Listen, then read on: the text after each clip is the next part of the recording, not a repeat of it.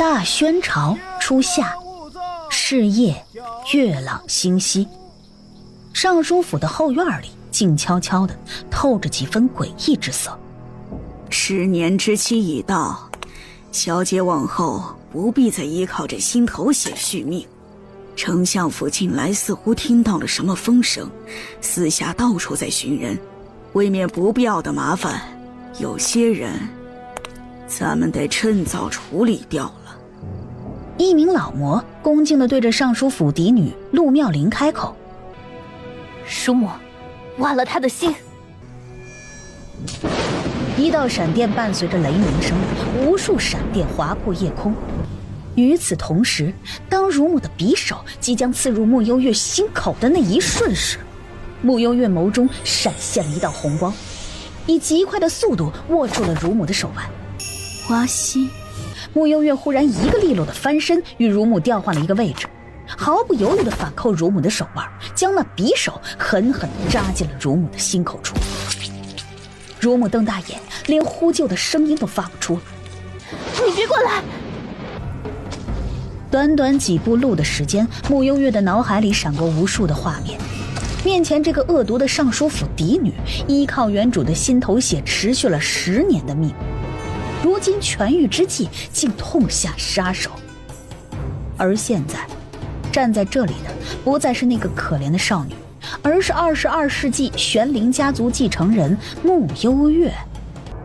小月，对不起，我根本不想杀你的，都是乳母，都是他想杀你，我也是被他的坏意使迷了心窍，对不起，对不起，小月，求求你放了我吧，我答应你，我放你离开这里，我放你离开这里，好不好？不重要了，现在是我想杀你。门外有无数的脚步声正朝这个方向过来。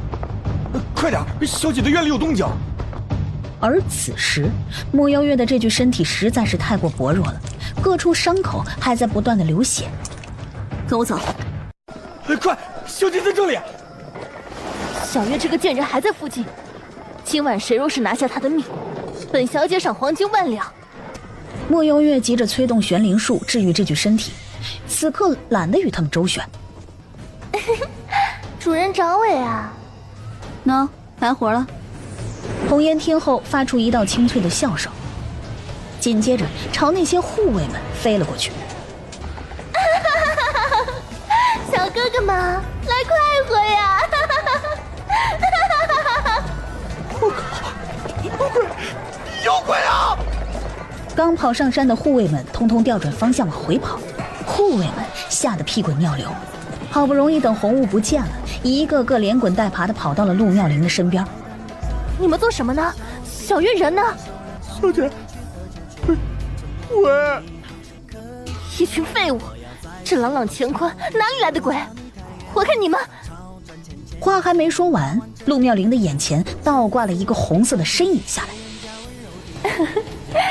大妹子，你看见我的头了吗？几乎是同时，陆妙龄发出一道惊天的尖叫声，以平生最快的跑步速度，不要命似的往山下跑。陆妙龄最后是被吓晕在半山腰的，穆幽月适时的从树后站了出来。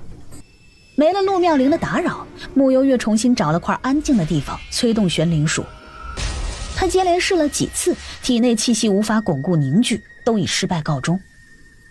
强撑着身体准备先离开这里时，没走几步，却发现面前蹲着一头眸泛绿光的灰狼，以及灰狼的身后还站着一个男子。3年后又1年的初夏，穆幽月躺在一根树干上乘凉，思绪莫名又飘回了3年前的那个雨夜，以及那个神秘的男子。那男子一袭墨色的锦衣，狭长的凤眸深邃薄凉，四目相对，大抵是看不惯他痛楚的模样，素手一勾，再抬起一颗黑色的药丸，已经塞进了他的嘴里。小姑娘，这丹能保你聚气，3日期限，能不能活，且看你自己的造化了。姑娘平日最怕狗了，怎么今日听着这小狗失了神呢？树底下传来李婶的笑声。称我的媳妇儿啊，刚刚生了个大胖闺女，全家高兴的不得了。刚才啊，给你送了好些鸡蛋，还有喜糖过来，给你也沾沾喜气。哦，对了，有位京城的大人物来了信，带着自家嫡女前来求医，你是见还是不见呢？看着底下的小狗不知何时跑了，自己则从树上跳下来，和李婶一起往回走。穆幽月刚走，不远处来了一辆马车。爹，你是不是弄错了？这种鬼地方怎么可能有神医？谁知道呢？我可是查了好久，才听说这太清山脚下的小莲村里藏着一个神医。现在来都来了，咱们只能碰碰运气了。咱们私下寻访了那么多的名医，这回若是还怀不上孩子，我就杀了这个所谓的神医，沽名钓誉。行了，赶紧走吧，再晚天都要黑了。什么破神医，到底能不能治病？让二位久等了。你是谁？让你们的神医出来。我便是这里的大夫，请问谁要看病？你一个黄毛丫头，你能治病？治不治？不治出去。敢这么和本小姐说话，是不知道本小姐的身份吗？竟敢如此怠慢本小姐，信不信本小姐一声令下，你们整个村的人都得死？都说穷山恶水出刁民，本小姐今日算是长见识了。神医啊，之所以被称为神医，那自然是有别人及不上的本事。姑娘若不是诚心来看病的，那就请回吧。爹，赶紧把他们都杀了。火气那么大，怕是因为不孕吧？来，消消气，坐下慢慢说。我们神医啊，最擅长的就是不孕不育。不多时，穆幽月给陆妙龄把完脉后，一脸高深莫测。这位小姐曾患过重病，身子亏空的厉害，虽已痊愈，但体内五脏六腑均受到了不同程度的损耗，加之平时日养尊处优，日子过得太细致了，反倒是不适合受孕。那该怎么办？简单，我这儿有几个速成的办法，不过过程会有些煎熬，你们要不要试一试？是，当然要试试。你们跟我来。神医，你究竟想做什么？不孕这种事儿，想必你们也已经看过许多的大夫，也知道这毛病光靠吃药调理是没用的，而且见效也慢。是药3分毒，吃多了也伤身。来，把双脚绑住。旁边热心肠的李婶已经上前，动作麻溜地绑住了陆妙龄的脚腕。你们要干什么？嗨，这位老爷，咱们这是在给这位小姐治病呢。方才神医说了，这位小姐平日里过得太精细了，现在这个办法就是快速让她接地气起来。妙龄，你且忍忍啊，等熬过去了，一切都会好起来的。这位老爷，一路舟车劳顿，累了吧？不如去吃点东西。这边啊，我替你看着，放心，不会有问题的。爹，陆永慧吃完饭后莫名就睡了过去，一直到第4天早上都没有要清醒的状态。陆妙龄在猪圈被关了将近4天，已经浑身瘫软无力，晕死过去，直到被滋醒。迷迷糊糊睁眼时，就见到2条肉乎乎的小胖腿，再往上，一个约莫6、7岁的小胖子正睡眼惺忪地对着猪圈里头在尿尿。这会儿陆妙龄躺在地上，被喷得一脸都是。快滚开！反应过来后，惊天的尖叫声吓得小胖子一激灵，才发现地上那个粉乎乎的东西不是猪，而是一个活人。小胖子吓死了，往回就哭着跑去找自己娘。来人呐！本小姐不治了，快放我出去！爹！大补的童子尿对治病最是有益，这才第4天呢，陆小姐就要放弃了吗？这就是你所谓的治病吗？哪有人是这样治病的？你分明就是在耍本小姐。耍你又如何？你……穆幽月缓缓摘下了面纱，一脸云淡风轻地看着陆妙龄。看来这几年你过得也不怎么样，怎么现在连个孩子都怀不上？昏王和太后知道这个事吗？从睡梦中醒过来的陆永慧第一时间感觉到了不对劲儿，赶到这里时也万般没想到会是这样的场面。原来是你啊！话落上前一步，弯刀作势对着穆幽月挥去。砰！小院里的大门被人猛然推开。谁敢碰我女儿一根头发？丞相大人，你怎么会来这儿啊？穆幽月心中瞬间明了，丞相穆昭辉亦是原主穆幽月的亲爹。陆永辉，你可真是能耐呀！丞相大人说什么？下官听不懂啊。陆永辉，我丞相府嫡女被你藏匿10余年，刚才还险些对她动手。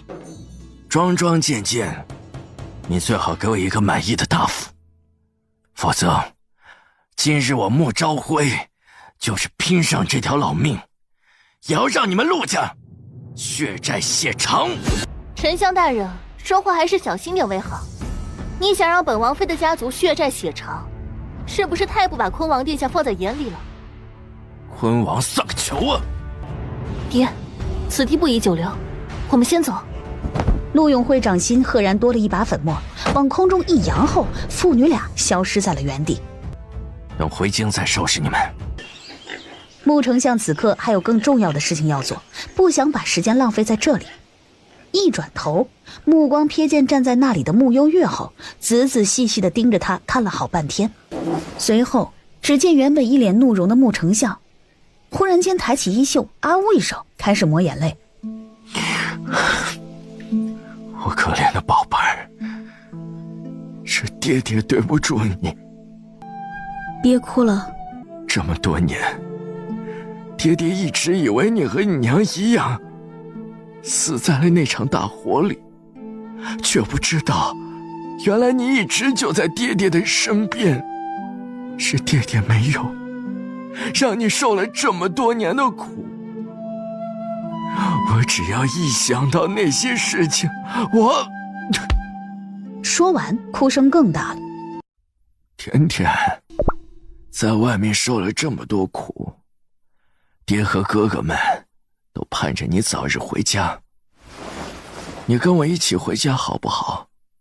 等回到了京城，爹就给你报仇，把你这些年受的委屈统统拿回来。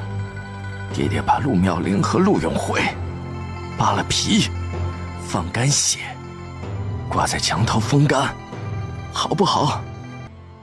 正准备开口应下时，面前的穆丞相见他久久不回话，又是一嗓子嚎了出来：“闭嘴，不许哭！”天亮后，穆幽月简单收拾了一下行囊，便和穆丞相踏上了回京的路。陆妙龄和陆永慧一直没走远。爹，如今事情已经败露，说什么也不能让穆相和穆幽月顺利回京，否则我们麻烦就大了。可是这次出来，为父带的人手都不够，恐怕……陆妙龄诡异的一笑，从衣袖里拿出一枚令牌。这是坤王殿下私下养的人。甜甜，你别怕，坐着等我。穆丞相话说了一半，就被穆幽月连着扯了3根头发下来。没等他反应过来，柔软的发丝在穆幽月的手里一瞬化为尖锐的利器，从车厢里飞了出来。外面响起了惨叫声。短短一息间，马车旁已经倒下无数的死尸。剩余的手下见状大惊，纷纷后退撤离。对了，甜甜，那个传说中的太清山神医是你？穆幽月也不瞒他，点头算是默认。回京的路花了7日的时间。嘿，甜甜，我是二哥。这么多年过去了，我们家甜甜还是和以前一样娇弱。穆兴泽看着这弱小的身板，满是心疼。走，二哥带你进去。甜甜一路赶车累了，我先带着她去住的院子休息一下。那我先差人去太医院把小三叫回来。对，赶紧先把小三喊回来。老大最近还在军营忙活，小四也接了一个案子，去了外地，估计还有2天才能回来。穆相边说边带着穆幽月往他住的院子里走。甜甜啊，你以前住的院子太小了，爹爹给你准备了一个大的，是我们府里最大的一间院子。一会儿你看看缺什么，和爹爹说，爹爹叫人啊去给你准备。还有这些啊，都是给你配的人手，如果不够啊，爹爹再去安排一些过来。够了，我不需要太多人的。那好，红坚、紫竹，先带小姐去沐浴。我让你调查的事情，查得怎么样了？趁陆永慧不在府里时，我私下去打探过，陆府的几个老魔，在我一通美男计之下，说正经的。几个在陆家10几年的老魔，都告诉我，甜甜是10年前被陆永慧抱回去的。陆永慧对外说，是在外面捡到的一个孤女。当时甜甜还昏迷了好几日，醒来后就被安排在了陆妙龄的身边。其中有人说，陆妙龄自幼身患隐疾，但甜甜被安排在他身边后，陆妙龄的气色逐渐好转了起来。我想，大概和甜甜那一身古怪的血有关。果然和我猜测的差不多，真是可恶！我们家甜甜，我连一根头发丝儿都宝贝得很。陆永慧这个王八犊子，竟然用我女儿的血来救他的女儿，10年呐，整整10年！甜甜就在我们的眼皮子底下受苦，我们却什么也不知道。木匠的嗓音里多了几分哽咽。陆永慧此事欺人太甚，爹，需不需要我出手，一把火烧了陆家？木星泽也实在不能忍，宝贝妹妹竟然被欺负成这样。不，一把火烧了太便宜他们了。此事我们还得多询问甜甜的意见。你先去。木星泽听完一脸狐疑。你认真的吗？让他去把陆家后墙的马蜂窝捅了，这真的是不是在整他的儿子？叫你去就去，哪有那么多废话？先给他们来个下马威再说。行吧，听你的。院内，穆幽月听到院子外的谈话声，面上浮现些许的动容，又被父子俩的对话惹得有些忍俊不禁。这个家倒是让他越发期待起来了。中午，穆家家宴，甜甜回来了。穆淑妍，穆家三公子，年纪轻轻便凭借一手过硬的医术坐上了太医院副院判的位置。甜甜，这是你从前最爱吃的杏仁干，几年前店铺转让，哥哥便把店铺盘了下来，想着你若有一日回来，还能吃到这熟悉的味道。穆幽月心生引动，发自内心的道了声谢。大哥和四哥呢？这么好的日子，他们什么时候回来啊？你以为都跟你似的，随叫随到。老大如今身为军务提督，最近正在军营领兵。老四大理寺少卿，这2天也忙着处理几桩大案子，军务在身，不能及时回来。不过我已经修书，把甜甜回来的好消息告诉他们听了。这时外面有人来报，老爷，蕊小姐来了。你叫蕊儿来的？穆星则忍着翻白眼的冲动。不是。姨父，二哥，三哥。穆星则懒得搭理，穆淑妍倒是微微颔首。傅蕊又把目光落在了穆幽月的身上。这位就是月姐姐吧？听说你被拐卖到了乡下，如今可算是回来了。月姐姐，你回来了真好，以后我们俩姐妹就可以作伴了。府里平时就蕊儿一个女孩子，蕊儿怪无聊的。蕊儿就是副管家的女儿，副管家前年去世了，我就收了蕊儿做义女。行了，继续吃饭吧。傅蕊刚想顺势坐下，便听穆想道：蕊儿啊，没事的话你先回去吧，甜甜今天刚回来，我们还有好多话要说。是，姨父。小姐，二少爷向来不喜欢咱们的荷花院，可老爷还是把你疼到骨子里，你不必。要你一个奴才多嘴。初夏的夜晚，暴雨来得汹汹，穆幽月却毫无睡意，甚至有些无聊。随后裹了件黑色的披风，趁着夜色离开了穆相府。快天亮时，穆幽月才回来，将沾了血的衣服换下。门外此时闹哄哄的。小姐，老爷去上朝了，吩咐二少爷送来了一些东西。这些都是给你准备的，你看看还缺什么，二哥再去给你准备。说完意有所指。傅蕊有的，咱们甜甜也必须要有，而且要比他多100倍、1000倍。要知道，你才是我们丞相府真正的大小姐，可不像某些阿猫阿狗就挂个名头。多谢二哥。穆幽月不是性子热情的人，加之从前也未有过亲情温暖的时刻，最后只能干巴巴地说这么一句。穆兴泽倒是不好意思地挠头。一家人谈什么谢不谢的？傅蕊今天来过没有？穆兴泽问起红坚，红坚摇头。算他识相，仗着自己是老头子的义女，在外都以丞相府千金自居，也不知道谁给他这个脸了。啊，对了，早膳用过没有？穆兴泽这才想起这一茬。穆幽月摇头。走吧，老头子早起进宫早朝了，我带你去福满楼吃汤包去。啊？穆幽月一时没反应过来。穆兴泽笑笑。这个家也就我最闲，反正闲着也是闲着，正好带你去京城转悠转悠。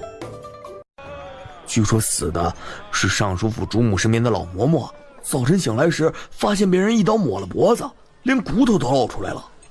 真的，这事儿邪门得很。据说尚书大人和夫人正在里屋睡觉呢，这老嬷就死在门口。陆家还有那么多护卫，完全没人发现。这到底是谁那么闲，跑去杀一个老魔呀？不会是赤血山的土匪下山了吧？谁那么闲？我呀。大晚上无聊，索性杀个陆家的人，给自己找点乐子。小爷我还没来得及出手呢，没想到有人比我更心急。来，趁热吃，可别让那些脏东西影响到你胃口了。穆兴泽把面前刚端上来的汤包推到穆幽月的面前。穆幽月点头，余光瞥进穆兴泽身边多出来的东西后，穆幽月已经不见了。再一偏眸，见到旁边的雪域灰狼后，雪域灰狼摇了摇尾巴，爪子扔了一个玉佩出来。见到玉佩，穆兴泽想起自己还有一些事情没做完，拿过玉佩后，先下楼去找穆幽月。穆幽月正站在马车边上等穆兴泽，思绪飘在3年前那个雨夜，那头狼和刚才的那头是同一个吗？那么那个救了他的男人也在京城？短暂的失神，连穆兴泽已经到了身边都没有发现。哎，甜甜，刚刚吓到你了？还好。那就行，下次别跑了啊，有二哥在，不会有事儿的。我们去哪儿？我们先去办点事儿，爹这会儿估计还没下朝呢，小三也在太医院，把你一个人放府里，我不放心。马车很快就停下。穆幽月走下马车时，入眼就看到一个金灿灿的匾额，写着锦王府2字。锦王叶玄解，宣朝唯一一位异姓王爷，也是人们的大奸臣，身兼多职，手握重权，权臣、帝师，掌管皇家禁卫军，麾下控制宣朝15座大城，手握兵符，权倾朝野，在宣朝的地位难以撼动。如今幼帝登基，作为幼帝的帝师，叶玄锦几乎包揽了所有朝中政务。甜甜，你在这里休息一会儿，我去办点事儿啊，很快就回来。穆幽月点头。在凉亭等候了许久，穆幽月有些的无聊，手撑着脑袋坐在那儿打起了哈欠，直到感觉后背有双眼睛盯着自己，一回头，我去！之前刚在福满楼见过的那头灰狼，不知何时又出现在了这里。穆幽月怕狗的毛病当场又犯了，一个旋身已经飞到了凉亭的屋顶上。小狼，你在干什么呀？一道奶声奶气的声音突然在底下响起。穆幽月再一低头，就见到一个6、7岁左右的小奶包站在那里。姐姐，你下来吧，小狼不会咬你的。姐姐是穆相家那位嫡女吗？小奶包道出了穆幽月的身份。穆幽月在他问出这句话的同时，几乎也猜到了小奶包的身份，然后点头应下。哇，那你岂不就是那位传说中的太清山神医？穆相早上说，姐姐从小就被发现了学医的天赋，所以他这些年一直把姐姐送在外面学医呢。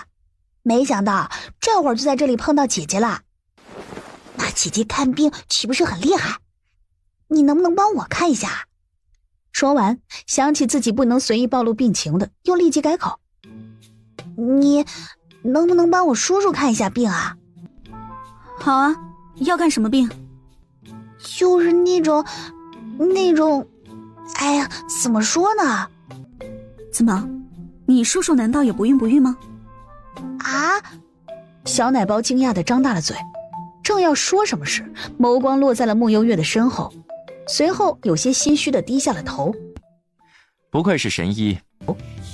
穆幽月回身，视线落在眼前的男子身上后，眼底透出些许的诧异。眼前之人一袭玄色黑蟒袍，容貌如谪仙一般，姿态慵懒地站在那里。他的身边蹲着刚才那头灰狼，这一幕让穆幽月又与那3年前那个雨夜重叠起来。原来是他，3年前随手赠药救了他性命的人，竟然会是叶璇姐。只是没想到他竟也有隐疾。其实这方面的病是很常见的，景王若是信得过我，我可以帮你医治。啊，不是，姐姐。小奶包吓得赶紧开口要解释一下。话未说完，叶璇锦挑起眉眼，慢悠悠地开口：好，那若治不好呢？我有信心，除非……穆幽月剩下的话没说出来，眸光若有似无地往他某处瞟了眼。叶璇锦注意到他的眼神，漆黑的眸底漾开笑意。你胆子倒是挺大。总归是我欠景王殿下一份恩情，景王殿下若有需要我帮忙的地方，我定不推辞。穆星泽跑过来的时候，就见叶璇锦站在穆幽月的面前。殿下。叶璇锦轻轻地嗯了一声，没有开口。那个，给你们介绍一下，这是……不必。那我就先走了。小祖宗，我先退下了。姐姐，有空我再来找你啊。您是皇上，不必对我如此客气的。景王，欢迎你随时来丞相府治病。哼。在他俩离开景王府后，叔叔，我错了。之前教你的都忘记了。认错了，那你不生气了吧？嘿，叔叔。行了，又不是小姑娘，别撒娇了。唉，朕原来只想帮自己求个医，没想到叔叔竟然也有隐疾。闭嘴吧你！你要给景王治病，他得了什么病啊？病人隐私不好乱说。甜甜，今日我们去景王府的事儿，可千万不能在爹面前提起，不然我就死定了。还是你最乖。要知道爹一向很讨厌景王，觉得他是个奸臣，平时都不许我们和他来往的。那你还在他手底下做事？唉，在爹眼里，我就是京城第一纨绔，我就偏偏要闯出自己的一番天地，证明给他看看。志向很伟大，是吧？还是甜甜最懂我。两人一路到了丞相府。甜甜回来了，怎么样？累不累？渴不渴？爹爹已经叫人准备好了茶水点心，要不要吃一点？正好有些饿了，谢谢爹爹。穆幽月接下这份心意，走到旁边坐下，随手拿起一块糕点。穆星泽刚要坐下吃点心，就被穆相随手给拎了出去。干嘛呀？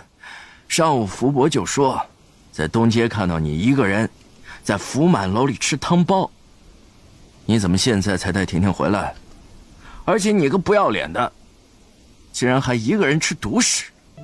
我吃独食？福伯眼瘸了吗？难道不是吗？他说你身边还坐着那个大奸臣身边的灰狼，不许撒谎，说实话。爹爹，早晨我和二哥一起去的福满楼，我吃饱了就先在楼下闲逛，那头狼是自己跑出来偷吃的。不错，有点二哥的样子了。我确定我是捡来的。此时府门外忽然传来一阵嘈杂的声音：求神医们救救我吧！神医呀，求您大发慈悲吧！我爹已经病了那么多年，我实在是没辙了。神医，神医！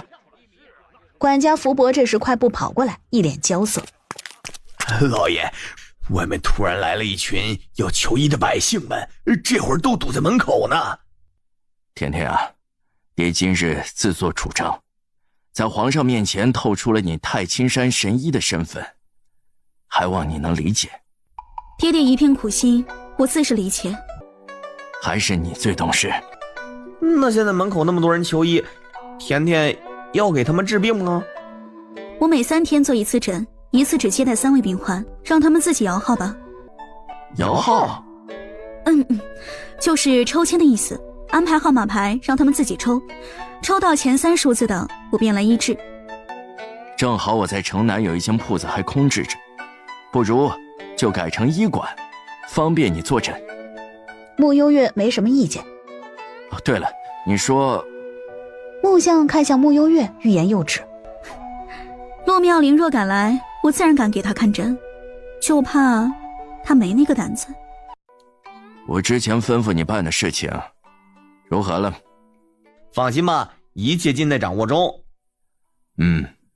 等我将陆永会这些年私下贪赃枉法的罪证搜集，我便要他陆家消失在这世上。5日后，城南的医馆开业，吸引了大批的百姓围观。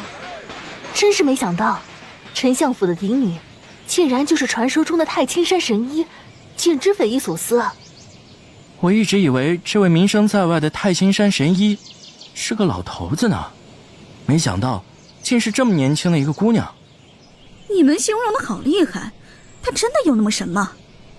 当然了，就拿宫里的太医举例，他们每个人也只是擅长一个类型的病症，这位神医可不同了，他什么都擅长，尤其是不孕这方面。医馆内，李大婶，这几年辛苦你在甜甜身边了。姑娘对我有救命之恩，我这老婆子也没其他的本事，正好学过几年药理，帮着抓抓药，打个下手还是没问题的。看什么？您看看我这面容能不能改一改？穆幽月抬眸飘向他，拧了拧眉。他们都说我长得像条带鱼，我这一天天的都快烦死了。神医，你说我长得像条带鱼吗？你这是拖延症。拖延症？那有办法治吗？穆幽月拿起纸笔写了一张药方，递给了李婶儿。过了许久，李婶儿把磨好的药带了过来，给穆幽月检查。穆幽月检查过后没问题，李婶儿开始给戴鱼男的眼睛敷药。最后戴鱼男临走的时候，眼睛上包了一圈厚厚的纱布，感觉有点刺痛的。疼就对了，回去包3天，3天后再来复查。拐角处，陆妙龄坐在一顶轿子内。穆幽月，你必须得死！陆妙龄看着戴鱼男离开的方向，陷入了深思。去，先回一趟陆府，本王妃有要事，要和父亲合计合计。在陆妙龄的软轿离开后，无妨，他想做什么就让他去做。那我去叫下一个病人进来。3日后，穆幽月第2次坐诊。早晨路过福满楼，给你打包的汤包，趁热吃。二哥这几天去哪儿了？去外地办了一些事情。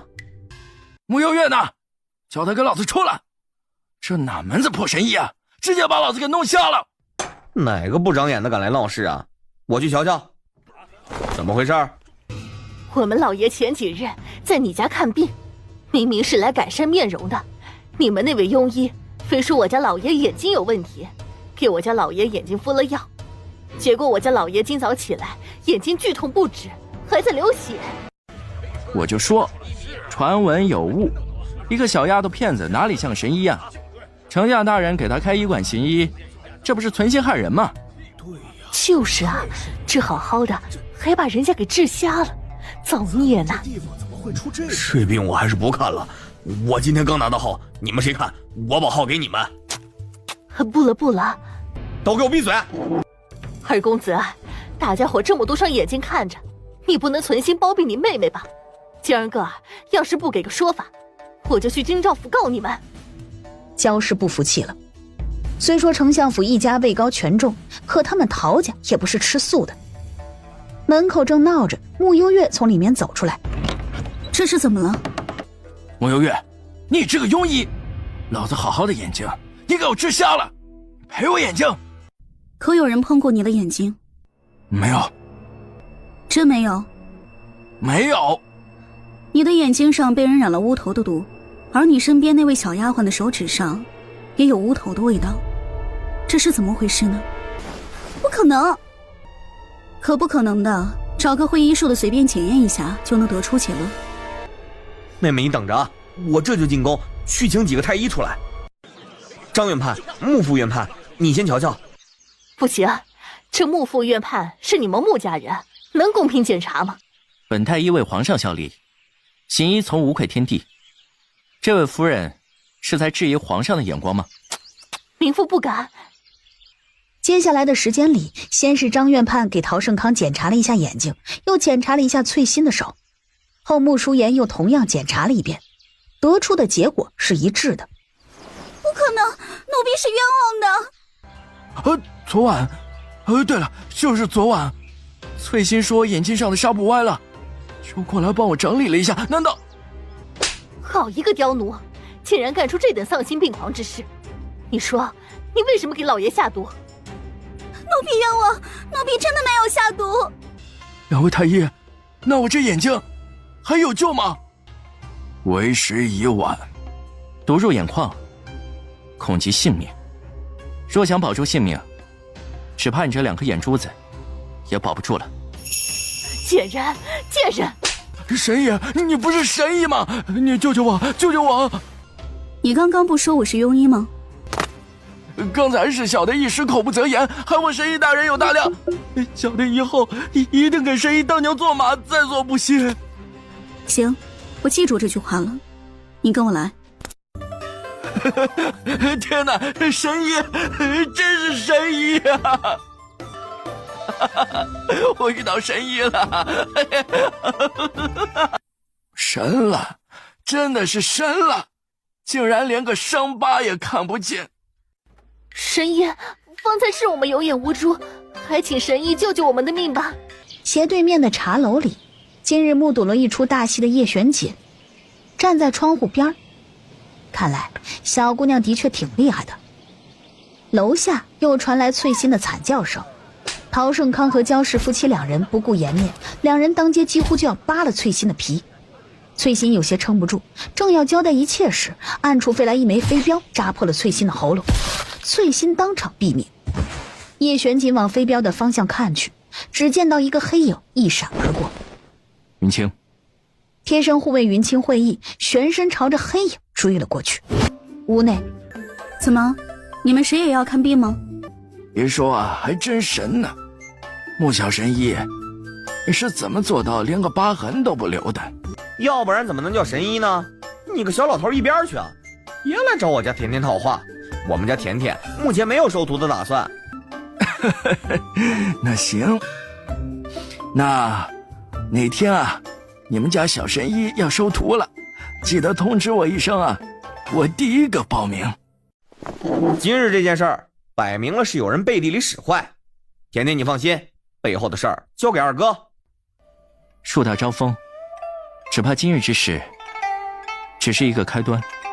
甜甜你要记得多留一个心眼。放心吧，2位哥哥，你们都这么优秀，我这个做妹妹的又怎会被你们比下去呢？穆淑妍午后便回了太医院。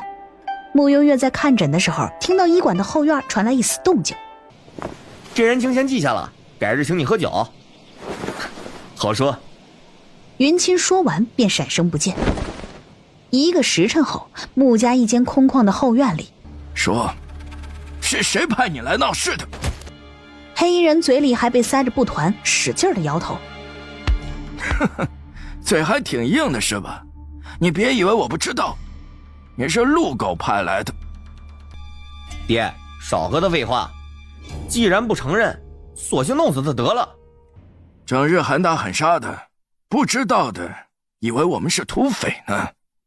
随后看向穆幽月，堆上一抹和善的笑容。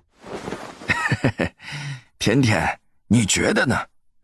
你认为咱们该和他先讲讲道理，还是直接弄死吧？你说的很好啊。俗话说，斩草不除根，春风吹又生，还是直接弄死，以绝后患比较好。您老这差别对待，敢不敢再明显一点啊？还愣着干什么？快动手啊！我来吧。你等一下。话落，一把揪住黑衣人的头发，拔了2根下来后，笑呵呵地递给了慕幽月。给，用他的头发，别浪费自己的，省得一会儿把自己拔秃噜了。眼看着慕幽月用一根软的发丝就解决掉一条人命后，穆星泽惊讶的合不拢嘴。等慕幽月出了院子，爹，甜甜的，甜甜是我们穆家的骄傲，你以后多和你妹妹学习，别一天到晚就知道吃喝玩乐，吃啥啥不剩，干啥都费劲。深夜里，慕幽月身形灵活地穿梭在京城的街道上，轻车熟路地潜进了尚书府的宅院里。等他再次离开时，经过皇城大街一处府邸时，迎面撞上了一道黑影。做贼去了。失眠，出来透透气。天快亮了，早些回吧。再见。慕幽月没有逗留太久，身形一闪，很快消失在了叶玄锦的视线里。翌日，我听说昨晚陆永会的府邸里又死人了，尚书府的一名伙妇被人一刀砍了脖子，用绳子吊在了陆永会的房门口。这件事情我做的。甜甜，爹知道你对陆家有恨，可这事情太冒险了，这接连2、3次了，陆家一定会有所防范，你下次还是别去了。整治陆家的事情交给爹爹就好，爹爹现在就希望你每天开开心心的，不要陷在过去那些仇恨里了。你就学你那没心没肺的二哥一样，每天光吃光喝的就好，怎么高兴怎么来，其他的事情你就不要。刚搜集到一些情报，跑来的穆星泽冷不丁听到老头子那句没心没肺的二哥，瞬间觉得膝盖被打穿了好几剑。你怎么来了？刚刚听到一个好玩的消息，快说来听听。听说陆永会方才去了一趟京兆府，把府里连出2条人命之事上报了上去。这个臭不要脸的，都自身难保了，不好好夹着尾巴做人，还敢报官？可别让我看见他，否则我一巴掌拍断他的脑门。你先别急，听我继续说。那京兆府的裴大人一听，便说今早已经有人投案自首，并且画押签字了。我刚过去看了眼那投案自首的人，可不就是昨天那个黑衣人吗？话说那黑衣人我已经命人扔去乱葬岗了呀，怎么会？穆星泽摸了摸下巴，没想明白是怎么回事。穆丞相下意识看了眼穆幽月，穆幽月摇了摇头，表示不知。这就奇了怪了，是谁在暗处帮我们？穆幽月思绪放远，莫名想起昨天半夜偶遇叶玄锦的情景，难道是他？念头一出，又被他否决了。叶玄锦应该没那么闲。爹，果然是你干的。上回陆家死人的时候我就怀疑是你，没想到真是你啊。你知道就好，别到处说。我懂，真是没想到你表面一副要干大事的样子，背地里已经气疯了，都偷摸跑去杀人了，你可真能啊。你别说话了，成吗？你们先聊，我得回去写一份奏折。写什么奏折呀？一脸严肃的。还不是那个大奸臣叶玄锦，他今日竟然提出要当朝罢免郑将军。当年先帝在世时，郑将军曾为宣朝出生入死，立下汗马功劳。这个奸臣真是气死我了！我只要一想到他，就恨得牙痒痒，恨不得把他挫骨扬灰了。你们说，这个大奸臣是不是该死？曾受大奸臣救命之恩的穆幽月，在大臣手底下做事的穆星泽，得不到回应的穆想，最后一个人默默地离开。甜甜，你看，千万不能在老头子面前提起景王殿下，谁提谁倒霉。我看出来了。不过呀，这朝堂一向深如寒潭，是非曲直，又岂能那么轻易论断呢？穆小姐，殿下请您一会儿过去一趟。殿下没找我？没有，只叫了穆小姐一个人。那你们先去吧，我来善后。善什么后？我得拖住老爷子啊，可不能让他发现你去景王府了，不然，你懂的。我懂。兄妹俩默契地交换了一个眼神后，各自去忙碌。景王找我。叶玄锦手指轻轻地敲了敲桌面。研究的如何了？景王若是下定决心要治病的话，我这边按正常流程来。另外，叶玄锦眸光懒洋洋地看向他，等待下文。另外，您若是需要治这方面的隐疾话，还请府中的夫人一起配合，因为并不确定问题就出在您一个人的身上。穆小姐，您误会了，我们殿下身边没有女人。随本王进宫一趟。你不治病了？谁说本王有病？难不成是我会错意了？真正有隐疾的人是……我去，这误会弄大了，真够丢人的。说起进宫，但全程穆幽月都跟着叶玄锦走了另一条路线。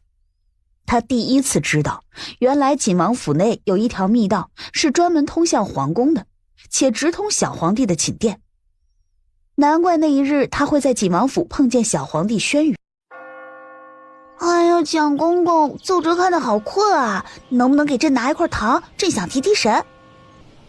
皇上，景王殿下交代过了，没看完奏折前，您不可以吃糖。叔叔坏，朕还是个宝宝，每天都要这么辛苦，朕真的好可怜啊！朕想要出去放风筝，朕想要出去骑马射箭。小皇帝染着哭腔，说什么也不肯看奏折了。蒋公公正不知道该怎么劝呢，余光一瞧，见到叶玄锦来了，默默地松了口气。叔叔想吃糖，再看2本，就给你吃。姐姐怎么和叔叔在一起啊？是正好在帮叔叔看病吗？叔叔的病情怎么样了？严重吗？以后还能生宝宝吗？轩辕。叶玄锦几乎是沉声打断了轩辕的话。哦，对了，这是隐疾，要偷偷的说。等轩辕看完2本奏折，已经快过了大半个时辰。叔叔，糖。叶玄锦从衣袖里摸出一颗糖来。等轩辕心满意足地吃完后，叶玄锦薄唇轻启。轩辕自出生起就患有隐疾，每月都会莫名昏睡3日。此事除了太医院的张院判外，无人知晓。你可有办法？臣女先给皇上诊脉。这是中了昏睡蛊。姐姐好厉害啊！叔叔之前就说过这是昏睡蛊，只不过下蛊的人已经死了，所以……别担心，姐姐来给你治。真的吗？姐姐可以治好我的病？当然，不过时间会有些久，还要吃很苦的药，皇上一定要乖乖的配合，好吗？我不怕苦，我一定乖乖听姐姐的话。那好，最近一段时间都不可以吃糖了，还有其他糕点。我先回去准备一些药材。重新回到景王府，需要人手吗？不用。穆幽月朝他摆摆手，潇洒离开。殿下，一些大臣似乎对您罢免郑将军一事颇有微词，正联合起来，准备写奏折弹劾您。随这些老东西去。天色逐渐暗了下来。穆幽月上了风罗山后，一直低着头，在寻找自己需要的草药仙竹藤。走着走着，穆幽月感觉身后渐渐有不少的气息在靠近自己。穆幽月飞身躲在一棵树上，没多久，果然来了许多人，其中为首之人是陆妙龄。去，把穆幽月给本王妃找出来。主人，找我呀？又是那些人，你懂的。短短片刻，护卫们吓得纷纷撒腿跑下山。坤王妃，上哪儿去啊？穆幽月，你……陆妙龄刚看清穆幽月，刚要喊人回来，便被穆幽月一脚给踹翻，身子连滚了2圈，昏了过去。已是夜晚戌时，穆幽月还没回府。甜甜说出去给人看病去了，怎么这么晚还不回来？你说他会不会遇到坏人了？应该不会吧？怎么不会？如今这京城里到处都是仇人，咱家甜甜心地善良，长得又漂亮，你说万一有个好歹的，那我也不活了。两个人越想越紧张，准备出门找人的时候，只见穆幽月步履轻快地走进来。甜甜回来了，你刚假哭呢？那不然呢？我家甜甜最厉害了，能文能武，还会看病，怎么可能会出事？你刚刚可不是这么说的。甜甜，你回来了，一定很辛苦吧？先去吃点东西。好呀。你去给简王看病了？穆幽月一怔，心想小皇帝的隐疾不好轻易对外抖露，于是只好把这口锅继续扣在叶玄锦的头上，僵硬的点头。是啊。还真有隐疾啊，平时倒没看出来。对了，据说过几天太后要办一个百花宴，请了各家的贵妇千金等，其中还包括甜甜。甜甜，你想去参加吗？不想去的话，爹爹想法子帮你推了。去啊，当然去。穆幽月点头。那好，不过有一点，我得先提醒你啊，百花宴上可不能随便杀人。要公子里之血，写个女人的血，是杂交的，不准的。你瞅你那个损色，搁这巴巴啥呢？就算是杂交的血，那里头也有罕见的凤凰精血，说不定吸了就可以化为人形呢。你现在给我在这扯犊子！可惜，虚构。日你个仙人板板呀，普通话都说不标准。哎，我好像闻到了更纯正的凤凰精血，就在……胖幽灵顺着气息一回头，就见到穆幽月环着双臂站在他们身后。好，我咋觉得他能看见我们噻？幽灵改行当吸血鬼了？好家伙，他能看见我们，那还搞产生啊？今晚真是好运气，老妹儿，我和你商量一下，给哥一点你的凤凰精血，完事后，哥请你吃地三鲜儿。那我要不给呢？你要不给，我给你揍成猪肉炖粉条。穆幽月一脸不屑，手指摸到自己的储物袋，从里面找出一张御灵网，二话不说将这3个幽灵全部打包了起来。老妹儿，我错了，我再也不敢了。小姐姐，没忘了我们吧？仙女，你要干啥子啊？你们在这儿多少年了？数不清了，好多年了。那你们对这里的一切都很熟悉了？这块地方都是我们的地盘。那就行，来结个气。穆幽月人生的一大爱好就是找幽灵结气，指尖一点，蓝色的光芒穿过3个幽灵的脑门。主人，你有什么吩咐？去给我找些仙竹藤来，越多越好。遵命。说完，3个幽灵光速消失在眼前。没多久，整个山头的仙竹藤只怕都被摘了过来。虽说他的血不纯，可又总比没有好，你们说是吧？主人说的有道理。穆幽月笑笑，潇洒的下山。细点吧，不吸白不吸。妙龄，你怎么样啊？爹，这风罗山闹鬼。胡说什么？哪儿来的鬼呀？爹，怎么了？没事，先回去再说。穆幽月一整晚几乎都没睡，等他醒来时又到了午时。甜甜，这是外公。果真是和素婉一个模子里刻出来的。原本听说这已经死了10年的丫头突然回来了，我心中还存疑。今日一见这面貌，的确不假呀。丫头，你运气不错呀，那样都能活下来了。当然，毕竟我还时刻惦记着外公已经年迈，想急着回来在外公的身边尽孝呢。不过看外公这容光焕发的模样，想必这些年过得很好。看来我的想法是多余的。林瑞贤站了起来，一步步地走进慕幽月。外公难得来府上，不如去别的地方走走。不必了，能确定这丫头的确回来了，我就放心了。小小年纪，还是收敛一些锋芒为好，否则……话毕，走进慕幽月，只有2个人能听到的声音开口：“小心将来怎么死的都不知道。”这世间因果循环，这些话，如今该我说给你听才是。这个臭老头子，竟然还敢上门！理他做什么？当年若不是他，就不会有那场大火，你的娘亲也不会死，你也不会被陆永慧趁机掳走。若说起这一切，黎瑞贤这个老狗，才是那罪魁祸首。不过甜甜啊，这黎老狗虽已卸下护国大将军一位，可到底在这京城手眼通天，背景更甚陆永慧。你之后一定要多加小心，尽量不要与他正面交锋。原本他已经搜集到了许多关于黎瑞贤的罪证，却不想先皇暴毙，幼帝登基，如今幼帝根基不稳，又被那大奸臣叶玄锦把持着朝政。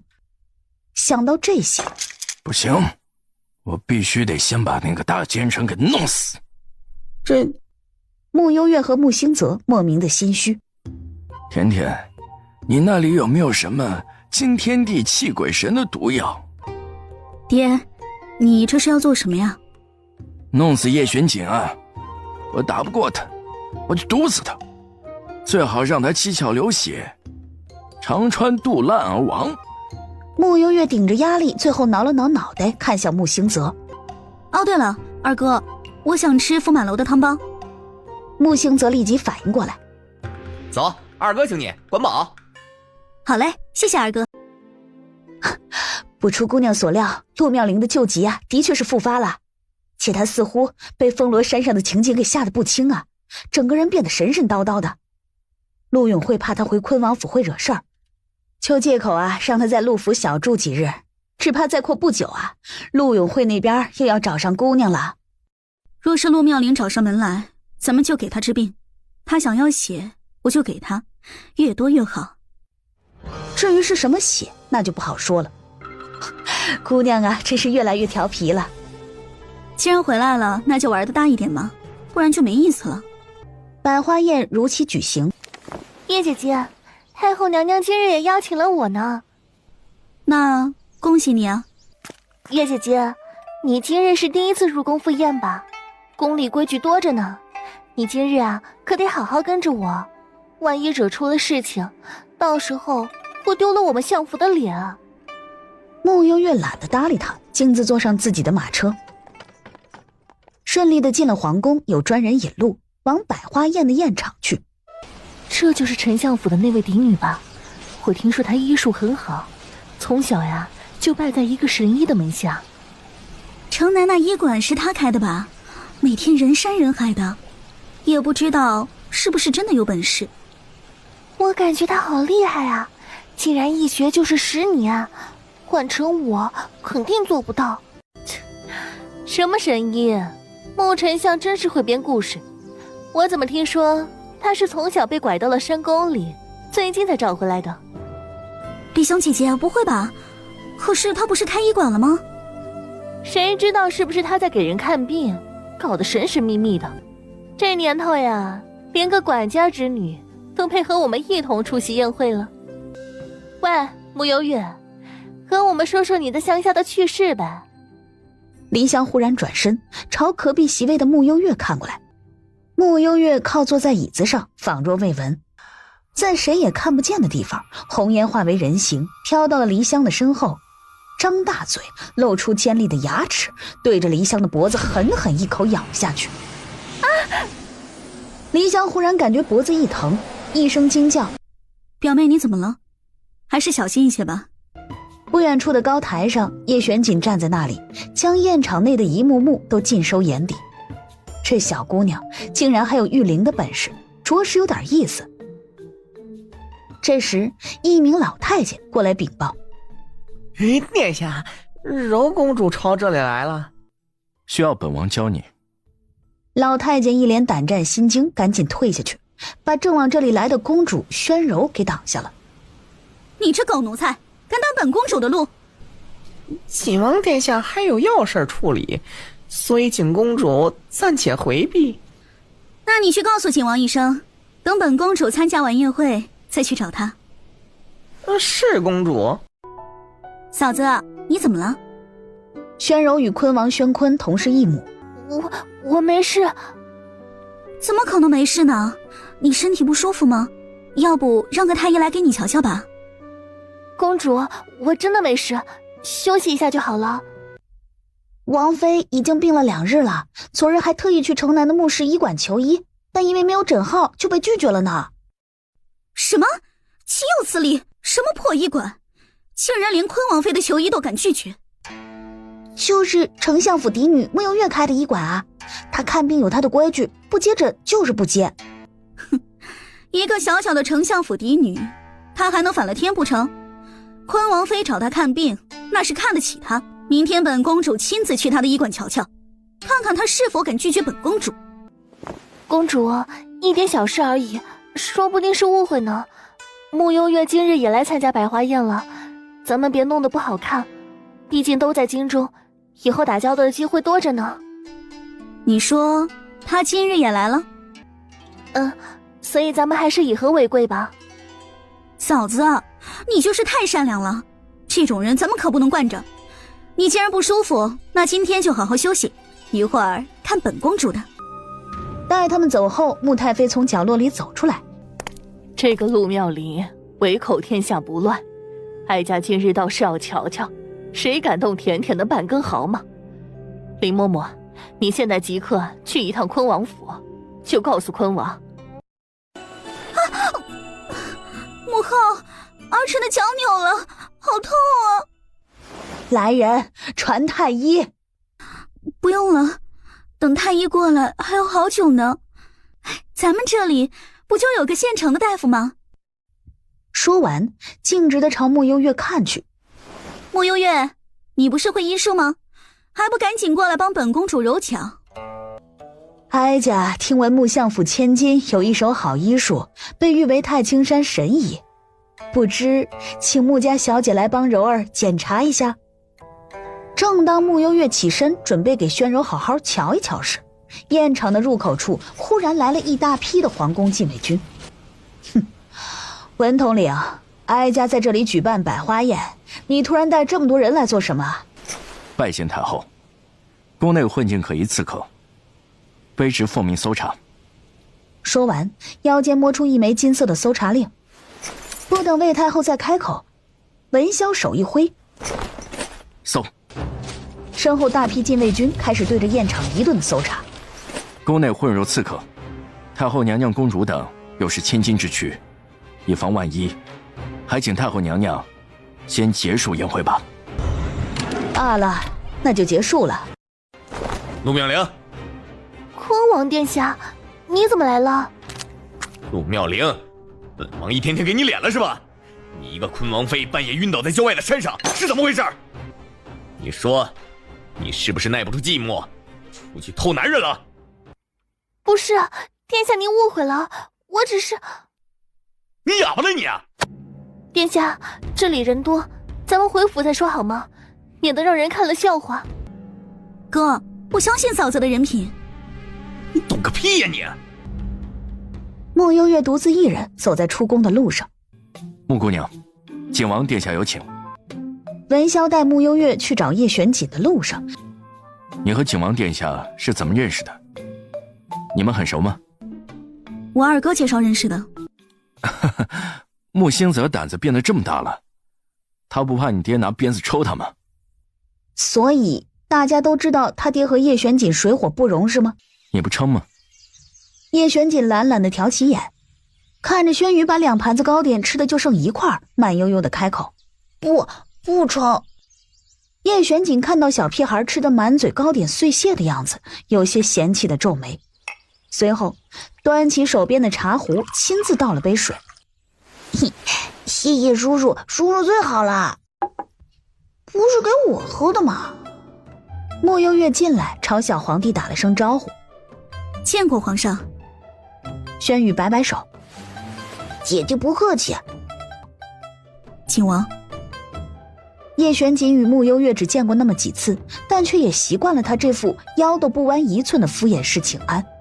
坐。穆幽月顺势坐了下来，瞥见手边的茶水，于是自然而然地拿了起来，将这杯清茶一饮而尽。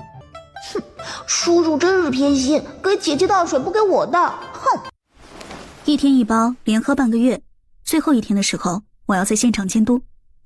莫幽月把药包放到小皇帝面前。这么多啊！吃药先称了。今日多谢景王解围，这个人情我记下了。顺手之事，不足挂齿。叶玄锦一副完全不放在心上的样子。闻言，穆幽月不由得多看了他几眼。咱们一直盯着本王看。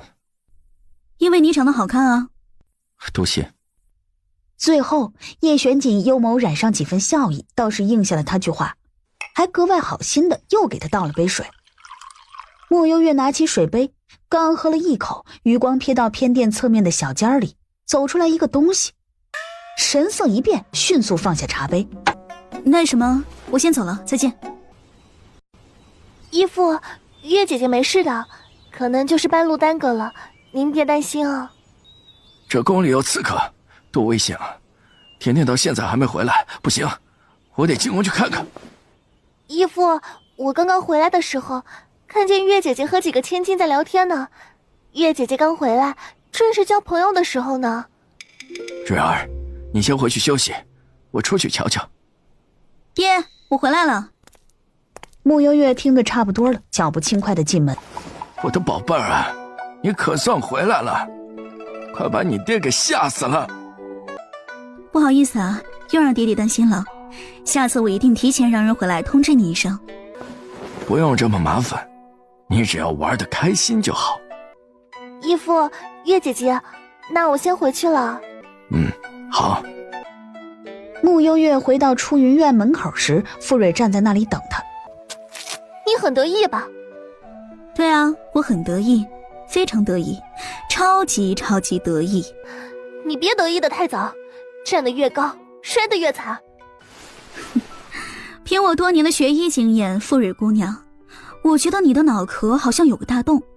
等你有空，不如来我的医馆一趟，我给你开个后门。说罢，穆幽月一双桃花眼中满是轻蔑的笑意，懒得多看傅蕊一眼。我今天是拿到了号的。哪里不舒服？幽月啊！陆妙龄看着穆幽月，咬着唇，给穆幽月磕了3个头。幽月，对不起，我之前不该那样对你的，但是我那天也不知道怎么了，我害怕你知道身份后会离开，那样我就会死的。都是我鬼迷心窍，听了乳母的话。这3年来，我几乎每时每刻都在忏悔。你在我身边陪了我10年，我们情同姐妹，我怎么能那样对你呢？在小莲村的时候，我发现你还活着，我起初确实很心虚，因为是我对不起你，但同时我又很高兴你还活着。幽月，真好，你还活着，还能再给我一次赎罪的机会。妙龄，我就知道，凭我们10年的姐妹之情，那天晚上一定不是你的本意。是啊，你救了我10年，我一直都是把你当亲姐妹来看的。说真的，我爹将你抱回来的时候，并不知道你是丞相府的嫡女，也是后来才知道的。但是这件事情牵扯得太大了，我们还不知道怎么对你说呢。其实说起来，我爹又何尝不是你的救命恩人呢？要不是我爹从火场里把你带出来，你说不定已经死在那场大火里了。幽月，这一切其实都是天注定的。是啊，那些年你们是怎么对我的，一点一滴我都记在心里呢。你们可是救了我的命呢。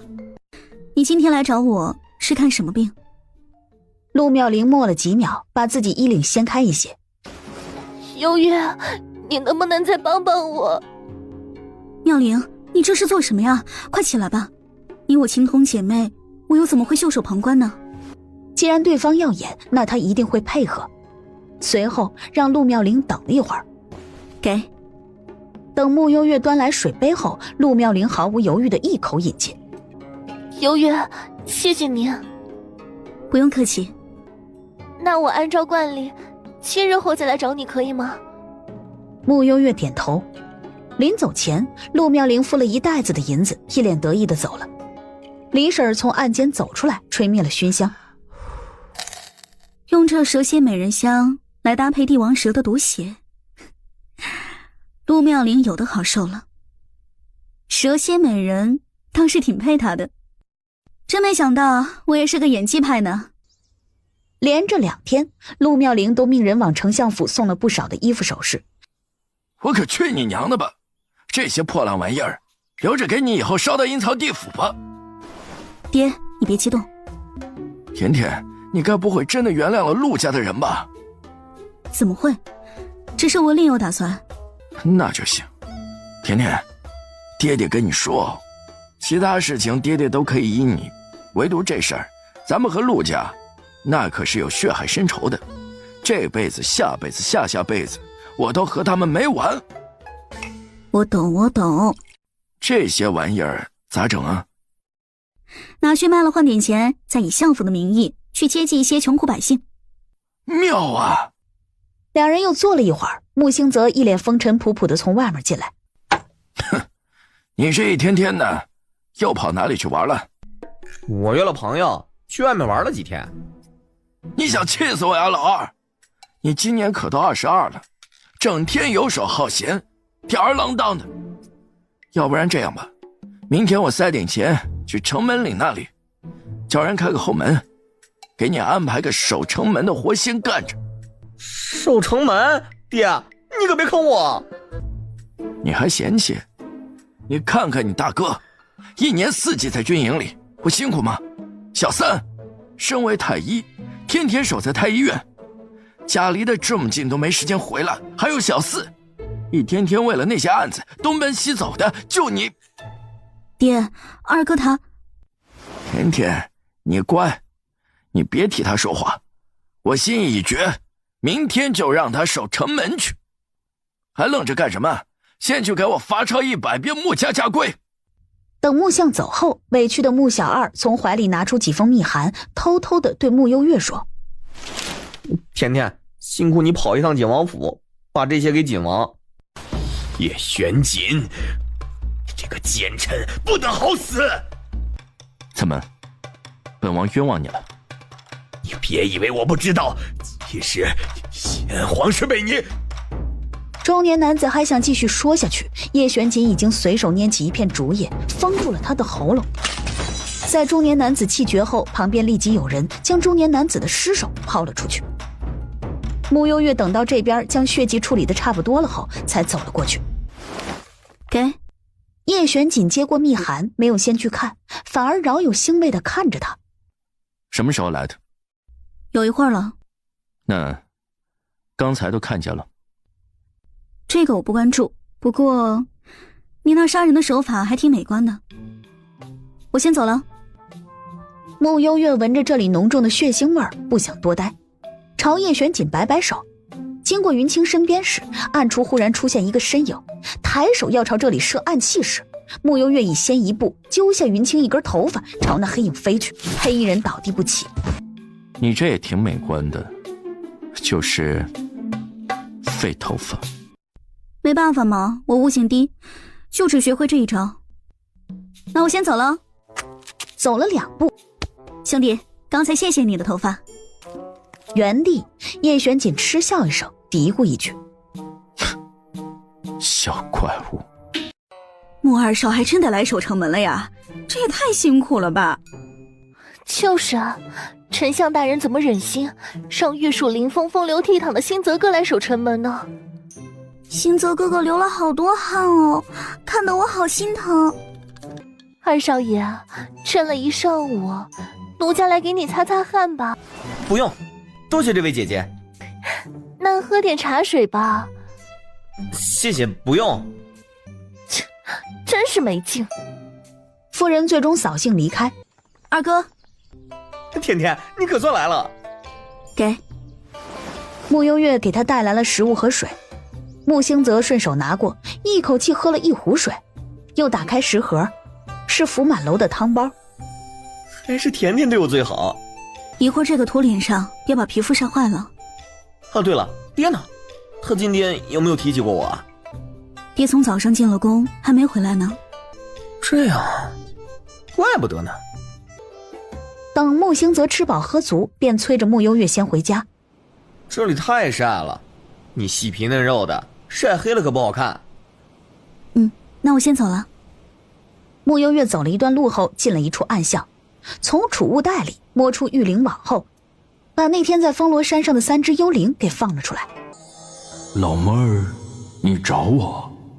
一刻钟后，3只幽灵飘到了穆星泽的身边。难道是我热的产生幻觉了？这位小哥长得贼俊，可惜没有凤凰精血。这个可是仙女的姑姑，你不要乱来哦。用你说。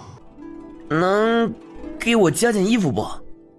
一个下午，穆星泽衣服裹得里3层外3层。又过一日，穆星泽按时站在城门口，穆星泽被冻得腿都软了，最后受不住，找人跑去相府，压箱底儿找了一件最厚的大棉袄。叶玄锦马车出城的时候，二少，你这是修炼寒功呢？没有啊，你不觉得今天挺冷的吗？按规检查。说完，掀开马车的帘子，压低声音对里面的人说了一句：殿下，果真不出你所料，昨夜城门关闭之后，经郑远华的人秘密来到了京城，我也顺势放他们进入了城内。有微凉的风钻进马车内，叶玄锦微微抬眸，瞥一眼穆星泽的周身，随后似笑非笑。的确，挺凉快。你妹妹倒是对你挺好的。我咋觉得她也能看见我们呢？7日之期一到，幽月，这些是我昨天经过宝玉楼买的，你看看喜不喜欢？谢谢。穆幽月又与那日一样，给了陆妙龄一杯血。闪开，别挡路！那些是黎家的人。穆幽月依旧看着楼下，没说话。黎家身为教门世家，以你的2位表妹黎香、黎珊为首，每年都要在这京中办比武的擂台赛。今年也不知道怎的，就提前了那么多日子呢。等陆妙龄走了，姑娘，黎家欺人太甚了，是否要属下出面解决？别啊，这擂台赛听着就有意思，我还想看看热闹呢。不过说起这个，的确有件事情需要你帮忙跑一趟。穆幽月看向李婶，随后从储物袋里摸出一枚令牌。天色暗了下来，穆幽月和穆星泽几乎同时回府。今年这天气不对劲儿啊，怕不是要6月飞雪了吧？穆星泽冻得不行。男二这小子，难道是得了失心疯吧？老爷，白天我就听大街小巷有人说咱们二少抽风了，我还骂了他们几句呢。可现在这可怎么办？我其实就是想锻炼一下他，咋就把他逼成这样了呢？要是被素婉知道了，晚上一定要托梦骂我了。福伯，你赶紧的，去一趟城门岭那里，告诉他们，明天老二不守城门了。老爷你别急，咱们小姐不就是神医吗？有她在，二少爷不会有事的。对对对，你说的对。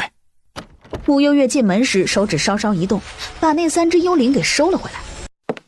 老二呀，你这2天表现不错，明天就不要去守城门了。真的，爹，我就知道你是全世界心地最善良的父亲。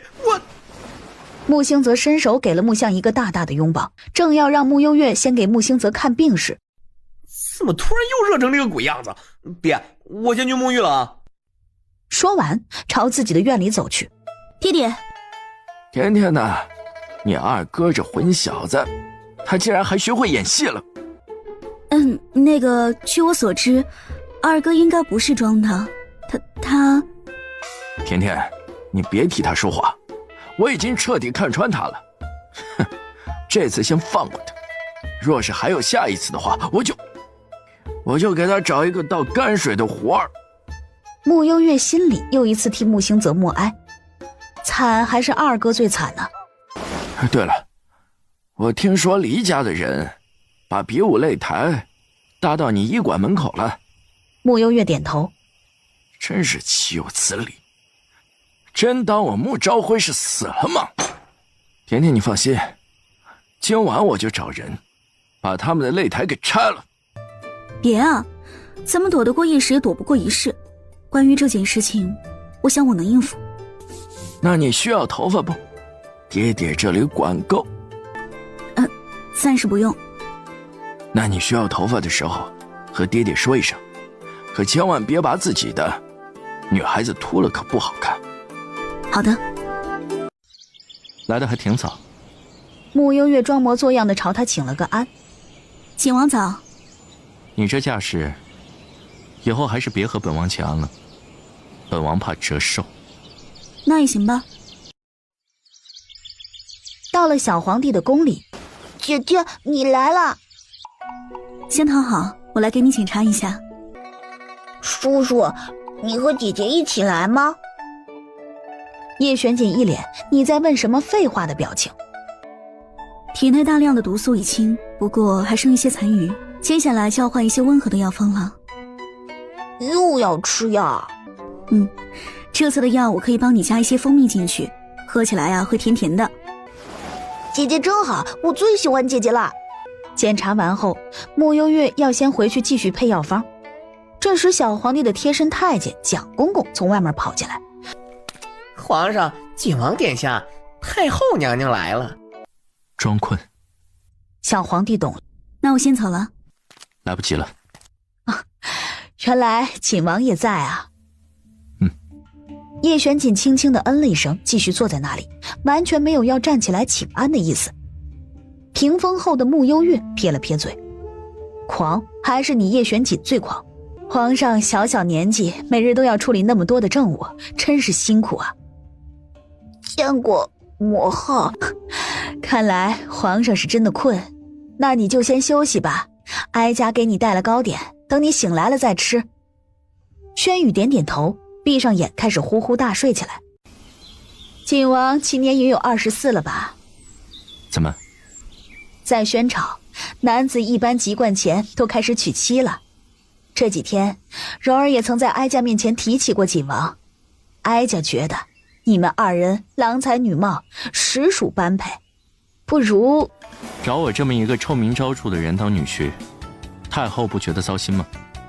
屏风后的穆幽月差点没忍住笑出声。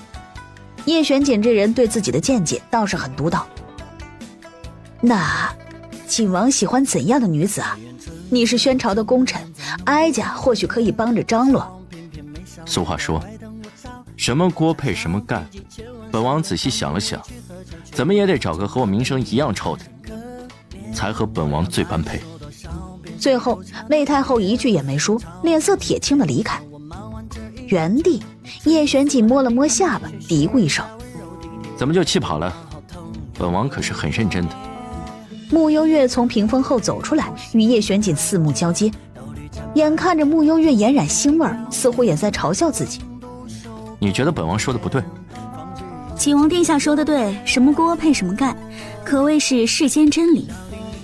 穆幽月边说边往密道走，临走时又调侃道：那祝你早日找到那位和你名声一样臭的景王妃，再见。床榻上，叔叔，我想到你说的那个名声很臭的女人在哪里了。叶玄锦朝他看去，在牢里。闭嘴。我难道说错了吗？牢里那么多犯了罪的女囚犯，名声难道不臭吗？姐，我怎么觉得穆幽月好像会武功呢？就算会武功，肯定也是个三脚猫。不过，他这是从哪里来的？林香看了眼穆幽月刚刚走出的暗巷，暗巷那边离得最近的可就是景王府。骊山显然也想到一起去了，随后摇头。穆家与景王府一向水火不容，他怎么可能和景王殿下有瓜葛？说的也是，不过这穆幽月刚回来不久，这大街小巷到处都在说他这位神医，我可真是看不惯。放心吧，我刚刚已经找了几个百姓，去散布穆幽月这些年在外面练成了绝世武功的谣言。之前穆相给他搞了个神医的头衔，百姓们都深信不疑，这回一定也都信。后天就是擂台赛了，到时候咱们怂恿他上擂台，你信不信他一定不敢上台？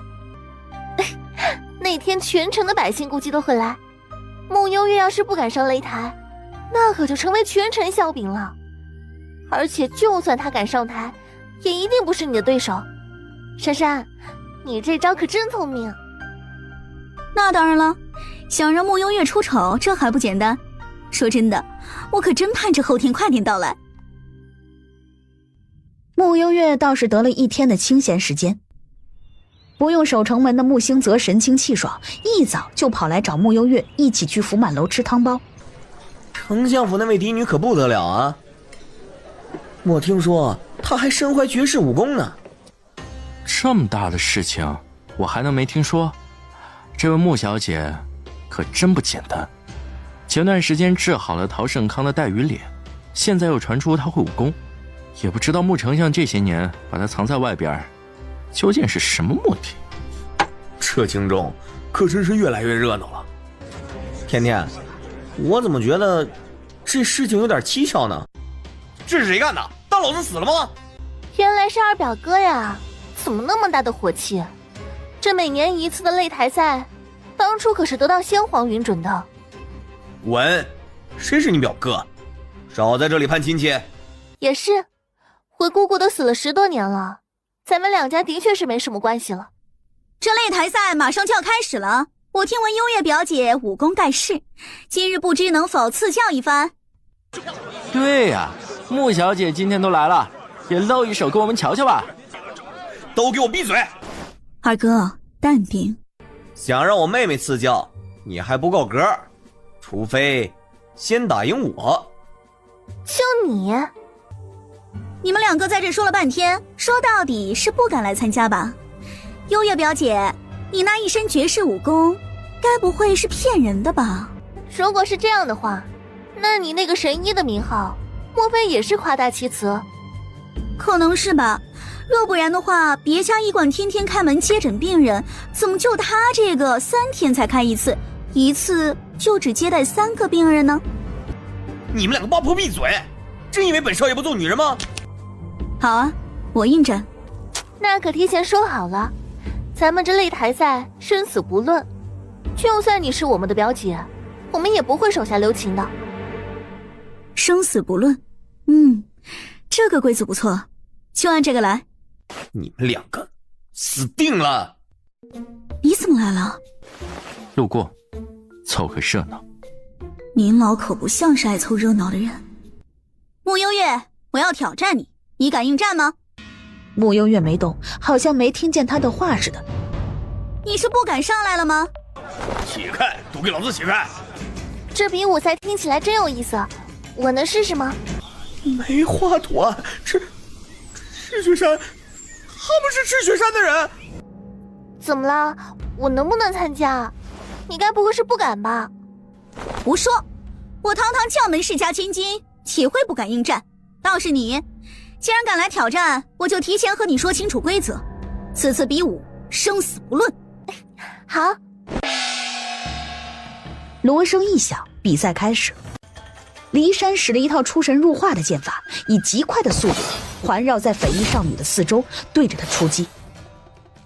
粉衣少女站在原地，掌心内依稀可见有银针流出，打在骊山的剑上，发出清脆的声响。你就只有这种程度吗？怎么好意思来举办比赛的呀？感觉到尊严被人踩在脚下践踏，骊山咬牙，双目血红，一个转身手一挥，旁边兵器堆里又有5把长剑挥了起来，6剑齐发，染着强烈的劲气。粉衣少女唇角勾起，当6剑即将落到她门面时，在她的面前忽然定住不动，骊山大惊，下一瞬迅雷不及掩耳间，那6剑忽然调转方向，以几倍的速度朝他袭来。骊山跪倒在地，吐出好几口血，身上还插着6把长剑。精彩，真是精彩！穆幽月鼓着掌，一副深深被粉衣少女折服的口气。台上，粉衣少女朝他看了过来，挑了挑眉。叶全锦将他们的小动作尽收眼底，跟着轻笑一声：“你笑什么？这年头，小姑娘都挺厉害的。敢伤我李府嫡女，你这个贱民，活腻了吗？啊，刚刚不是说生死不论吗？难道是我听错了？还是说，只有参赛者是生死不论的？你给我等着！”黎香说不过他，又怕骊山失血过多，赶紧吩咐人先把骊山送回去医治。百姓们看到此处，刚刚那场比赛虽然很精彩，可毕竟是赤血山的魔头啊，不行，赶紧撤。黎家这回啊，怕是只能打落牙齿活血吞了。比武规则是他们定的，就算对方是赤血山土匪，他们恐怕也不敢找对方麻烦啊。正当穆兴泽爽得不行时，耳边传来一道暴喝声：“穆兴泽，你个臭小子，把我的话当耳旁风了吗？你能不能告诉我，你为什么和他坐在一起？”坐在一起就算了，你小子好歹坐中间呢，还让你妹妹挨着这个大奸臣坐，你是缺心眼儿吗？爹，这巧合纯属巧合，我和甜甜今天就是来看比赛的，巧和景王殿下碰见了而已。对，就是巧合，不是爹爹想的那样。丞相大人，怎地每事都如此大的火气？既然这里的比赛结束了，那微臣就先带他们回去了。景王殿下，请自便。随意。叶玄景话毕，站起来先一步离开。今天的比赛结果怎么样了？骊山那个250，本来想挑战甜甜的，结果赤血山的土匪突然下山了，最后被赤血山的人给揍了个半死，送回去救治了，还不知道能不能救得回来呢。连赤血山的那些魔头都冒出来了。这世道不太平啊。那什么，我先去医馆里面整理一下，你们先回去吧。需要我们等你们？不用，忙完我就回去了。悠悠，我刚刚的表现好不好嘛？陆言，一段时间不见，你都……那可不，你让李婶来通知我们的时候，我可是特意练了2天才下山的。谁知道我连看家本事都没拿出来，就把那个骊山给揍得半死不活。啊，这种身手，怎么好意思举办比武擂台赛的呀？叶陆言说完，有些苦恼的叹气。悠悠，我能不能和李婶一样留在你身边啊？你不在赤血山，我每天都好无聊。暂时不行，时机还不到。陆言，姑娘现在刚回京，外面那么多双眼睛看着，身边跟着太多人不好。也就我这个老婆子，普普通通的，不受人疑心。赤血山的伙伴趁着夜便离开了京城。医馆坐诊的日子，你怎么来了？前段时间得到的一对玉如意，想了想，还是最配神医，特意拿过来送你了。今天也是来看病的？是啊，听说神医最擅长不孕生子这方面，是不是？然后呢？然后你也知道，我是这京城富甲一方的商贾，我这家大业大的，但至今连个儿子都没有，以后这家产都没个人继承，所以你那有没有生儿子的秘方啊？我回去让我夫人试试，看看她能不能给我添个大胖儿子。你夫人今年多大了？42了。这个年纪生孩子有很大的风险，怎么，你家有皇位要继承？不是，您看您这话说的，我想要个儿子人之常情，我也没错是不是？况且我夫人一直以来的心愿也都想生个儿子，这种事情吧，当事人自己乐意就好，您说呢？行，有空带你夫人一起过来。不用等有空，她现在就在门外。陶盛康赶紧招呼夫人焦氏进门。这个玉如意怎么配得上神医呢？我这要是生了儿子呀，那就让咱儿子认神医当干娘。这倒也不必。只要神医你让我们生出儿子，从此之后，我陶盛康名下所有的商铺产业，都给你3分的红利，你说怎么样？穆幽月没说话，拿着纸笔低头不知道在写什么。来，签份协议。见穆幽月同意了，陶盛康赶紧在字据上签字。以后每3日，我坐诊的时候你们过来喝药，我这药方不对外透露。行。去后面找李婶开药。夫妻俩兴高采烈地去找李婶。下一位。幽月，你刚刚在和谁说话呢？我怎么听到了生子什么的？是啊，那位陶大商人想生个儿子，所以携夫人过来求子。幽月啊，上回我去小莲村，其实你也知道的，我可能天生患有恶疾的缘故，影响了生育。其实我一直都希望能拥有一个孩子。别灰心，孩子总归会有的。真的吗？那你可以帮我吗？当然，我是大夫嘛，治病救人天经地义。那你刚刚让他们去喝药，是喝的什么药啊？闻言，穆幽月露出几分为难的神色。怎么了？其实呢，这想怀孕并不是你一个人的事情，最好是需要夫妻双方来配合。不行，是这样的，昨日王府内的一个小妾怀孕了，所以我想，昆王殿下的身体应该是无碍的。话虽如此，但身体结构是很奇妙的。昆王与他人的身体匹配，不代表与你的身体就能匹配。以咱俩这么多年的交情，我也不会放着你不管，毕竟我也真心希望你过得幸福。那不如这样吧，我给你配药，你和陶大商人他们一样，在这里喝完，我另外再给你一份药，你偷偷带回去让昆王喝下。后面的小间里，神医的药一喝下肚，别说，我这心里头笃定了不少啊。我也是这样的感觉。行，那我听你的。我给你开了药，一会儿让李婶去给你熬。你以后每6天来我这里一次。你的身体比较复杂，我要随时观察。幽月，真是谢谢你了。不谢。主人，那3个丑东西是你新收的？他们都是土生土长的幽灵，收着好办事。原来如此啊，我还以为你的品味什么时候变差了呢。两人有一搭没一搭的聊着天，可把门外的人给吓坏了。甜甜这是怎么了呀？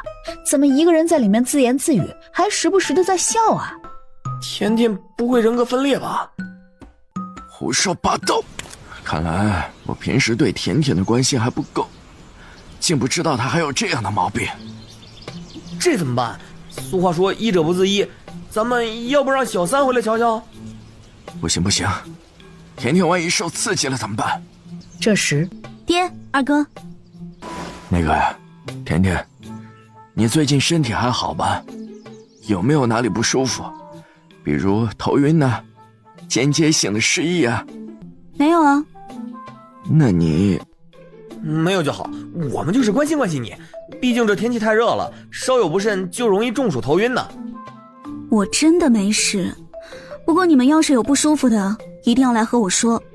甜甜，再过半个月就是你母亲的忌日，我们到时候一起去陵园祭拜一下你的母亲。好，到时候我们一起去，我也想娘亲了。啊，对了，那大哥和小四什么时候回来啊？老大还在军营里忙活，军营离这里路途遥远，怕是赶不回来了。小四嘛，这回恐怕也……爹，二哥，我回来了。小四啊，是小四回来了。儿子见过父亲，弟弟见过二哥。哎呀，都回家了，还这么见外干什么？礼数还是要有的，不能逾矩。别装了，又没外人。你说什么呀？这是什么？这么沉？都是我这一次外出收来的宝贝，都是别人送我的。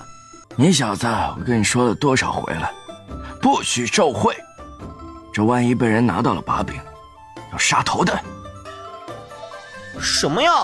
我这可是凭真本事得来的，爹不要就还给我。凭真本事就行。我这不是看你现在也入朝为官了吗？好心提醒你一句。小四，我给你介绍。木相正兴奋的要介绍时，穆景玉抬起手，就这么直勾勾的盯着穆幽月看着。甜甜，四哥真的好想你啊！你这些年过得好不好？有没有受人欺负啊？四哥，我很好，没事。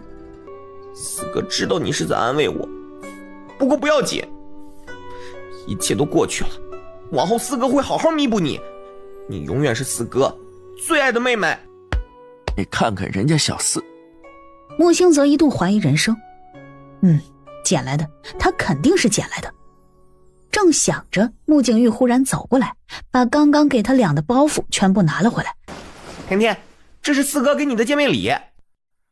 对了，小四，你之前回信不是说要下个月才能回来吗？怎么突然提前回来了呢？昨夜接到大理寺的文书，说是赤血山的土匪们在城外滥杀无辜百姓，派我回来处理此事。这帮土匪，我就知道他们在京城出现，准没好事。四哥，何以就断定是赤血山的土匪做的？是现场遗留了赤血山的梅花图案，也有躲过一劫的百姓目击称，那些贼人的衣服上都有梅花图案。我怎么觉得这件事儿没那么简单呢？这据我所知，赤血山的那些土匪虽然被称为土匪，但从前大多都是一些江湖门派的人，且也只杀江湖之人，以前从未有过滥杀百姓的行为。而且赤血山杀人之前还挺讲道义的，都会提前通知对方，在对方的身边留下一朵血色的梅花，告诉对方我要来杀你了。这次突然残杀无辜百姓，我觉得不是赤血山的作风。都什么时候了，你怎么还替赤血山说话呢？四哥，那你现在又去办案了吗？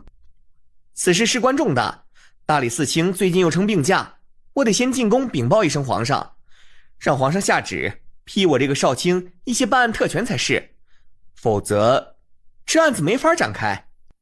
那我和你一起进宫。甜甜，四哥先去忙点正事，回头咱俩再好好絮叨絮叨。四哥快去吧。殿下，何事？今早有不少住在城外的百姓来京兆尹告状，说是赤血山的土匪残杀他们的亲人。你是说赤血山？就是赤血山？不可能吧？叶玄启幽眸隐现几分深思。那小怪物平日里虽是凶厉些，但也不像是滥杀无辜之人。殿下的意思是，此事还有蹊跷？听闻赤血山的人前2日把离家嫡女骊山重伤，您说这件事情会不会与离家有关？两人正说着，蒋公公又来禀报：景王殿下，穆丞相和大理寺少卿来了。今日可真是热闹。叶玄锦抬抬手，示意让他们进来。见过景王。不必多礼。微臣有要事要和皇上禀报。皇上人呢？皇上今日身体欠佳，木相有事，便同本王说吧。这怎么行？叶玄锦，你虽是帝师，又有监国之权，但毕竟不是皇帝，有些事你做不了主。本王说能做主，便能。爹，你先靠靠边，我这里要处理正事呢，耽误不得。裴大人来此，想必也是因为赤血山土匪杀人一事吧？怎么，这事儿也惊动大理寺了吗？是，赤血山土匪此次行径嚣张至极，所以微臣特意前来，想从皇上这里请一些办案的特权。如此，那此事便由你们2部共同协力办案。说完，又随手给了穆景玉一块令牌。多谢景王殿下。确定好后，裴彦之和穆景玉便着急回去处理此案。走到门口，忽听背后传来叶玄锦略带期许的声音：可一定要还赤血山的清白。御书房恢复安静后，殿下，我们这是要去哪儿啊？今日有些无聊了，本王去凑个热闹。与此同时，杀了赤血山，我要杀了他们，给我爹报仇！他们连个孩子都不放过，毫无人性，他们一定会遭报应的。娘子，我的娘子！穆幽月躲在一棵树上看了一会儿，眯起眼睛，眸底有红光闪过，转身要离开的时候，背后撞上了一堵肉墙。这么着急，去哪儿？没撞疼你吧？你说呢？叶玄锦低头看了眼自己的胸口处，小怪物胆子果然大，还敢摸他。这里刚发生命案，你跑来做什么？凑热闹呗。巧了，本王也是来凑热闹的，那不如一起。我看的差不多了，得先走了，你继续吧。穆幽月说罢，便猫着腰从叶玄锦的身侧绕开。刚挪动一步，后领又被人揪住。干嘛呀？叶玄锦松开他，指了指他右边的一个方向。穆幽月顺着看去，有一个鬼鬼祟祟的男子躲在里面，朝案发地看着。没一会儿，男子看得差不多了，便悄声离开。跟上去瞧瞧。进不去了，怎么办？叶玄锦勾唇，一副有些遗憾的样子。没事，我有办法。穆幽月将手放到身后，伸出手心，一股红烟飘了出来，以极快的速度飞进了当铺里。皇上这2天怎么样了？不怎么好。怎么？是哪里不舒服？经常喊浑身疼，本王也没办法解决。叶玄锦说的还挺认真的。穆幽月下意识就想说，你不是会炼丹吗？3年前若非靠着叶玄锦那一颗聚气灵丹，恐怕他当时还没那么顺利呢。可转念一想，万一他只会炼聚气丹呢？算了算了，等我明天进宫看看他吧。好。就在这时，一群大理寺的官兵朝这里走来。搜，京城的每一个角落都不能放过。我站得有些累了，我先回去了。也好，明日先来景王府一趟，本王有个礼物要送你。行吧，那我先走了。穆幽月朝他挥手，迅速离开。云清，抓人。是，殿下。甜甜，你去哪儿了？啊，你脸色怎么那么差？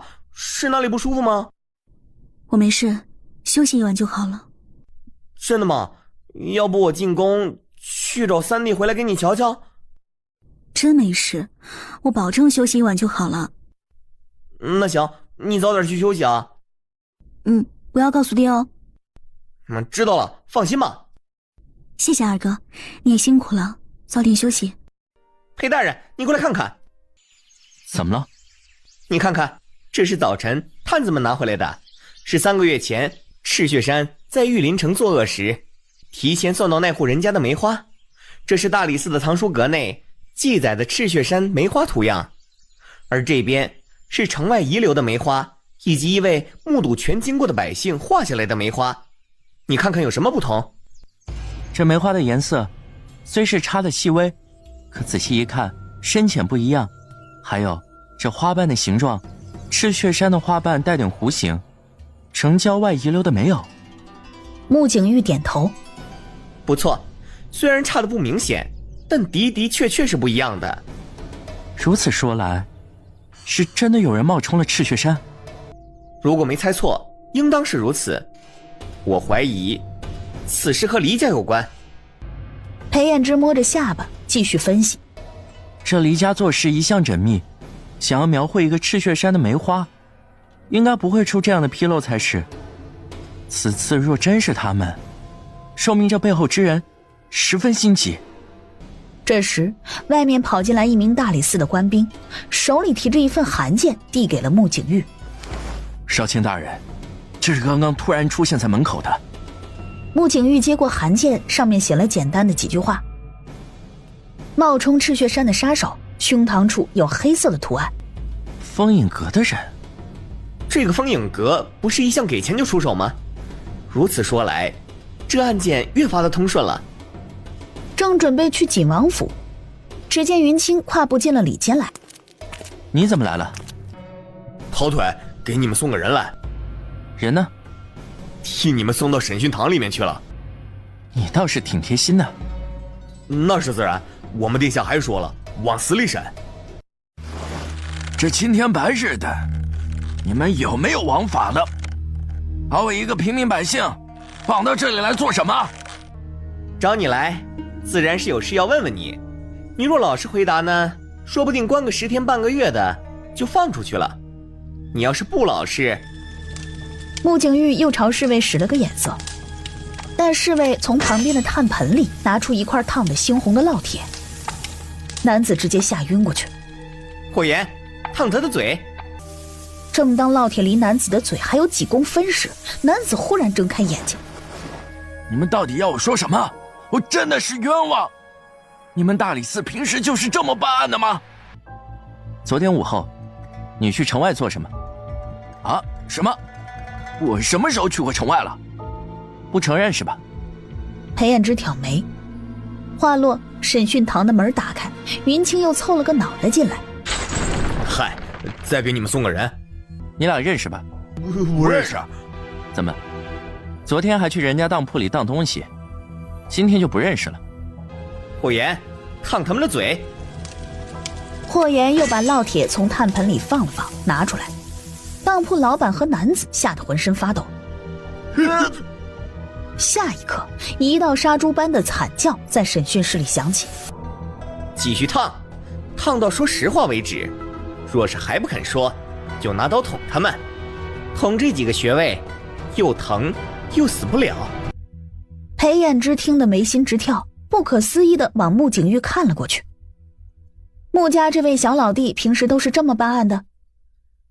旁边的霍言似是已经习惯了穆景玉的作风，走到旁边的刀架上选了一把最锋利的刀。噗嗤，刀锋扎破血肉的声音。霍言手起刀落，一挥手直接给了两人一人一刀。就这样消磨了半个时辰后，我招！莫非是本王记错了？你昨日和本王约的是晚上。抱歉，我睡过头了。说罢，面前伸过来一只修长干净的手，顺便还多了一杯凉茶。谢谢。身体受损了，还是内伤？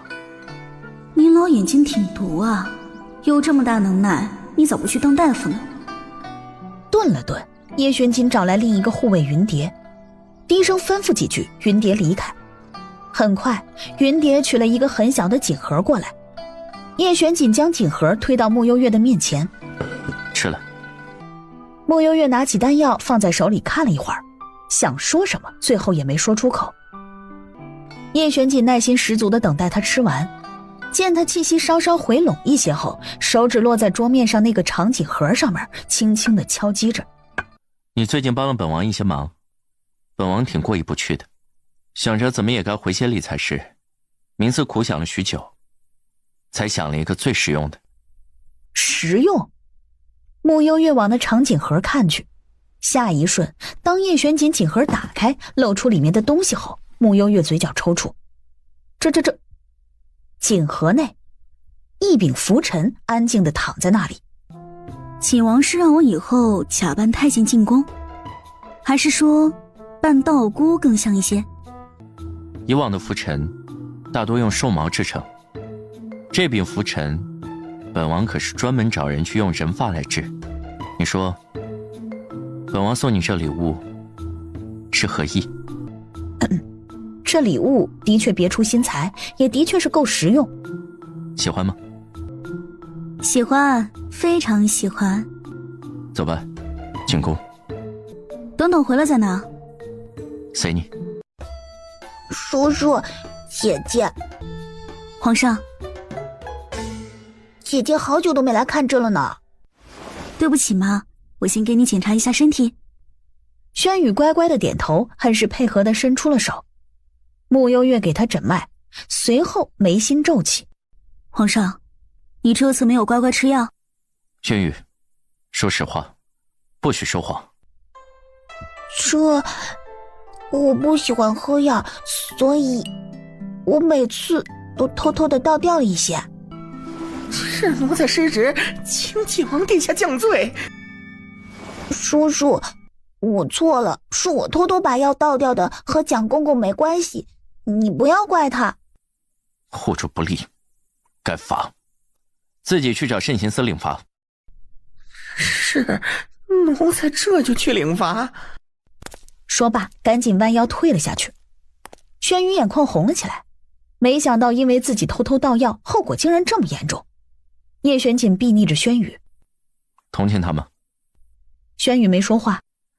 每个人生来都有自己的职责，他没有尽职，自然该罚。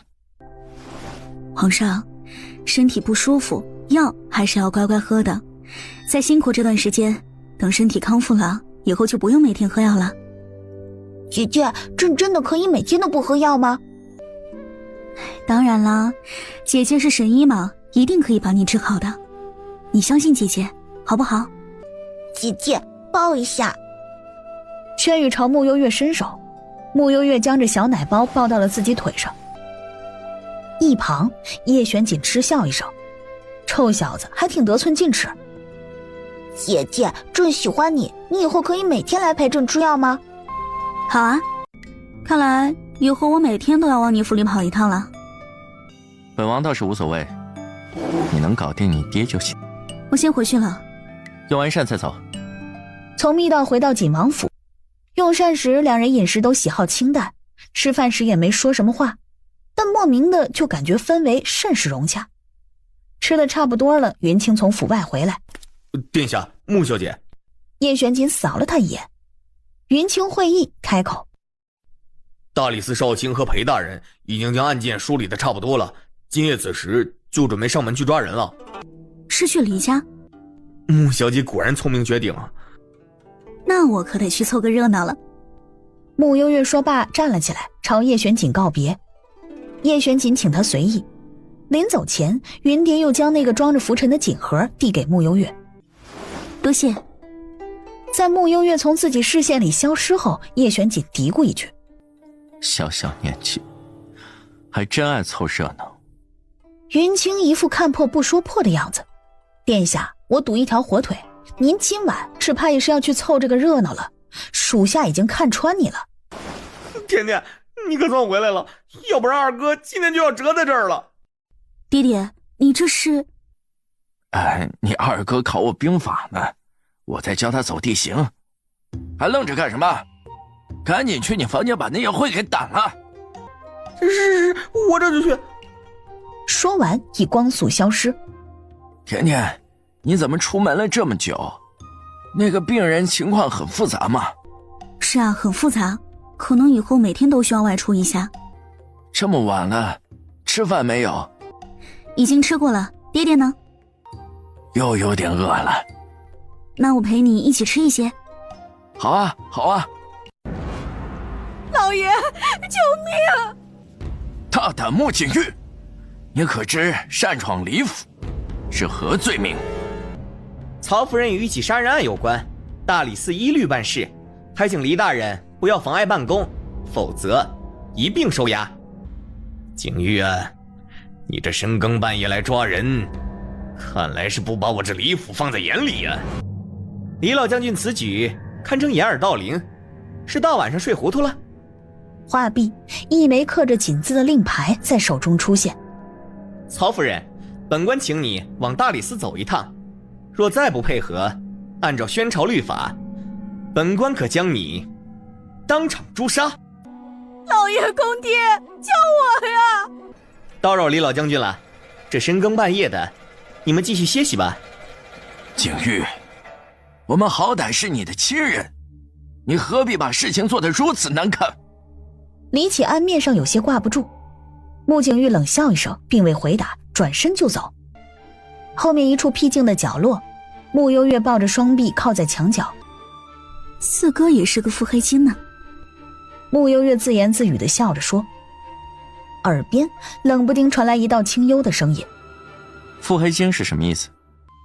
我去，你是鬼吗？不就是不小心吓到你了，怎么还骂人了？大理寺的人走远后，穆幽月也要回去了。我回去睡觉了，再见。本王送你回去。不用，我认得路。正要走，就见雪域灰狼忽然摇着尾巴，悠哉悠哉地拐进了这个僻静的角落里。要不你还是送我一下吧。最后，叶玄景好心地送穆幽月到了穆府的门口。同样在看角落里看热闹的穆星泽，见到这一幕时，立即揉了揉眼睛，有些不可思议。甜甜什么时候出的门？这大晚上怎么又和锦芒在一起？要死了，他俩不会看对眼了吧？那可不行，被爹爹知道了，只怕是要找绳子上吊了。殿下，怎么？我有些情报和你说。穆星泽莫名就怂了，改了口。困了，明天再说吧。殿下，辛苦你送甜甜回来了。作为你的属下，非常感谢你对我妹妹的照拂。和你没关系。完了，你该不会真的被我们家甜甜的美色给迷倒了吧？那，殿下是对我们甜甜有意思啊？你多心了。这小怪物不过是替他打发了一些无趣的时光而已，还扯不上那些乱七八糟的层面上。真的？放心，本王还想让你爹多活几年。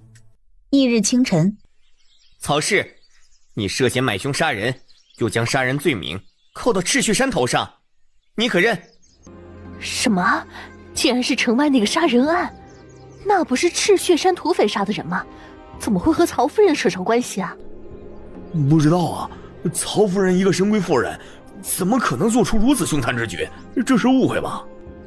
也不一定啊，毕竟那天赤血山上的人重伤了李二小姐，保不准黎家怀恨在心。不对，李老将军曾经为了宣朝出生入死，黎家门风严谨正经，不可能滥杀无辜。百姓们各执一词，开始争辩起来。大堂内，穆景玉，我好歹是你的舅母，你没有证据胡乱抓走我不说，竟还给我扣一个这样的罪名。穆景玉，你良心过得去吗？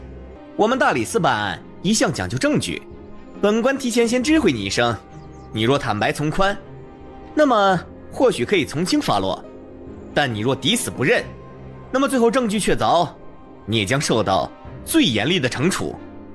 曹氏，你可想好了？我不认，我要见我们家老爷，我要见我公爹。曹氏，你可认得他们两人？不认识。哦，不认识。边说边从手边拿出一封文书念了起来。王太恒，明星当铺的老板，此店表面上是一间经营中的当铺，私底下却干的是收钱杀人的勾当，从中牟利。李二百，京中有名的落魄户，时常去明星当铺典当物件，实则是借机找王太恒下杀人订单。那和我有什么关系？本夫人又不认识他们。你说了那么多，只能说明我家父心善，但恶事都是他们自己做的，不代表就和本夫人有关系。你要是这么扯的话，本夫人还是你的舅母呢，那这两人不也算是你的远亲吗？在本官把话说完之前，你闭嘴行吗？来人呢，把盛兴钱庄的盛老板带进来。穆景玉又喊了人，不一会儿，一个浑身富贵的男子走了进来。小的盛兴拜见少卿大人。约莫4天前，王太恒突然来我钱庄，存了一笔银钱，一共2000两。大人，这便是当日那2000两银票。盛兴又将那20张数值100的银票递了上去。大舅母，这不是你们李府的银票吗？我不知道，我什么都不知道。银票可以伪造，文书可以伪造。穆景玉，我没做过的事情，你不能赖我头上。大人，我招。这2000两银票是曹金珠通过李二百给我的，他恨不过赤血山的人将骊山打成重伤，所以要报复赤血山。李二百将银票拿给我后，我就利用自己的人脉请了封印阁的杀手。封印阁的杀手按照曹金珠给的要求，伪装成赤雪山的人，在城外杀害百姓，这一切都是曹金珠主使。我没有，我冤枉啊！你们，我知道了。穆景玉，你是穆家的人啊，大家都知道。穆家和我们黎家一向不和，所以故意编造了这一出，想让我们黎家难看。你们没本事对付其他人，所以就只能对我一个弱妇人开刀。我的命好苦啊！这世道真是没有王法了。让一让啊！李老将军的口谕来了。外面出现2个李府的侍卫。少卿大人，李老将军今日身子不适，特派来小的前来传来上谕。口谕代表黎家的立场，请说。李老将军说，黎家作为一代将门世家，这些年为宣朝出生入死，一心只为造福百姓。黎家众人亦是一心向善，从不忘初心。此次夫人曹氏自作主张，做出令黎家蒙羞一事，黎家自认家门不幸。李老将军恳请少卿大人严格按照宣朝律法，一律处置曹氏曹金珠，还受害百姓一个公道。曹氏，你还有什么话说？我不认，这件事情不是我做的呀，我不过是为了给我的女儿报仇而已。赤雪山那些土匪平时杀了那么多人，你们大理寺怎么就不去抓他们呢？欺软怕硬吗？要拿我一个妇人开刀？妇人？你可不是普通的妇人，你曾受封诰命夫人，却还知法犯法，买凶杀害无辜百姓，害他们家破人亡。你只想着你的女儿，可曾想过那些惨死的百姓呢？曹氏，罪无可赦！曹金珠买凶杀人，又嫁祸他人，身为朝廷命妇，蔑视圣威，无可饶恕。现判曹金珠游街示众一圈，于午时押往刑场，处以腰斩之刑，以儆效尤。听完宣判，曹氏当场吓晕过去。悠悠，你这个四哥哥不错嘛。我四哥当然厉害。原本我还想着，如果李老头从中作梗的话，那我就要亲自动手宰了那个曹氏。现在用不着我出手了呢。行了，看完热闹早些回去，毕竟这京城很多百姓都见过你。这次的事情虽然还了赤雪山清白，可不代表百姓对赤雪山的印象就好。等我看完曹氏被腰斩再走，行不行嘛？什么怪癖？李婶总说你是大魔头，我是小魔头，我就喜欢这些血腥的东西啊。曹氏游街引起了全城的轰动。哎呀，那不是曹姐姐吗？怎么那么想不开，犯了这么大的事情哟？谁知道呢？放着好日子不过，偏出来寻死。这下好了，以后连离乡和离山的日子都难过了。你看他吓得浑身都在抖，哪有往日半分骄傲的样子啊？斩妖之刑按时实行。曹氏的事情告一段落，穆幽月催促叶陆言快回去。叶陆言虽然不情不愿，却也乖乖听穆幽月的话。穆幽月等人群疏散一些后，才往城内的方向去。走了没几步，眼前跳下来一个人。云清笑眯眯地看着他，对他做了个请的手势。景王好安逸啊。跑来看这么血腥的东西，不怕晚上做噩梦？做噩梦有什么好怕的？又不是真的，不过是梦而已。你还真不像个女人。千人千面，只能说景王你的见识太少了，有空啊多出去走走。旁边云蝶被这话给吓到了，这穆小姐竟然敢说殿下见识少，未免也太大胆了吧。你说的似乎也有点道理，等有空还请穆小姐带本王出去见见世面。好说。怎么？叶玄锦将字条放到他面前，字条上写着一句话：紫清关东岐道长已入京。冲我来的？谁知道呢？今天还没进宫见皇上。走吧。穆幽月这一趟进宫出宫，回府时刚好赶上饭点。甜甜，今天辛不辛苦啊？爹爹让厨房熬了一些百合莲子汤，等等喝一些。哎，甜甜，二哥在福满楼买了汤包，还热乎呢。甜甜，三哥回来时又给你带了一些果干，生津开胃。甜甜，四哥今天又搜刮来一堆玉镯，送给……等会儿，穆景玉，你又受贿了？没有啊，是京兆尹的裴大人送我的。你又不是个娘们儿，他送你这玉镯干什么？不就是因为玉镯他也用不上，所以才送我的吗？爹，这回这案子破得快，皇上那边很快就要发赏赐下来了，京兆尹那边也会得一些，所以裴大人才送我礼物，表表心意。甜甜，快收下。穆幽月感受到了爹爹和哥哥们的热情，总觉得自己每次两手空空也不太好，手伸进衣袖里，在储物袋里摸索了一阵儿，最后连着摸了4个锦盒出来。一打开，是4颗橙色绝佳的夜明珠。这个是我之前收藏的，送给你们。当穆兴泽和穆舒言还未做出反应时，就见穆相和穆景玉以光速取了1颗夜明珠，迅速塞到了衣袖里。嚯，都是一家人，甜甜你这也太见外了。二哥三哥，你们不喜欢这个礼物吗？不喜欢的话，我这里还有其他的。喜欢喜欢，甜甜送我们的，哪怕是个地上随便捡的石头，二哥也喜欢。对，喜欢。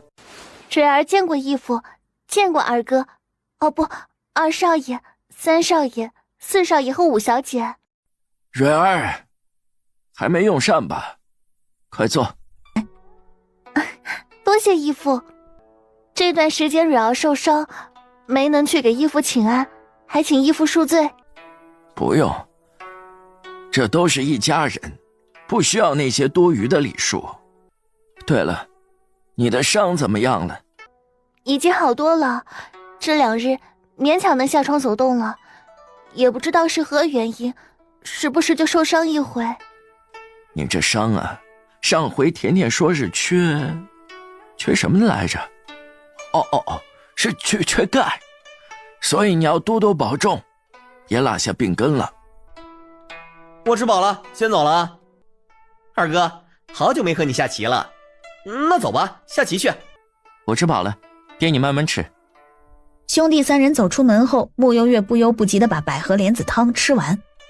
我也吃饱了。眼看着都走了，傅蕊忽然低下头，小声地抽泣了起来。你哭什么呀？义父，哥哥姐姐们好像都不喜欢我，蕊儿夹在中间，是不是让义父为难了？傻孩子，人活一世，不一定非要让所有人都喜欢，堂堂正正，问心无愧就可以了。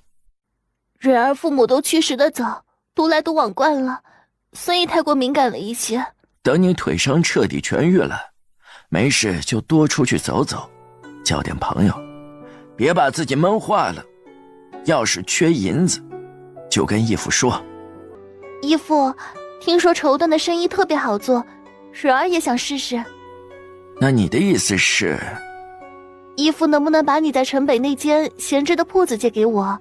我想开一个绸缎铺子。行吧，你有兴趣就去搞吧。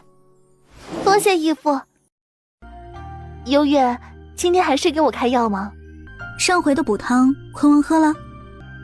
坤王殿下都喝完了。感觉怎么样？我这个药大概要吃多久啊？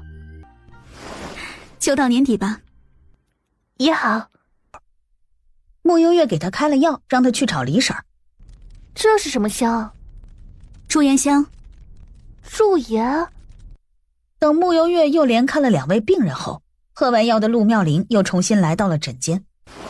幽月，我喝完药了。下一次是6日后。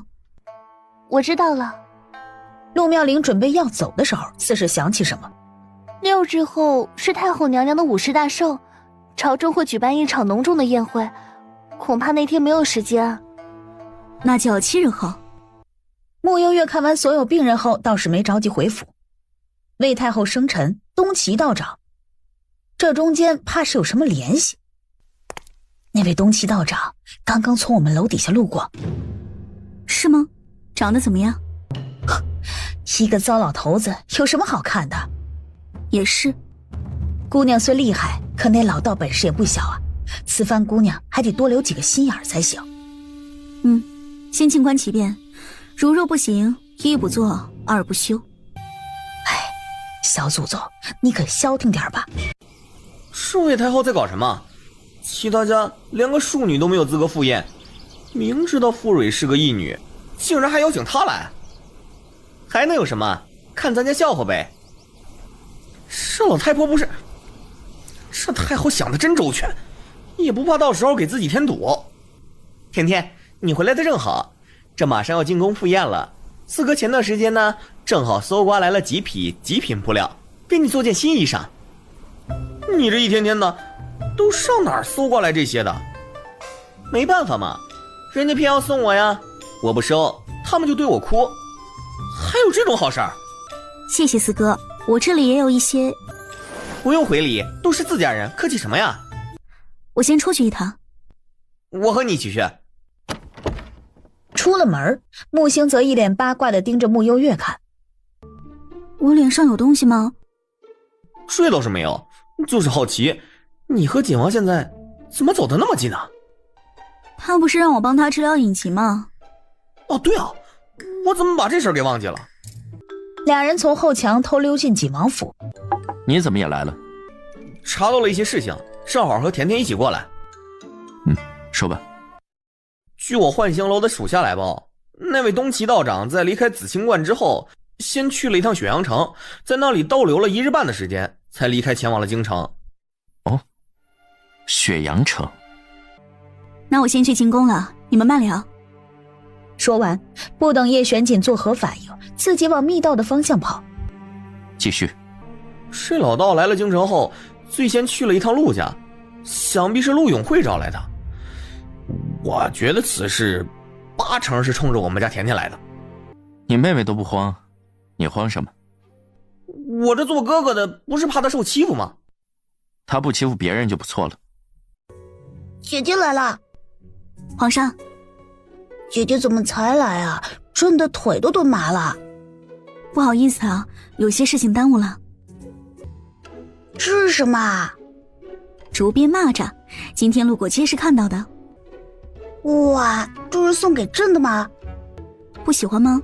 那我下次换一个。姐姐每天那么忙，还要你每天进宫，朕是不是太任性了？叔叔说朕最近很不乖，可是……皇上虽然是天子，可毕竟还是个孩子，别的孩子有的，你也会有。等你身体好了，姐姐陪你去放风筝，好不好？小皇帝果然高兴的不行。这时，外面有人通报太后来了，见着魏太后又来了，穆幽月让小皇帝赶紧去躺好，自己则又站在了屏风后面。皇上呢？皇上刚批完奏折不久，有些累了，便先睡下了。是吗？去把他叫醒，哀家有话和他说。蒋公公有些犹豫。怎么？哀家说话不管用了吗？皇上醒醒，太后娘娘来了。轩宇被叫醒后，一脸困意地看了过来。母后来了吗？前段时间，叶玄锦当朝弹劾了郑将军，可郑将军到底是为宣朝立过大功，不知皇上能否看在哀家即将过寿宴的面子上，下旨放郑将军一马？我叔叔说郑将军背后结党营私，有谋逆之心。荒谬！郑将军为宣朝立下汗马功劳，功绩丝毫不输黎瑞贤。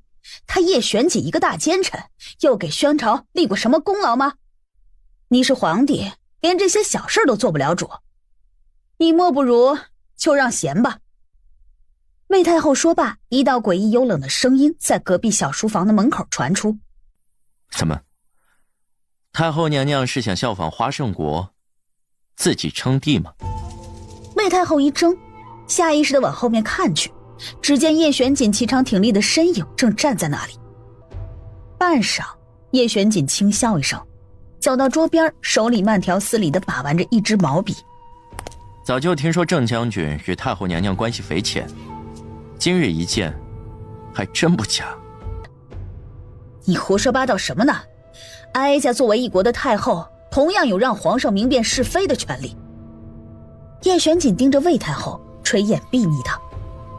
哦，魏太后哼了一声，没说话。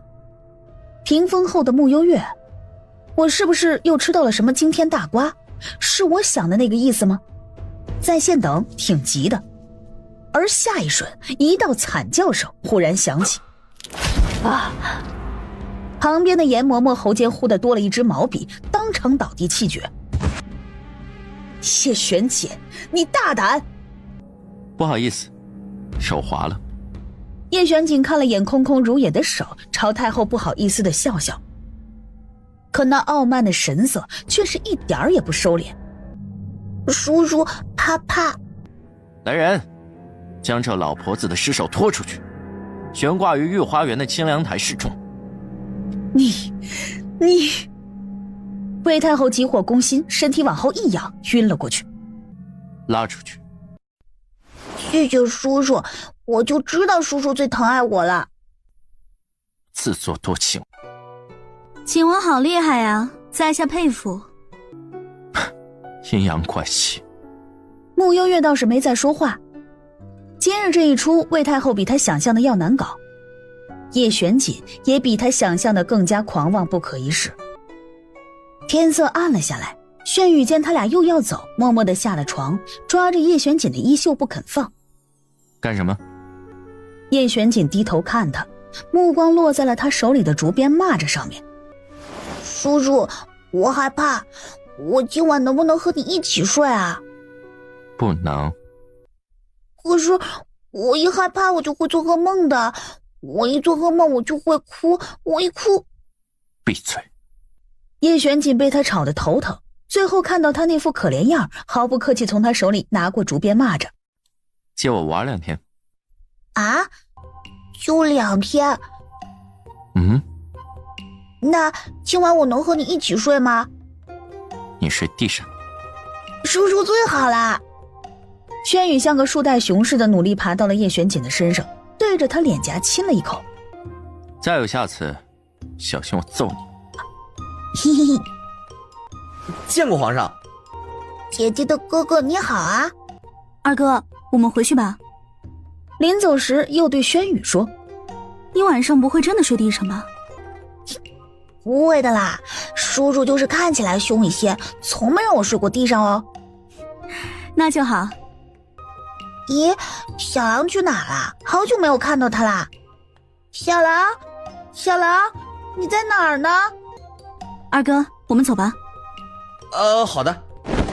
两人一起翻墙离开了锦王府。原地，叶玄锦把玩着这只竹蚂蚱，暗自心里嘀咕：小没良心的，不知道多买一个吗？真是气死我了！叶玄锦这个奸臣，越发的目中无人了。昨天竟然杀了太后娘娘身边的严嬷嬷，那可是太后身边的人，他就那样杀了，你说他是不是太狂妄了？咱们宣朝再这样下去，迟早要改姓叶。先帝在世时，叶玄锦就如此了，没什么稀奇的。太后娘娘马上就要办50大寿了，叶玄锦这个节骨眼杀了严嬷嬷，摆明了是故意要和太后作对。甜甜，你的毒药研究好了没有？若是没有的话，我今晚出去买点砒霜，我一不做二不休。爹爹，我觉得凡事不能只看表面。在目前看来，自小皇帝登基后，在叶玄景的辅佐下，宣朝蒸蒸日上，百姓安居乐业，叶玄景似乎没有做出任何出格的事情。是啊，我觉得甜甜说的不无道理。那万一他是借皇上的手，给自己铺上一条平稳的路后，再谋反呢？我觉得他应该不屑借助别人之手给自己铺路，因为他有随时覆灭一个王朝的能力。这是啥？你们一个个的怎么都帮着那个大奸臣说话？有吗？穆幽月一怔，他帮叶玄锦说话了吗？他不是在分析当下局势吗？我知道你们都关心我，怕我和叶玄景硬碰硬没落到好处，但身为朝廷命官，爹爹身上的担子也很重啊。爹，这事要我说，你先别急，过几日不就是太后寿宴了？到时候看看魏家、陆家和李家他们那几大家的反应再说。就是啊，咱们光在这里操心也没用，先静观其变吧。比起叶玄锦，我倒是更想弄死姓陆的和姓黎的这俩。等太后的寿宴过了，就是你们母亲的忌日了，到时候都把时间空出来，别忘了。木匠说完，有些疲惫地站了起来，往后院走去。你俩刚才去哪儿玩了？出去随便逛逛。啊，对了，小四，昨天下棋你没赢我，不是说要赢回来吗？咱俩下棋去。二哥，我和你说，今天我要是再输给你，我就把我新搜刮来的宝象送给你。你们大理寺还缺人不？能经常搜刮东西那种职位还有吗？莫幽月回到房间，躺在房间的摇椅上一晃一晃的，明明有些困，却怎么也睡不着。思绪流转间，忽然在想，陆家这段时间是不是过得太安逸了？莫幽月以最快的速度来到了陆家老宅，见到陆永慧书房的烛火还亮着，门口还守着2个护卫，视线定格在其中一个护卫脸上，些许久远的记忆浮现在眼前。别走啊，陪我玩玩吧。你每天跟在小姐身边，难道不觉得寂寞吗？快走开，别碰我！一个奴才而已，装什么清高啊？来，跟我走。你再碰我，我就自尽。小姐还需要我的血，我要是死了，后果你知道的。tiểu贱人，你给我等着！小姐，你来的正好。这个贱丫头刚才说，如果没有她的话，你早就死了。什么？你这个贱人，看本小姐打不死你！那些年在陆府受的委屈一幕幕呈现在眼前，莫幽月的脸色越来越冷，手腕一扬，掌心的刀以光速挥向那名护卫，噗呲，顷刻间血花飞溅。这就是师兄说的，府中常有神秘杀手出现。已经是第3次了，对方身手高超，根本查探不到任何的底细。如此利落的杀人手法，对方应当对你们陆府地形格外的熟悉，只怕是你们自己人。董琦，你说一个毫无武功内力的人，会在3年的时间里练出这样出神入化的武功吗？这世上没有不可能的事情，更何况你还怀疑他拥有凤凰精血。拥有凤凰精血的人乃是逆天命格，如若那姓穆的丫头体内真的拥有凤凰精血，那么你们陆家早晚要亡。那可有逆转的办法？自然是在他的凤魄真正苏醒之前，除之而后快。可是妙龄如今还需依附他来治病啊。这世间还有一人，是个绝顶的炼丹高手，他手里的丹药珍奇无比，可救昆王妃。是谁呀？锦王叶玄锦。叶玄锦那人深不可测，由于我陆家素来没有交情，他又岂会轻易赠药？这就要看你们自己的本事了。师兄，你如今无非就是2条路要走，一是去攀附叶玄锦，借机求药；二则是放弃你的女儿。有她在，你的绊脚石将永远存在。师兄啊，当年你与我合作时，豁出去了一切，才从一个不起眼的弟子换得今日的繁华，怎得如今为了官，反而畏手畏脚的？为官20载，还是区区尚书。师弟，我可真是替你可惜呀。你容我再考虑考虑。转眼便到了魏太后的生辰当日。哎，本王怎么觉得穆家那位嫡女有些眼熟呢？你当然见过。当初穆幽月在我身边为奴时，你还与他说过好几次的话。殿下见过无数美人，只能说，穆家这位嫡女和往昔那些一样，美得千篇一律。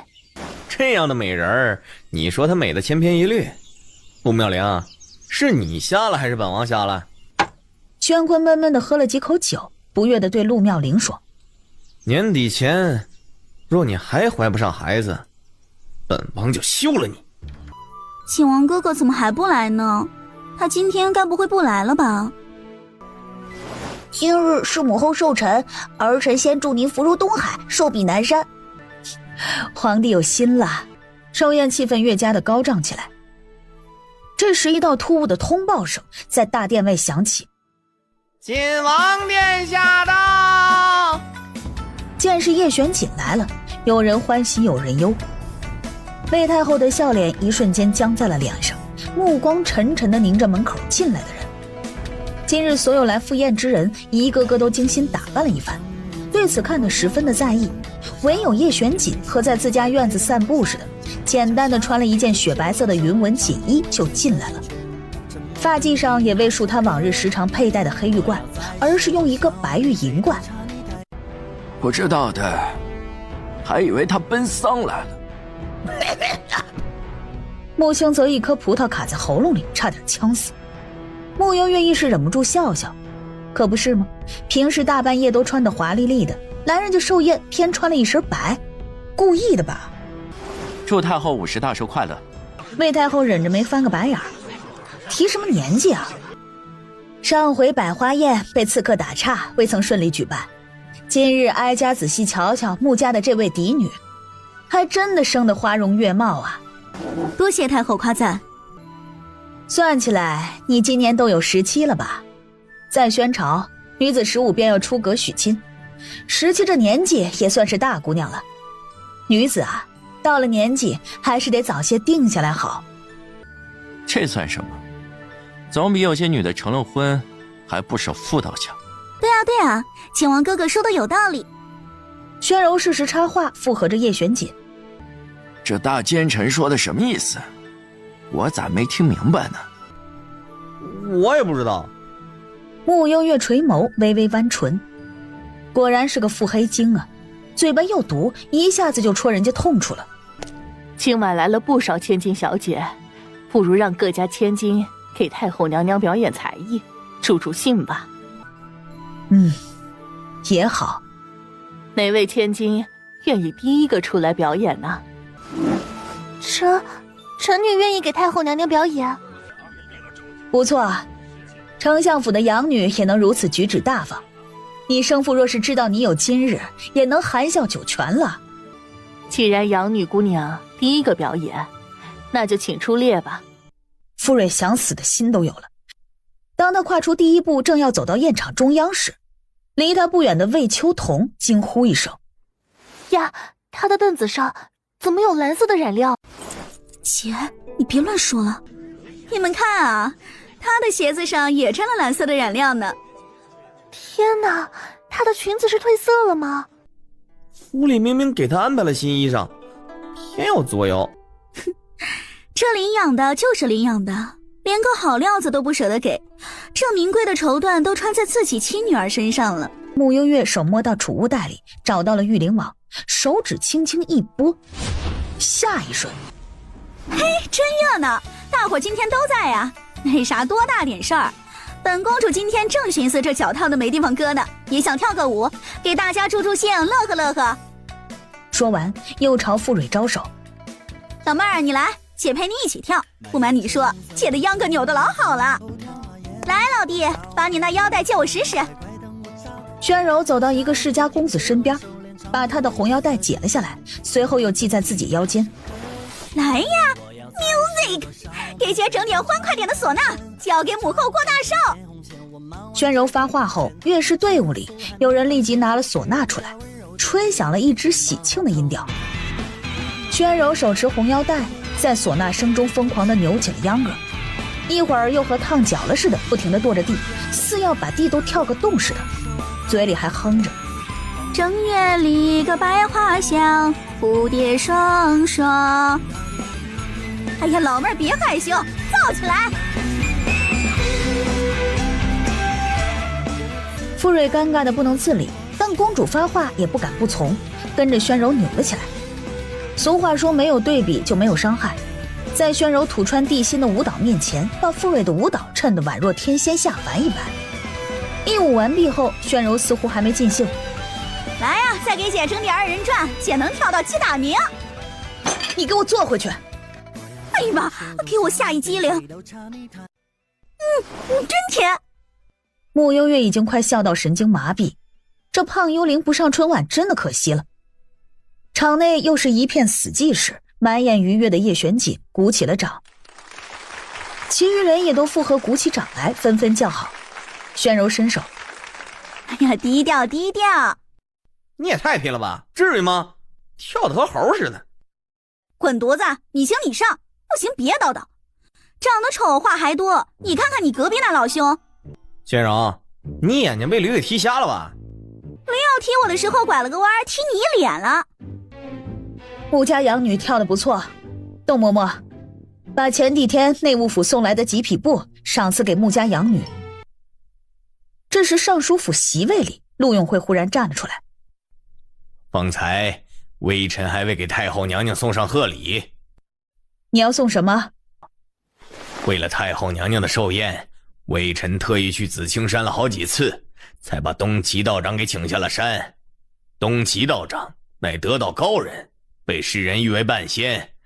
微臣特意请道长下山，施法为太后娘娘延年益寿，愿太后娘娘永葆青春。你说你请来了东岐道长？不错，东岐道长就在门外候着。快请他进来。没多久，一身灰色道袍的东岐道长挺直腰杆走了进来。穆幽月条件反射似的往叶玄锦看，叶玄锦一脸你看我做什么？穆幽月，你说呢？东岐道长进来后，朝太后弯腰行礼。道长不必多礼，早知道你来了，怎么也不会让你在门外等那么久，是哀家考虑不周了。能为太后娘娘祝寿，是贫道的荣幸。东岐道长，那你快开始为太后娘娘做法吧。也好。东岐道长指尖一捻，嘴里开始念口诀，没过多久，忽然停了下来。不好，此地有道行高深的妖孽。妖孽？我看你一个大饼粉条子脸长得像妖孽。首尔不得胡言。嫂爷，我还说错了不成？这一天天整这些虚头巴脑的玩意儿干啥呀？说吧，你要多少钱？公主怎能如此羞辱贫道？既然宣柔公主觉得贫道在此妖言惑众，那贫道便先退场吧。哎，道长，等一下。道长，哀家先代替柔儿向你赔个不是，只是你方才说的妖孽是怎么回事啊？方才贫道在为太后娘娘施法延年益寿时，发现西北方向有一妖孽一直在阻挠贫道为太后娘娘施法。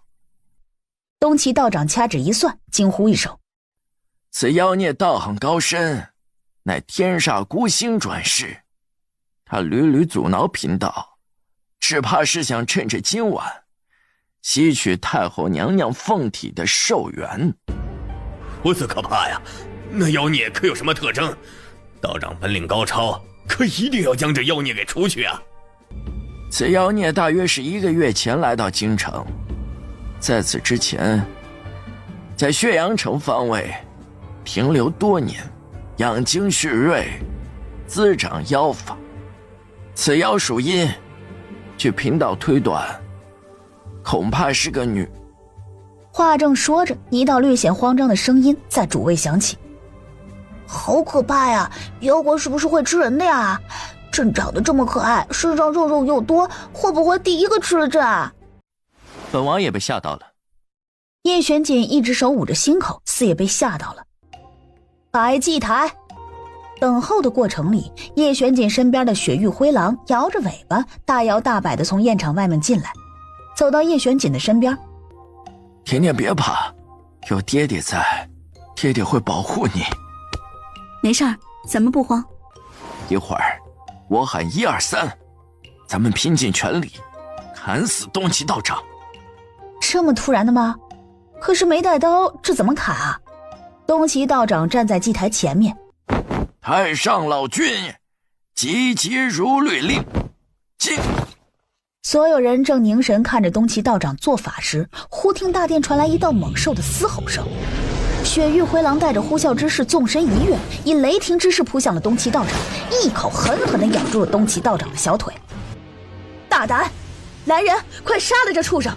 雪域灰狼忽然咬破了他的裤腿，从里面翻出一个东西，随后叼着那东西跑回叶玄锦的身边，卷着舌头大口吃了起来。哎呀妈呀，鸡腿儿！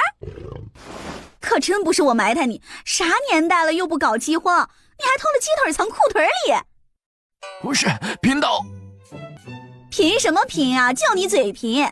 你别告诉我那妖孽是个黄鼠狼，你想用鸡腿引他出来啊？唉，妖孽没找到，偷鸡腿的倒是有个现成的。穆幽月没忍住笑出了声，旁边木相看他一眼。甜甜，忍住，咱们不能因为大奸臣笑。穆幽月又恢复正色。叶玄锦今晚的花招还真多呀。贫道，你还蹬鼻子上脸了是吧？道长，你先下去吧。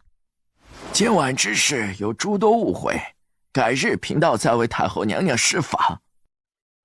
道长，道长，你闭嘴，坐回去！一天天净整这些土炮玩意儿。穆幽月见时机差不多了，这里阳气太重，不适合胖幽灵生存太久。指尖一挥，将胖幽灵收了回来。炫柔的身体猛然一怔，晃脑袋，完全不记得刚才都发生了什么。哀家身体有些不适，今晚就到这里吧。别呀，母后。人家的景王哥哥今天晚上还没有送礼了啦，人家想看看景王哥哥给母后准备了什么礼物，一定很棒棒哦。啊，是啊，景王今晚该不会真的两手空空吧？的确是给太后准备了一份大礼，带进来。话落，在禁卫军之首文霄的带领下，一个年过50旬的男子穿着一袭干净的袍子走了进来。怎么是郑将军？他不是被革职关进大理寺了吗？叶玄锦究竟想做什么呀？该不会又想杀人了吧？这也太丧心病狂了，毕竟太后娘娘生辰呢。微臣禁卫军副统领郑建坛拜见皇上，拜见太后娘娘。免礼。禁卫军统领，叶玄锦，你什么意思啊？前2日查明了真相，之前是本王误会郑将军了，所以立即赦免了郑将军。但奈何之前在大理寺用刑用得厉害，郑将军以后恐怕无法上战场，为了弥补，所以安排了其他官职。这份礼物太后娘娘可还算满意？景王宅心仁厚，这是哀家今晚收到的最好的礼物了。那就行，太后娘娘今晚能够睡个好觉了。母后，儿臣有一事想说。你能不说话了吗？什么呀，儿臣今晚都没怎么说过话。宣柔嘀咕一句，随后面容羞涩地看向叶玄锦，当众开口：儿臣倾心于景王殿下，还请皇上和母后做主。你倾心没用。叶玄锦毫不留情地拒绝，连个正眼都没给宣柔。你快坐下吧，还嫌今晚不够丢人。角落里，礼部尚书府的嫡子唐周忽然站了起来，磕磕巴巴地说：小臣斗胆有一事想说。你说。小臣想请皇上赐婚。你喜欢谁啊？穆家嫡女穆幽月。小臣几日前在街市便对穆小姐一见倾心，想娶她为妻。啊，要娶姐姐？经过叔叔同意了吗？轩宇往叶玄锦看去，果然叶玄锦在沉默了一阵后嗤笑一声：礼部尚书府的公子着实没规矩。吓得礼部侍郎赶紧站起来，虽是惶恐，却还是有些骨气。敢问景王殿下，小儿想求一桩婚事。怎么就没规矩了？严嬷嬷头七未过，尸骨未寒，令公子竟还只想着自己的风月之事。来人，拖出去打50大板。众人又一次被叶玄锦的无耻给震惊了。人家为什么尸骨未寒，您老心里没数吗？散场。叶玄锦先站起来走了，宣柔想追上去。宣柔，你给我回来！大哥，你干嘛拉我？景王哥哥都跑了。你能不能消停点儿？今晚咱们皇家的脸都快被你丢尽了。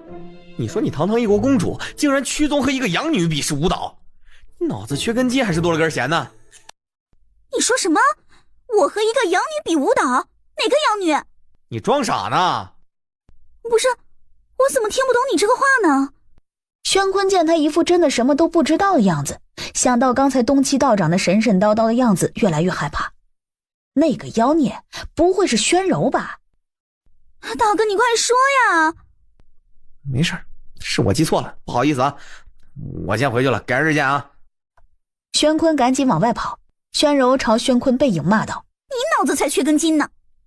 木相看着身旁的穆幽月，犹豫了好久，最后忍不住问：“甜甜，你和叶玄锦的关系很好。”爹爹此话何意？他今晚帮了你很多次。哎爹，锦王和太后一向不和，今晚估摸着存心要恶心太后吧？你忘了前几天锦王还把太后身边的严嬷嬷给弄死了。对啊，我怎么把这茬给忘记了？那就好，那就好。出了宴场，我今晚留在太医院，有空常回家。是父亲。甜甜，三哥过段时间回家看你。三哥自己多注意休息。好。穆幽月余光瞥到禁卫军之首文霄的身影，文霄朝他挑眉，伸手指了指一个方向。二哥，景王找我，你帮我顶一下，我去就来。嗯？穆星泽还没反应过来，穆幽月就闪身离开。二哥，甜甜干嘛去啊？女孩子的私密事儿你别问。老二，甜甜呢？他刚说要去送点东西给姑姑。这样啊，那我们去宫门口等他。看望姑姑是女孩子的私密事，难道不是吗？是吧？景王找我？按理说，本王今晚拼了全力帮你，该你主动来找本王才是。哦，是吗？那是我不懂事了。本来就是你不懂事。叶玄锦一副理所当然的样子。那我就在此衷心的感谢景王殿下。敷衍。你怎么找了这么个地方？凉快啊。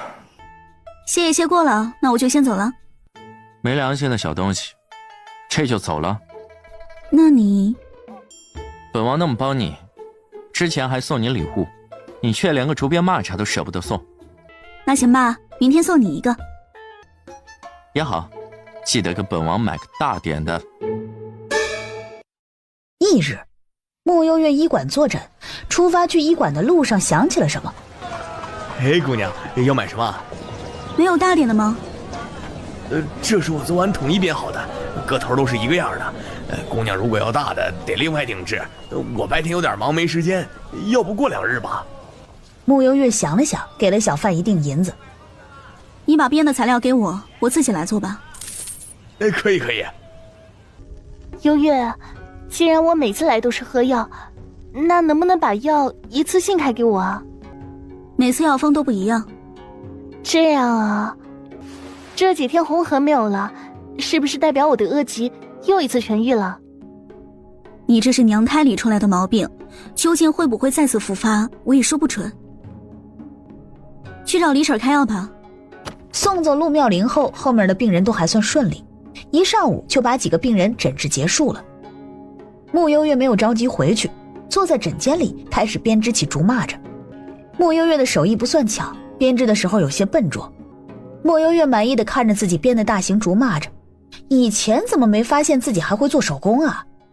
叶玄锦2根手指捏着穆幽月送他的礼物转来转去，钻研了许久，看了不下30遍后，眼神有些疑惑地看向穆幽月。怎么，嫌小？这倒不是，挺大的。那你是本王记错了吗？难道我昨天和你说的是我要竹鞭胖老鼠？竹鞭胖老鼠？叶玄锦，你真的想象力真丰富啊！叶玄锦见他脸色陡然一变，又看了看这粗糙的手工活，很是温和的开口：“这个该不会是你编的吧？”我看起来很闲吗？随便问问你凶什么？我凶了吗？说完，一只手伸过去，准备把胖老鼠呸，竹蚂蚱给拿回来。手指刚触及到竹蚂蚱，还没抓稳，一只手便抓住了他的手腕。叶玄锦眼尾轻勾：“干嘛呢？”既然不喜欢，那还给我。本王说不喜欢了吗？礼物已经送到，那我先走了。用完膳再走。不吃。慕幽月果断拒绝，气都气饱了。见他果真潇潇洒洒的走了，叶玄锦饶有趣味的看着他的背影，又看了看手里的胖老鼠。越看越可爱。准备食盒。殿下这是要出门吗？有什么好问的？人家不留，咱们殿下还不能上门吗？慕幽月回到幕府。甜甜回来了，明天一早我们要去看望你母亲。有什么需要我帮忙的吗？不用，你娘亲只要见到你，她就高兴了。前2天她还托梦给我，问我甜甜长高了没有。好了，都先用膳吧，甜甜一定饿了。擅闯女子闺阁，景王这是什么癖好？找你吃饭。吃不下了。没良心。你又不是第一天认识我，那我看着你吃。叶璇姐毫不在意，举止优雅地吃着饭菜，每道菜只是简单的尝几口就放下了筷子。甜甜！门外突然响起了敲门声，原本一脸淡定的慕幽月突然就有些慌了，看着坐在这里的叶璇锦，赶紧起身，双手抓着叶璇锦的手臂，把她往后窗的方向推。你做什么？你说呢，大奸臣？甜甜，你在不在里面？我在，爹爹你等一会儿啊。慕幽月伸手开窗，又发现这窗见鬼了，怎么突然打不开了？最后急忙把叶璇锦推进了衣柜里。没多久，木匠推门进来了。怎么一股饭菜香啊？有吗？没有吧？爹爹找我有什么要事吗？是这样的，我今天呢，上早朝结束后，碰见了郑将军。宴会的时候我都没有发现，他的右手竟然几乎全废了。你说郑将军那么刚正的一个人，如今被奸臣迫害，只能屈身做一个禁卫军副统领，真是可惜啊。或许人家背地里不一定刚正呢。甜甜，你的毒药研究好没有？啊？就是能一口气毒死叶玄景的那个毒药，最好是无色无味的那种。你那边有办法研制吗？木匠还是想毒死叶璇锦。慕幽月摸了摸鼻子，下意识地看了眼衣柜的方向，有些难以想象叶璇锦此时的表情。爹，其实人家好像没那么坏吧？甜甜呀，你可不要被他那副臭皮囊给欺骗了。那家伙一肚子的坏水儿，这次整郑将军，下回说不定就轮到我了。我得先做好万全的准备。你努力，赶紧研究一个出来，咱们明面上斗不过的，就来点阴的。爹，我怎么觉得你看起来比较像奸臣啊？木匠又连声叮嘱了慕幽月好几句，才离开了房间。本王先走了。走了？不打扰你研制毒药了。每天被那么多人惦记，我一个半路出家的异姓王，还挺有出息。叶璇锦，你与我有救命之恩，只要不伤害我的家人，我不会杀你。叶璇锦凝眉，似乎在思索他的话。救命之恩？你可以走了。去陵园祭拜的日子，素婉，我来看你了。素婉，我知道你这些年最记挂甜甜，你看，我把甜甜带来了。穆幽月目光落在前方时，神色一顿，以为是自己看错了，空坟竟然是座空坟。甜甜，甜甜，母亲的遗体安葬在这里吗？那是当然，当初是我亲手安葬的。甜甜，你怎么了？是哪里不适吗？我没事，对不起，是我没整理好情绪。一直到天黑太阳落山，几人才离开了陵园，到镇上穆家空置的一间宅院入住。子时过后，穆幽月身影又一次出现在了陵园。时间流逝，在蓝色光芒的衬托下，穆幽月的脸色越发的惨白。周围树木光影轻轻的晃动，无数幽灵被引之而来，好奇的看着这一幕。许久，穆幽月睁开眼，没有，母亲并未转世投胎。甜甜，你怎么样了？二哥，母亲的坟是空的，且她并没有转世投胎。你说什么？你的意思是母亲还活着？我不能确定，也有一种可能是有人偷走了母亲的遗体，但母亲的灵魂在外飘荡，并没有转世。木星则陷入震惊，与此同时竟还诧异于甜甜竟然可以通灵。这件事情我们需要从长计议，暂时不能对爹爹他们透露。可若母亲真的去世了，却又没有转世，那么这10多年她又在哪儿呢？我们先离开这里。好，你还能走吗？要不二哥背你回去吧。没事，休息一下就好。一连过去了半个月，这半个月里京城可谓热闹至极。尚书府也不知道撞了什么邪，半个月里天天早上起来就发现府里死了人。更可怕的是今天，陆永慧早上睁眼发现躺在身边的爱妻死了，就这么死在身边，他竟然毫无察觉。当时吓得他连衣衫都来不及整理，连忙跑到了门外，吩咐管家去京兆尹府报案。穆家这边，二少爷今天出门了吗？出门了，天没亮就拉着四少爷去大理寺了。四少爷困得人都在飘。这小子最近挺好学的呀，天天往大理寺跑，难不成也想和小四一样在大理寺当值？啊，对了，方才听说尚书府昨晚又死人了，陆永慧一大早去京兆尹府报官了。穆相对此事是知情的，感叹于甜甜那身古怪的本事，同时又有点担心他。老爷，上朝快迟到了。福伯见他发呆，大喊了一声，穆相赶紧回神。哦，对，陆大人府里又死人了。裴大人，我府邸接连离奇死人，弄得整个京城都人心惶惶，烦请裴大人派人彻查一番。陆大人是不是得罪了什么人？回禀景王殿下，微臣为官20载，处处与人为善，想不起来得罪了什么人，兴许是江湖上一些亡命之徒所为，也不一定啊。江湖上，比如赤血山、安明殿，皆有可能。江湖门派可没那么闲，要杀就杀你们一窝了，谁还每天跑来杀一个？路飞，你说，陆大人府中最近死了多少人？连续15天死了15人。都有哪些人？第1天死了一个丫鬟，第2天……正说着，外面跑来一名京兆尹府的侍卫，直接打断了陆永慧的话。裴大人，穆家小姐来报案了。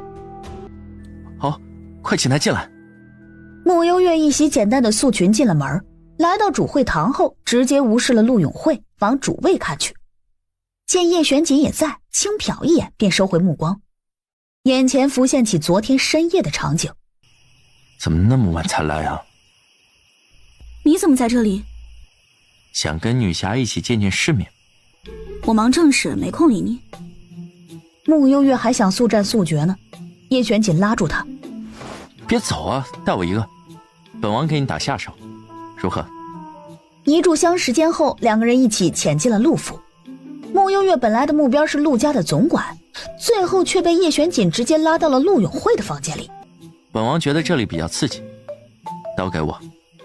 叶玄锦问他要刀，穆幽月把刀递给他。叶玄锦手提着刀朝床榻走近，没一会儿，刀背上染了血迹。全程也就几秒的时间，杀人速度可比穆幽月快多了。明晚继续。穆小姐，你要报什么案？我的手镯丢了。穆幽月皱眉，很不高兴地说。叶玄锦眸底染笑。这么严重？手镯贵不贵？挺贵的，8两银子买来的。什么时候不见的？昨天从医馆回来后不见了。叶玄锦长长的嗯了一声。或许是哪个病人偷走了。来人，末将在。去查。是。一说完，直接招呼了20多个京兆尹府的官兵，浩浩荡荡的出去搜查。多谢景王殿下。裴大人，景王殿下，我那边……来人，去查。陆永慧正高兴呢，就见旁边站了2个官兵出来，朝他示意。陆大人，我们走吧。不是这，1个8两的手镯丢了，派了20多个官兵，他家死了15个人，就派2个官兵去查。什么意思啊？景王，我府里接连死人，加上之前那些，加起来怎么也有20人了。此事事关重大，难道如此敷衍吗？怎么，难不成你还要本王亲自登门给你查吗？叶玄锦眉眼一沉，语气内透着浓浓的压迫感。陆永慧哪里敢？最后带着2个官兵悻悻离开。你俩什么情况啊？没什么，也就昨天本王杀人时，他在旁边望风。叶玄锦轻描淡写地说。裴衍之直接被哽住了，不可思议地看了看这俩人。你俩都有病吧？一个杀人，一个望风就罢了，今天还存心合起伙来气陆永慧一回，绝了。穆幽月蹙眉，我手镯真的丢了。没事，本王送你一个，感谢你昨晚带本王见世面。裴衍之真的没眼看。过了一会儿，叶玄锦朝穆幽月招手，过来。穆幽月走近，叶玄锦把刚才手边翻的册子递给他，拿回去看看。你们京兆尹府来这么多人做什么？丞相府穆小姐的手镯，昨日在医馆丢失，卑职查到昆王妃昨日曾去看诊过，特意前来请昆王妃配合调查。你说什么？本王的王妃会惦记穆幽月一个手镯吗？不对，王妃昨天回娘家了，怎么会去医馆的？你们在搞什么？宣坤觉得莫名其妙，对身边的下人说：“去把陆妙龄给我叫出来。”房间里，陆妙龄正坐在软榻上，一脸痴痴地看着手腕上的血玉手镯。昨天他去医馆的时候，却不想听到了李婶在后面和穆幽月说话：“姑娘，你那个血玉手镯能不能借我这个老婆子戴几天呢？”你哪里不舒服吗？唉，最近总有些不适。你那个神奇的血玉手镯，乃是你的精血以及紫晶石制成，不仅可以去除病气，还可以避灾驱邪。对我这个不爱吃药的老婆子来说呀，最合适不过了。行啊，今天有点忙，下午给你。几乎是想也没想，陆妙龄趁着穆幽月没回来，就把血玉手镯藏进了自己的衣服里。王妃，王爷找你。听昆王突然找他，陆妙龄顿了顿，取下了手镯放到了枕头底下，便脚步轻快地出了房间，去往院子里。陆妙龄，你昨天去哪儿了？陆妙龄发愣的时间里，宣坤已经不耐烦了。问你话呢，哑巴了？臣妾昨天去了一趟娘家，探望母亲，有什么问题吗？听见没？王妃昨天没去什么破医馆。可昨日城内许多百姓，包括医馆1楼守门的王大爷，都说见过昆王妃。本王妃的母亲昨日病了，所以我去了一趟医馆，去请穆家小姐开了一些药，有什么问题吗？那就对了，穆小姐今早报官，说她的手镯昨日在医馆丢了，所以昨日去过医馆的人都有偷盗的嫌疑，还请昆王妃配合调查。放肆！我乃是堂堂坤王妃，什么金银珠宝没见过，怎么会去偷盗穆幽月一个手镯？你们这是存心打我们坤王府的脸面。就是，你们京兆尹如今都是这么办事的？这件事情用脚趾头想，也不可能是王妃做的。双方僵持时，外面又跑来几个官兵，正要和张浩说悄悄话时，宣坤开口：“大点声说。昨日看诊的3位病人的府邸都搜查过了，没发现手镯。陶盛康的家宅也搜过，只差……”言下之意就差坤王府了。你们这是存心和我们坤王府过不去了？你们是铁了心要和本王作对是吧？行，你们去搜，如果一会儿没搜到，通通给本王爬着出去。王爷，你闭嘴！整天就知道给本王闹一些幺蛾子。得了宣坤的同意，京兆尹府的官兵们开始在坤王府里大规模的搜查。眼看着张浩去他房间的方向，陆妙龄下意识地往房间跑。王妃今天好像的确有些奇怪。哪里奇怪啊？听闻那位穆神医一天只接待3位病人，王妃又是怎么去开药的？除非她和穆小姐关系很好，可他们又是哪来的交集呢？本王去瞧瞧。坤王妃，请让一下。本王妃被你们气得头疼，连躺一下都不行吗？张浩看他行事古怪，又找来2名官兵，把他拉起来。你们大胆！本王妃玉体尊贵，你们敢碰一下？你给我配合一点，要不然看本王怎么收拾你！王爷，陆妙龄被宣坤的大力扯倒在地，张浩等人顺势去床铺上搜查。当一掀开枕头，见到一枚血玉手镯安安静静地躺在那儿后，所有人都愣住了。这手镯是我自己的，是我们陆家的传家宝，不是穆幽月的。听到没有？还请坤王妃随我们去一趟京兆尹府。我不去，我凭什么要去？叫你老实点待在府里，3天2头的死出去，赶紧去京兆尹府，拒捕是要被关押判刑的。京兆尹府，我都说了不是我偷的，我陆妙龄要什么没有啊？谁会稀罕偷一个手镯？这就是你们陆家的传家宝啊！不错，这手镯乃是我陆家的传家宝，名为血色红玉。主位上，叶玄锦看了眼那玉镯的成色，朝穆幽月看过去。8两买的。穆幽月点头。买贵了，最多3两。叶玄锦毫不留情地拆穿。碰到好脾气的卖家，或许还能砍价。把穆幽月说的一通无语后，叶玄锦又略带鄙夷地朝陆永慧看去。你们陆家穷成这个鸟样了。这回陆永慧无语了。偏偏今日叶玄锦这张嘴毒得很，又接着道：一个染色石头做的手镯，竟也能当传家宝？这手镯就是我丢失的那个，多谢你们帮我找回来。你胡说，这玉镯是本王妃的，是我们陆家的传家宝。传家宝代表传承，谁说一定是名贵之物？不错，这传家宝是我祖上传下来的。我祖辈那时候过得艰辛，没什么好东西，但这手镯对我们全家都意义非凡。穆小姐，是不是看错了？可这真是我的东西啊！你有证据吗？这手镯写你名字了吗？写了呀。叶玄锦朝宣坤看去，招手。宣坤没反应过来，傻愣愣的就走上去，把手镯递给了叶玄锦。写哪了？知道为什么我买贵了吗？叶玄锦表示不知。因为我这是独家定制的。说完，穆幽月请裴燕之帮他找一盏烛火来。没多久，玉镯内清晰可见刻了3个字儿：穆幽月。朱会堂内安静了许久。半晌，叶玄锦轻笑一声，一脸欣慰地看向陆永慧。原来穆幽月是你们陆家的老祖宗。陆永慧和陆妙龄怎么也没想到手镯里面还有这样的名堂。宣坤见到那3个字后，气得一跺脚，踹在陆妙龄的小腿。你吃屎了吗？跑去偷东西啊！昆王别谢啊，万一真的是巧合呢？陆大人，你们家老祖宗叫什么？叶玄锦又耐着性子问了一遍。不错，我们陆家有位老祖宗，也叫穆幽月。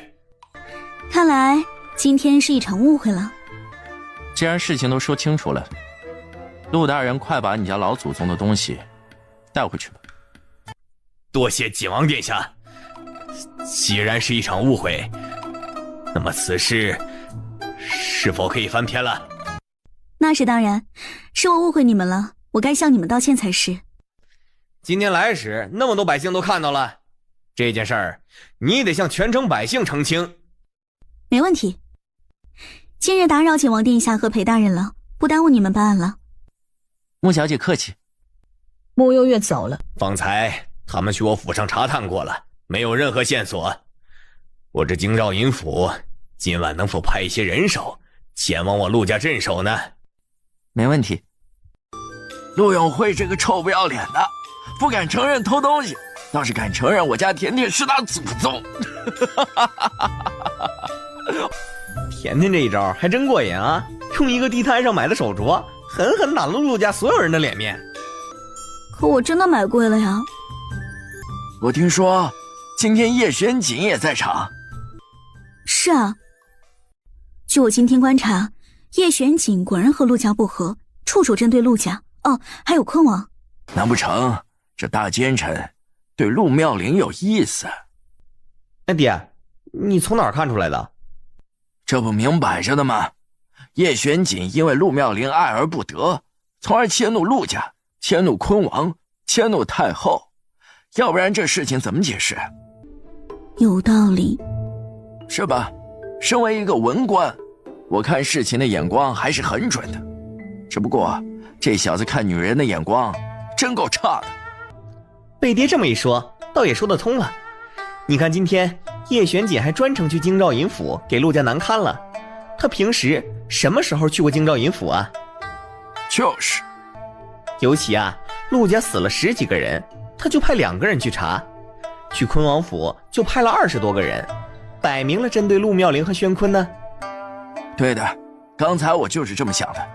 看来啊，你和我想一块儿去了。和穆兴泽一起悄悄离开大堂后，穆幽月敛了敛笑意。二哥最近天天去大理寺，查到了什么吗？我把近几年犯了事的朝臣通通拉出来翻了一遍，对比了一下，的确是有些蹊跷。这些朝臣里面有些是清官，却突然被扣上贪污受贿的帽子。据我所查，这些人被冤枉后，原来的职位被顶替的都和黎家私下关系匪浅。我原本是想去搜集一些陆家的罪证，没想到陆家的没发现，反而查到了黎家的。这是今天叶玄锦给我的。陆永慧竟是紫清观出来的人。传闻东岐是誓师，才夺得紫清观道长之位，可这册子里的内容，陆永慧当年也参与在其中。看来我又要离家一段时间了。这些天陆家动静闹得太大，必定加强了防范。你要不先收拾手吧。我本来也没打算继续了。那就好。陆永慧这人阴险狡诈，加上东岐这老道还未离京，咱们得低调点。对了，既然叶玄锦那大奸臣可能对陆妙龄有意思，保不准哪一天他俩就擦出了爱的火花了。你最近离陆妙龄也远一些，免得那奸臣发起疯来重伤你。不至于吧？叶玄锦就是个疯子，他什么事情都干得出来。回到自己房间，忽然想起叶玄锦昨晚是不是说过今晚还要去陆家来着，可今天实在是困呢，便继续睡了。天刚亮，穆幽月醒来时便被房间里多出来的人吓了一跳。你怎么来了？本王等你等到了4更天，怕你被人弄死在半路，好心过来看一眼。景王可真是一副菩萨心肠。那当然，你今天才发现？呵呵。昨晚怎么没去？当了人家老祖宗，开始关爱小辈了？可不是，人家毕竟叫我一声老祖宗，我总得厚道一些。那不巧了，本王昨晚等你等得不高兴了，一时冲动跑进去又杀了2个人。你可以走了。叶璇锦嗯了一声，从衣袖里拿出一个锦盒，送你。答应你的，补你一个。要回礼吗？当然。再送本王一个竹编蚂蚱，要比上次的更大一些。那还是还你吧。行吧。说罢站起来就往门口走。穆幽月赶紧追上去。哎，你去哪儿？回府啊。走窗户。不行，本王行得正坐得端，不怕窗。你走窗户，我收手镯。要给本王回礼，明天就要。行。穆幽月咬咬牙，完美的协商过后，叶璇锦才朝窗户的方向走去，消失在了穆幽月的房间。陆卿家，你有何事啊？启禀皇上，微臣府邸接连发生命案，连京兆尹府都束手无策，微臣只能请皇上来做主了。陆卿家是不是得罪什么人了？微臣一片赤诚担心，怎会得罪如此丧心病狂的人？微臣担心是有人故意买通了江湖杀手，借着微臣的陆家，实则是要向皇上示威。毕竟京城是天子脚下，守卫森严，此人却手眼通天，屡屡进我陆家杀人，实在是猖狂至极呀！轩宇张了张嘴，听到这个还怪可怕的。话锋一转，突然又眼前一亮。上回那个什么东西道长，他不是会除妖孽吗？陆爱卿可以去请东西道长去你府里做法除妖啊。陆永慧被轩宇梗得说不出话来。怎么，质疑皇上的话？微臣不敢，只是这种事情光凭做法似乎难以让人信服啊。好，那你的意思是东岐就是个神棍了？哼，那陆大人那晚特意请东岐道长出现在太后的寿宴，是何居心？诓骗太后娘娘吗？唉，陆爱卿作为一朝重臣，朕也不能袖手旁观。这样吧，朕下一道旨意，你带着朕的旨意去找大理寺替你查案吧。最后，陆永慧出了御书房，出宫去了大理寺。唉，好困啊，想吃糖。话落，蒋公公从外面走来。皇上，穆家小姐来看您了，还给您带了糖果来。真的吗？怎么不给本王带糖？姐姐，小心摔跤。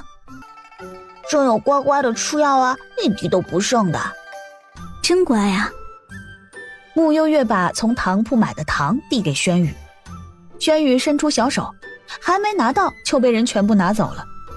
转头，叶璇锦不知道什么时候跟来了，拿起一颗糖放进嘴里嚼了起来。轩宇苦巴巴的皱眉：叔叔，我的糖。手镯呢？带了吗？没带啊。不带算了。什么手镯啊？为什么叔叔不送给我啊？叶璇锦瞟他一眼，把手里一兜子糖都塞给了他。吃你的糖。谢谢叔叔。前期的毒素清的差不多了，等你再养养身体，就要进行下一步了。朕听姐姐的。那我先走了。穆幽月就这么走了，走之前也没给叶璇锦一个多余的眼神。没良心的小怪物。稍稍沉思一下后，唇角弯起，往密道口看去。穆幽月步伐悠哉地走在出去的路上，当到了锦王府的密道口时，见到挡在密道口的雪域灰狼时，嘴角一抽。那什么，能不能让一下，让我先过去？我警告你哦，你再不让开，别逼我揍你，别以为我真的怕你。就这样僵持了许久，直到外面天色都暗了下来，雪域灰狼也没有要让开的意思。你给我等着！最后朝雪域灰狼放了一句狠话后，重新往皇宫方向的密道口跑。穆幽月重新来到轩宇的寝殿时，轩宇正脱得光溜溜的，露出小屁股，准备去泡个温泉。姐姐，你怎么偷看朕洗澡啊？穆幽月背过身去，恰好与叶玄锦四目相撞。叶玄锦一脸笑意吟吟地盯着他看。你怎么又来了？你说呢？特意回来偷看皇上沐浴，你这是什么癖好？叶玄锦玩心大起，觉得甚是有趣，站起身来走到他身边，俯身凑近他。一个小屁孩有什么好看的？不如看看我。是可忍孰不可忍，穆幽月一拳头朝着叶玄锦挥去。叶玄锦轻飘飘地握住他的粉拳。干嘛这么生气？穆幽月抽回手，瞪了他一眼，直接大步往寝殿门外走。叶玄锦的恶趣味心里彻底满足了，也不逗他了，找来文萧，送他安全离宫。是，殿下。穆幽月顺利出宫，却没回相府，反而一路出城。主人，你想干什么呀？给我抓一头母狼。你口味挺重的呀，想吃狼肉了？夜晚山风吹着，穆幽月经常能看到木幽灵在眼前飘过。老妹儿，母山鸡行不行？不行。仙女，母狐狸行不行噻？不行。一直折腾到4更天，红烟飘了10几里地。怎么样，还是我厉害吧？发生何事了？就是最后也不知道怎么形容，伸手指了指北院方向。叶玄锦皱眉往北院走去。哪来的？4更天的时候，穆小姐来过一次，后来府里就多了一头母狼。叶玄锦听到这话，却低声笑了起来。记仇的小怪物。殿下，算了，随他高兴。穆幽月满足地睡了个饱觉。傅伯，发生什么事了？出事了，出大事了！什么事？瑞小姐的绸缎庄出事了，许多千金贵妇买了她的布料，回去之后不是穿1天就勾丝了，就是褪色了。现在一群人堵在绸缎庄的门口闹事，要瑞小姐给个说法。刚刚我回来时，坤王妃也去了绸缎庄，说她刚买的绸缎不仅褪色，而且布料也不是云锦的，就是普通丝锦做的。坤王妃说打算去京兆府告咱们穆家坑蒙百姓。这事交给我，先不要惊动爹爹那里。夫人，你说呀，这原料是你自己找的人，还是穆家提供给你的？我也不知道怎么回事，我发誓，我真的没有骗你妈。其实呢，我们也不想为难你一个养女，但你以次充好，骗了我们那么多银子，这件事情按照宣朝律法，你恐怕要被判5年的刑牢呢。坤王妃，我冤枉呀！我也是被人给骗了。给我提供缎子原料的那个老板和我义父是好兄弟，应该不会骗我的。哦，你的意思是，穆丞相对此是知情的了？傅蕊心中左右摇摆不定，最后权衡之下，决定把矛头抛给穆家。对，是穆夫人。幽月，你来得正好。你们穆家的绸缎庄以次充好，衣物不仅褪色，还勾丝。我前2日花50两买的一品云锦，结果却是只值1两的丝锦。这事情你说怎么办？怎么办？怎么好歹都是京城有头有脸的人物，穆家就这样诓骗我们？这件事情我必须要告到京兆尹府去。就是，本来就是冲着穆家的面子来的，结果衣服褪色，害本小姐昨天被人笑话了一通。这事咱们没完。幽月，其实凭我们的交情，我比较想私了的。谁让你私了了？叶姐姐，咱们还是私了吧，这件事闹大了，会影响穆府的声誉的。你一个姓傅的，穆府声誉跟你有什么关系？怎么回事啊？关键时刻，你们穆家说翻脸就翻脸啊？人家不是穆丞相亲自认的义女吗？来人，去京兆尹府报官。很快便有人跑去请京兆尹府的人。月姐姐，对不起，刚才我太害怕了，所以才口不择言啊。清者自清，等京兆尹府的人来了，你若清白，人家不会把你怎么样。这时，京兆尹府带人来了绸缎庄。听说这里有人卖假。对，就是丞相府的这个义女傅蕊，她卖给我的衣料都是褪色的。不仅褪色，还以次充好。裴大人，你看，我的衣服都勾丝了。裴衍之听后扬了扬眉梢，吩咐底下的人去查。身后几个官兵开始在绸缎庄翻了起来，没多久便翻了好几箱的布料出来。经过一番试验，果然不是褪色就是勾丝的下等货色。傅姑娘，这事儿你怎么解释？大人，冤枉啊！我都是正常付银子给那些材料商的，是他们骗了我。单据呢？1匹云锦，你卖给我50两，结算给人家就2两银子，你还敢说没有掺假？可是对方和我说这就是云锦啊！你是真没见过好东西啊！也是，毕竟是管家之女出身，2两1匹布对你来说的确是好东西了。穆小姐，这事儿你想私了还是公了？这事儿无端赖上我们穆家，我们穆家也是一肚子冤枉，当然也要个说法。那就是公了的意思了。行，去，把这个吕老板也叫到京兆府尹去，其他人跟我走。真不知道你是怎么想的，你瞧不起我也就算了，可我毕竟是义父亲口承认的义女，这件事情闹大，对穆家没有好处。既然想靠着穆家过好日子，就少做点白眼狼的事情。这么些年，穆家欠你了吗？片刻后，京兆尹府。怎么了？有什么问题吗？2两银子我卖给傅蕊的，就是普通锦缎，是他自己非要说是云锦的，我能怎么办？你胡说！你这单据上明明白白写了云锦，是你骗我！哎，你别瞎说啊！我平时很忙的，所以2两银子这种布料，我就写个锦字，是他自己偷偷在前面添了一个云字。吕老板指着单据，又把单据往裴彦之那里递了递。大人，你看这个云字和我后面的字迹都不一样，摆明是有人后加的。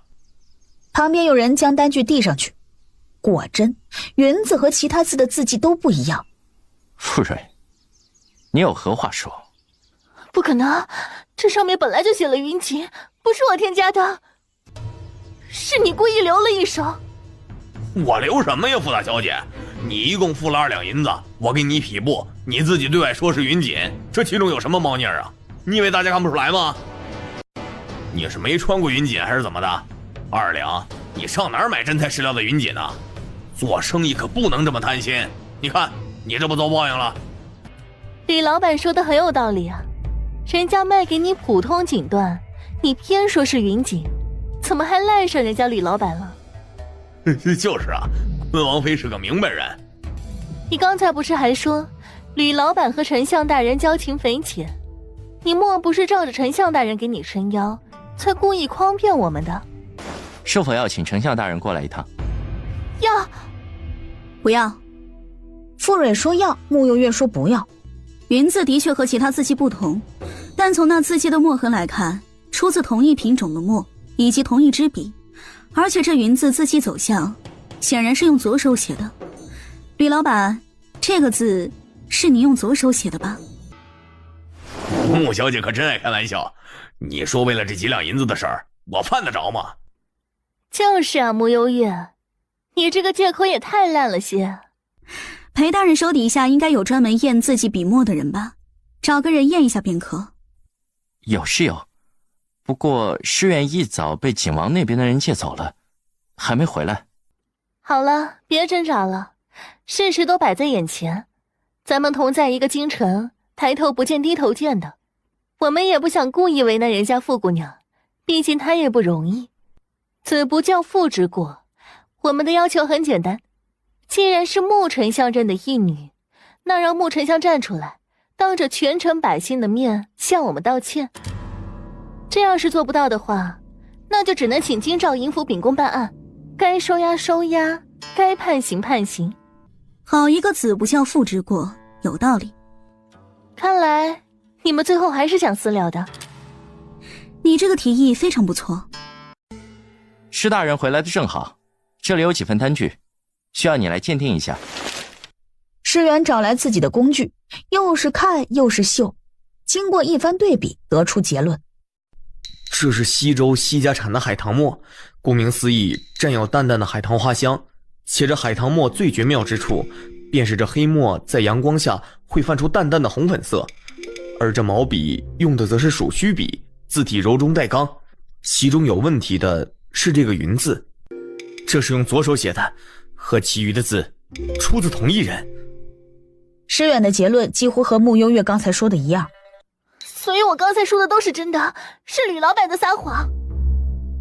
仅凭墨汁和鼠须笔不能说明什么吧？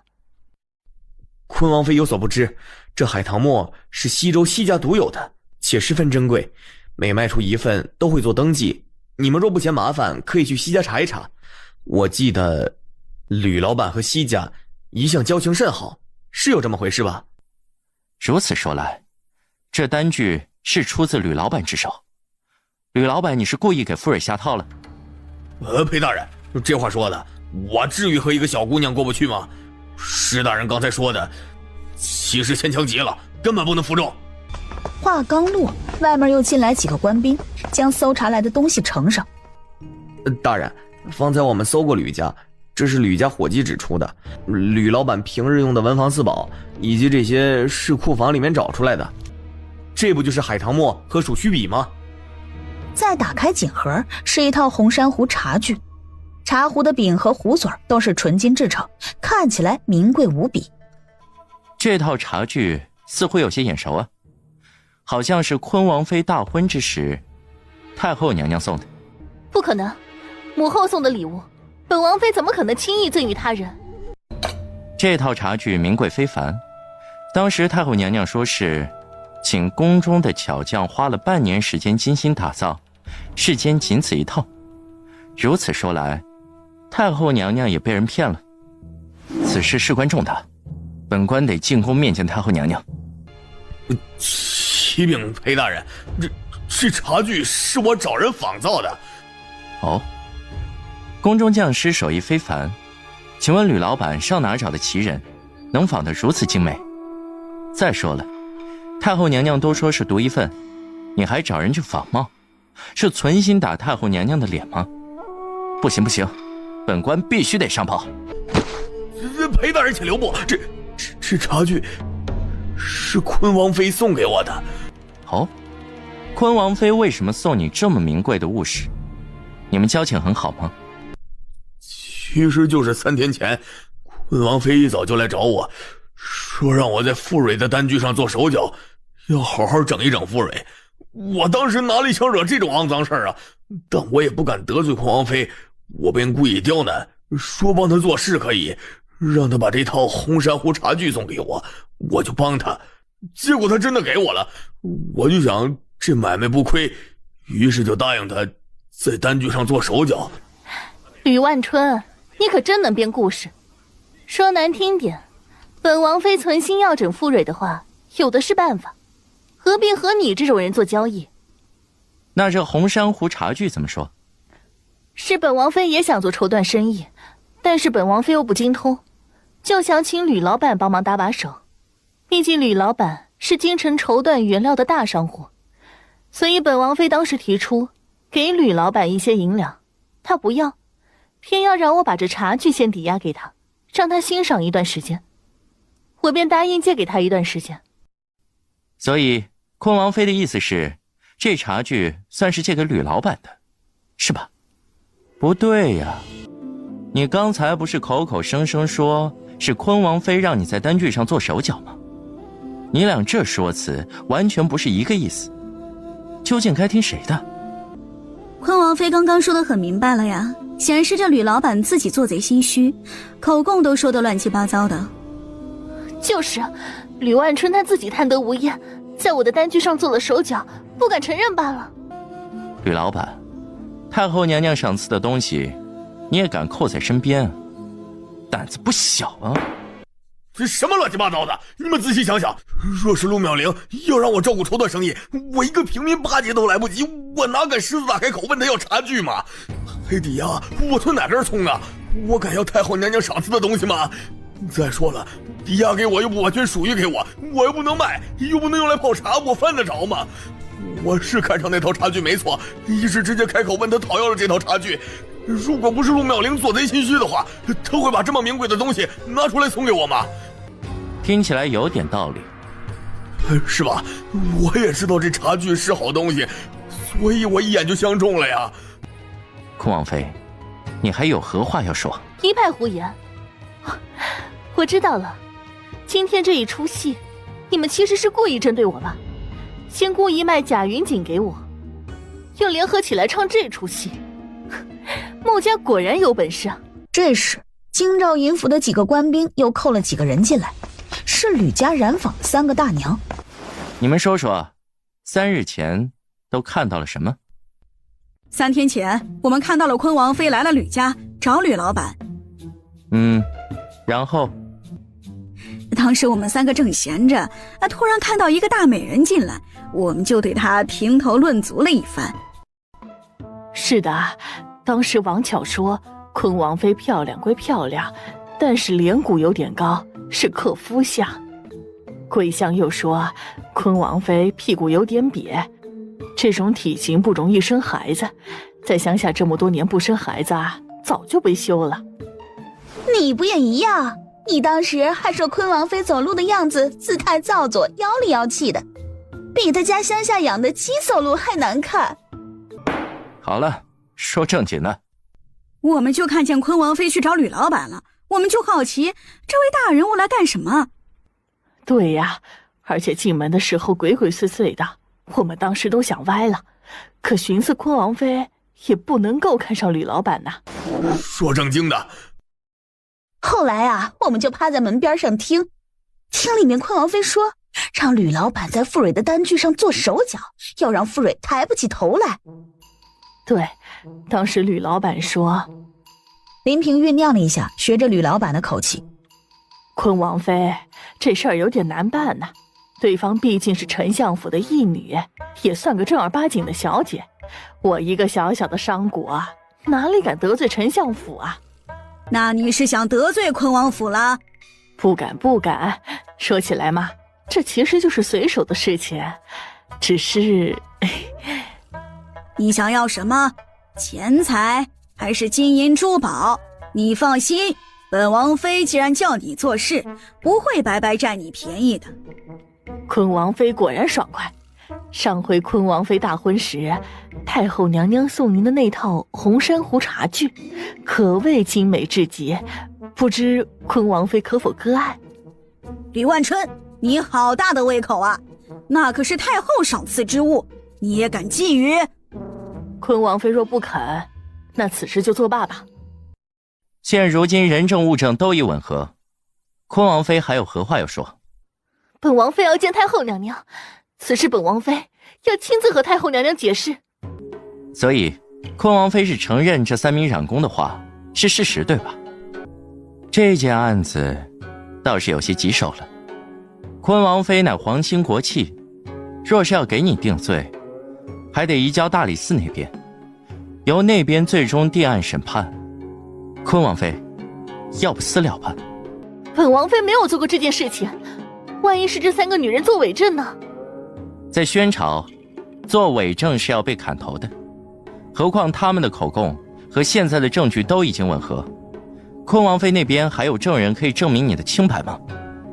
刚才坤王妃你也说了，大家都在京城，抬头不见低头见，闹得太难看也不好。今日傅蕊姑娘也着实受了委屈，刚刚你也说了，子不教父之过，若不然的话，你让陆大人站出来，当着全城百姓向穆家道个歉，咱们这件事情就算解决了，如何？见自己刚刚说的话如今原封不动回到自己身上，陆妙龄气得急火攻心，一阵天旋地转之下突然晕了过去。今日事已查明，云锦这件事情与穆家无关，与傅蕊无关。太好了。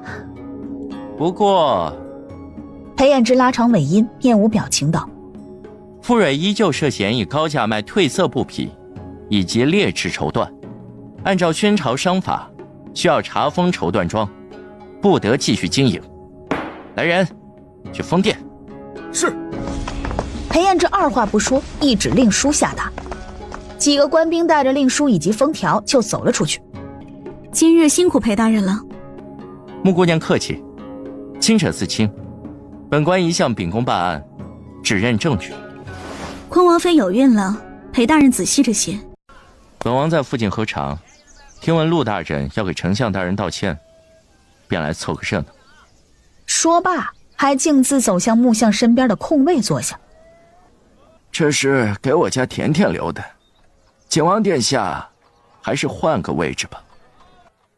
无妨，本王不介意他坐在我腿上。你想得美！陆大人，开始吧。丞相大人，对不起。太小声了，听不见。丞相大人，对不起。没诚意，至少得说200个字吧。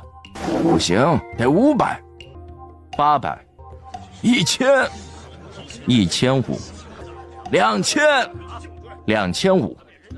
台上，陆永慧快给他俩跪下了，怕他俩继续加码，赶紧阻止。就2500。最后，在叶玄景和木像严格注视下，陆永慧站在高台上，磕磕巴巴地说着道歉的语句，直到天黑了。还差1070个字，是我们陆家狭隘了。这句刚才说过了。怎么不见穆小姐？肯定不来了呗。饿了，甜甜还在府里等我吃饭呢。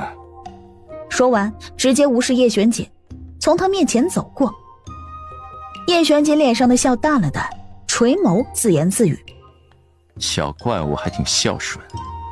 片刻后，叶玄锦也离开。陆大人，还差500字呢。穆家，老爷，瑞小姐一直跪在您院子门口呢。提起傅瑞，穆相有些失望。你说，我真的亏待她了吗？穆相叹了口气，转道去了别的院子。哀家从前倒是高看了这个陆妙龄，以为他心思细腻，秉性纯良，没想到却是这样一个做事鲁莽、毫无头脑的废物。就他这样，将来怎么配站在坤儿的身边，担当一国之母？穆家那位嫡女2次顺利抽身，还让陆家丢了大脸，着实不简单呢。此女被穆昭辉养在外面10多年，医术又精湛，心机更是深不可测。此女非池中物啊。可哀家觉得他和叶玄锦的关系不一般呢。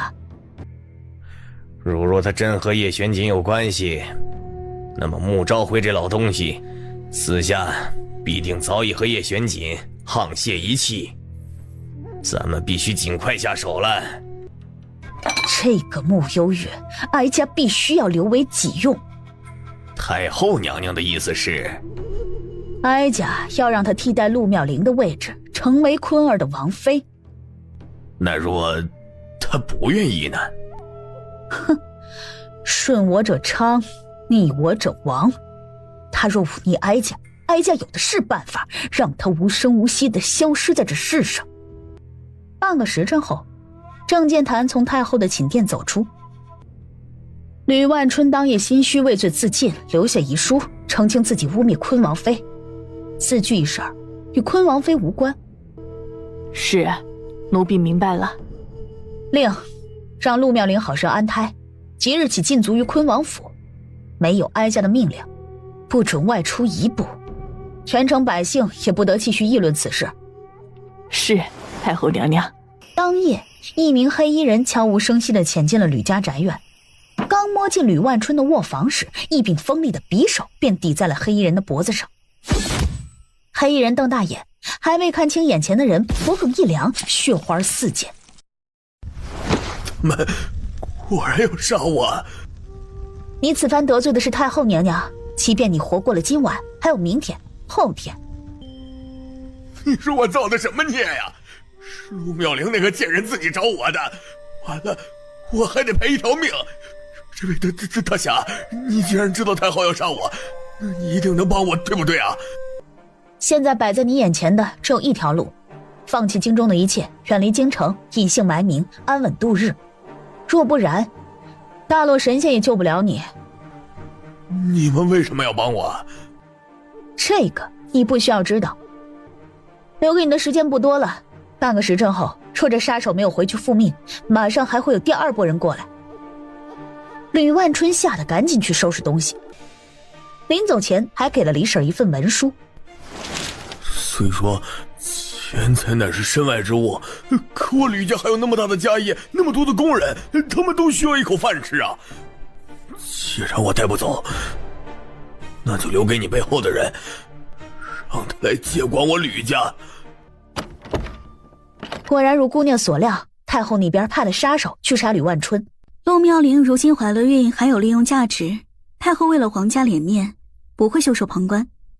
吕万春把吕家的家业留下来了。这倒是一笔意外之财。你呀，也就嘴巴厉害，心肠还挺好的。哪有，总有人说我没良心的。一夜过去，太后娘娘昨晚下了口谕，城内百姓不得议论坤王妃陷害穆家一事，你们怎么还在提呢？太后娘娘还说了，还有坤王妃偷盗手镯一事也不可再提。我重复一遍啊，太后有口谕，不得议论坤王妃陷害穆家一事，还有她偷手镯的事情也不能再提了啊。知道了，不就是坤王妃陷害穆家一事，我们不提了。顺便也告诉其他百姓，不能再提了，懂了吗？喝完早茶的百姓赶紧跑出去四处奔走相告。太后说了，不要再提坤王妃诬陷和偷盗的事儿了，要不然会砍头的。喂，你们听说了吗？太后下令了，不许议论坤王妃偷盗的事情了。张大妈，我刚刚听了个消息，太后差点气死了，骂坤王妃偷盗，太不要脸了。丁婶儿，太后昨天差点气死，太医连夜去抢救，还说坤王妃偷盗，还警告坤王妃，再有下次就砍她头了。你找我？叶玄锦回眸看他，朝他伸手。本王的东西呢？什么东西？本王的竹鞭蚂蚱。提起这个，穆悠悠还以为他忘记了，没想到还记得。顿了顿，从储物袋里拿出一只超级大的竹鞭蚂蚱，放到叶玄锦的面前。叶玄锦却嫌弃的没拿。不是这个。怎么不是？本王要上次的那个。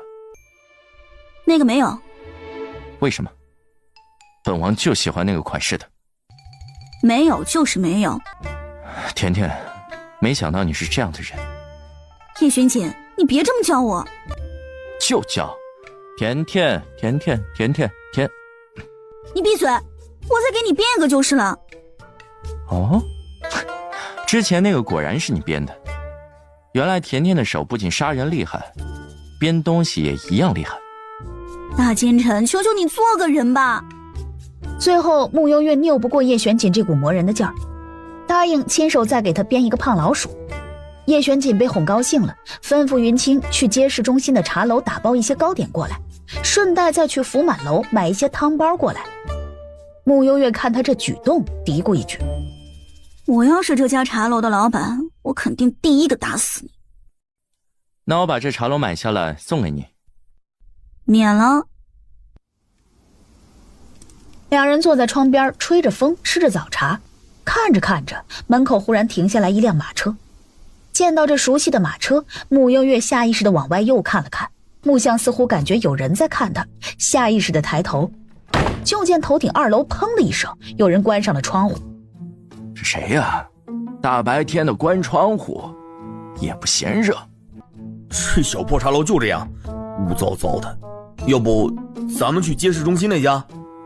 不用了，这家比较实惠，挺好。见过丞相大人，还有陈大人、魏大人、曹大人。云护卫好啊，你这是？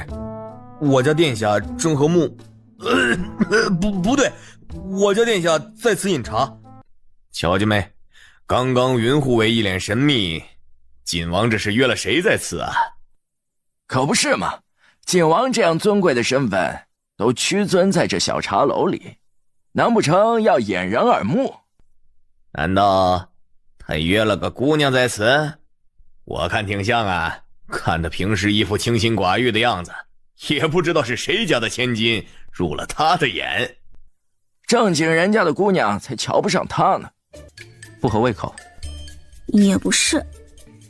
有本王在，没人敢闯进来。安心吃你的。还是丞相大人好福气呀，子女都那么出众。不过说起来，你家那几个孩子都到了成婚的年纪，怎的如今一个都没有动静啊？这种事情我一向不干涉的，只要哪天他们带着喜欢的人出现在我面前，我一定不反对。丞相大人真是开明啊！哪里哪里，你爹还挺好说话。这其中第一个就排除你。叶玄锦垂眸，看不清面上的表情。也是，毕竟他老人家总想着毒死我。两人又静坐了许久，穆幽月打算悄悄先离开，刚一打开，就听到隔壁雅间的门也开了。穆幽月条件反射的把门用力合上，整个人靠在门背后。叶玄锦一脸好笑的看着他。丞相大人难道不好奇锦王到底和哪家姑娘在一起吗？不好奇。穆相张口就来，可说着说着，最后鬼使神差的答应和陈大人他们一起躲在一个角落里，等着叶玄锦和那个姑娘出来。等了快1炷香的时间，叶玄锦先出来了，坐上马车离开。哎，女人呢？既然要掩人耳目，肯定分开走啊。你说的对呀。又过了一会儿，只见一个穿着浅紫色裙子的女人走出来。那不是南街春香楼的老妈子兰娘吗？这叶玄锦。我就说正经人家的姑娘谁会搭理这个大奸臣，难怪藏藏掖掖的，没想到竟然和一个老鸨厮混在一起。甜甜。爹，你回来了。甜甜，我刚刚发现了叶玄锦的惊天大秘密。什么大秘密啊？我今日去茶楼，发现叶玄锦和一个女人在茶楼私会。私会？这个词是这么用的吗？啊，我原以为叶玄锦再不济也是个不乱搞男女关系的人，没想到这口味挺重。爹，你看见谁了呀？春香楼的老鸨啊！哎呦，我是真的死都想不到啊！叶玄锦大白天的，为了掩人耳目，待在一个小茶楼里私会一个老鸨。那老鸨虽然看着年轻，可毕竟也快40的人了。穆相讲完八卦，浑身都舒畅。哦，对了，老二又去哪里浪了？二哥去搜集陆家的罪证了。陆妙龄突然怀孕了，无疑有了一张免死金盘，眼下还不是动陆家的时候。是啊，眼下动不得陆妙龄。风平浪静的日子过了2日，穆幽月按时出诊。穆小姐，楚王殿下哪里不适？宣楚没说话，只是把手腕搭在了桌子上。穆幽月手指轻轻地搭在他的脉息上，片刻后，楚王殿下的身体很好，没什么毛病。是吗？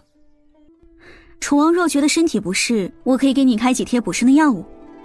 说罢，不等宣楚点头，就已经开始写药方，随后将药方递给宣楚。去后面抓药。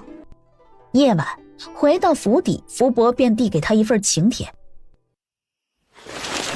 小姐，这是楚王府的小厮送来的，说是楚王殿下邀你明日去游湖。太热了，不去。翌日一早，楚王府又来了请帖，请穆幽月去范云楼用午膳。楚王这人平时倒是低调，这般约你，只怕你若对他感觉不错，爹爹也不反对。但你若是对他没什么感觉，倒不如借此机会和他说清楚。我知道了，我会和他说清楚的。楚王殿下约我何事？本王对穆小姐一见倾心，你说本王约你是何事？很抱歉，我对楚王毫无感觉，这顿饭还是免了吧。那你对谁有感觉？叶玄锦吗？这个和楚王殿下似乎没关系吧。说罢，不等宣楚开口，径自推门下楼离开。锦王府，殿下，楚王好像在疯狂追求穆小姐。哦。叶玄锦面无表情吐出一个字儿。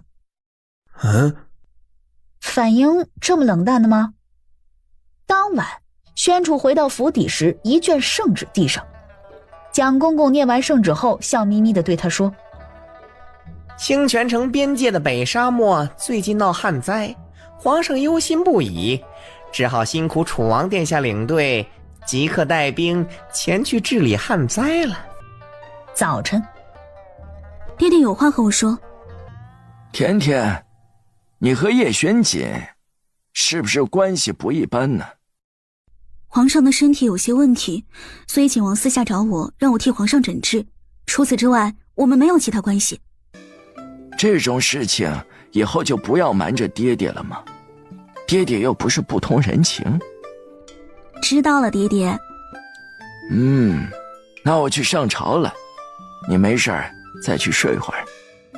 穆相走后没多久，穆幽月算了算日子，打算进宫。依旧是来到锦王府。怎么样，还满意吗？满意什么？我可是看在你的面子上，好生伺候着这母狼，你怎么也不夸我一句？我早就说过啦，景王殿下有一副菩萨心肠。所以，胖老鼠编好了没有？穆幽月一怔，还真把这事儿忘得死死的，他怎么还记得这个？叶玄锦长长的叹了口气，一副受了内伤的模样。甜甜，你果然对本王很不上心啊，枉费我对你那么好。打住，我现在给你编行吗？行。没多久，穆幽月被带到了叶玄锦所住的院子。开始吧，辛苦你了。你别看着我。穆幽月有些不自在，叶玄锦很配合，把椅子换了个方向。这边，穆幽月想了一会儿后，开始进行第一步。过程里，穆幽月很认真。旁边的叶玄锦则把书悄悄挪下来一点，透着余光去看穆幽月手上的动作。从原本的一脸欣赏到错愕，再到微微皱眉。这小怪物杀人的时候那双手比谁都利索，3头6臂都赶不上他分毫，怎么编个东西就如此笨手笨脚？别说，他竹编蚂蚱编不像，编胖老鼠倒是一编一个准儿。最后，穆幽月脖子都酸了，终于走完最后一步。好了，给你。很好看。我能进宫了吗？等等。进入密道后，穆幽月正准备往皇宫的方向去，这时身后的另一头传来一道嘶吼的声音：叶玄锦，你放朕出去！朕？这世间有几个人敢自称朕？突然想到先皇暴毙的传闻，穆幽月眸底多了几分深意。叶玄锦目光冷漠地回头扫了一眼，一副无所谓的态度，径自往皇宫的方向去。穆幽月敛了敛心神，跟在叶玄锦的身后。身后的密道里，不时传来铁链拍打在门边的声音，听得人毛骨悚然。在即将到皇宫时，叶玄锦忽然脚步一顿，穆幽月没反应过来，直接撞到了他的后背，有些吃痛的捂了捂鼻子。面前，叶玄锦忽然转过身来，目光阴恻恻地落在穆幽月的身上。怎么办？又被你发现一个秘密。你有病是不是？谁稀罕你的秘密啊？少给自己找存在感。故意吓你的，没想到你一点也不怕。你到底是不是女人呢？谁说女人就要害怕了？到了皇宫，叶玄锦又拉着他去了另一个地方。母后，前段时间是儿臣做事鲁莽，给母后蒙羞了。母后？太后的寝殿？刺激。你今日找哀家做什么？母后，儿臣有些事情，思来想去，还是决定告诉母后。儿臣怀疑，丞相府已经私下与景王联合。你是怎么发现的？之前在您的寿宴上，叶玄锦就……陆妙龄将关于叶玄锦和穆幽月之间的联系一一道出。穆将将此女藏在外面10多年，就已经令人怀疑。如今突然回京城，又搭上了景王。景王如今在宣朝权势滔天，皇上也被他尽情拿捏，这其中意图已经很明显了。那你有何看法？儿臣身为昆王妃，自然是和母后一条心。昨夜想了许久，既然穆丞相想利用穆幽月搭上叶玄锦那条线，那我们不如先剪断这条线。哼，如何剪断呢？若穆幽月没了清白之躯，母后觉得景王还会要她吗？最好是被那些低贱的男人染指，才能给穆家致命一击。你不要轻举妄动，哀家自有打算。你知道你为何屡屡败在穆幽月的手里吗？那是因为你目光短浅。你如今安心养胎便是，其余的事情不要插手。怎么，你很不服气吗？陆妙龄捂住肚子，用行动告诉他。魏太后冷笑，哼，你的孩子不是靠着穆幽月的那一手医术才怀上的吗？陆妙龄莫名打了个冷颤，原来太后什么都知道。趁叶玄锦没有下一步动作前，尽快想个法子，让穆幽月和坤儿生米煮成熟饭。只有这样，哀家才能将一切的局势牢牢地捏在掌心。密道口，你看看，这好端端的，本王清清白白的名声都被你弄坏了。谁让你爱凑热闹？不管，我们现在是一条绳上的蚂蚱。蚂蚱这个梗是过不去了是吧？这件事情我自己解决。随你。那我先走了，你自便。没多久，叶玄锦又走向背对着皇宫方向的密道。叶玄锦，你放朕出去！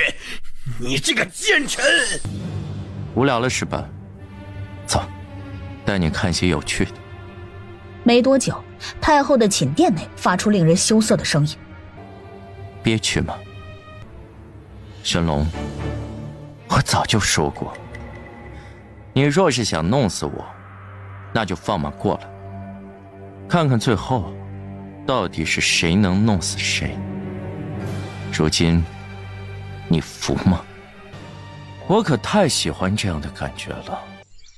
翌日，穆小姐，太后娘娘有请。太后娘娘找我？是啊，快请吧，别让太后娘娘等久了。稍等一下，我去收拾一下就来。与此同时，昆王府。怎么，见到本王妃一点礼数都没有？你是想爬到本王妃的头上来吗？妾身不敢。不敢？我告诉你啊，就算你比本王妃提前生下孩子，那也是个见不得光的庶子，永远难登大雅之堂。本王妃肚子里这个才是殿下的嫡子，你听明白了吗？幽月，幽月，昆王妃这是怎么了？吴家王妃今早起来肚子就不舒服，特意去丞相府找穆小姐救治，却听说穆小姐来了宫里，我们便急忙赶来了宫里。原来如此，先来几个人把昆王妃放到一个干净的地方躺着。幽月，我的肚子好痛啊！你们先出去。随即，杏儿和窦嬷嬷出去。嬷嬷，你说这怎么办啊？要不要去请太医来？你等会儿，我去通知昆王殿下。人走了，别装了。穆幽月，我这是在帮你，你这是什么表情啊？哦，是吗？那还要谢谢你了。实话告诉你吧，太后想毁掉你，让你成为昆王的女人。所以你这么帮我，不怕太后找你麻烦？穆幽月看着陆妙龄这副高傲的样子，面露潮意。不过是让李婶给陆妙龄送了个信儿，没想到她还真的跑来了。我如今怀有身孕，我怕什么？说的也是。在厢房里又待了一会儿，外面传来了好几道脚步声。魏太后来了，与她一起来的还有宣柔和宣坤。见宣柔也来了，穆幽月似是发现意外之喜，手伸到储物袋里拨弄了一下玉灵网。里面飞出2道影子，胖幽灵和瘦幽灵飞了出来，看向穆幽月，等待指示。穆幽月抬抬下巴，看向宣柔和宣坤。胖幽灵一见来活了，终于可以出来透气了，兴奋地附在宣柔的身上。瘦幽灵也终于被主人放出来，赶紧钻进宣坤身体里，已经开始酝酿台词儿。哎呀妈呀，嫂子，你这咋弄的？刚刚给我吓得差点心脏都停了。臣女见过太后娘娘，见过匡王殿下。不要这样客气了，都是朋友了。玲玲，你还好吗？我很担心你啊，你肚饥饿不饿？不如我煮碗面给你洗吧。穆小姐，坤王妃的身体如何了？匡王妃刚怀有身子，胎香不稳，需要多加休息。那……哎呀，你给我起开！嫂子，你这样下去可不行。我哥呀就是个二愣子，笨手笨脚的虎逼一个，铁定照顾不好你。你文明一些了，这些是我的娘子，我捧在手心里还来不及呢，怎么可能照顾不好嘛？玲玲，趁着母后他们都在，我对天发誓，除了你，我以后肯定不会再碰别的女人一下。匡王殿下和匡王妃情比金坚，实在感天动地。那可不，大妹子，祝你也早日找到自己的幸福。切公主吉言。老哥，既然嫂子不舒服，赶紧给她抱回府里休养吧。还有你，这个叫穆幽月的，去给我嫂子看看。说完这话，被瘦幽灵附身的宣坤站起来，抱住了陆妙龄。因为受热的缘故，第一下没抱起来。宣柔在旁边打着节拍鼓励他：听我口号，1、2、3，起！最后，宣坤使出了吃奶的力气，把陆妙龄抱了起来。先走了。边走边吐槽：你这个女人怎么那么重啊？穆小姐，哀家对你十分的合眼缘，原本想邀你来陪哀家叙叙话，现在看来还是改日吧。能被太后娘娘赏识，是臣女的荣幸。穆幽月笑得一脸官方，随后从太后身边经过，往外走去。母后，你最近面色整挺好啊，一副被滋润过的样子，吃啥好东西补的？吃你这个猪脑子了。我夸你了，你咋还骂人呢？还骂我是猪？那你就是老母猪。啥玩意儿？你更年期吧？宣柔，你身为一国公主，语言粗俗不堪，成何体统？那不都是被你逼的吗？看你一天天的欠欠的样，还骂我猪脑子，我看你像猪脑子。你来人，把公主给哀家关起来，没有哀家的允许，不准出门。没多久，上来2个侍卫，架着宣柔就往宣柔的寝殿去。哎，干啥呀？我说你2句，你咋还急眼了呢？直到被带进公主的寝殿，外面的大门砰的一声锁上后，胖幽灵才从宣柔的身体离开。我什么时候回来的啊？公主，太后娘娘下令将您禁足在此。这是为什么呀？母后疯了吗？安稳的过了几日，今早宫里下了旨意，明天朝中3品以上的官员要携家眷一起去清净寺祈福，你们到时候都准备一下啊，穿得素一些。我4品，是不是可以不去了？你是家眷，和我们一起去。不行啊，明天还有个杀人案要审，真没空去。老二这些天到底跑哪儿去了？正说着，这边4人忽然觉得围墙那边有些动静，赶紧下来！有正门不走，偏要翻墙，你做贼呢？爹，小3小4，你们今天不忙吗？快10天没看到你了，去哪了？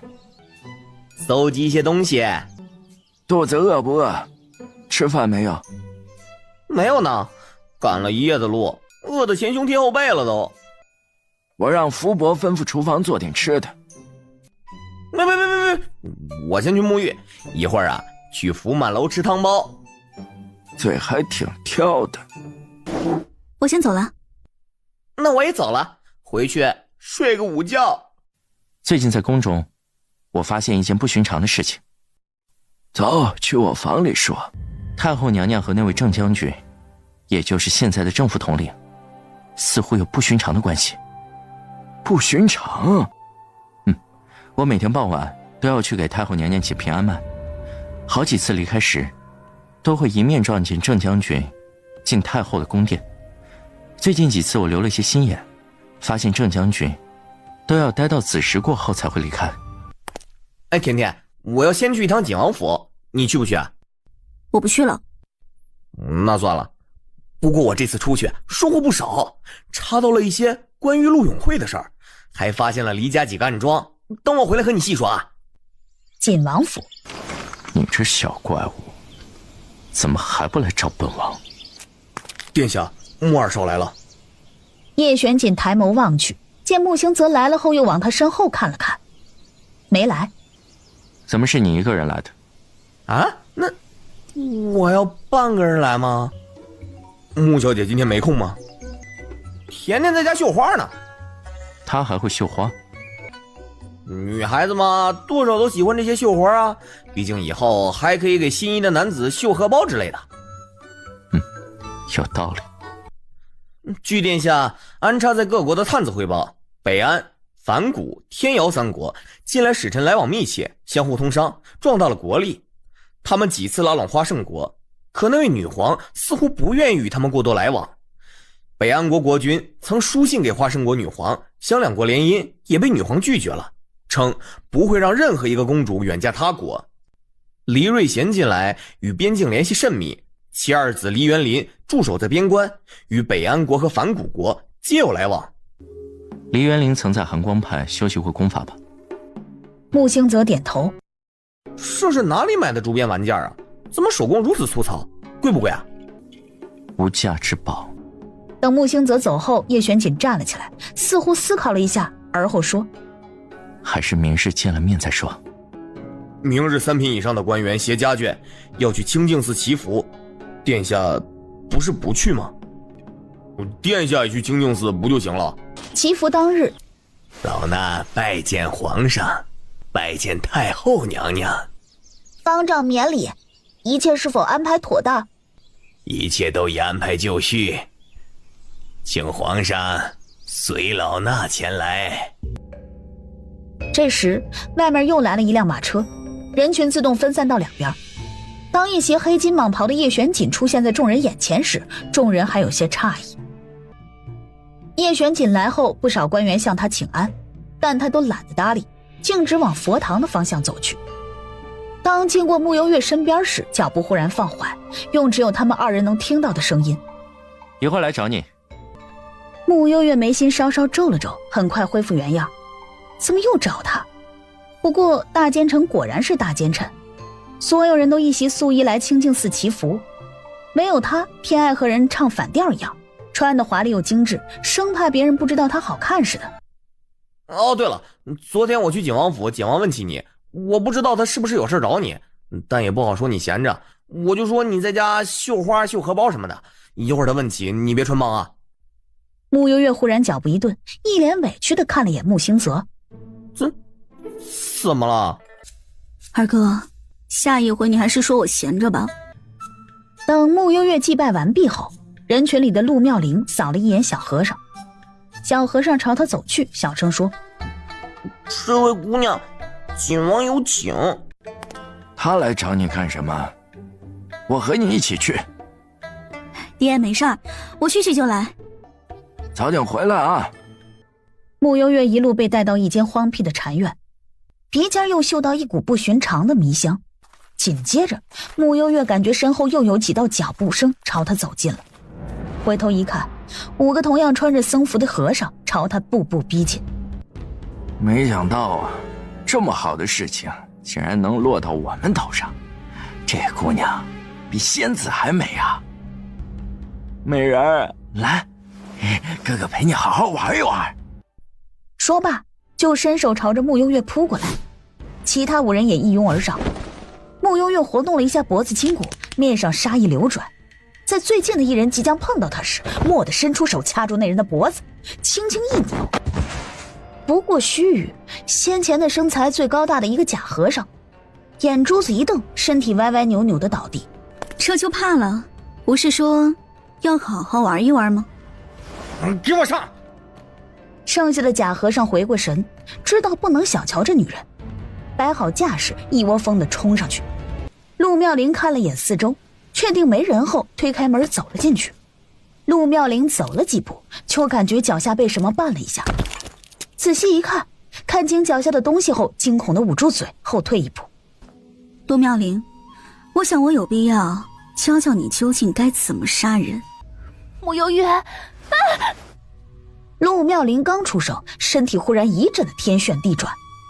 等他回过神，自己已经躺在地上。不要啊！陆妙龄，你求我呀！慕幽月，我求你放过我，放过我肚子里的孩子。我刚刚出来时，已经告诉了我身边的嬷嬷，说是一炷香之后我不回去，他就会带人来，到时候你也逃不掉。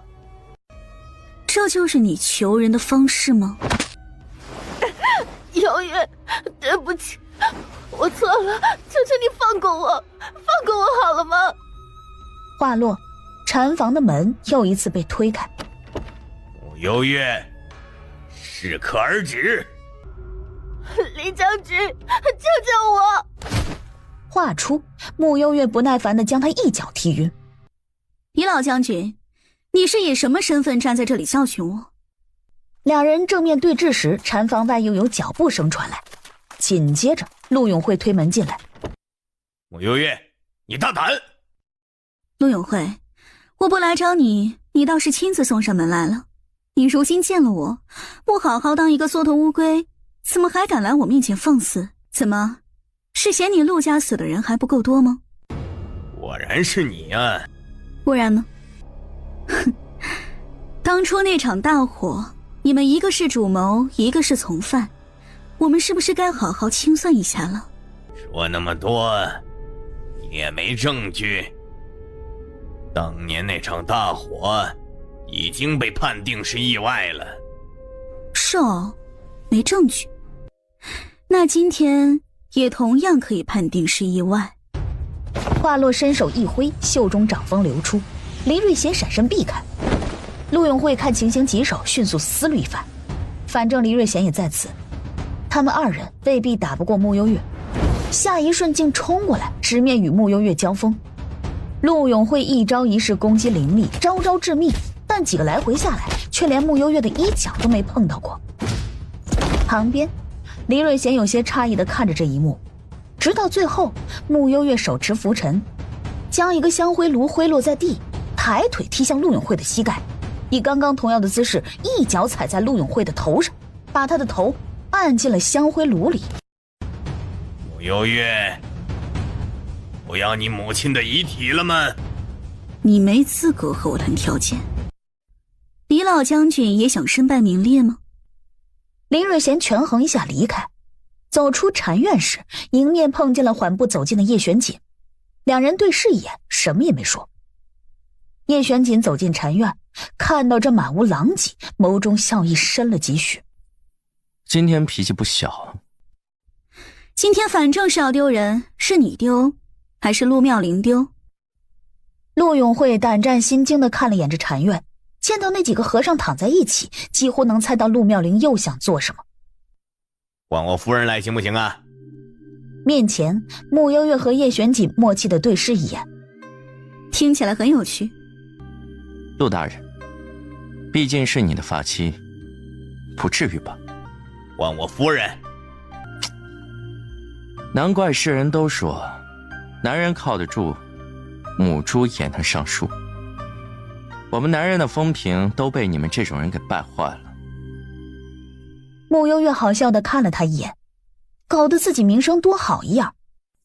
甜甜，干嘛这么看着我？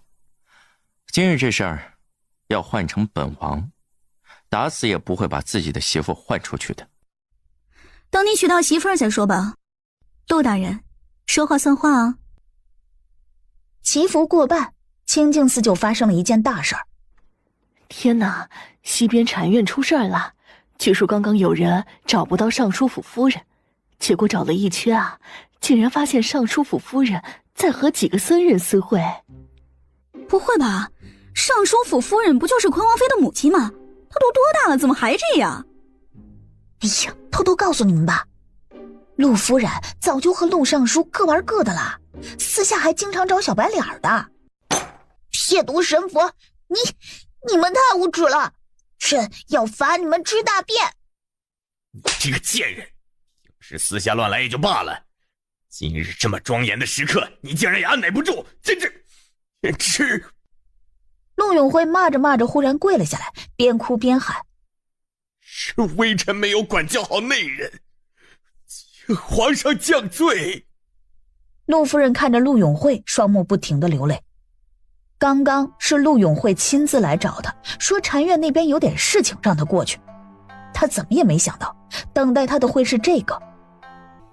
皇上，今日乃是1年1度的祈福大典，陆永辉管教无方，使得陆氏做出如此不堪之举，侮辱佛门重地，还请皇上严惩尚书府一干人等。见丞相都站出去了，许多官员也都一一站出去，请皇上严惩。轩宇朝叶玄锦看了一眼，想要看看叔叔的想法。叶玄锦歪头：“严惩呗。”尚书府此番实在不像话，来人，将陆氏遣送到大理寺，即刻诛杀。另外，尚书陆永慧管教无方，即刻起。魏太后适时出声：“这件事情，陆尚书想来也冤，坤王妃亦是不知情，念在他们的份上，皇上还是……”魏太后的意思很明显。轩宇又看了看叶玄锦，叶玄锦微微抬了抬下巴，示意他先按太后的意思。即刻起，革去尚书一位，贬为从七品内阁中书。一场祈福大典不欢而散。听说你会绣荷包了？凡事要眼见为实，道听途说可不行。也就是说，木心则在诓本王了。叶玄锦，你不许为难我二哥。凶巴巴的，本王是那么不讲理的人？你觉得呢？爹，你慢点儿。你别拉我，没看到那大奸臣和你妹妹走在一起吗？还挨得那么近，这是在勾引我们甜甜吗？今天陆家这事儿是冲着甜甜来的，皇上不方便出面询问细节，可不得派简王出来问个清楚吗？老二，你看那个大奸臣对甜甜笑得那么干什么呀？今晚有空吗？你要做什么？夜探李府，来不来？穆幽月新奇地朝他看了一眼，叶玄锦笑笑，松开他的手腕，已经在他的目光中看到了答案。老时间。一场祈福大典，有人欢喜有人忧。尚书大人，哦不，陆中书，既然你已经不是尚书，那么这尚书府你也不配继续住了，给你半个时辰时间，迅速搬离，赶紧的吧，要是晚了，本官亲自去替你搬。穆景玉不屑地扫着陆永慧。尚书府里此刻已经哭成了一团。你们想留的继续留下，不想留的都给我滚！陆永慧没理会他们，直奔自己的书房，随后启动一个机关。书房后面一间暗格闪现，那里面放了无数的珍宝，还有大量的银票。可门一开，陆永辉傻了，暗格里空空荡荡的，连根毛都没有。此时身后响起一道啧舌的声音：“尚书1年的俸禄是多少来着？”穆景玉靠在门口开始计算尚书1年的俸禄，大概算了下后，对上陆永辉有些震惊又有些慌乱的视线后，笑了起来。所以本官提前搜遍整个府邸后，多余的已经全部充公了。充公？陆中书，你有意见吗？最后陆永慧只是简单的收拾了一些衣物，带着10来个家丁以及几个侍妾和庶子庶女出了尚书府。到了大门口，陆永辉又被吓了一跳。皇上下令诛杀陆氏，如今已经行刑完毕了，按理说直接扔了乱葬岗了事，但毕竟是陆大人发妻坤王妃的母亲，这剩余的后事还是得交给你。好了，事情已办妥，中书府在城北，这么晚了，陆大人早点去安顿吧。穆景玉回到穆府，刚从陆永慧那里回来，累死我了。早知道他不要脸，没想到不要脸到了那个地步，连自己的媳妇儿都能推出来，孬种一个。的确，几十年的枕边人，说不要就不要了。去陆家有什么收获吗？收获可大了，真是低估了陆永慧了。你们是没看见他书房里面藏了多少金银财宝，搬得我手都酸了。景玉啊，这个钱咱们不能要。我当然知道什么钱该要，什么不该要。如今京城外许多地方都闹着灾患，所以我打算把这些东西通通兑现成现银，然后分发到灾患的地方，分给当地的百姓们。这件事情工程量还挺大的，要分发下去，必定不能经过当地官员之手，否则最后百姓们怕是拿不到多少。交给我来办吧。我也可以帮忙。好，都是我们穆家的好孩子。陆永慧将来若有机会重新回到尚书之位，必然会借此大做文章来针对小四。还想做尚书之位，我看他这个从七品中书最后都保不住。一家人继续有说有笑的吃着饭，吃的差不多了后，穆幽月看了眼时辰，我先回去休息了。还以为你又不来了。叶玄锦已经等了他好久，差点就要去相府抓人了。不好意思啊，睡过头了。跟着我。他们大晚上都不困了吗？我看起来不太困啊。岂止是不太困啊，这两人的精神能一口气杀10万人。李府内，来点刺激的。听你的。好，都不问问是做什么。叶玄锦凑近他，眼中噙着几分耐人寻味的笑意。穆幽月伸手捶他一拳，正经点。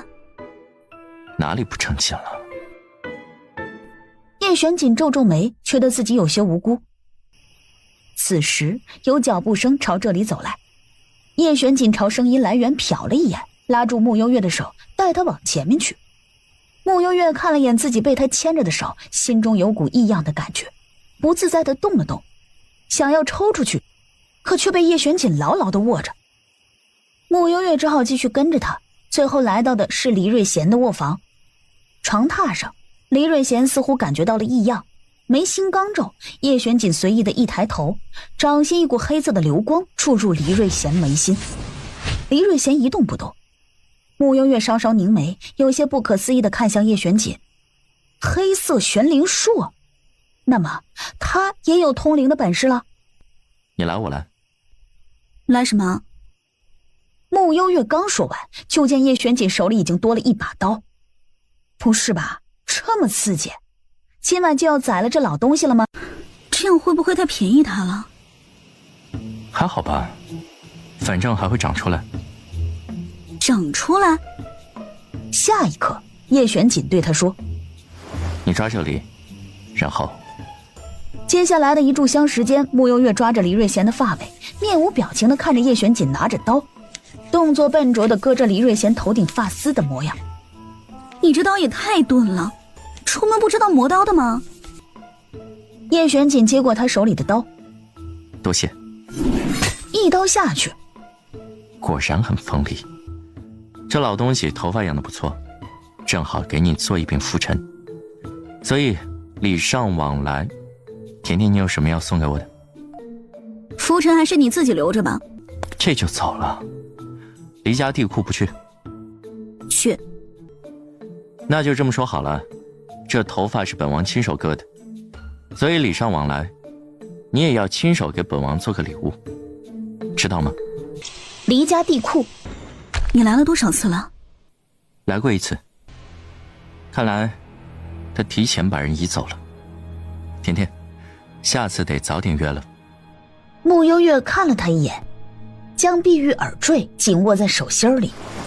看来母亲的那座空坟的确是和黎瑞贤有关了。别多想，狐狸尾巴总会露出来的。我先回去了。翌日，甜甜，你有心事啊？二哥，你还记得当年母亲下葬的时候，她佩戴的什么耳坠吗？耳坠？木星则凝眉仔细回想了一下，半晌说道：想起来了，是一整套的青玉首饰。那套青玉首饰是祖母在爹娘成亲时送给娘的，说是只传给穆家媳妇的。后来母亲去世，爹就把这套青玉首饰留给娘了，说是穆家媳妇永远只有娘一个，不会再有其他人了。怎么了？忽然问起这个。穆幽月伸出手，一只青玉耳坠赫然放在手心里。这个怎么会？昨晚叶玄锦带我去李家，衣库里面有个涵洞，里头放置着一个冰棺，这是在冰棺里发现的。也就是说，是黎瑞贤偷走了母亲的遗体啊？现在还不好说，也不排除这是黎瑞贤设下的障眼法。一口，真是费尽心思，心狠至极。这事儿暂时不能告诉爹，我怕他扛不住。我知道了。两人达成一致后，准备回去。这时，二少、穆小姐都在呢。原来是青青啊，这大清早的干嘛呢？切，别这么叫我，这不显得亲切吗？穆小姐，这是殿下吩咐属下送来的。这什么东西啊？我能看看吗？就是个小玩意儿而已。哦，对，说是送给穆小姐的，二少还是别看了。哦，对了，殿下说了，很期待穆小姐的回礼。他还说，云清总觉得自己漏了一句关键的话，好半天才想起来。他说一定要手工的，才显得有诚意。吃完汤包，云清先跑了，木星则一脸八卦地看着穆幽月。他为什么一定要手工的？你说呢？啊？可能显得与众不同。新货出炉，荷包香囊丝帕团饰应有尽有，走过路过不要错过呀！姑娘，要买荷包还是香囊？这边都是新到的。有没有辟邪的？姑娘可真爱开玩笑，我这卖的是荷包，又不是福包。你看，我这虽然是个小摊，可这荷包的做工一点也不比那些大商铺的差。你看这做工，这针脚啊，还有啊，这种荷包最适合你们这种小姑娘佩戴了，款式精致好看，同样也适合送给心仪的男子。偷偷告诉你，刚刚那几个买了荷包的姑娘都是准备送给情郎的。大娘见自己话说得多，面前的穆幽月眉头皱得越紧，心想他是不是不喜欢荷包，转头又开始介绍其他的。香包也行啊，这个呢是牡丹香的，牡丹多富贵。还有这个丝帕，这边空白处可以绣上诗句和名字呢。就这个了。说完拿了香包付了银子就走了。身后大娘见又卖出去一个，高兴的自言自语，这姑娘眼光真不错，随手就拿了一个桃花香包，这下铁定能招来不少桃花了。哎，穆小姐你来了。叶玄锦呢？殿下昨夜太累了，还没醒呢。那我先回去了。穆小姐请留步，属下去叫殿下。说完赶紧往叶玄锦住的院子跑。砰砰砰，云清用力的敲门，片刻后传来叶玄锦染着几分睡意的声音。说，殿下，穆小姐来了。叶玄锦淡淡的嗯了一声，下一瞬困意全无。穆小姐请。甜甜，你怎么来了？穆幽月直接把手里的香包扔了过去，叶玄锦伸手接住，低头一看，是一个粉红色的香包，再拿到眼前仔细看了看，香包上面还绣了8个小字儿：相见恨晚，生死相许。叶玄锦不可思议地看了眼穆幽月，低声笑了笑。原来甜甜对本王已经到了如此地步。你就说你要不要吧。要，怎么不要？说罢又补充一句，本王又不是那么没情义的人。虽说自己对他没那份心思，但这小怪物对他都到了生死相许的地步了，他还能怎么办？总不能给小姑娘泼冷水。那我先走了。在慕幽月临走时，叶玄锦又有些担忧。你爹知道吗？慕幽月停顿一下，见他神情稍显严肃，以为在问那青玉耳坠的事儿。现在还不适合告诉他。也是，否则你们幕府就要翻天了。你说的对。等慕幽月走后，叶玄锦把那香包拿到面前，仔细看了看，手指轻轻地摸了摸那8个小字儿。叶玄锦感觉到了一些压力，叹气，有点头疼了。李府，陆永慧见黎瑞贤时有些诧异，这酷暑天的，怎么还戴了个帽子？不热吗？可是啊，李将军，我叫你无妨，生了个逆女，如今害得我官位不保不说，连我的面都不肯见了。这样下去，京城已无我的容身之地了。谁让你是个好父亲呢？你若想成大事，当初得知妙龄身带恶疾时，你就不该留他。若不是你当初妇人之仁，你们陆家会沦落至此吗？请李将军给我指一条明路，我从不留无用之人。今日我与你做一笔交易，我的要求很简单，你若能杀了慕幽月，我便能助你做回尚书之位。是，李将军。陆永慧近日去了李府，从李府出来的时候碰见了傅蕊。哦，这就有点意思了。对方真的是说送给甜甜的？是啊，我回府的时候正好看到的，就是上次太后寿宴上说想娶甜甜的那个礼部侍郎府的嫡子唐周。这小子上次太后寿宴挨了一顿打，还这么不长记性，是个傻子吗？话也不能这么说嘛。这小唐公子上次挨完板子，却还对甜甜念念不忘，说不定是真心的呢。你们在聊什么？这是礼部侍郎的公子送给你的。说完，木香还帮忙把锦盒拿开，里面露出一对粉钗，还有一串粉红色的珠链。俗不可耐，找人帮我退回去。姨父、二少爷、四少爷，蕊儿回来了。姨父，你们在聊什么呢？随便聊聊。那我先走了。说罢，一个人往后院走去。木相盯着他的背影，忽然想起那么一件事儿。蕊儿也快到了出阁年纪吧，到时候咱们好好张罗一下，给他选个好人家，免得以后被人欺负了。不是我说啊，你除非让她嫁入皇室，否则就傅蕊这白眼狼，我看选谁都够呛。去，一天天瞎说什么呢？第二天，昨天刚退回去的那些首饰，今天唐周又差人送来了一幅画，画像上是他亲手描摹的在太后寿宴上的慕幽月。这个唐公子怎么那么死心眼啊？我都跟他父亲说了，我家甜甜对他没意思。我去找他。不用了，我刚刚回来时在茶楼碰见了他，还有景王。这小子竟然和叶玄景还有私交，不能要，铁定不能要。茶楼里，叶玄锦坐姿慵懒地靠在椅子上，手里拿着一个粉色的香包，拇指轻轻地抚摸着那8个小字儿。眼前，唐周端端正正地坐在那儿，一动也不敢动。半晌，叶玄锦忽然晃了晃手里的香包，看清楚没？唐周一顿，不明白是什么意思。这是甜甜送给本王的。叶玄锦似乎怕唐周看不见，招了招手，示意他走到前面来一点。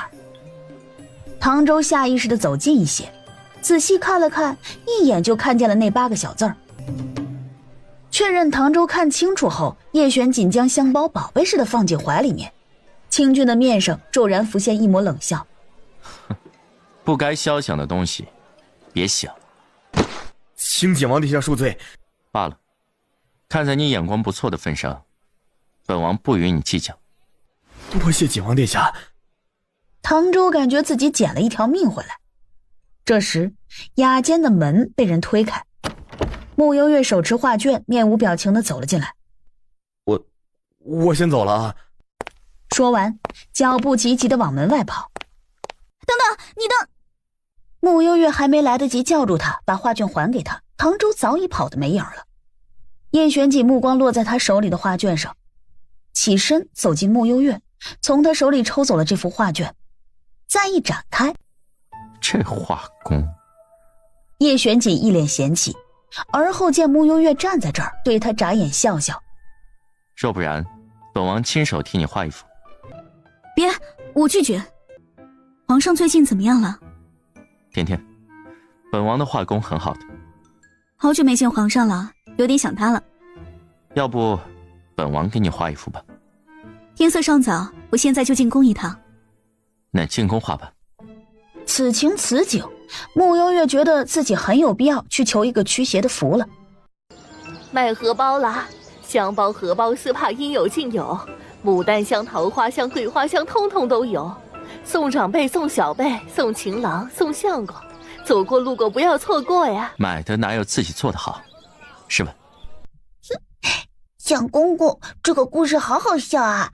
大白鹅有一天出门碰到了一只小黑猪，小黑猪说：“确实好好笑，真是太有趣了。”对吧？还有这个小狗碰见了小鸡，小鸡说：“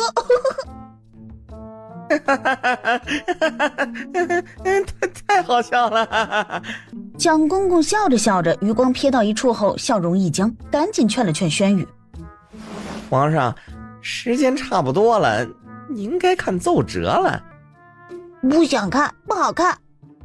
轩宇，一道薄凉低沉的声音响起。下一瞬，轩宇面无表情地扔掉手里的小人书，迅速拿起一本奏折。啊，这个陈大人想法不错哎。你的奏折拿到了？姐姐抱。多大人了还要抱？叔叔，我是个6岁的小宝宝。皇上在忙什么？姐姐，你有好久没来了。轩宇说着，还是伸手要慕幽月抱。慕幽月将他抱起，轩宇作为一国之君，就这样溺在慕幽月的怀里。姐姐，朕刚刚看了一个故事，讲给你听好不好？好啊。叶玄锦不动声色地看着这一幕，吩咐蒋公公去取作画的工具来。片刻后，叶玄锦坐在书桌前开始描摹。轩宇注意到了这一幕，惊奇地咦了一声：“诶，叔叔是在画画吗？是在画我和姐姐吗？”该来的躲不掉。我看看，我看看。轩宇兴奋地跑过去。下一刻，当见到那幅画后，轩宇忽然嗷呜一声，然后嚎啕大哭起来，哭得那叫一个伤心欲绝。慕幽月起身，想要看看叶玄锦究竟画了个什么鸟样，能让小皇帝哭成这样。走近，嘴角顿时一抽，画上只有他一个人。本王的画工怎么样？景王殿下的画真可谓是妙手丹青，栩栩如生。别哭了，姐姐给你画一个。姐姐也会画画，不过是另外一种风格的。说完，走到叶玄锦那里，麻烦让让。你还会画画？很快，不到几分钟的时间，慕幽月的画变好了。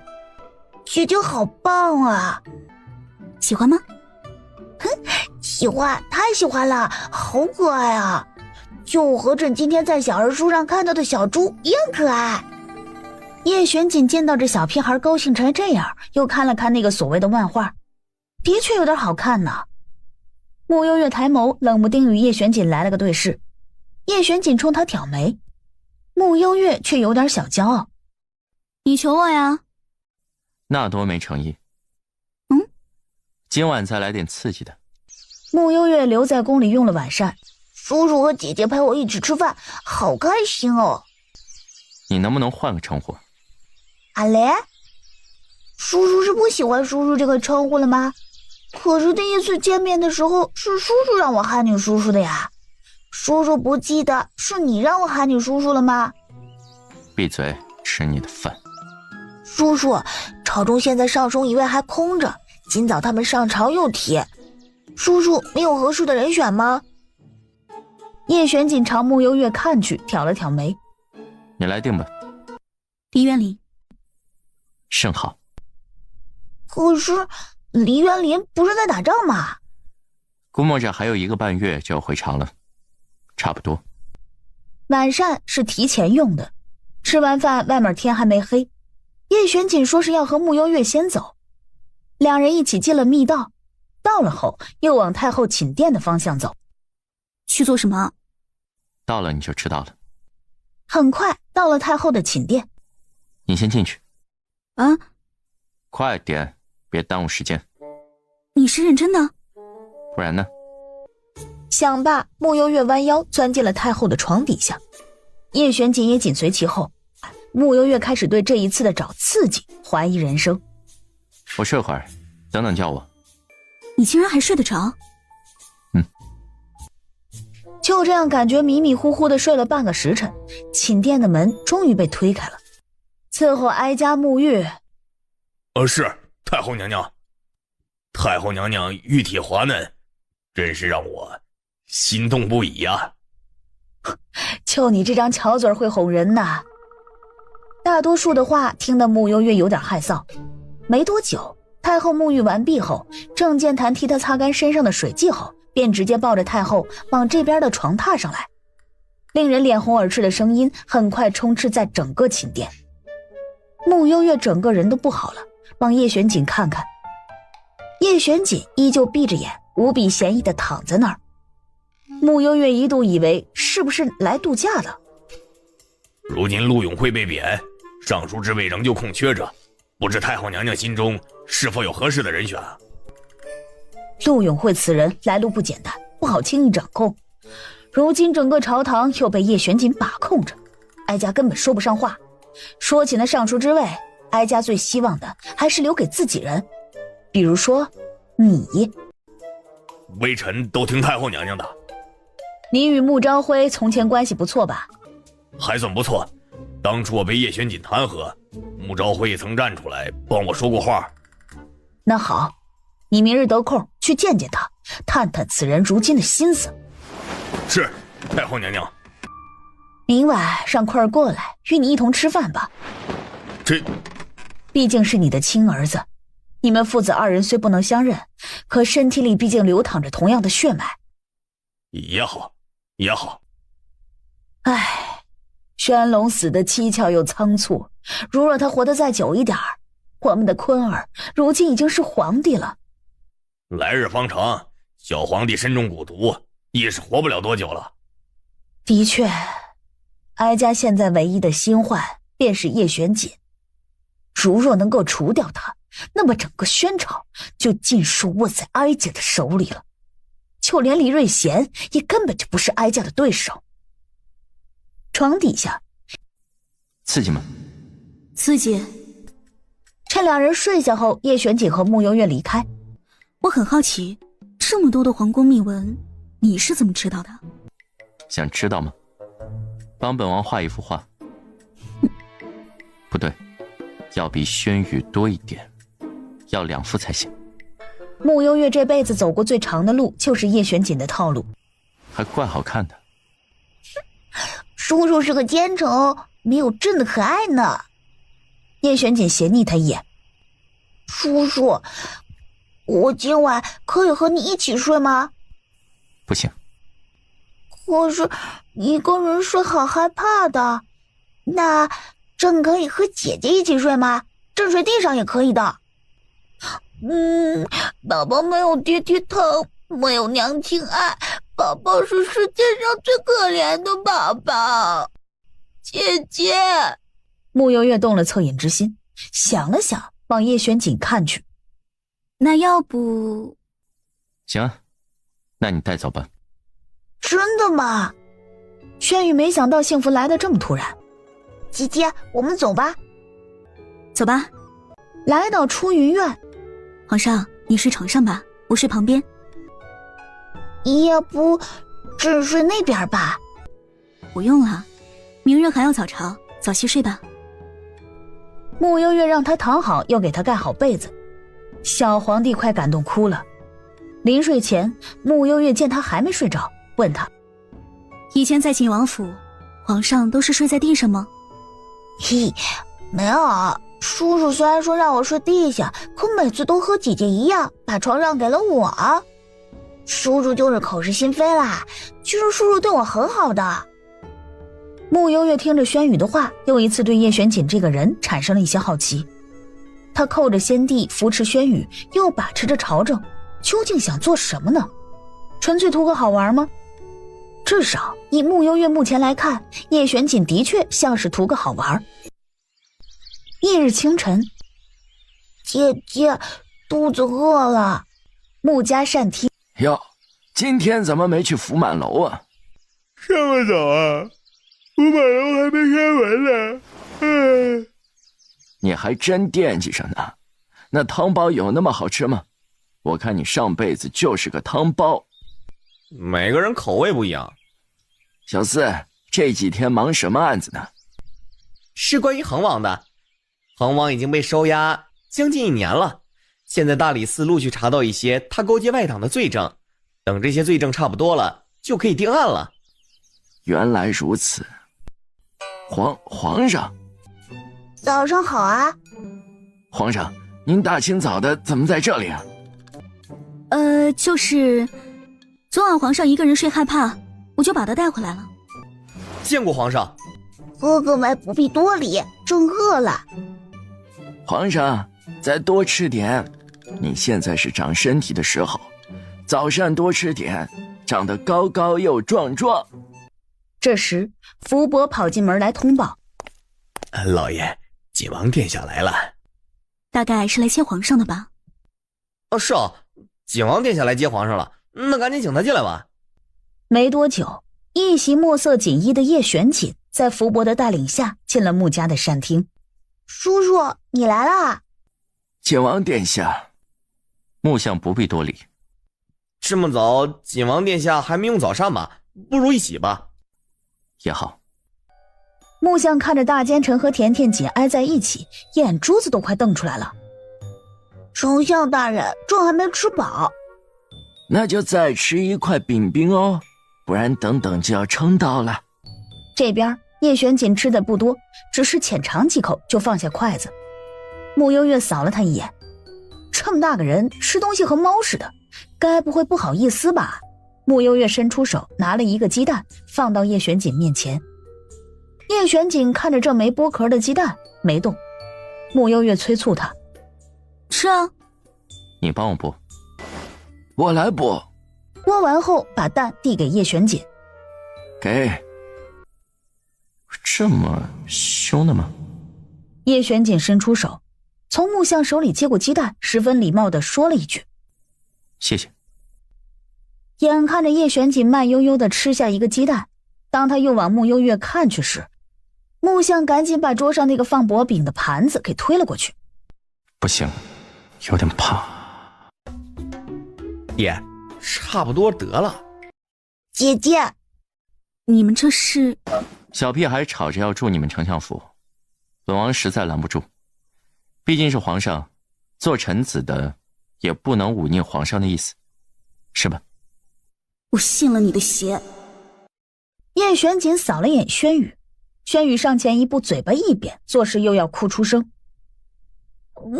真好害怕晚上一个人睡的，寝殿里面好黑好黑的。别哭了，一会儿我带皇上回去。这是姐姐开的医馆吗？是啊。姐姐好棒啊，朕最崇拜姐姐了，比崇拜叔叔还要崇拜姐姐。我们先回去吧。叔叔再见。叶玄锦嗯了一声。为了掩人耳目，穆幽月用轻功带着轩宇离开。叶玄锦也正要走时，楼下传来闹哄哄的声音。真破神医啊，老子都求医求了1个月了，比我来的晚的都拿到了号，偏偏不给老子看。怎么地，以为是丞相府的嫡女，老子就怕你啊？既然是个开医馆的，那就是个大夫而已，别家大夫都医者仁心，怎么到你这里就那么多规矩？是在作秀吗？楼下的叫嚷声引来不少百姓的围观。哎，李婶儿，正阳那个京城第一恶霸又来闹事儿了。此人什么来路？李婶倒是不晓得这京城第一恶霸的名号。比起来，这边这位坐着锦王殿下似乎更能担当起这个称呼。此人的父亲是京城那家顺兴镖局的大当家，正阳平日里仗着自家父亲的背景，没少在京城作威作福，许多官员都要给他3分薄面。刚刚我见他浑身酒气，怕是喝多了，过来撒疯了。兄弟们，给我把这间医馆砸了，出了事，小爷给你们兜着。一旁，叶玄锦放下手里的茶杯，走到窗户边，推开窗户，睥睨着楼下。围观的百姓们当见到站在2楼的叶玄锦后，一个个吓得噤声。偏偏正阳这个250还没发现，兴奋地在底下叫嚣：“给我砸，砸个稀巴烂！郑哥，快撤吧，锦王在楼上呢。”什么锦王啊？今天天王老子来了，小爷我都不怕。去，把这狗东西的腿先废了。云清飞身而下，在正阳冲过来时，抬脚踢在他的下颚，正阳直接被踢飞10几米远。求你下饶命，我们再也不敢了。叶玄锦曾一脸欣慰地看着他们，给你们一个机会。正阳的兄弟们脸色一喜，下一瞬听到叶玄锦的话后，又刹那间垮了下来。用你们手里的斧头，一人砍正阳1刀，必须要见血见骨。但是谁若是把他砍死了，本王就让谁先死。好半晌，正阳被砍得血肉模糊，偏偏还有一口气在，整个人生不如死。停手吧。正当所有人松了口气时，又听叶玄锦开口：“把他吊在顺心镖局的门口。”翌日清早，穆幽月昨夜听到李婶来报，将正阳的事儿一五一十地告知了他。听到这个消息，穆幽月心底又涌现几分异样的情绪。叶玄锦怎么火气那么大呀？一个京中恶霸而已，值得你闹出那么大动静吗？怎么不值得？本王虽对你没那么多的心思，但你都对本王生死相许了，本王也不好坐视不理。啊？生死相许？什么鬼？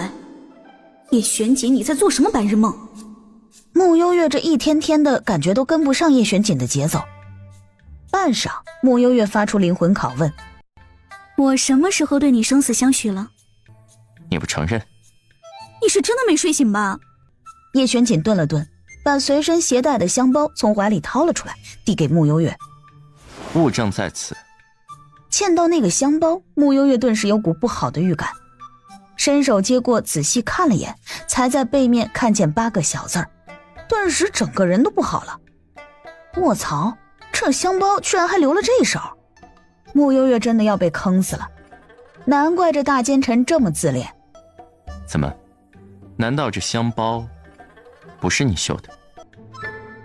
这香包其实就是我在街市的摊位上随手买的。叶玄锦默了默，随后阴阳怪气地笑了一声，随手就挑了个桃花香包，你手气挺好。好尴尬呀。这时叶玄锦又从他手里拿过香包，塞回自己怀里，不死心地说：“带本王去那个摊位。”不用了吧。两人第一次同时出现在街市。靖王殿下，这个有吗？摊主大娘一看，连忙点头。叶玄锦身上的气压放低，随手拿起一个看了一下，忽然抬眸：“字呢？”啊！摊主大娘一愣，没等他再说什么，叶玄锦把每个桃花香包都拿起来看了一眼，发现每个上面都没有绣字儿。字呢？说起这香包上的字儿，原先是有的，可是前几日来了几个姑娘说，这香包上的字也太露骨了，我们这样送给心仪的男子，会不会显得特别轻浮啊？算了，不买了。就因为听了这个又没做成生意，摊主大娘想想也挺有道理的，所以这2天卖的香包都是不带字儿的。靖王殿下，我这里卖的香包都是不带字的，带字多俗气呀。咱们讲究的是那种男女之间没挑破那层窗户纸之前梦幻朦胧的感觉。叶玄锦听后侧眸看向慕幽月，眸中染上几分意味不明的笑。没有字哦。前几天买的不是有字吗？所以你知道是有字的，对吧？不行，想杀人。姑娘，我这里卖的都是没有字的，你想要字的话，可以自己在底下空白的地方绣上去呀。慕幽月转身就走，叶玄锦心情大好，临走前扔了一锭金子在摊位上。慕幽月气呼呼地走在前头，叶玄锦不紧不慢地跟着他，心里虽知道这小怪物不会撒谎，但还是觉得挺高兴的，就想捉弄捉弄他。你气什么？本王又不介意。慕幽月转过身，你以后不许让我给你做手工活。好好好，听你的。把香包还给我。那可不行。这是我随便买的，我……慕幽月还在继续说着，忽然被叶玄锦拉住手腕，带到了一个角落里。这老道怎么又来了？下一瞬，慕幽月又见东岐道长的身后还跟着一个老头。老头打扮怪异，顶着一头乱糟糟的头发，跟着他一起进了茶楼。天瑶国巫医。陆妙莲的恶疾，除了我以外，谁都治不了。这么自信？就是这么自信。一起去喝杯茶。不去。与此同时，朝堂上，叶玄锦昨日当街行凶，手段残忍，实在是目无王法。如此下去，只怕会引起他人效仿，还请皇上严惩。韦大人所言极是，叶玄锦此举已经引起了百姓惶恐，这样下去，民心难以安抚，还请皇上出面。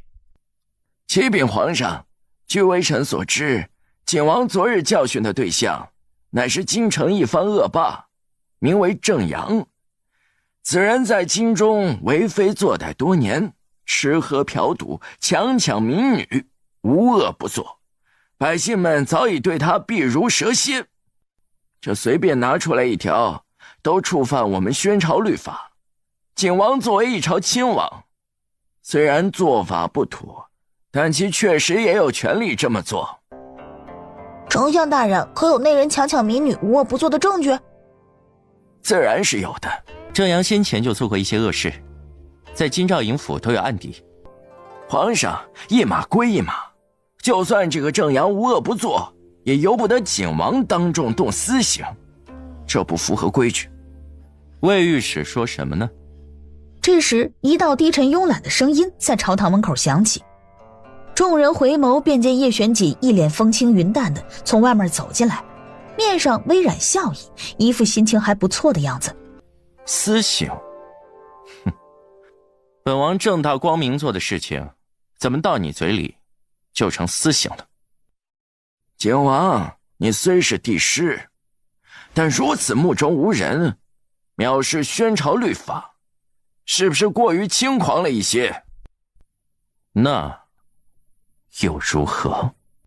魏御史还想继续说什么时，叶玄锦忽然往地上扔了一份册子上去。魏府嫡子魏远私下通商，走私北安国银器，查查吧。蒋公公将册子捡起递给轩宇，轩宇仔细看了眼，小脸十分严肃。魏御史，此事你可知情？启禀皇上，此事定是景王信口雌黄，微臣相信犬子的清白。裴彦之，去查。是，皇上。一场早朝就此落幕。你几个儿子来着？然后一副恍悟的样子。好像有2个是吧？啊，没事，死了一个，还有一个。你们魏家香火断不了。当夜，魏御史匆忙进宫求见魏太后。你们一个个存心不想让哀家安生是吗？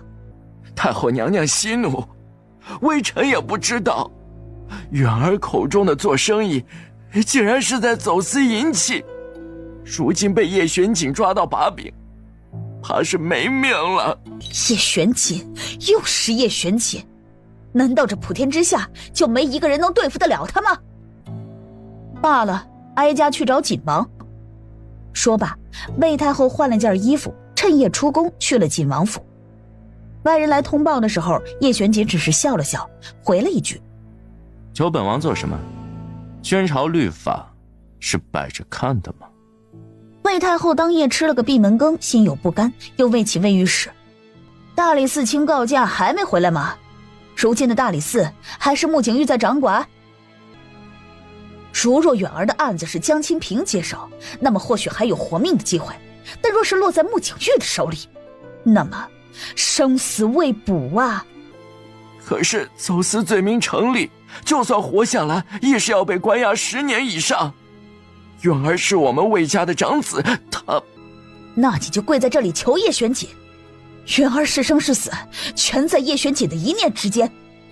魏太后不便多留，陈也离开。那老爷，大少爷已经被收押在了诏狱里，穆少卿那边也连夜在大理寺坐镇审问其他人。大理寺的诏狱向来最会折磨人了，只怕天亮就要出结果了。求景王殿下开恩呐！一直跪到天亮，锦王府的大门才终于开了那么一条缝，魏御史几乎是夹缝爬进去的。景王殿下，是微臣有眼无珠，冒犯了景王殿下，请您饶了犬子的性命吧。魏御史昨日张口闭口规矩，张口闭口法纪，咱们今日到了自己这里，就全然不顾了。你这样，如何给他人做表率？靖王殿下，只要你放过远儿，你让微臣做什么都可以。哦，是吗？是，只要靖王殿下开口，微臣定当万死不辞。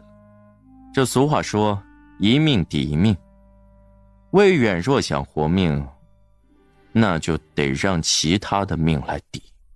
叶玄锦说罢，扔了一把匕首到魏御史的脚边，用魏如英的性命来换你嫡子的命，如何？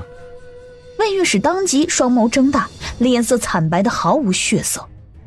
魏如英乃是太后，用太后的命换远儿的命。疯子，你这个疯子！魏大人，你今天才知道吗？话毕，面色暗沉了下来。云清，送客。丞相府内，这大奸臣不愧是大奸臣啊，手里竟然捏了御史府那么大的把柄。不过这魏远真是的，干点什么不好，非要走私银器。你干嘛这么看着我？你小子3天2头的跑出去不见人影，你该不会也在干那些见不得人的勾当吧？哪能啊，我像是那种人吗我？你怎么不像？你比魏远看起来还要鸡贼。爷，二哥平日里虽然不着调一些，可做事还是有分寸的。就是天天说的是。说完又似反应过来什么。天天，二哥做事哪儿不着调了？谁让你说我在家绣花来着？你们继续吃，我去上朝了。今天的朝堂铁定热闹。木相走后，咱们去大理寺瞧瞧。去那里做什么？小子忙了一夜辛苦了，咱们去给他送饭。马车上，魏远走私银器的事儿，我早就知道了。锦王一直把这个消息压在手里，没想到这魏老头傻不愣登的撞上去了。他知道的事情多呢。是啊，这回涉及魏家长子，不仅御史府那边急得焦头烂额，只怕魏太后也一整夜都没睡。这回的事情，叶玄锦也顺带敲打了一下其他几家，接下来的一段时间，估计要消停多了。两人聊着天，快到大理寺的时候，马车停了下来。怎么回事？穆幽月掀起帘子往外看去，面前停着一辆熟悉的马车。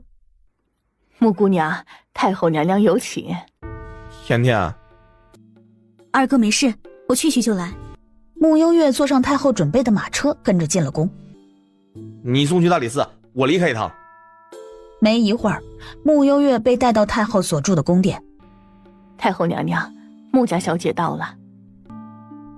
哀家知道你和叶玄锦交情不一般，你是个聪明的姑娘，应该能猜到哀家今日叫你来的目的。穆幽月，你要和哀家做一笔交易吗？与此同时，门外急急地跑来一道身影。母后，母后！宣柔扯着嗓子朝这里跑来，跑过来后走到穆幽月的身边，屁股一撅，推开了穆幽月。你起开！是公主，他那按摩手法不行，慢慢悠悠多费劲呢，还不得整到天荒地老海枯石烂呢。说完，卯足力气，手掌用力挤压魏太后的脑袋。住手！母后，不是我说你，魏远那小子太能嘚啵嘚啵的整事儿了，干啥不能呀？非得干点违法犯罪的事儿啊！就这个大兄弟，我寻思你不给他点教训，回头他能浪到你坟头，你信不？宣柔，不像话，你简直不像话！魏太后又扫了眼大殿里其他的大臣们，就连穆相都在。你们怎么在这儿？是我叫他们来的。今日这事儿啊，咱们都敞亮着说。你叫我主穆幽月来这里干啥？我心里头啊和明镜似的，所以我把大家伙都喊上了，咱们说个明白。兄弟们，你们摸着良心说，魏远这事儿做的丧良心不？丧良心！陈大人最先附和，其余人也应声附和。宣柔听他们附和自己，指着陈大人就要朝他走去。兄弟，击个掌！穆幽月伸腿踢了踢胖幽灵，胖幽灵反应过来，不用了。刚羞涩，下一秒又狂放起来。这天上的魏远干了那么丧良心的事情，母后你咋还能让一个小姑娘去求叶玄锦呢？这小身板哪里顶得住大奸臣的摧残呢？我真不知道你这脑子咋长的，和个刀郎似的。你看看，说你两句你瞅你还不高兴了，一天天和个倔驴似的。宣柔，你给我滚！太后娘娘，魏家嫡子走私淫器，人证物证俱在，就不要为难小女了吧。哀家只是让穆姑娘帮忙治头疼而已，何时让她去求叶玄锦了？你说，哀家刚刚让你去求叶玄锦了吗？没有，太后娘娘没说。哎妈呀，母后，是儿臣错怪你了，儿臣给你赔个不是。来人，把公主送回去，继续禁足，禁足！嘿，我说你这老母夜叉，你……没等宣柔说完，已经被2枚侍卫给架着拖了出去。哎，这怎么生的你这么个孽畜！滚！有多远滚多远！话毕，看着一屋子里的人，大喊：“你们都给哀家滚出去！”甜甜，你摸着良心告诉爹爹，你和大奸臣的交情走到哪一步了？我和他……丞相大人。一道慵懒的声音适时加入话题。说起本王和甜甜的关系，那就说来话长了。爹，我和景王其实就是他救过我的命。穆幽月急中生智，将此事道了出来。见2个男人同时看着自己，穆幽月确定的点点头。没错，就是这样。叶璇紧逆着他，思绪稍稍飘远一些。他记得之前他也说过自己对他有救命之恩，今日又提了一次，可他怎么一点印象也没有啊？原来是这样，那你先回去休息吧，爹和景王有一些要事要谈。好的。穆幽月一口应下，迅速消失在2人眼前。景王对小女有救命之恩，我这个当爹的就先向你道谢。叶璇姐嗯了一声，没说话。但是毕竟男女有别，小女以后还是要嫁人的，为了她的声誉，景王殿下以后还是和她保持一些距离吧。说完，穆相便离开了。叶璇锦将穆相的一字一句都听了进去，逆着穆相的背影嗤笑一声：“嫁人？哼，他倒是要看看，谁敢娶这个小怪物？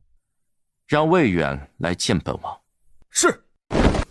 锦王府里，景王殿下，求求你放过我，我愿意为你当牛做马。魏远向叶玄锦求饶。哼，想活命吗？想。那就拿出点诚意来。我知道一个魏家的秘密。叶玄锦没出声，似是在等他的回答。确切的说，是魏太后的秘密。说来听听。魏太后曾经拜在北域古人门下，私下练过几年的蛊术，但因为蛊术邪门，每月的初七都要昏睡上一整日。如若中途有人打断，那便会遭到反噬，人会身心俱疲，需取7名童子的心头血饮下方可复原。若他中的蛊被破，是否会同样遭受反噬？按道理是的。有点意思。出去吧。魏少爷，请。魏远震惊，心中又惊又喜，给叶玄锦磕了个头，表了忠心。魏远以后便是景王殿下的人，只要景王殿下开口，魏远万死不辞。丞相府，木香还是没弄懂穆幽月所说的救命之恩是什么。来到穆幽月的院子询问一遍，穆幽月也没隐瞒，将3年前那一晚自己得知是丞相府嫡女从陆家逃出，又被陆妙龄抓到山上折磨后，奄奄一息时遇见叶玄锦的事情说了一遍。我真的没想到陆家的人能心狠到这般地步。你好歹救了陆妙龄10年了，他怎能如此心狠？木相甚至后怕的在想，如若那一晚甜甜没有遇到叶玄锦，叶玄锦没有随手赠药，那今日会是怎样的局面？陆永慧，陆妙龄。木相咽不下这口气，唰的一下子站了起来，迅速出了穆幽月的院子，脚步飞快地回到自己院子。木相提了刀就跑了出去。木相一脸杀气地冲出了相府，木星则听到外面的动静，跑出来就看到木相提着刀出去了，吓得赶紧去找穆幽月。甜甜又出事了！不想死的都给我让开！陆永慧，今日不是你死，就是我亡！木相刀一挥，朝着陆永慧冲了过去。就这样，2个文官一刀一剑，在昆王府外的大街上大打出手。穆昭辉，你疯了吗？敢在本王府邸门口撒野，你们还不给我上！话一出，昆王府无数隐卫从暗处闪现，隐卫皆是伸手上城，摆好招式，正要上前时，2道身影顷刻间闪现。穆幽月和穆星则站定后扫练四周。殿下，穆家实在太猖狂，让他们去死吧！都给我上！出了事儿，本王替你们兜着。穆昭辉，你当街行凶，是不想要丞相之位了吗？此时此刻，我只是一个替女儿报仇的父亲。陆永慧，你欠我甜甜的，今日我要你10倍奉还。穆相住手啊！有什么话不能好好说的？大街上打成这样也难看呐！滚！你这个傻子！啊，你挺狂啊！今日天王老子来了都保不住你们！木相又一次挥刀，穆幽月见此，在木相出招前先一步挥出了拂尘，又一并将陆永慧的手筋挑断。陆永慧趴在地上，疼得昏死过去。穆幽月，你杀了我爹！没错，人是我生的，有什么都冲我来。甜甜，放心。京兆尹府的官兵听到消息跑来的时候，领头的裴彦之有些头疼地看着这一幕。这啊！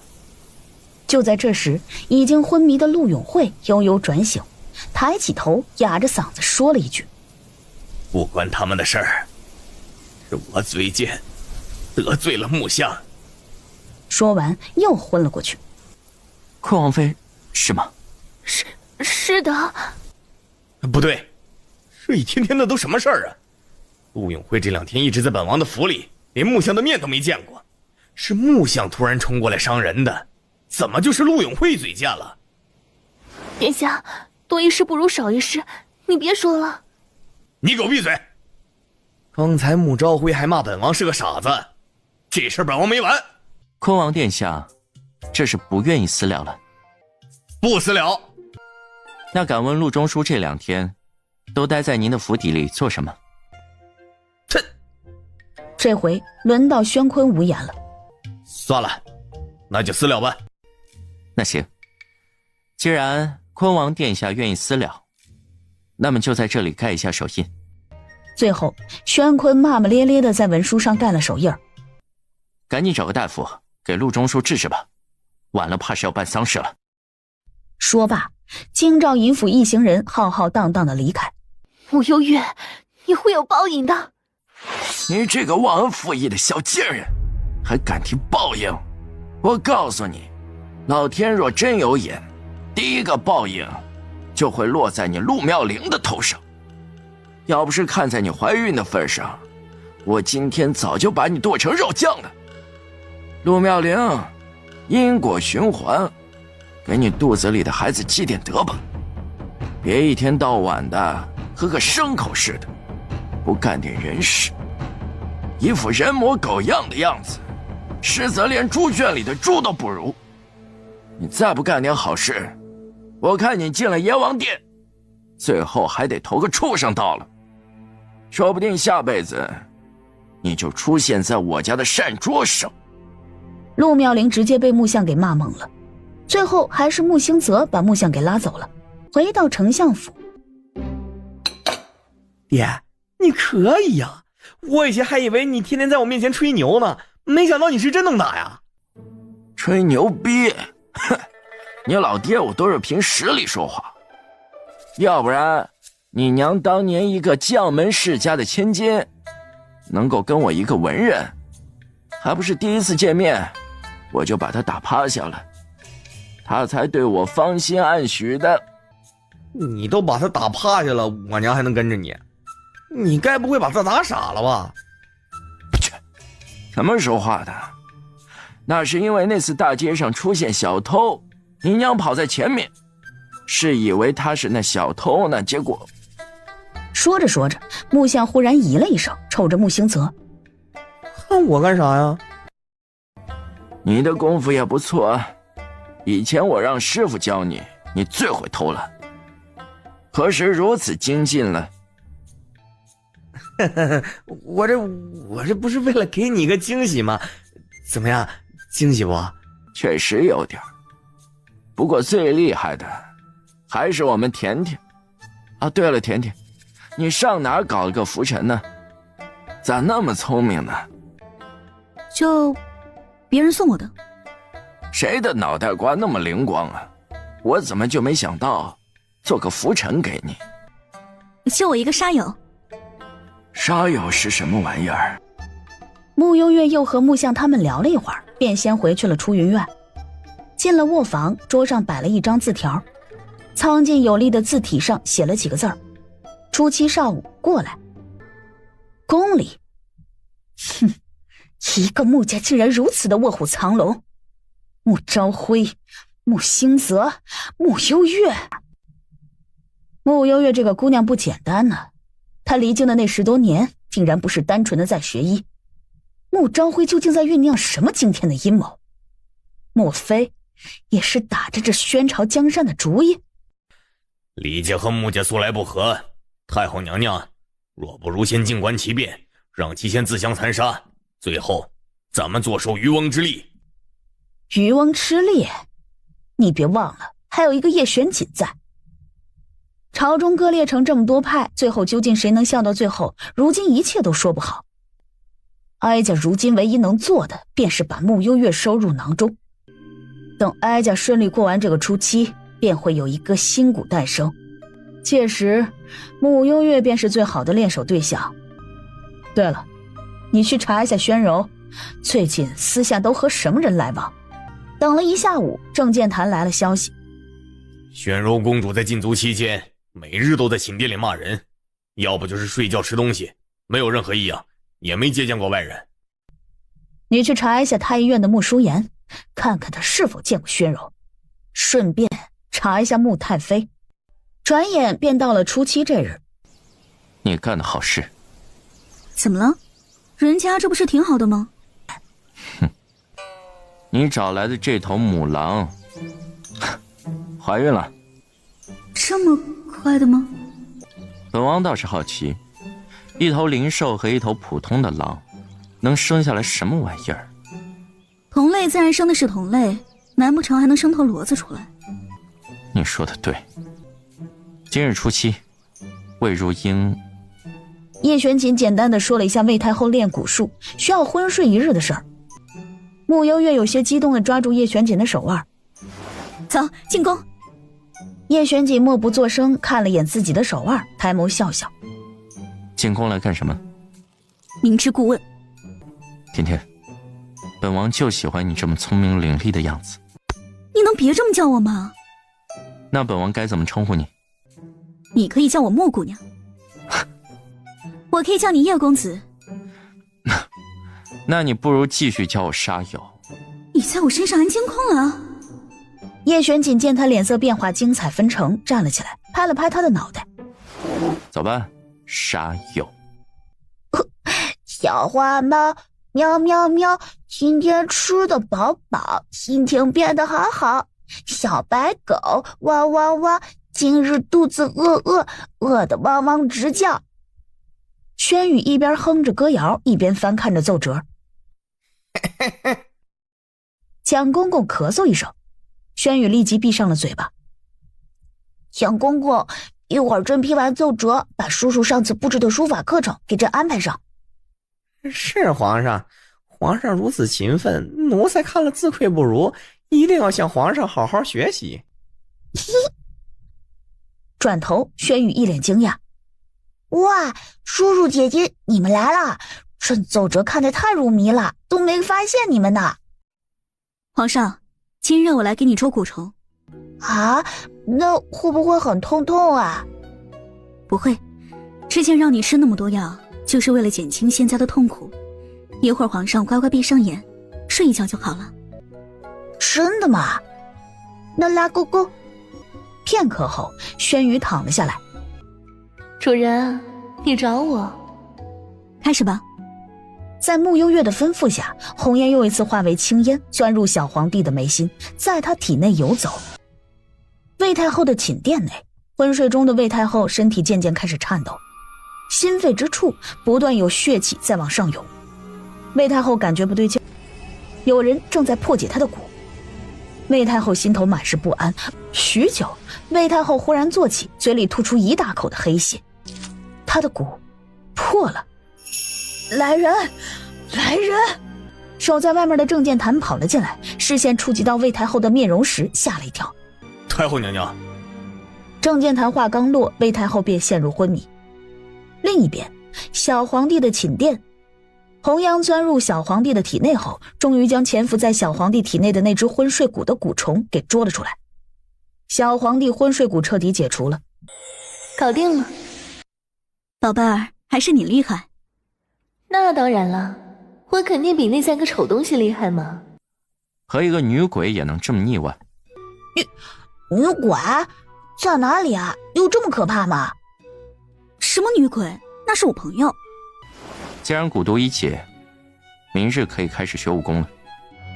好耶！是叔叔亲自教我吗？没空。那姐姐可以教我吗？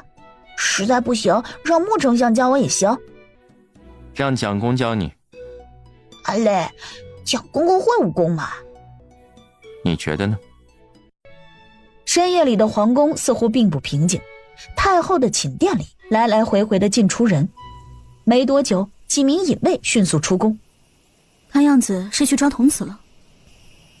出了宫，在暗处等了一会儿，很快隐卫们便抓了7个昏迷的童子，朝进宫的方向去。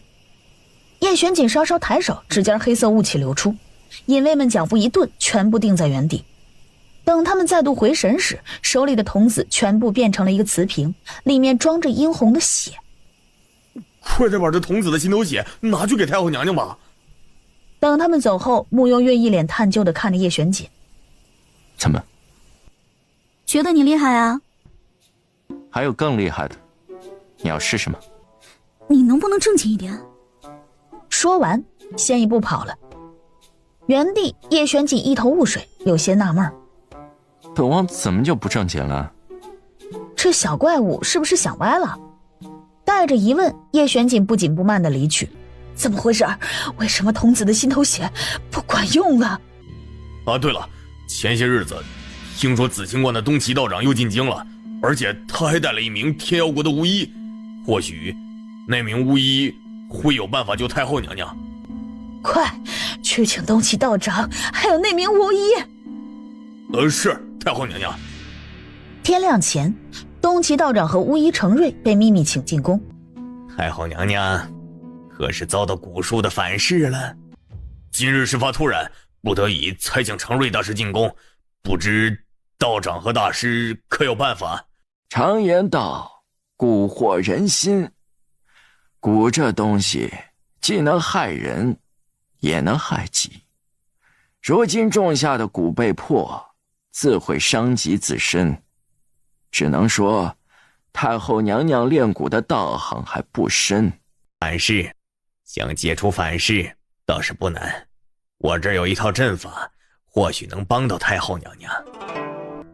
不愧是天饶国鼎鼎有名的巫医。半晌，程瑞让魏太后躺平，拿出一套银针，在魏太后的身体几个穴位各扎了一针。一直到了天亮，程瑞惊呼一声：怎么回事？太后娘娘体内的邪气被人封锁住了。这世间竟有如此强悍的力量。太后娘娘，你的模样一时半会儿怕是无法复原了。不，哀家不能这样。去，把穆幽月给哀家叫来。他不是神医吗？如果治不好哀家，哀家就治他一个欺上罔下之罪。穆幽月坐在医馆的枕间，半个时辰前，魏太后宫里的窦嬷嬷又来找她了。可刚过来，叶玄锦便推门进来。本王身子不适，劳烦穆姑娘给本王瞧瞧。穆小姐，太后娘娘那边还等着。怎么，宫里御医死绝了吗？怎么说话呢？他三哥还在太医院呢。叶玄锦似乎是反应过来，恍惚地哦了一声。宫里院判以下的太医都死绝了吗？还不滚！奴婢先告退了。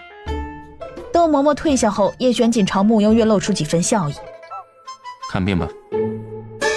穆幽月服了他这股无耻的劲儿了，手指搭在叶玄锦的手腕上，然后拧了拧眉。什么表情？你的脉搏跳得真慢啊！你究竟是不是人啊？叶玄锦伸手摸了摸他的脑袋。甜甜。诊间的门被人推开。甜甜，爹给你买了。我头发上的脏东西拿下来了吗？刚刚有只小虫子。谢谢你啊。不客气。木像的小火山瞬间熄灭了。面前，穆幽月又拿出一支毛笔，在纸上写了一个方子，递给叶玄锦。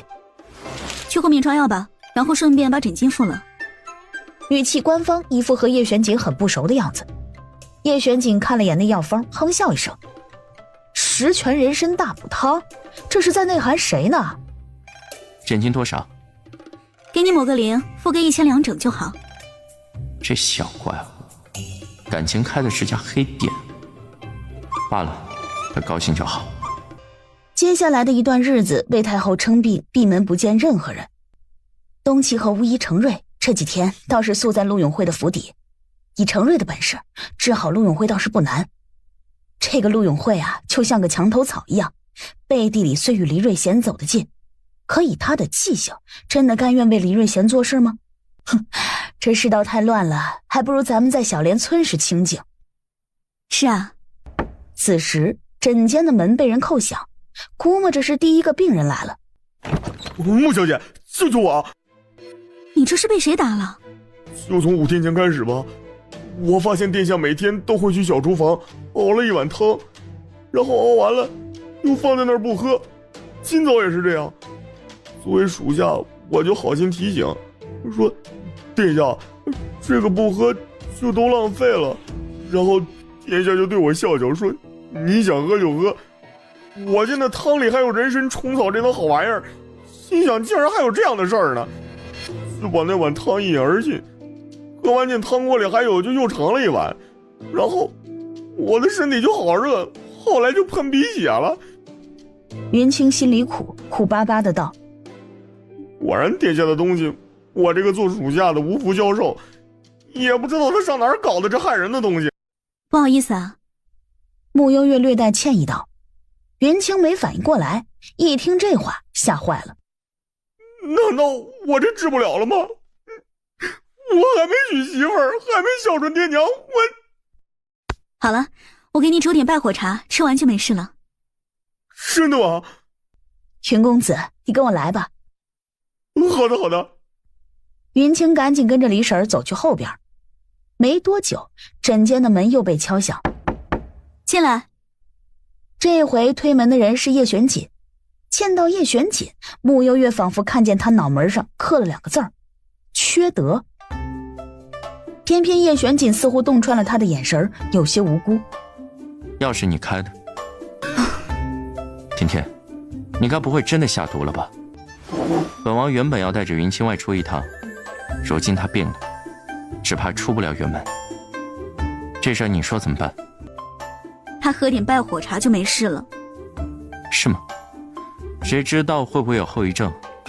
毕竟木相不还让你研究无色无味的毒药，你下毒的嫌疑还是很大的。叶玄锦说得很认真。说完，叶玄锦往椅子上靠了靠，一副与他清算的样子。这样吧，看在你身手也不错的份上，云清生病这段日子，你来当本王的贴身护卫。不是还有云蝶吗？云蝶身手哪有你好？木姑娘，你都没点认错的诚意吗？这时，云清喝完了败火茶，从里面走出来，本想激动地告诉穆幽月自己一杯败火茶下肚，现在神清气爽，连老虎都能一脚踢死。一转眼看见叶玄锦坐在这儿，身体一僵。怎么虚弱成这样？虚弱？云清捕捉到了关键词。我怎么还是好晕啊？行吧，就按你说的。木姑娘果然深明大义。临走前，叶玄锦还特意叮嘱他一句：明日一早，城外见。木姑娘，给您添麻烦了。没事。没一会儿，楼下，云清生龙活虎地跟在叶玄锦的后面。殿下，属下已经恢复好了，不会耽误明日的行程。你不用去了。正当云清一头雾水时，面前叶玄锦忽然转身递给他1000两银票。云清吓得不敢去接。今日这事儿怪本王，为表歉意，你自己玩几天。我该不会又被逐出景王府了吧？天底下竟然还有这么好的事儿！没一会儿，云清看了眼医馆的方向，忽然明白了，麻溜地接过银票。多谢殿下，您可真是一副菩萨心肠。甜甜回来了。爹爹在等我吗？是，这几天朝堂没什么事，我下朝又早，就在这里喝喝茶。爹爹，那个我可能有些事情要外出几天。外出？这是要去哪儿？就是我之前在小林村的时候，有个伯伯对我很好，听说他最近病了，我就想去替他诊治一下。这的确是该去。说起来，那些小莲村的村民也都对你照顾有加。爹爹之前去的匆忙，都没好好拜访一下，不如和你一起去吧。不用了吧，小莲村路途遥远，一来一回最少也要10日时间，爹爹怕是走不开吧？没事，我可以称病告假。穆幽月不知该说什么好了。这时穆星泽走过来加入话题。爹，你怕是告假不了了。干嘛？皇上那边刚刚传来口谕，要你明日下朝后每天教他2个时辰武功。什么玩意儿？我一个文官去教皇上武功，没搞错吧？谁让你那天在大街上那大砍刀挥的和切韭菜似的？你以为这事儿瞒得过皇上吗？大概是你之前喂皇上吃饼饼，皇上觉得你很慈祥和善吗？这都什么事儿啊？木相一个头两个大，想了想，又看向木星泽。你看我干嘛呀？要不你陪甜甜外出一趟吧？你平时虽然不着调，但身手不错，帮甜甜提个包袱，当个贴身护卫也不错。行，交给我。不错不错，这样我就放心了。明天先教皇上一套我独门秘创的刀法。你确定皇上提得动刀吗？那我就教拳法、掌法，我会的可多呢。木相抬头挺胸，一脸骄傲地走了。甜甜，冤冤相报何时了？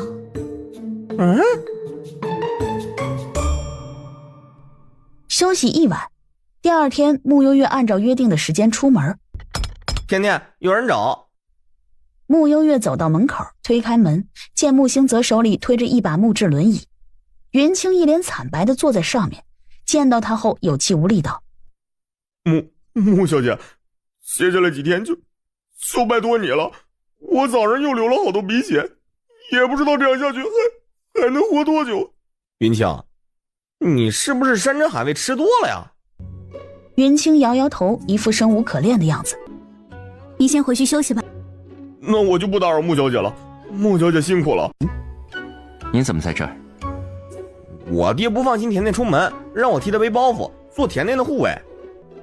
叶玄锦独自一人坐在马车上，穆悠月和穆星泽坐在后面的马车，一路往东边的方向去。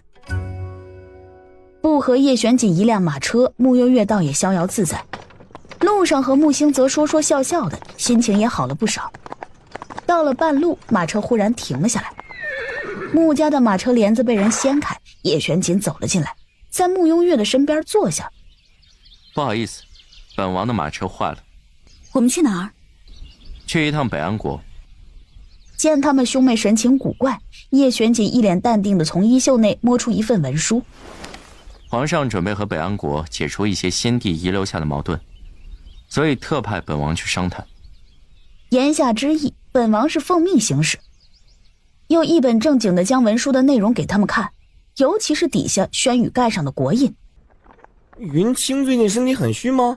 吃了什么大补的东西，把身体都补坏了？二哥，你哪壶不开提哪壶。人参加虫草，没补死算他命大。我能跳车吗？天黑前，在玉林城下的救星镇歇下了。哇，这镇子怎么有点凉飕飕的？进去吧。这家客栈怎么那么冷清呢？可不是嘛，活人一个没有，全让幽灵住满了。不过这话他可不敢和穆星泽说。我累了，先休息了。二哥，安神珠，好好休息。谢了啊。哎呦妈呀，这是啥好地方？咋感觉来到了天堂呢？这个镇子阴气甚重，怕是有道行颇深的厉鬼镇压在此。那还能胜得过你吗？你不也是幽灵界扛把子吗？一般，世界第3。你竟然能抓到我！告诉我，这里从前发生了什么？为什么要告诉你啊？就你张嘴了，搁这叭啥呢？再不回答，小心我主人让你灰飞烟灭。我们这镇子半年前发生过一件，你们知道风都统吗？知道啊，风长河对吧？这家伙3年前被派遣掌管诸军，是个不可多得的军事人才，但听说半年前得了怪病，突然就挂了。对，就是风长河。半年前他被派驻边境，但是经过此地时突然得了怪病，没过3天便七窍流血而死。他似乎是被人害死的，死后怨气极重，不愿意去转世投胎，便驻足在此地，不断降服这里的幽灵。我们自从被他召唤来后，就被困在这儿，再也逃不出去了。他也不准我们转世，要我们在此地等待时机。这时外面忽然狂风大作，风长河来了！好家伙，一下就给我整得热血沸腾的。你小心点噻，别等被人吊打了噻。滚一边去！你以为我和你似的怂了吧唧的？我告诉你啊，这会儿就算风长河出现在我眼前，你看我皱一下眉头不？话刚落，窗户砰的一声被狂风猛烈的震开。哎呦妈呀！来了！好汉饶命！我再也不敢了。你行行好，别跟我这孙子计较，我谢谢您呢。瞅你那傻了吧唧的样子，磕碜死了。哎，老乡啊！胖幽灵激动的回头，又仔细看了看，只是风把窗撞开了，啥也没有。哟，雷声大雨点小，我看这风长河八成是知道爷爷我在此，不敢来喽。李瑞贤孙女，你侮辱我！一下给我整不会了。若识相就快滚，否则你红颜姑奶奶要你好看。没错，你胖幽灵爷爷也不是吃素的。砰！房门被人推开。哎呀妈呀，又来了！门口，叶玄锦一脸玩味地看着这房间里的场景。这么热闹。见到叶玄锦，风长河一脸震惊，下一瞬倏地以最快的速度朝叶玄锦袭过来。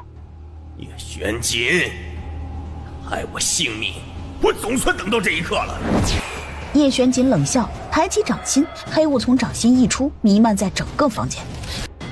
玄锦，这个奸臣把控朝政，毒害我性命，是为转世，为的就是今日。叶玄锦，你受死吧！风长河发出一阵凄厉的叫声，随即救星镇上所有的幽灵在听到施令后，全部以最快的速度往这边聚集。你被人毒害和叶玄锦有什么关系？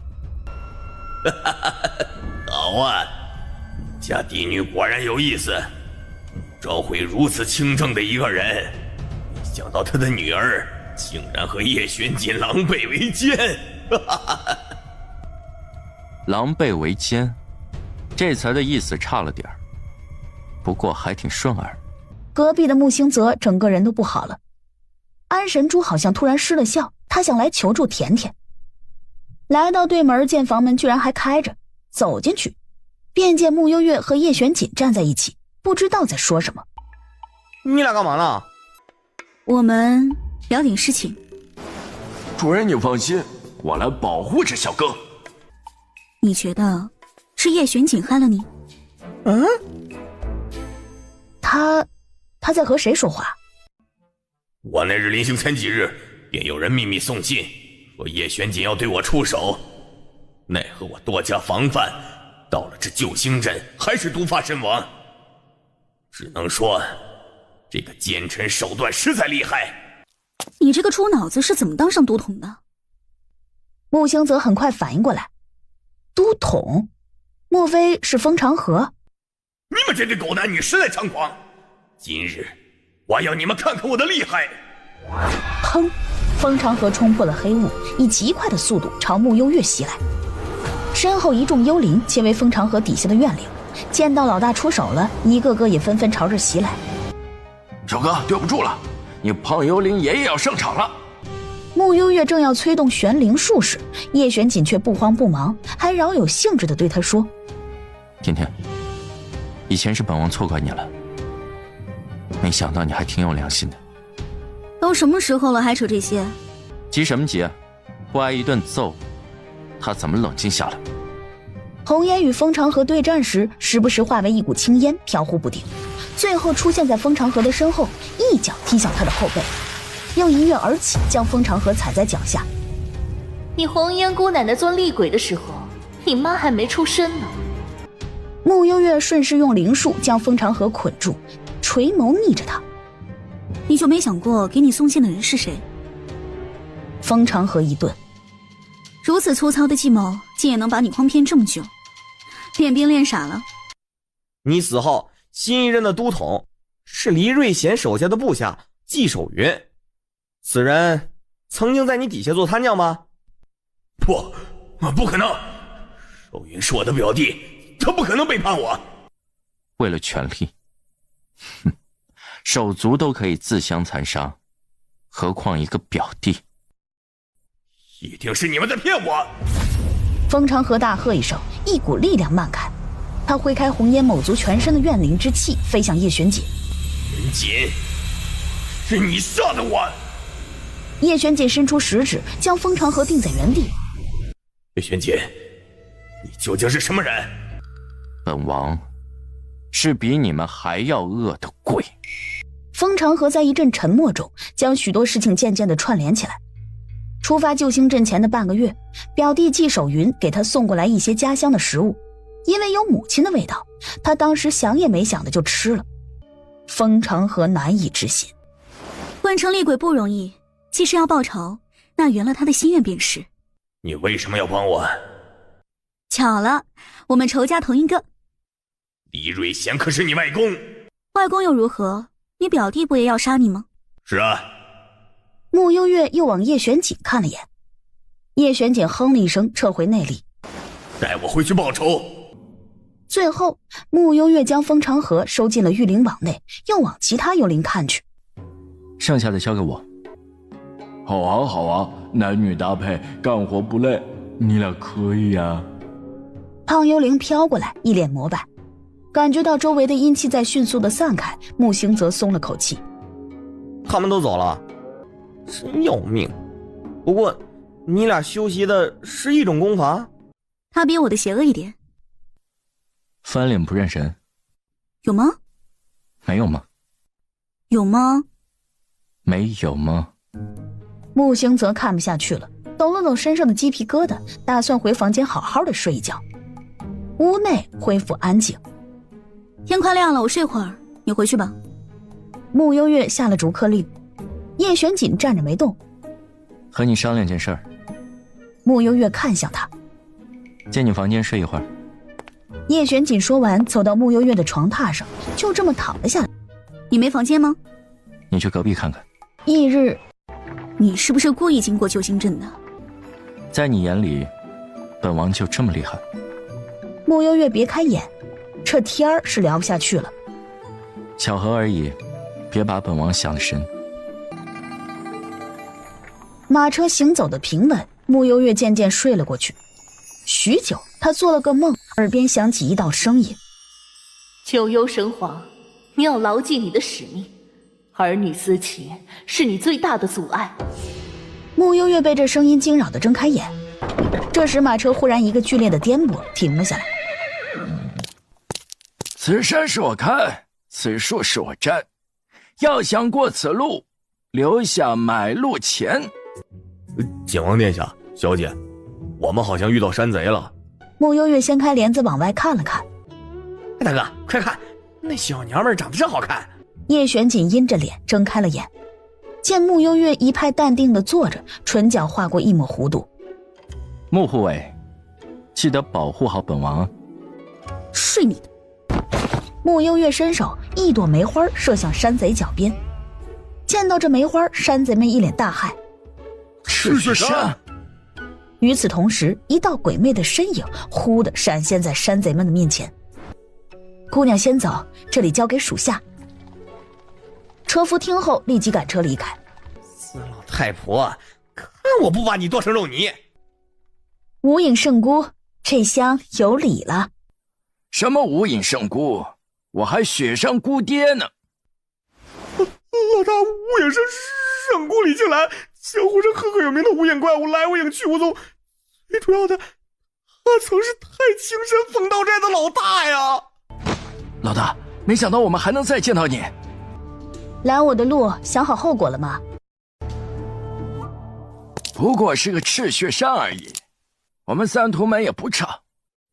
兄弟们，给我上！今天要是把这娘们给杀了，回去个个领头功。话落，身后无一人敢动。面前李婶也不愿意与几个小毛贼在这里周旋，实在是掉价儿。视线往那领头羊看去，冷笑一声，闪身上前。在领头山贼还没反应过来时，眼前寒芒一闪，脑袋与身体已经分离。带我去你们的三屠门。没多久，除了第一批山贼外，整个三屠门被屠门。李婶很快追上了穆幽月他们的马车，在马车外道：“姑娘，都解决了。”好，辛苦你了。叶玄锦盯着他，徐徐低笑。本王果然是跟你出来见世面了。装什么呢？不管，反正这一路你得保护好本王。夏季的天色说变就变，原本艳阳高照的天忽然乌云密布，狂风大作。殿下，姑娘，怕是要下暴雨了，前面一段都是泥路，下了雨恐怕不好行走。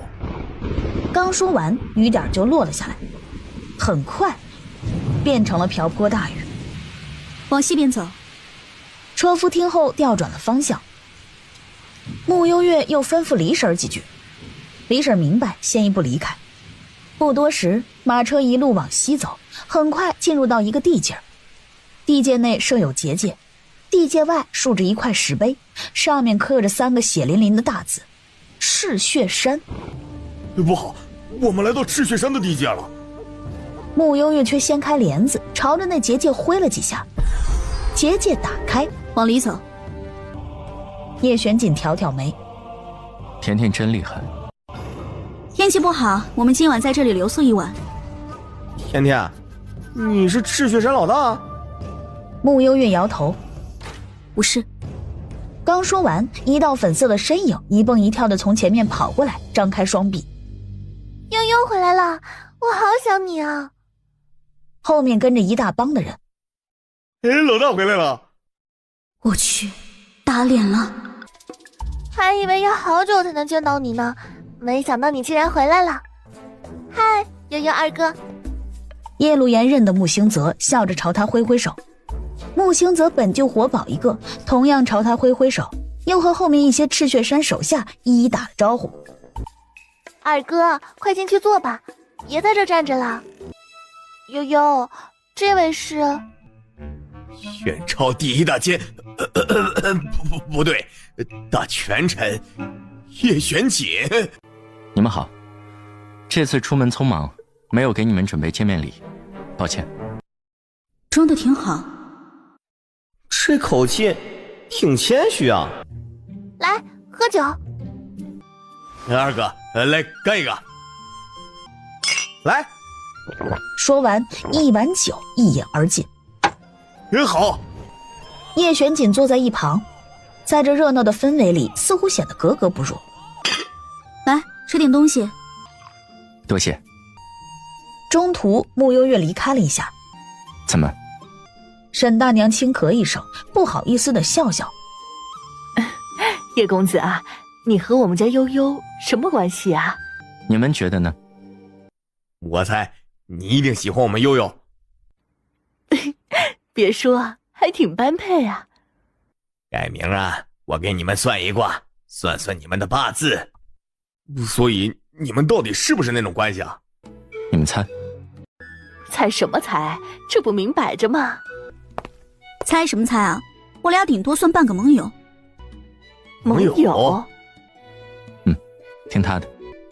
饭后，悠悠，别人我不了解，你我还不了解吗？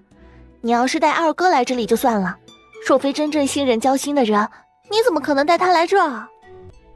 小小年纪，胡思乱想什么呢？那你干嘛还帮他夹菜，帮他端水啊？以前在家里，只有我娘才会这么对我爹。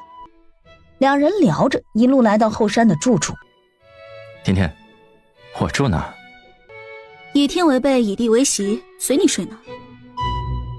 叶陆言只当是穆幽月拉不下脸。景王，里面请。多谢。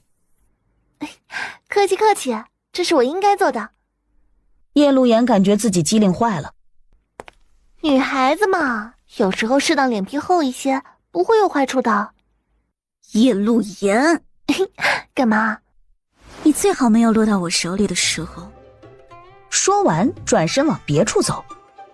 啊，你干嘛去啊？我睡你房间。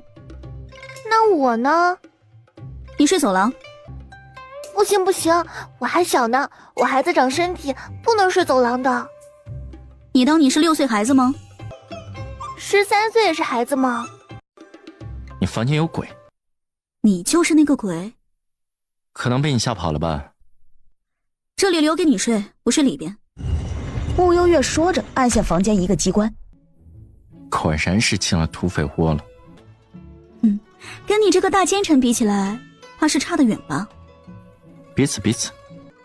晚安。穆幽月说罢，按下机关把门给关上了。一墙之隔的叶玄锦就睡不着了，无聊之余又欣赏了一遍这个房间的摆设，而后又发现枕边还放着一本书，拿起一看，探索人体奥秘。叶玄锦皱了皱眉，随手翻开一页，便是一男一女摆设高难度的姿势。探索人体奥秘，哼，原来这小怪物好这口啊，平时还真没看出来。叶玄锦随便翻了几页，就把书放回原处，思绪涌动间，不禁想起傍晚时赤血山那些人问他那些问题，他和小怪物的关系，坦白说连他也不知道。自从这小怪物回京后，他的日子是日渐有趣起来，但这能扯上喜欢吗？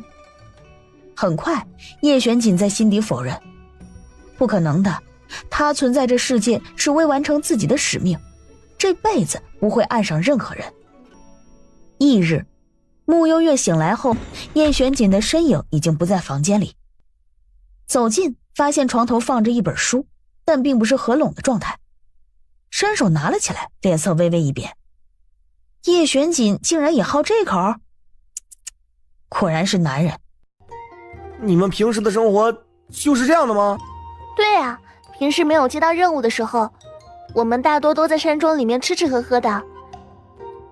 悠悠二哥，你是不是也觉得我们赤血山就和外界传的一样，动不动就下山杀点人啊？没，我之前虽没有与你们近距离接触过，但我也知道你们杀的大多都是些穷凶极恶的人。我们这些人都是没有家的，如果没有悠悠，我们都是江湖上的亡命之徒，整日活在逃亡之中。我们不轻易杀人，但一旦出手，就是我们的仇人。叶玄锦呢？穆幽月这时走过来，打断他俩的话题。景王啊，刚刚被那个白发老爷爷缠着，好像去前面了。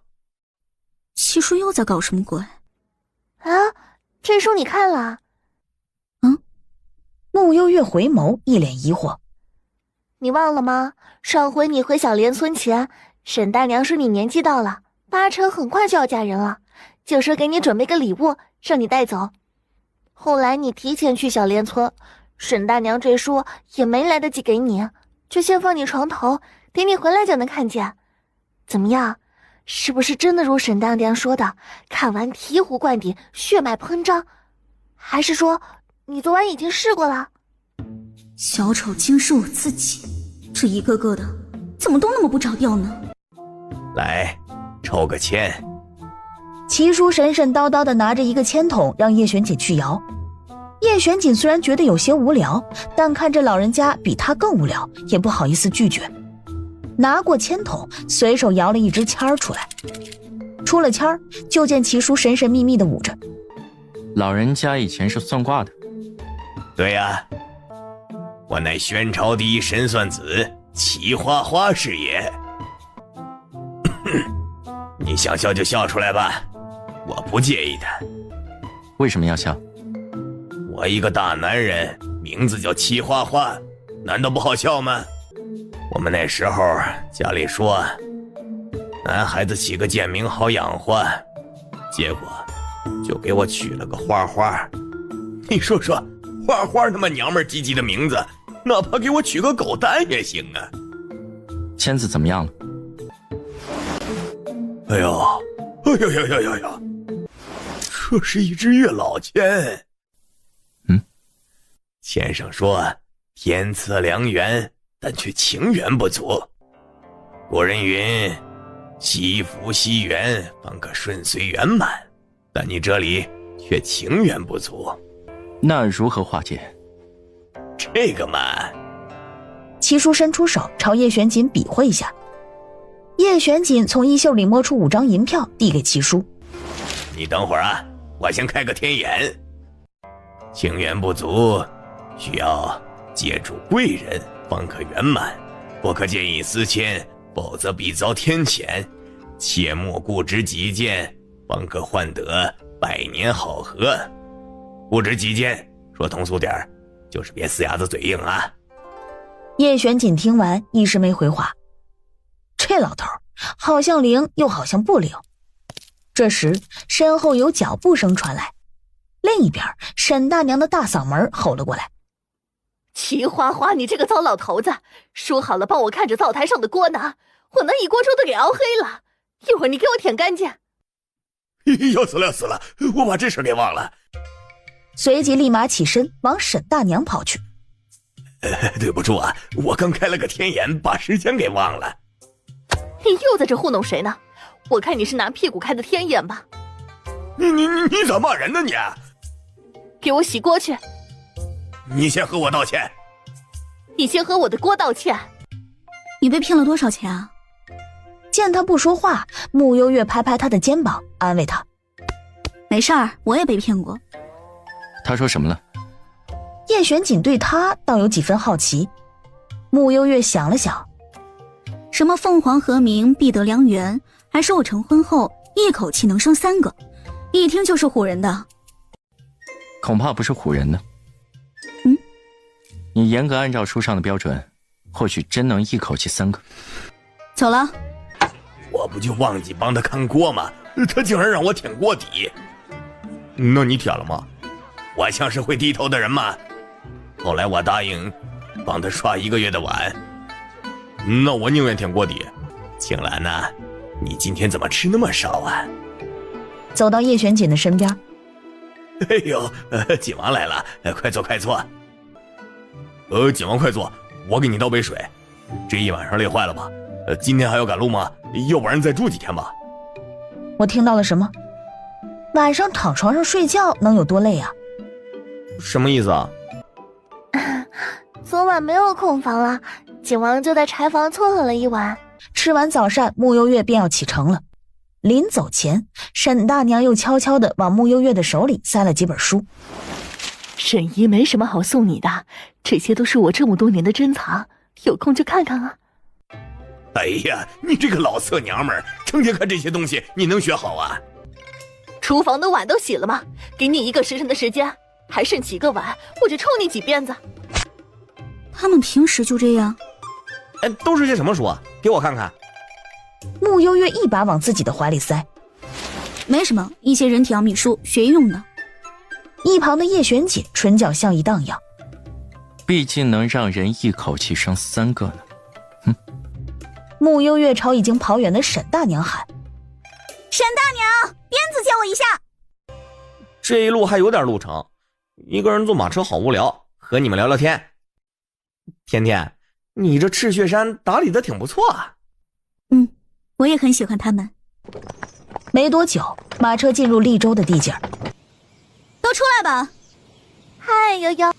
哎呀，你们还没走远呢，我们前几天就说好了，今天去利州赶集呢。是啊是啊，好巧。那七叔，你的碗刷完了吗？没呢，我偷偷溜出来的。我这双手是用来算卦的，可不是刷碗的。悠悠，你这一路就你一个女孩子，多不方便啊！身为属下，我有保护你的职责，要不你带上我吧？不错，江湖险恶，属下同样有保护老大的职责。我拉倒吧，你是不想刷碗吗？刷碗哪有保护老大重要？一点觉悟都没有。乖啊，我不是去玩的，此行是秘密行事，不能带上你们。叶龙颜撅了撅嘴，往马车跑去。秦王殿下，悠悠二哥，你们说，作为属下，保护老大的安危，应该吗？一会儿我给你们免费算一卦。车夫大哥一路赶车累了吧？要不换我来吧？前面刚好有辆空置的马车。哦耶！微臣恭迎景王殿下。带路。郑国侯点头，一行人赶紧先带着叶玄锦入宫见国君。那你去忙，我们自己玩。本王此次代表宣朝，就一个人出门。宣朝颜面何在？穆护卫，你跟本王进宫，其余人去东街安置。很快进了北安国的王宫。玄锦呐，你可算来了。叶玄锦朝夏侯路点点头，拜见锦王殿下。免礼。这位姑娘是？锦王护卫。一路辛苦了，先进去吧。上次一别，到现在快有2年了吧？叶玄锦嗯了一声。说起来，那一次多亏了你的丹药，要不然的话，今天我哪儿还能坐在这儿啊？宣龙已死，如今你也没什么好顾忌的。话是如此，可北安国在他的打压下，这些年过得并不好。临近晚宴，穆幽月坐得有些难受。我出去透透气。别走远。等他出门后，夏侯路一肚子的八卦。玄锦，这姑娘不只是护卫那么简单吧？叶玄锦往夏侯路这边看了一眼，抬了抬手，示意夏侯路停止这个话题。明白明白。过了会儿，叶玄锦扔给他一份文书，夏侯路接过，打开看了眼。当真如此？如若真的能和宣朝恢复通商，那么北安国的好日子可就又来了。本王还有一个要求。你说。半晌，听完叶玄锦的话，夏侯路沉思几分。只是要借谁之手来当这个恶人呢？天色慢慢暗下来，期间穆幽月实在是无聊，便招了个幽灵过来陪他聊聊天。犯什么事了？前日给苏妃娘娘倒洗脚水时，水温有些烫，被她逼着喝完了洗脚水，我心里难受，就上吊自尽了。这也太惨了。苏妃娘娘就是个恶魔，她只要见到姿色稍微好一点的宫女，都会想方设法的折磨，送给老太监对食，亦或者故意刁难。总之很多宫女姐姐都被她羞辱致死了。听着和白雪公主的后妈似的。谁是白雪公主啊？没谁。你是新来的宫女吧？那你要小心一些了，要是被苏妃娘娘看到你长得那么美，她一定会对付你的。谢谢你的夸奖。我不是这个意思啊。小宫女话说一半，便被从御书房出来的叶玄锦随手掀飞。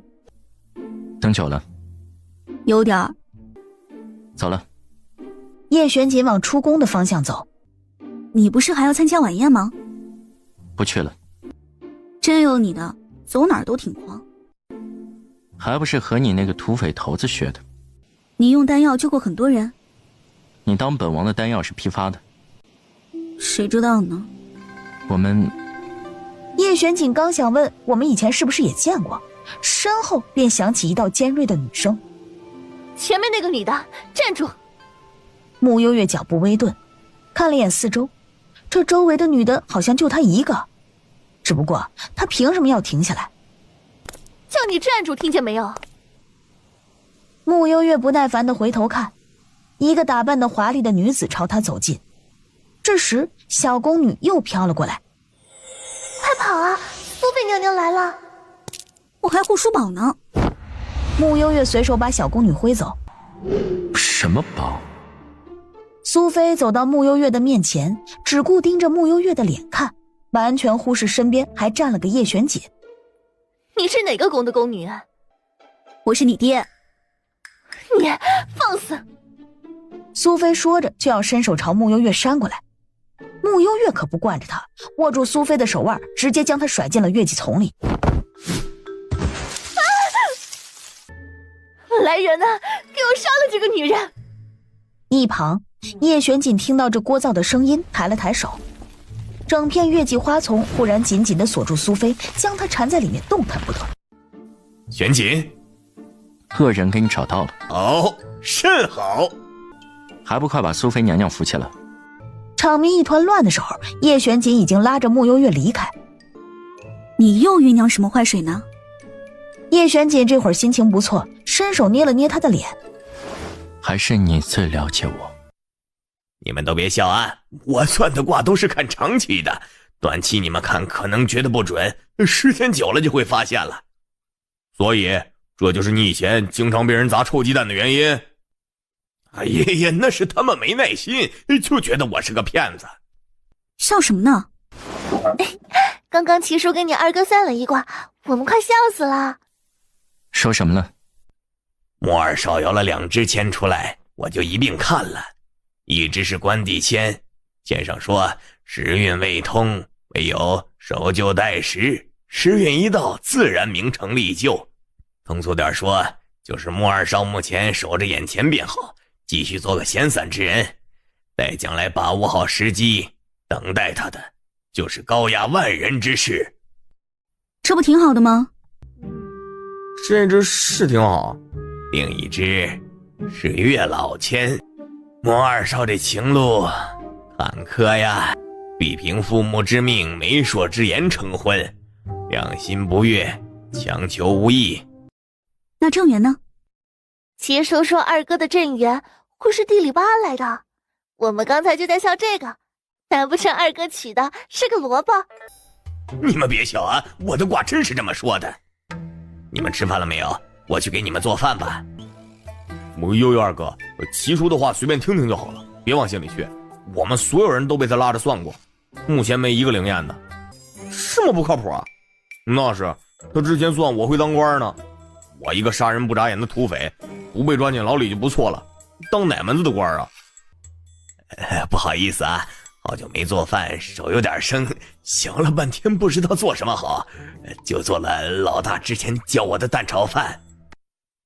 你们先吃啊，我去睡了。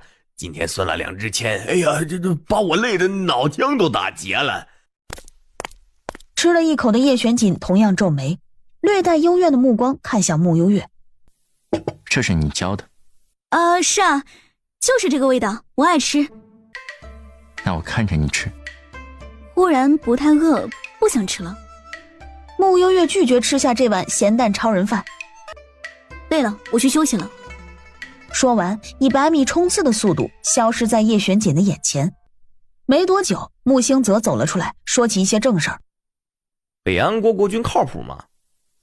无所谓，玩场游戏而已。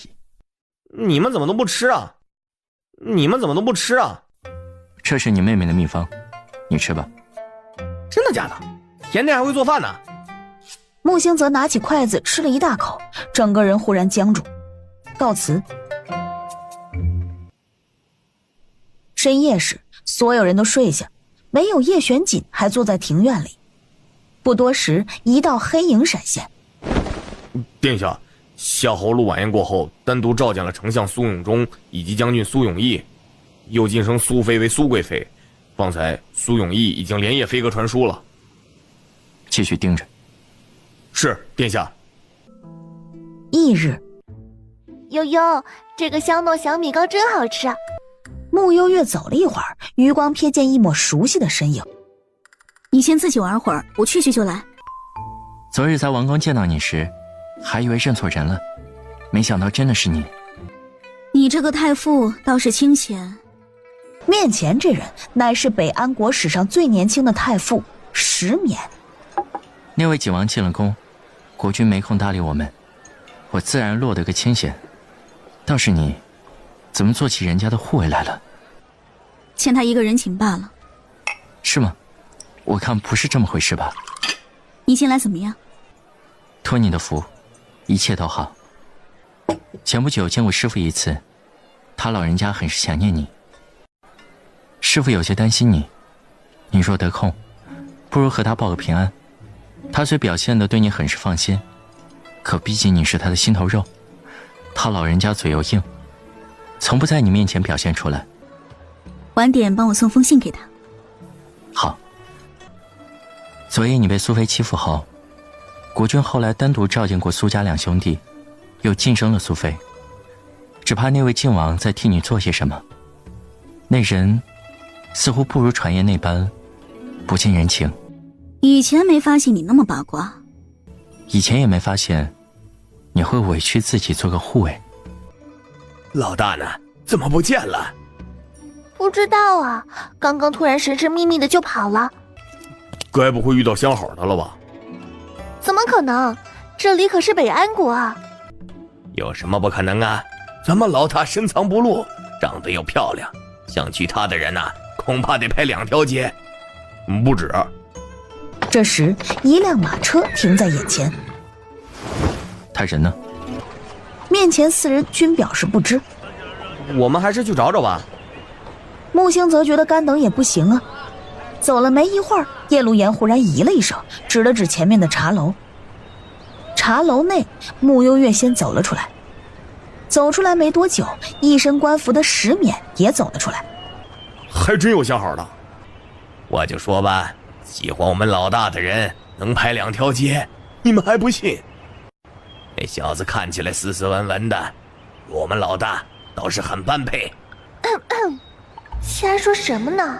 我们老大的男人不是在这里吗？穆幽月也见到了他们，朝他这里走来。走近时，便听叶玄锦阴阳怪气的出声：“还挺受欢迎。你以为呢？”穆幽月顺着他的话说。穆星泽有些担忧的走近，低声对穆幽月说：“这好像不太行啊，北安国太远了，爹爹恐怕不舍得你远嫁呀。”你们一个个想象力真丰富啊！回到东街时，才刚到午时。一进门，穆幽月见到里面的2个人，有些诧异。云清云蝶，你们俩什么时候来的？刚到。他怎么好意思说他和云蝶是特意晚1天出发的？殿下。2人又唤了一声叶玄锦。叶玄锦略略颔首，收拾一下东西，回城。这么快啊？这来的也快，走的也快。临走前，穆幽月想说什么，找了纸笔开始写书信。身后好几个人见他写得很投入，表情又特别严肃，一个个好奇地凑了过来。就连叶玄锦余光也朝着他的书信上瞥着。当触及到书信内容时，眉心微微皱起，身旁其余的人也都看呆了。这么玄幻的吗？书信上：爸，我知道你想我，但我也很想你。等我忙完这段时间就回来看你，记得照顾好自己的身体，乖一点。见到这内容，所有人顿时明白，什么叫用最狠的表情写最肉麻的话。穆幽月起身，走到一个无人的角落，召唤出红烟：“帮我送去太傅府。”怎么？不舍得走？你从哪儿看出来的？叶玄锦对上他的视线，此刻心底莫名有些的烦躁，他也不知道这股烦躁从何而来。半晌，叶玄锦收回手：“既是不舍得，那便再留2日。”你到底在说什么呀？云清和云蝶刚收拾好包袱，准备拿到马车上时，便听到消息说暂时不走了。有心事？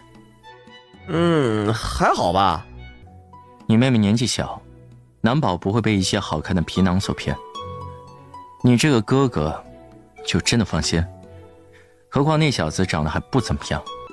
没等穆清泽开口，叶玄锦又继续说：“今早还听夏侯路提起，北安国前阵子出现了一个杀人狂魔，至今没有抓住。这地方有些乱。就算你妹妹武功好，可毕竟是个女孩子，有些事情防不胜防。”你怎么对甜甜的事儿如此上心呢？本王也把她当妹妹看待的。你说的是啊，可今日甜甜的情诗写的，一看就是坠入爱河了。既然是他真心喜欢的人，我也不好拆散呢。要不然，我去找那小子谈谈，问他愿不愿意入赘我们家。彩礼什么的，我爹估计也要求不高。你先去吃饭吧。秦王这是做什么？信送去哪了？送到太傅府石大人房间里了呀。那小子不在。听说去辅导八皇子的课业了。叶玄锦勾唇，放回红烟后，身影消失在了夜幕里。没多久，那封肉麻的情书被叶玄锦塞回了衣袖里，取而代之的是另外一封新的情书。你喜欢白天那个小子？怎么可能啊？那你不喜欢他呀？那你白天那封信是给谁的？我告诉你，你不许说给别人听哦。木星泽点头，侧耳过去，给我师傅的。师傅？男的女的？一个女的。木星泽彻底放心了，干笑了几声。原来是这样啊。保密哦。放心，打死不说。翌日一早，说好的多留2日，时辰又缩短了，直接回城。3日后，一座山头上，师傅，这是师妹留给你的信。石勉将穆幽月送来的信原封不动地递给眼前的人。他还舍得给我写信呢。说归说，拆信的速度比谁都快，边拆嘴里边念叨：“我看看这小兔崽子给我写了些什么。”师妹和师傅最像，都是嘴硬心软之人，平日里又惯爱对师傅撒娇，这信上怕都是一些黏糊糊的话。这个小兔崽子，我看他皮痒了吧，存心气死我呀！怎么了？你自己看。女子气得把信纸扔给了石勉。石勉一看，面色也有些错愕。这信上写道：“管好你自己，不要沉溺我是你永远得不到的仙女。”我看他是下山久了，翅膀硬了，欠收拾。我要下山。师傅，我倒是要亲自问问这个兔崽子，到底谁才是仙女？回城的速度快，在经过赤雪山时，悠悠，我能不能和你一起去京城？你就说我是半路买来的丫鬟，行不行嘛？不行，京城有人见过你了，太危险。叶露言这个鬼灵精早就想好了对策，直接一块疤往脸上一贴。怎么样，丑不丑？丑得令人发指。丑得好美。这什么破词儿啊？就是丑得天崩地裂的意思。你就带上路言吧，平日里2个女孩子也有照应。谢谢悠悠二哥。行吧，你跟我一起。好嘞，今后我就是你街边买来的小丫鬟，你们叫我小叶就行。要不也带上我吧？你们可以叫我老齐。话落，鞭子挥舞声在耳边响起。齐花花，你可算回来了。水池里留了那么多的碗，你是准备吃掉吗？我现在就去刷。赤雪山和我想象中真不一样啊。晚点会有一群人进皇城，你留在此地盯着。啊？我盯着的作用是？云蝶一起。送佛送到西，穆护卫，你过来。叶玄锦朝穆幽月看去，穆幽月简直日了狗了。就你这个大奸臣，事情最多。穆幽月刚坐进马车，抬眸便见叶玄锦手里拿着他之前买的那个桃花香包，放在手里把玩。也不知道是故意的还是干嘛，绣着字的那一面对着他，相见恨晚，生死相许。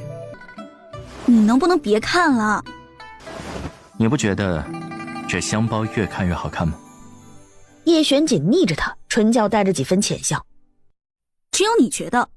回京后还要来点刺激的吗？不要刺激。你确定？话刚落，马车忽然一个剧烈的颠簸，穆幽月坐的这一边直接往对面倾斜。穆幽月一时没防备，整个人往对面的叶玄锦摔了过去，直接扑到了叶玄锦的怀里。两人脸颊的距离贴得特别紧。穆幽月轻轻转头，只稍稍动了一下，耳坠轻轻地擦过叶玄锦的唇角。突如其来的皮肤接触让两人都顿了一下，空气中一阵诡异的安静。原来甜甜想要这样的刺激，让本王牺牲一下自己倒也不是不可。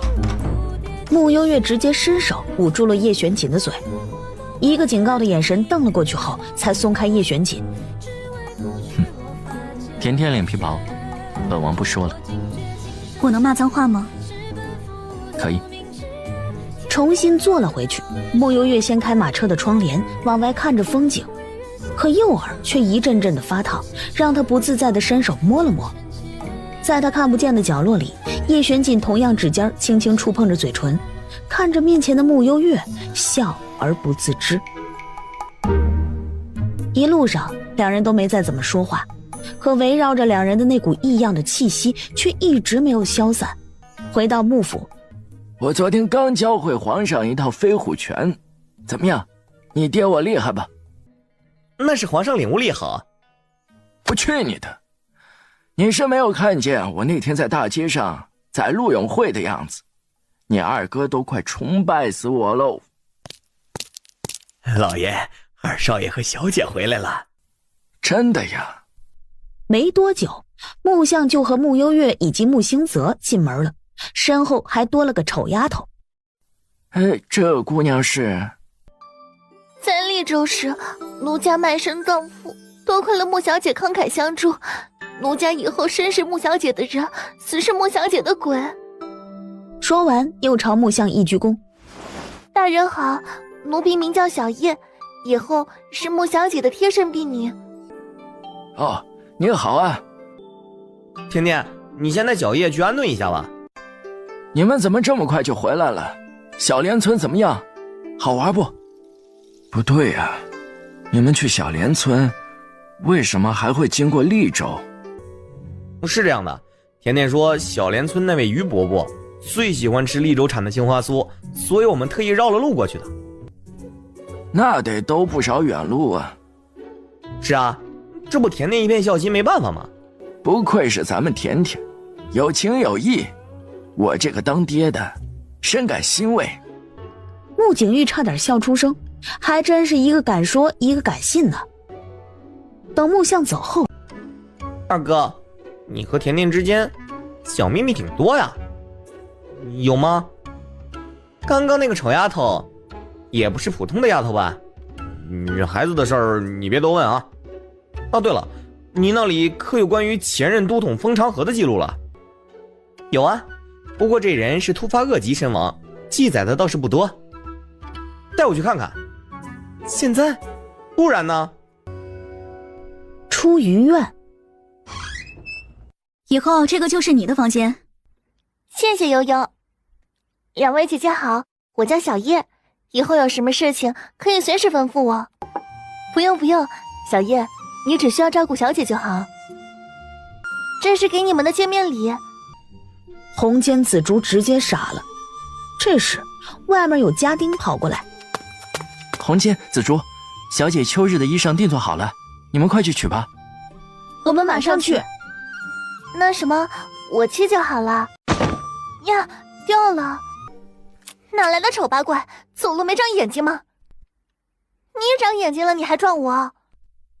放肆！一个奴婢敢这么和二小姐说话？我虽第一天来府里，可也没听过丞相大人害过二女儿呀。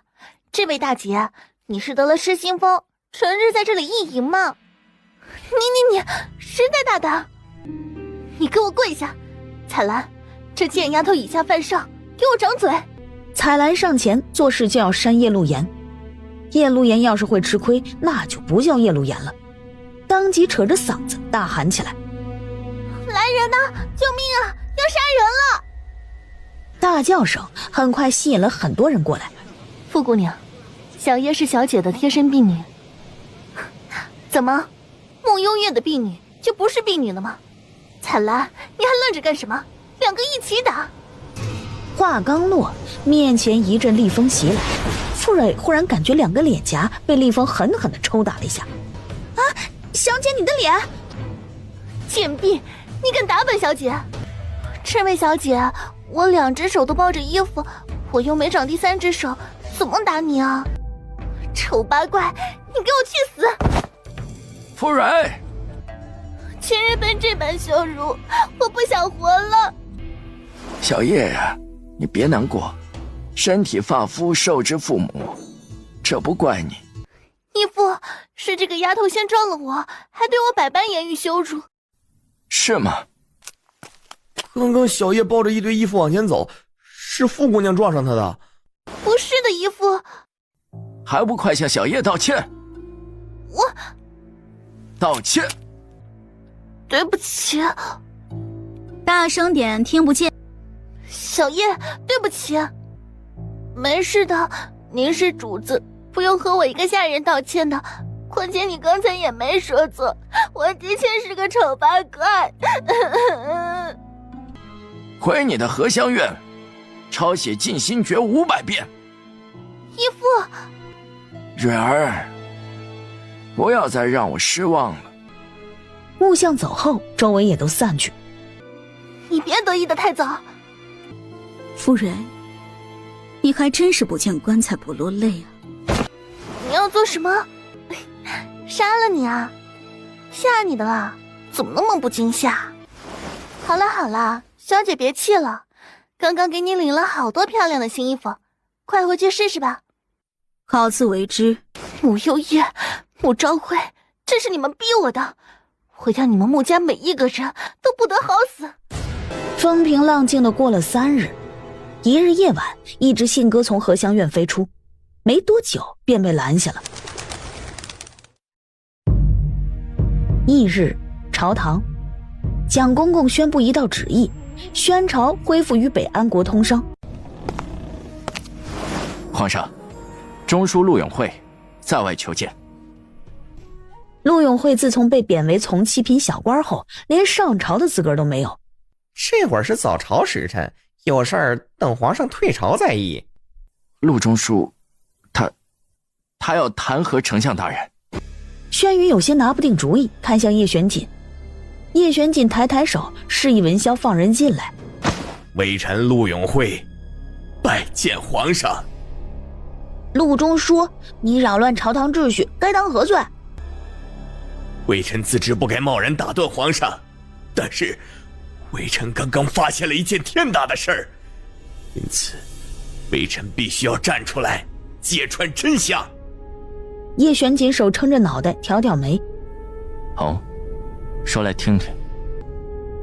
微臣掌握了关于丞相穆朝晖这些年私下受贿、勾结地方官员、贪赃枉法的证据。来，陆中书，说话可要负责任啊！你知道你在说什么吗？微臣没有十足的证据，自然不敢贸然来这儿。不仅穆朝晖这些年来贪赃枉法，就连他的儿子大理寺少卿穆景玉也是受贿不断。这件事儿是丞相府的人亲自揭发的，还请皇上即刻带人前往丞相府搜查穆朝晖的罪证。叔叔，你看这事儿，让昆王带人去查。让我去？哎，不是，这种搜查的事儿也不归我管呢。不还有大理寺的人吗？再不济京兆府尹的人呢，实在不行行不也行啊？昆王，请吧。没多久，一行人浩浩荡荡的出宫，前往了丞相府。叔叔，我能不能一起去啊？好好待在宫里。宫外，丞相府很快被大批的禁卫军给包围。走。是。后院，府里来了很多禁卫军，正在到处搜查。让他们搜吧。这时，出云院的门被人推开。穆小姐。文统领，搜吧。文霄笑了笑，假模假样的四处看了看后，对身后的其余人说：“这里没问题。”没多久，宣坤亲自带着人在木相的房间里面搜到了一些账本以及一些银票。丞相大人，你还有什么话说？陆永会最是得意，翻了翻账本。这一笔笔，可都是平时中饱私囊的记录啊！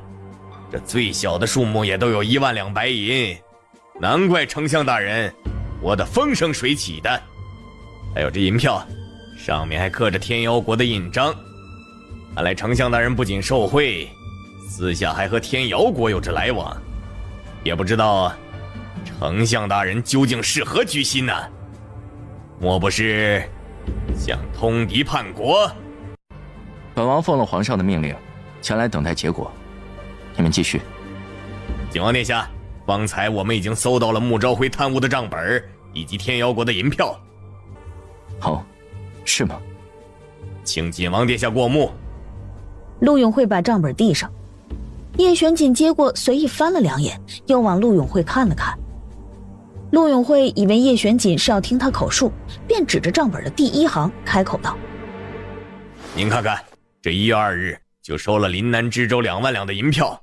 这笔银子可是朝中每年拨给林南那些贫困百姓的银子啊！还有这4月7日，又收了当地官员15000两银子，这是朝中治理当地水患的钱。还有这6月。陆永慧说着说着，背脊忽然一凉，面上的表情由先前的胜券在握，面面变成了惊慌、诧异，最后变成了惊恐，整个人僵在原地。继续说呀，怎么停了？陆永慧第一时间看向了傅蕊，傅蕊回避他的目光。怎么回事啊？哑巴了？你继续念呢。最后宣坤索性抢过账本，仔细看了眼，也愣了愣，没过脑子脱口而出：陆永慧，这不你的字迹吗？什么情况啊？不是说我父亲贪污吗？怎么这账本是陆中书的呀？鬼知道是不是有人故意想陷害我，结果拿错了账本了呢？叶玄锦眸子微挑，朝穆幽月看了一眼，穆幽月装作没看见。叶玄锦轻笑：那这天瑶国的银票是怎么回事？北天钱庄存去。陆中书啊，这么重要的东西你也能乱放？叶玄锦觉得有趣极了，面上甚至还带着几分讥诮的笑。陆永慧下意识后退一步，彻底傻了。陆永慧，你先前身为尚书，私下贪赃枉法，又通敌叛国，还有什么话说？上次这位大理寺少卿之前将我尚书府一干财物都没收走，只怕都收入自己囊中了吧？没错，之前尚书府那些银两我的确扣下了，但是那些银子我已经尽数按照账本上的归还到了各地，先给当地百姓应急，且包括这些名单上下徽的知州、巡抚等人，本少卿已经整理好了名单，已于昨日上午交到了皇上的手里。诸位若有疑问，大可以去请示皇上。确有此事。是这个贱人，是他昨夜给我飞鸽传书，说穆昭辉贪污的。我早上在朝堂说的话，穆家内部的人就是他。不，我没有。陆大人，我虽是穆家的义女，可当你也算是穆家人，怎么会背叛穆家？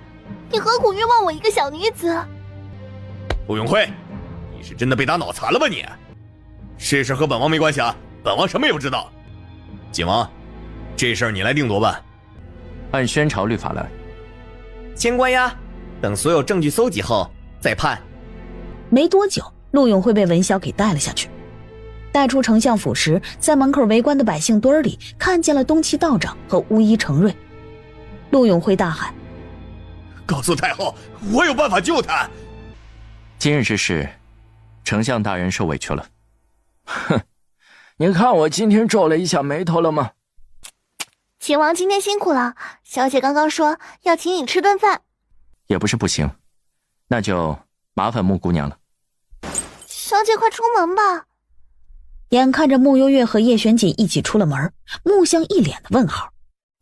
等会儿，天，哎爹，事情还没完全结束呢。义父，这件事情是蕊儿自作主张了。上次蕊儿外出，半路陆永慧找到了我，他说我不过就是个管家之女。如今月姐姐回来了，义父更加对我不上心了，让我早点谋划其他的路。可是这几年义父对蕊儿的好，蕊儿一直铭记在心，早已将自己当成穆家的一份子，又怎么会轻易被陆永慧骗去？但陆永慧最近实在嚣张，蕊儿便想以其人之道还治其人之身，所以昨夜用信鸽通知了陆永慧。义父，对不起，是蕊儿太冒失了。差不多得了，演给谁看呢？二少爷一贯不喜欢我。你这样的人，有让人值得喜欢的地方吗？义父，你的小算盘打得挺好。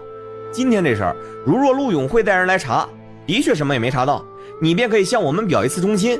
但若陆永慧留有后手，最后倒霉的也是我们穆家，而你照样可以抽身。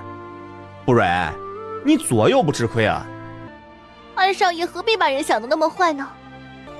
行了，今天这件事到此为止，谁都不许再提。对了，通政司副使家的二少爷林科，人品怎么样？人还行，斯斯文文的，虽是庶子，但比他那个大哥懂礼数不少。据说还要参加明年的文状元考核呢，如若考上了，前途不可限量。爹，你问起林科做什么？上回林副使和我提过一嘴，说林科在太后娘娘的寿宴上看上了蕊儿，但当时蕊儿又没有及笄，我就没放在心上。现在蕊儿明年也就及笄了，如果林科这人靠谱的话，我想这未尝不是一门好姻缘。爹，无冤无仇的，你别祸害人家林科了吧？你怎么说话的？你看着吧。后院门口，傅瑞听到木相有意让她嫁给一个四品官员的庶子后，整张脸都阴了下来。好了，我得再进宫一趟。陆永会给我闹出了这么大动静，我必须得去皇上面前揍他一本。小四，你也赶紧的，该去审案审案。说完，木相出了府。等他走后，穆景玉一脸的坏笑：“二哥，你干嘛说话这么毒啊？”“不毒不行，他傅蕊要真改过，他刚听了爹的话，心里铁定感激不已。他要是假装改过，这会儿一定又把我们给恨上了。你说说，当初救人的是傅管家，咱们父亲当时不仅给了一大笔的银两给傅家，又答应给傅家二老养老送终，最后又收了傅蕊当了义女，你看他知足了吗？去年傅管家忌日，不过因为飘了点毛毛雨，这傅蕊不也找借口没去祭拜吗？白眼狼一个。玩还是你会玩啊？刚刚竟然没告诉他，林科已经被景王认可，明年1月就要跟着范太傅做事。这文状元考不考的，其实作用也不大了，这前途啊，可比林副使光明多了。告诉他还得了？这人性啊！范云楼，今日这事儿，你提前安排的。准确来说，我们是团伙作案。叶玄锦挑眉，似乎很有兴趣听完。先前我夜探陆府时，早已翻到了陆永会私藏的账本，将里面的内容全部记了下来。昨夜找到我四哥，模仿了陆永会的字迹。那张存据是我二哥去北天钱庄弄来的。至于我爹，他站在旁边给我们当啦啦队。啦啦队？就是站在旁边给我们鼓掌。还真是一家人齐心协力。两人聊了几句，又吃了一些饭菜，听到楼下有马车的声音经过。穆幽月坐在靠窗的位置，往外看了眼，便见一辆坤王府的马车正往大理寺的方向去。穆幽月一抬眼，刚想说什么，只听面前的叶玄锦说：“换地方。”你是我肚里的蛔虫吗？大理寺，大理寺卿江清平已经告假回来。景王吩咐过，一切按宣朝律法来办。江大人，坤王妃求见。让他进来。没多久，陆妙龄脚步急急地走了进来。江大人，本王妃想见一见父亲。没有皇上的命令，任何人不得窥视陆中书。本王妃是想来见父亲最后一眼。只有一炷香的时间。多谢。妙龄，爹，你不是一直叫我别轻举妄动吗？你看看你这做的什么蠢事！我这不都是为了你？陆家倒了，你这个坤王妃还有好日子过吗？爹，那现在该怎么办？你还有办法出去吗？宣坤那边怎么说呀？他回府之后就对我一阵臭骂，你还指望他吗？爹，你手里还有筹码是不是？不妨告诉我，我或许可以帮你。见他不说话，陆妙龄心底又沉了几分。爹，你难道连我都不信任吗？在这世间，我是你唯一的亲人了。你看看你其他的那些庶子庶女，他们有想过来探望你吗？正如你所说，陆家倒了，我什么也没有了，我比谁都希望你渡过难关。我听说魏太后卧病在床，久久不愈。如若我将手里那张王牌透给他，或许能换回一线生机。果然如此，爹想借着穆幽月的血来换活命的机会。爹，还是你聪明，这样的话，太后一定会放了你的。是啊，你现在赶快进宫去见太后。爹，我知道这昭玉湿冷无比，刚刚来之前特意去了一趟医馆。说罢，指尖多了一颗黑色的药丸，递到陆永慧的嘴边。陆永慧面色一惊，而下一刻，陆妙龄已经掐住他的下颚，用尽全部的力气，将药丸喂进了陆永慧的嘴里。生不为己，天诛地灭，这是你教我的。母亲已经为我牺牲，如今你也帮我一次，又有何妨？趁着陆永慧还有一口气前，迅速地离开了牢房。在他跑出去后，斜对面一间幽闭的牢房里发出一道不可思议的低笑声。儿臣见过母后。你怎么来了？听说母后病了，儿臣一直记挂在心，便来探望一下母后。你爹这回惹了大麻烦，你难道不是来为他求情的？儿臣的确是想给父亲求个情，希望能够放他一条生路。想要生路，得看他自己本事才行。罢了，看来哀家得亲自去见一见他才行。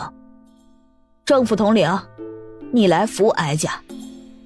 一旁的郑监台上前，一只手刚要掀开纱幔时，窦嬷嬷带着一名暗卫走了进来。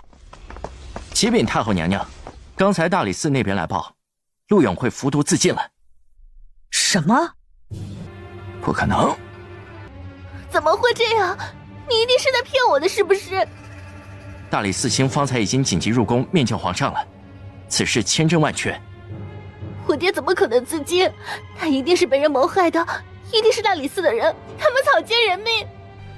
荒唐，简直荒唐至极！去给哀家查一下，叶玄景和穆家那些人今天都去了哪儿？陆妙龄，你爹被押走前曾授意东岐道长进宫，说他有办法治哀家的病，你可知道一些什么？我不知道，父亲他平时许多事情都不会告诉我。母后，一定是穆丞相他们做的。前不久穆昭辉便在大街上对父亲大打出手，说不定是父亲知道了他的把柄，他联合大理寺少卿穆景玉对父亲下的毒手。让江清平来见哀家。陆中书被发现时的确已经气绝了，大理寺的仵作在一番查验后，断定是死于最常见的针毒，借着针毒被制成了药丸，十分的方便携带。在这期间，是否有人见过陆永慧啊？无人见过陆中书。话一出，就连陆妙龄都怔住了。江清平为何要帮他？可恶，可恨！难道普天之下就无人能治哀家的病了吗？东岐道长将江清平和陆妙龄的互动尽收眼底。东岐道长呢？程瑞呢？程瑞入宫前得到天瑶国急报，现在已经动身回天瑶国了。小四，到底怎么回事？不知道，我去大理寺的时候，江大人已经处理好了陆永慧的后事。陆妙龄那边怀着孕，说不沾此事，给了江大人一笔银子，让他帮忙安葬陆永慧。哦，也就是说，除了江大人，没人见过陆永慧的尸首了。父子俩又聊了几句，见穆幽月和叶陆言从外面回来，穆相赶紧跑过去。甜甜呀，你怎么现在才回来？这都天黑了，你不会和叶玄锦一顿饭吃了一下午吧？我和小叶饭后四处逛了逛，这些都是我和小姐一下午的成果。下回请他吃饭，就在家里请就好了，又不是没有厨子，你单独和他出去吃，多危险呢！我知道了，爹爹。那就好。对了，陆永慧死了，你知道吗？刚刚回来的路上听说了。这老畜生，就这么死了，真是太便宜他了。丞相大人，还没吃晚饭吧？刚刚小姐给你买的桂花糕还热乎呢。甜甜给我买的呀，那尝尝。穆相被稳住，一旁穆幽月走到穆景玉的身旁，小声地问：四哥，怎么了？大理寺最北面一间封闭的牢房，关的是谁？穆幽月压低了声音。今日他和叶玄锦离开赵玉前，那间牢房内发出一道低低的啧舌声，也不知道叶玄锦当时听见没有，反正一副毫不在意的样子。很晚。穆幽月这一天有点累，正要去休息时，宫里来人了。穆小姐，太后娘娘有请。这都好晚了。太后娘娘重病，方才已经请了穆太医前去诊治，这会儿想请太清山神医穆姑娘一起搭把手。是吗？那就进宫瞧瞧吧。爹，四哥，我先进宫了。怎么办？不会出事吧？以甜甜的本事，应该不会有事的。不是，我是担心太后啊。别慌，甜甜就算忍不住，还有三哥在呢。三哥虽不如甜甜这位太清山神医名声响亮，可毕竟也是拜在高人门下的。不慌，不慌。哎，景王，你也要进宫？这么巧吗？太后的寝殿。穆幽月，哀家给你最后一次机会，今夜你若治不了哀家，哀家让你和穆淑颜都有来无回。太后娘娘此举，臣女甚是恐慌。想要活命，那就看你的本事了，否则哀家对付你就和捏死一只蚂蚁那样简单。太后娘娘，你放过佳妹吧，微臣愿意替她受惩罚。三哥，你们不必在这扮演兄妹情深，今晚治不了哀家，你们谁都逃不了。穆幽月咬唇看了眼太后，欲言又止，面上忽然有些为难。魏太后捕捉到这一幕，似乎是看见了希望。你既然有办法，大可说出来，便可活命。你也不想你三哥因你而死吧？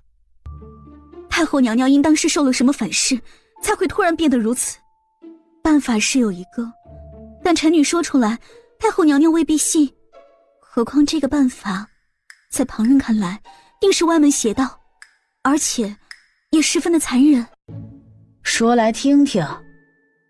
此乃我独门钻研出来的办法。太后娘娘遭到邪功反噬，体内之血已然变得不纯，须得世间最纯之血，方可攻破。何以？寒梦山的雪莲最是纯净滋补。太后娘娘需要找一个每日服用寒梦山雪莲的孕妇，每日取其身体一口血饮下，连续9981日便可痊愈。甜甜，这也太残忍了，不可如此。三哥，所以我说这是个歪门邪道。此言当真？当真。不过这每日饮用寒梦山雪莲的孕妇极为难找，通常只有显贵人家才有这样的条件。穆太医，太医院每个月都会进一批寒梦山的雪莲，你可知道有时每日进补寒梦山雪莲？这，快说。的确有那么一人，只是那是昆王妃啊。昆王妃每7日便会让王府的侍女来太医院拿走7天的雪莲。昆王妃玉体尊贵，又怀着昆王殿下的孩子，怎能每日取血给太后娘娘呢？除此之外，别无他法。最快3日见效。窦嬷嬷，去请昆王妃。深夜，当陆妙龄进宫时，恰好撞见了穆幽月。昆王妃，保重啊。请母后恕罪。你是否每日服用寒梦山的雪莲？陆妙龄不知是何意，下意识的点头。很好。下一刻，陆妙龄忽然被人按倒在地，窦嬷嬷亲自上前找了一把匕首，用力割破了陆妙龄的手指。母后，你这是要做什么？我怀了身孕，你不能这样。面前，魏太后没有回应他，而是接过琉璃盏，将里面的血一饮而尽。静坐了一会儿，魏太后神奇地发现，堵在胸腔口的疼痛竟然舒缓了许多。你回去吧，明日再来。母后，我还怀着身孕呢。哼，哀家当然知道了，但你得记住了，在哀家痊愈之前，好好保护你肚子里的孩子，否则哀家第一个弄死你。三哥好久没有回家了，什么时候回去啊？再过2日便是假期。那我们等着三哥回来。好，三哥给你带果干回来。谢谢三哥。不早了，早些回去吧，别让爹爹担心了。三哥再见。哦，小叶，你这个疤哪儿弄来的？还挺真的。我自己做的呀。手还挺巧的，比那谁强多了。谁啊？不说了，他来了。你怎么在这里？看风景。那我不打扰你了。和你一起走。叶玄景跟在他身旁。慕幽月有一搭没一搭的问：“你不看风景了？有什么好看的？那你刚刚还看了那么久。刚刚好看，现在不好看。行吧。你先跟我来。他们平时都这么聊天的吗？是啊，通常咱们殿下话多一些。哦，真是为难景王殿下了。帮我个忙。什么？陪我去个地方。啊？慕幽月半路准备下马车时，马车竟然先停了下来，探出头看了眼，很快缩了回去。我去，他没看错吧？叶玄锦一脸问号。也往外看了眼，当见到满大街都是狗时，面色也略微诧异。捅了谁家狗窝了？慕幽月整个人都不好了，条件反射地摸了摸手臂，已经全部泛起鸡皮疙瘩。慕幽月也不好意思开口让叶玄锦送，准备用轻功回去，飞身刚上屋顶，入眼之处见屋顶上都趴着几条狗时，又缩回了马里。叶玄锦一脸戏谑地看着他：“怎么不舍得离开本王？麻烦景王殿下送我回府，谢谢。有什么好处吗？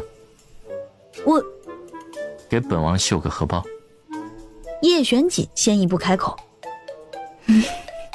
明日来景王府，本王亲自看着你绣。”那只恶犬似乎听到了声音，一只爪子已经攀上了马车，跳了上来，作势就要冲进来。慕幽月是真的怕狗啊，虽然一拳就能打死这条狗，可心理阴影真的很难克服。那只恶犬忽然冲了进来，慕幽月下意识地往旁边一躲，竟然直接坐到了叶玄锦的腿上。对上叶玄锦染满笑意的视线后，慕幽月知道自己今晚是阴沟里翻船了。果然，叶玄锦那张嘴又开始不饶人。难道甜甜想用别的方式？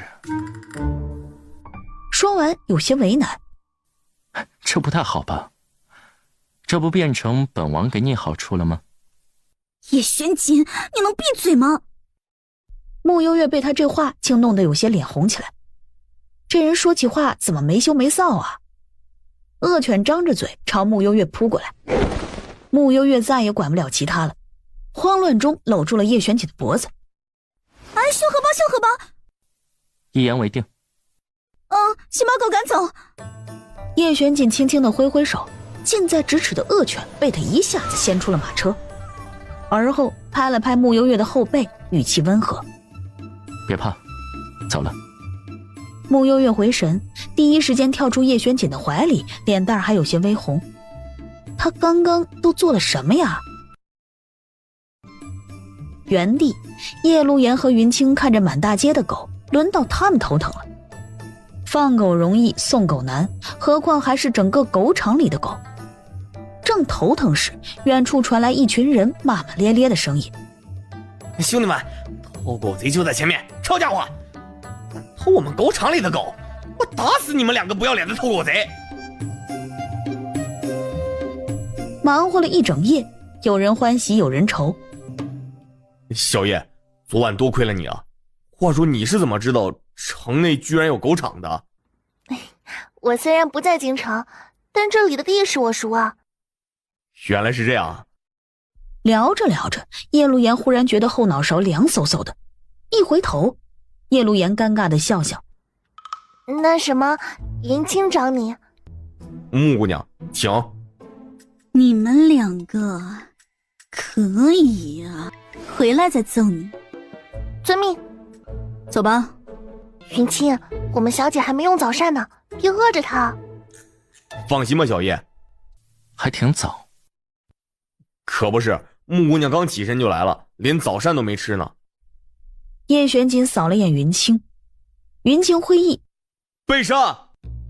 不一会儿，桌上的绣线暂时被摆到一边，取而代之的是一大桌的早膳。吃吧，吃饱了才有力气干活。叶玄锦拿出先前那个桃花香包，毫不客气地说：“就按这个绣。”随后又补充一句：“上面的字也要。”这不合适吧？你知道不合适，还送我？见他一副气呼呼的样子，叶玄锦安慰道：“没事，慢慢来。本王相信，甜甜做什么都能做得很好。”你也太看得起我了。叶玄锦气定神闲地喝了口茶，一副不慌不忙的样子。穆幽月没再开口，只想赶紧把香包做完回家，但看到那堆绣线就开始头大起来。和你商量件事情。你说。我画个桃花上去行吗？不行。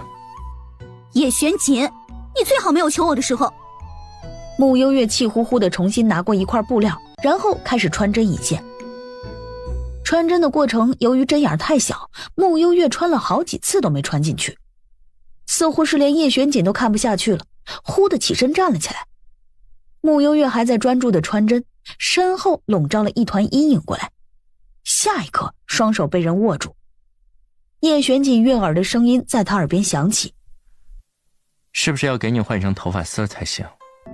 叶玄锦就这样握住他的手，轻松地帮他穿好了针线。好了。叶玄锦，你能不能换个东西？也不是不可。除了绣花什么都好说。给本王当半年贴身护卫。叶玄锦说出要求，穆幽月脸上收起笑意，继续低头绣花。左右都没好事儿，眼看着天都快黑了，云清走近通报了一声：“殿下，穆二少来了。”我二哥一定是来接我回家了，那我先回去了啊。叶玄锦却轻声一笑，手一挥，竹林涌动，竟将他圈了起来。锦王，何事？叶玄锦走了出来，和穆兴泽交谈。哎呦我去，给你厉害的，还会绣花呢。哇，主人好厉害噻！你们谁会绣花？小胖，帮我绣一会儿。不是，我寻思你叫我吓吓人还好，绣花这玩意儿，你看我这手指粗的跟个大萝卜似的，也不是绣花的料啊。要不你让红姐来吧，她指定行。没事儿，你按照这个轮廓来绣就行。加油，我看好你哦。胖幽灵哭唧唧，最后拉着瘦幽灵和弱幽灵一起，你一针我一针的。主人，你这样下去可不行。怎么了？你还没嫁过来呢，就成了夫管严，以后咋办呢？我要是你，我就撂挑子不干了。他能把我咋地吧？这一天天的让你干这干那的，他咋不上天呢？实在要是不行的话，你就听你爹的，毒死他算了。他……胖幽灵说着，瞥见穆幽月的身后，忽地吓得扭回了头。其实人小两口这样也挺好的，瞧把我给嫉妒的，我这颗丑陋的心。穆幽月感觉到了身后的动静，默默地用玉灵网把胖幽灵他们收了起来。甜甜又想毒死我吗？穆幽月心急着走，绣了几针后，手指被针尖给刺了一下，刺得有点深，血珠不断地从指尖冒出，落在了绣盘上。这时一只手伸过来，握住了他的手指。穆幽月心里一怔，抬眸便见叶玄锦低头看了眼他的手上的伤口，而后拿出一张干净的帕子，神情专注的一下又一下的擦拭着他手指上的血。甜甜的血很珍贵，要好好保护才是。这一刻，一股无名的感觉在穆幽月的心间弥漫开，最后有些不自在的抽回手。没有流血了。好了，今日就到这里。就到。穆幽月捕捉到了关键词，叶玄锦唇角带着浅浅的弧度。明日继续。出了院子，奏折实在是太多了，朕要离家出走。姐姐，今天朕还能住你那里吗？轩宇朝他撒娇。穆幽月想了想，刚要说可以，住我这里。啊，叔叔，可是我想和姐姐一起住。男女授受不亲。可是之前也住过啊。男女授受不亲。穆幽月趁他俩拌嘴时先溜了。叔叔，这是什么呀？甜甜给我的，你没有。他是不是喜欢叔叔，不喜欢我了呀？或许是吧。那叔叔也喜欢姐姐吗？小孩子别管大人的事。悠悠，累了吧？我给你揉揉手臂。叶陆言，你是不是收了叶玄景什么好处？啊？什么意思啊？你们这是吵架了吗？我和叶玄景不是你想那种关系。啊？总之，以后不要乱撮合我和叶玄景。好的，那我还是听你的吧。对了，我刚刚回来时碰见黎珊了。这个女的，当初擂台赛的时候拽得和什么似的。我当时如果打输给她了，她今天才不会向你低头呢。有阴谋，绝对有阴谋。悠悠，你可别被她给骗了，这种女人假惺惺的。我当然不会轻信她的话。这就对了，来，我继续给你捏捏手臂。今天战果怎么样？叶陆言看他这样，嘀咕一声：原来景萌这么不会疼人啊！悠悠，我忽然有个好办法。什么办法？叶陆言，你确定这样真的可以吗？穆幽月看着自己两只手被包得像粽子一样，有些怀疑人生。可以啊，看起来好可怜，一看就是受了重伤的样子。受了重伤还怎么绣花呢？你说是吧？不一会儿，云清准时出现在出云院里。这阵仗把云清吓了一跳。小叶，你这是怎么了？小姐她昨晚练铁砂掌，不小心把双手都烫伤了，我好心疼她。铁砂掌？你看看，手都伤成那样了。天哪，竟然伤得那么重！看大夫没有？三少爷一会儿就回家了呢。那就好，那就好，让穆小姐好好休息，我先回去复命了啊。云清赶着回去，把这件大事禀报给叶玄锦。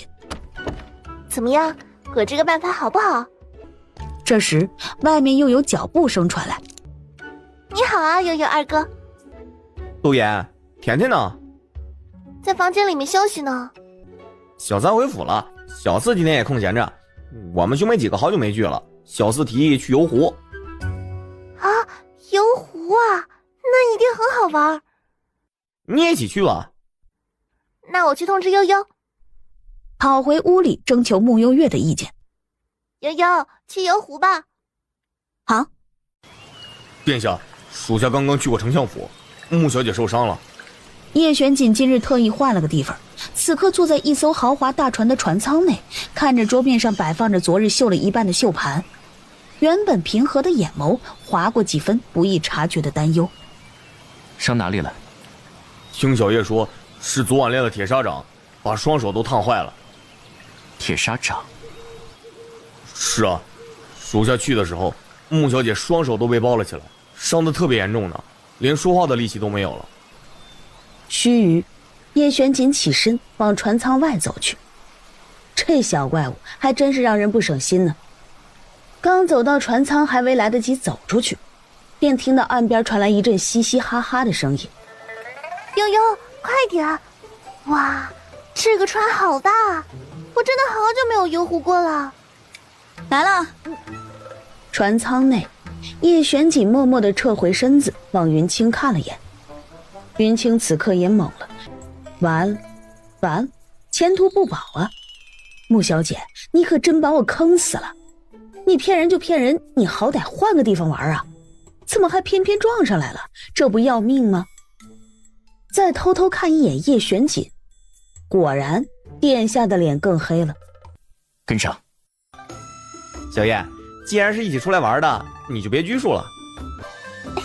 多谢二少爷，那我就不客气了。大哥什么时候回来啊？快了，也就半个月时间。爹爹之前就已经把找到你的事儿休书给了大哥，想必大哥会比原定的时间还要早回来。哇，好羡慕小姐啊，有那么多哥哥保护着。你不还有我吗？对啊，我最喜欢有小姐了。叶露言又对上笑脸，嘚瑟的拿出自己提前准备好的核桃。悠悠，吃核桃吗？说完，准备去找剥核桃的工具。哎呀，忘记带了。我来帮你吧。说罢，拿了几个核桃出来，放在桌上，一掌拍了下去，核桃当场被砸了个稀碎。顺便帮我妹砸一些。我还带了花生呢。叶露言又拿出一兜子花生来，慕幽月又拍碎一堆，然后把花生肉挑出来给叶露言。今天这个湖上船还挺少的，就只有2艘船。天气热，出来的人比较少吧？木星则点点头。不过今天还挺凉快的呀。不远处的船舱内，叶璇仅从他的角度透过对面的窗户，可以清楚见到慕幽月在做什么。那双手还真是灵活呀。撞上去。哎呦，穆二少，怎么是你们呢？云强，你怎么在这儿啊？殿下今日在此游湖，刚刚那个不长眼的船夫操作不慎，撞上了你们。我正出来看看情况呢，没想到是穆二少。你没事吧？没打扰你们吧？没事儿，一场误会。那你继续吧，不打扰穆二少了。云清说着，正准备回船舱时，余光瞥到某一处，一声惊呼：糟糕，地下的船怎么漏了个大洞啊！云清，快请锦王到我们船上来。好嘞。木星则回到船舱内。三哥，发生什么事了？真是巧了，隔壁竟然是锦王殿下的船，他今日也在这里游湖呢。不过他的船撞了个洞，我怕出事儿，请他来我们船上了。还在拍核桃的木星月忽然僵住了，叶露言整个人也傻了，哆嗦的说不出一句利索的话。景王来了，赶紧的！叶露言忽的就把带来的包袱撕成2半，二话不说就往慕幽月的手上缠去。木星则、穆舒言和穆景玉都呆了。你们……正说着，一道风光霁月的身影已经走了进来。锦王，本王没有打扰你们吧？怎么会呢？锦王先坐吧。叶璇锦礼貌的道谢，坐了下来。天天，你把手包起来干嘛？我有点冷。我们先用午膳嘛。穆小姐的手还冷吗？叶璇锦眯了眯眼，朝穆幽月开口。穆幽月双手握了握拳，硬着头皮。有点儿。话落，一双筷子伸到他嘴边，上面夹着一块排骨。穆幽月朝筷子的来源看去，便见叶璇锦眸色平静坦然。本王喂你。此刻穆幽月看着嘴边的排骨，当场就炸毛了。大奸臣，果然配得上这个奸字。穆幽月3下2下把手上的布给取了，皮笑肉不笑。多谢景王，我自己来。好，手好了。2少爷、3少爷、4少爷，你们也快吃吧。与此同时，一艘小船也正迅速地飘向湖面。石敏，那兔崽子真的在那艘船上吗？师父，小师妹现在和几位兄长在聚，我们还是不要打扰吧。谁说我要打扰他了？我就是来看看他那几位兄长对他怎么样。自从回了家，都不来看我了。石敏，你瞧瞧，那几位小哥长得多标致啊！他们穆家的人从小就喝仙露的吧？怎么长得一个比一个好看？难怪兔崽子敢在为师面前自称仙女呢。唉，年轻真好啊。师父也很年轻。就你会哄我高兴，老了就是老了。走吧，先回岸边，让这兔崽子啊再逍遥几日。等过几日，为师亲自去拧这个兔崽子的耳朵。小船飘走时，叶璇锦目光随意地往外瞥了眼，当瞥见石敏的侧脸时，眼神泛起忧色。这小子竟然跟来了，还不死心吗？用完午膳，磨人煎熬的游湖也就此结束。我不想绣花，不想做手工活。不想就不想，我还能拿刀架在你脖子上不成？叶玄锦走近一步，手指轻轻卷住她一缕发丝，在指尖揉捻着。很喜欢他。谁？慕幽月被问懵了，不知道叶玄锦口中的他指的是谁。叶玄锦却松开他的发丝，心中却有股不甘在作祟。慕幽月没等他叶玄锦的回话，叶玄锦只留给他一个背影。原地，慕幽月总觉得这人又开始莫名其妙，说的话他竟然一点都听不懂。走上去。你去哪里？杀人。啊！听到这大奸臣要去杀人，慕幽月的脚步止住了。叶玄锦走了一段距离，发觉身后没动静，回眸看了一眼，空空如也。小没良心的，竟然一点也不关心。这京城永远都这般热闹。伴随着女人娇嗔的语调，石冕轻轻的笑声也跟着传来。叶玄锦眸底云雾笼罩，薄唇抿成了一条直线，显示此刻的不悦。罢了，还是让小怪物亲自来看看自己喜欢的究竟是个什么狗东西。丞相府。慕幽月回去后，三道审视的目光落在他身上。甜甜，什么情况啊？就普通朋友啊。不见得吧。好了，此事相信甜甜自己有分寸，我们也不要过多干涉了。甜甜，先去休息会吧。慕幽月回到房间，毫无防备地推开房门，吓了一跳。某个前不久还说要去杀人的男人，这会儿正端坐在他的房间里。怎么来杀我的？磨刀吧。刚磨过。不错，目光很长远。说罢，站了起来，一步步朝慕幽月走近。慕幽月手中的刀紧了紧，但叶玄锦走到他面前时，两人的距离很近。叶玄锦却忽地俯下身，目光直勾勾地看着慕幽月的双眼。距离贴得太近，可以感受到彼此的呼吸声。你在看什么？本王在看你的眼睛。我白瞎了一双大眼睛。带上刀，跟我走。请王殿下。叶陆言目光又落在叶玄锦的手上，这会儿正拉着慕幽月的手腕。这时慕星泽恰好进出于院，想找慕幽月说点事情，进门撞见了这一幕。那个锦王，慕幽月被看得不自在，甩手挣脱了叶玄锦。我在后门等你。说罢，先一步跳出高墙，刚站定，便碰见了朝这里而来的石冕。师兄，这么巧啊，我正好要来找你。师兄，你怎么突然来京城了？师妹，你给师父的那封信是怎么回事？认真的？是啊，我可是绞尽脑汁才想出来的。你是在和我开玩笑吧？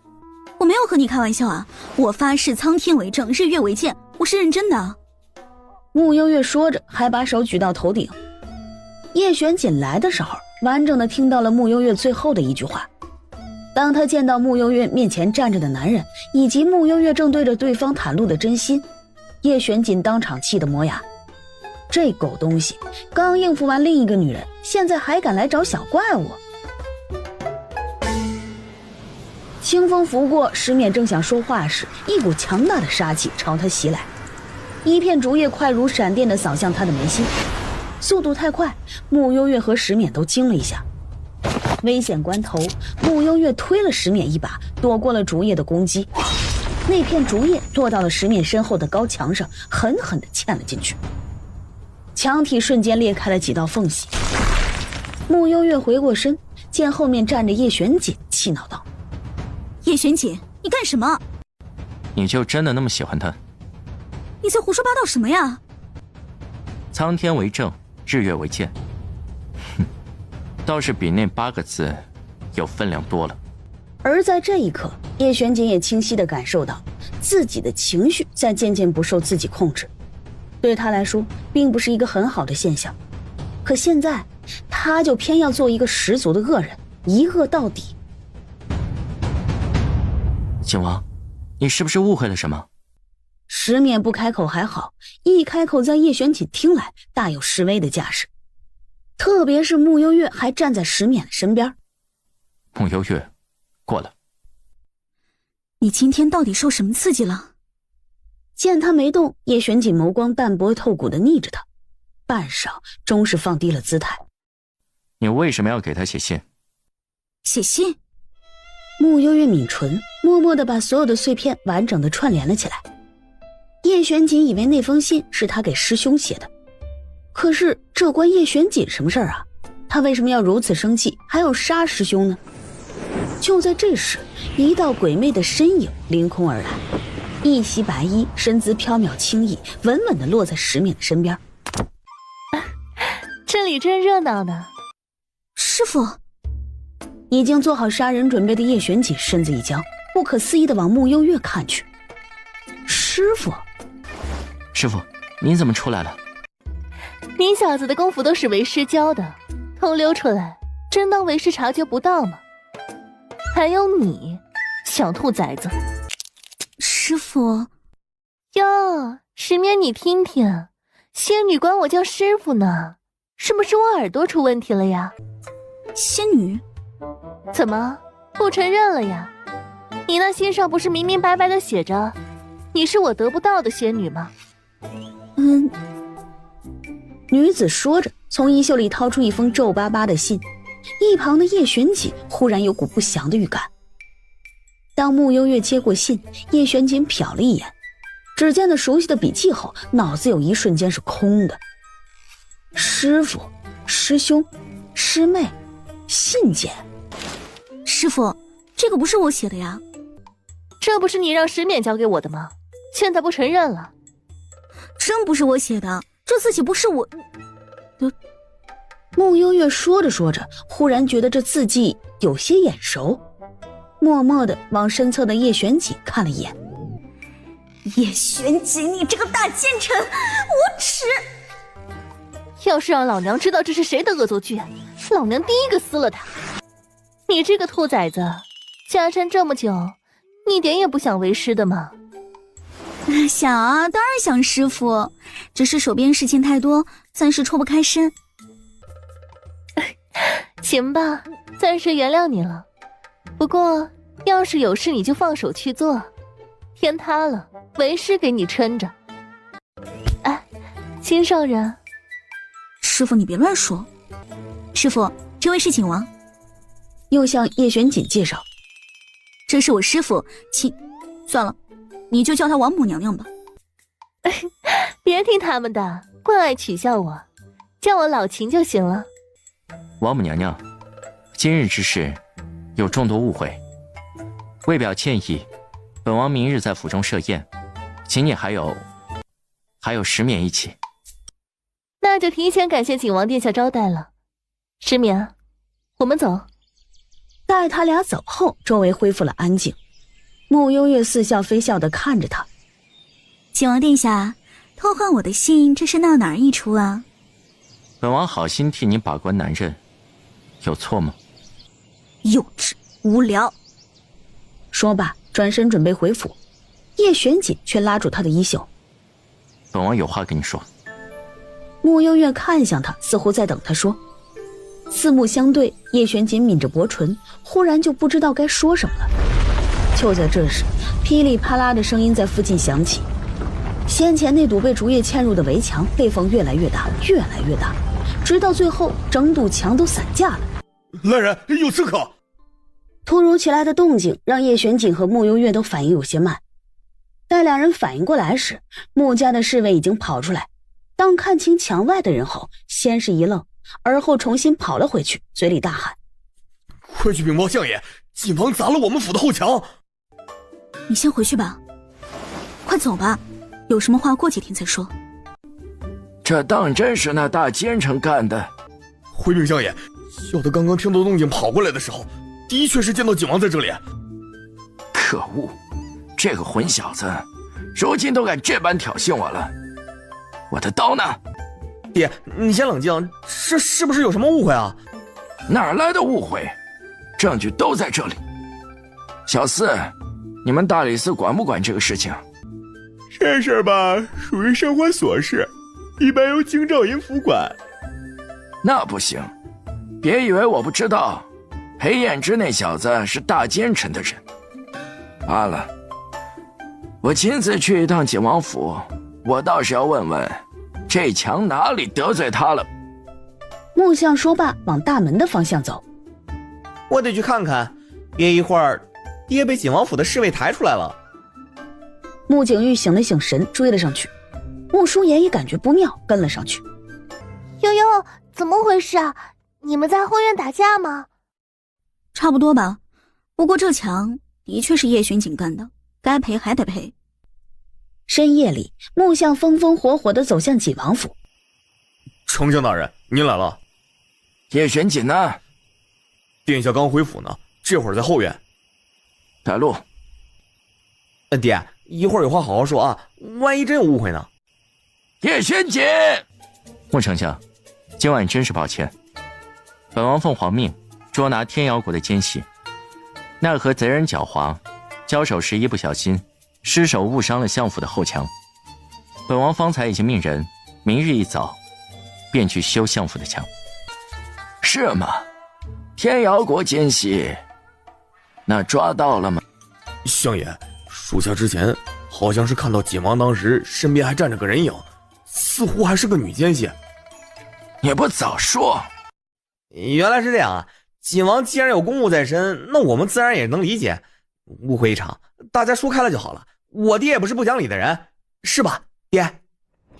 是啊，身为宣朝臣子，自然是把宣朝的安危放在第一位。今日多有叨扰了。穆相客气了，是本王有错在先。哪里。当穆家一行人出了景王府后，穆相感觉在做梦一样，伸手掐了一把穆景玉的手臂。疼！看来不是在做梦啊，这大奸臣今晚是不是吃错药了？怎么突然转性了？二哥早叫你冷静了，你非是不听。再说了，你呛我干嘛？不能呛你自己吗？我偏好反应慢。看来景王真的很在乎你哦，对你的家人都好声好气的。他那是做贼心虚。当局者迷，旁观者清。你们两个就继续自欺欺人吧。翌日天还未亮，景王府便来了一大堆的人，开始帮穆家修墙。云清刚刚来过了，说是景王提醒你，别忘了今日的午宴。此时景王府的后门，香香啊，姨娘今日可是下了血本了，听说景王在府中设宴款待贵客。金氏带着梨香出现在角落里。可是景王设宴没有邀请，我根本进不去啊。姨娘当然是给你做好准备了。早上景王府的侍女出府采购，姨娘找人把她拦下了，一会儿你换上她的衣服混进景王府。还有这个香包，你记得带在身上，里面可是好东西，有了它，全天下任何一个男人都拒绝不了你。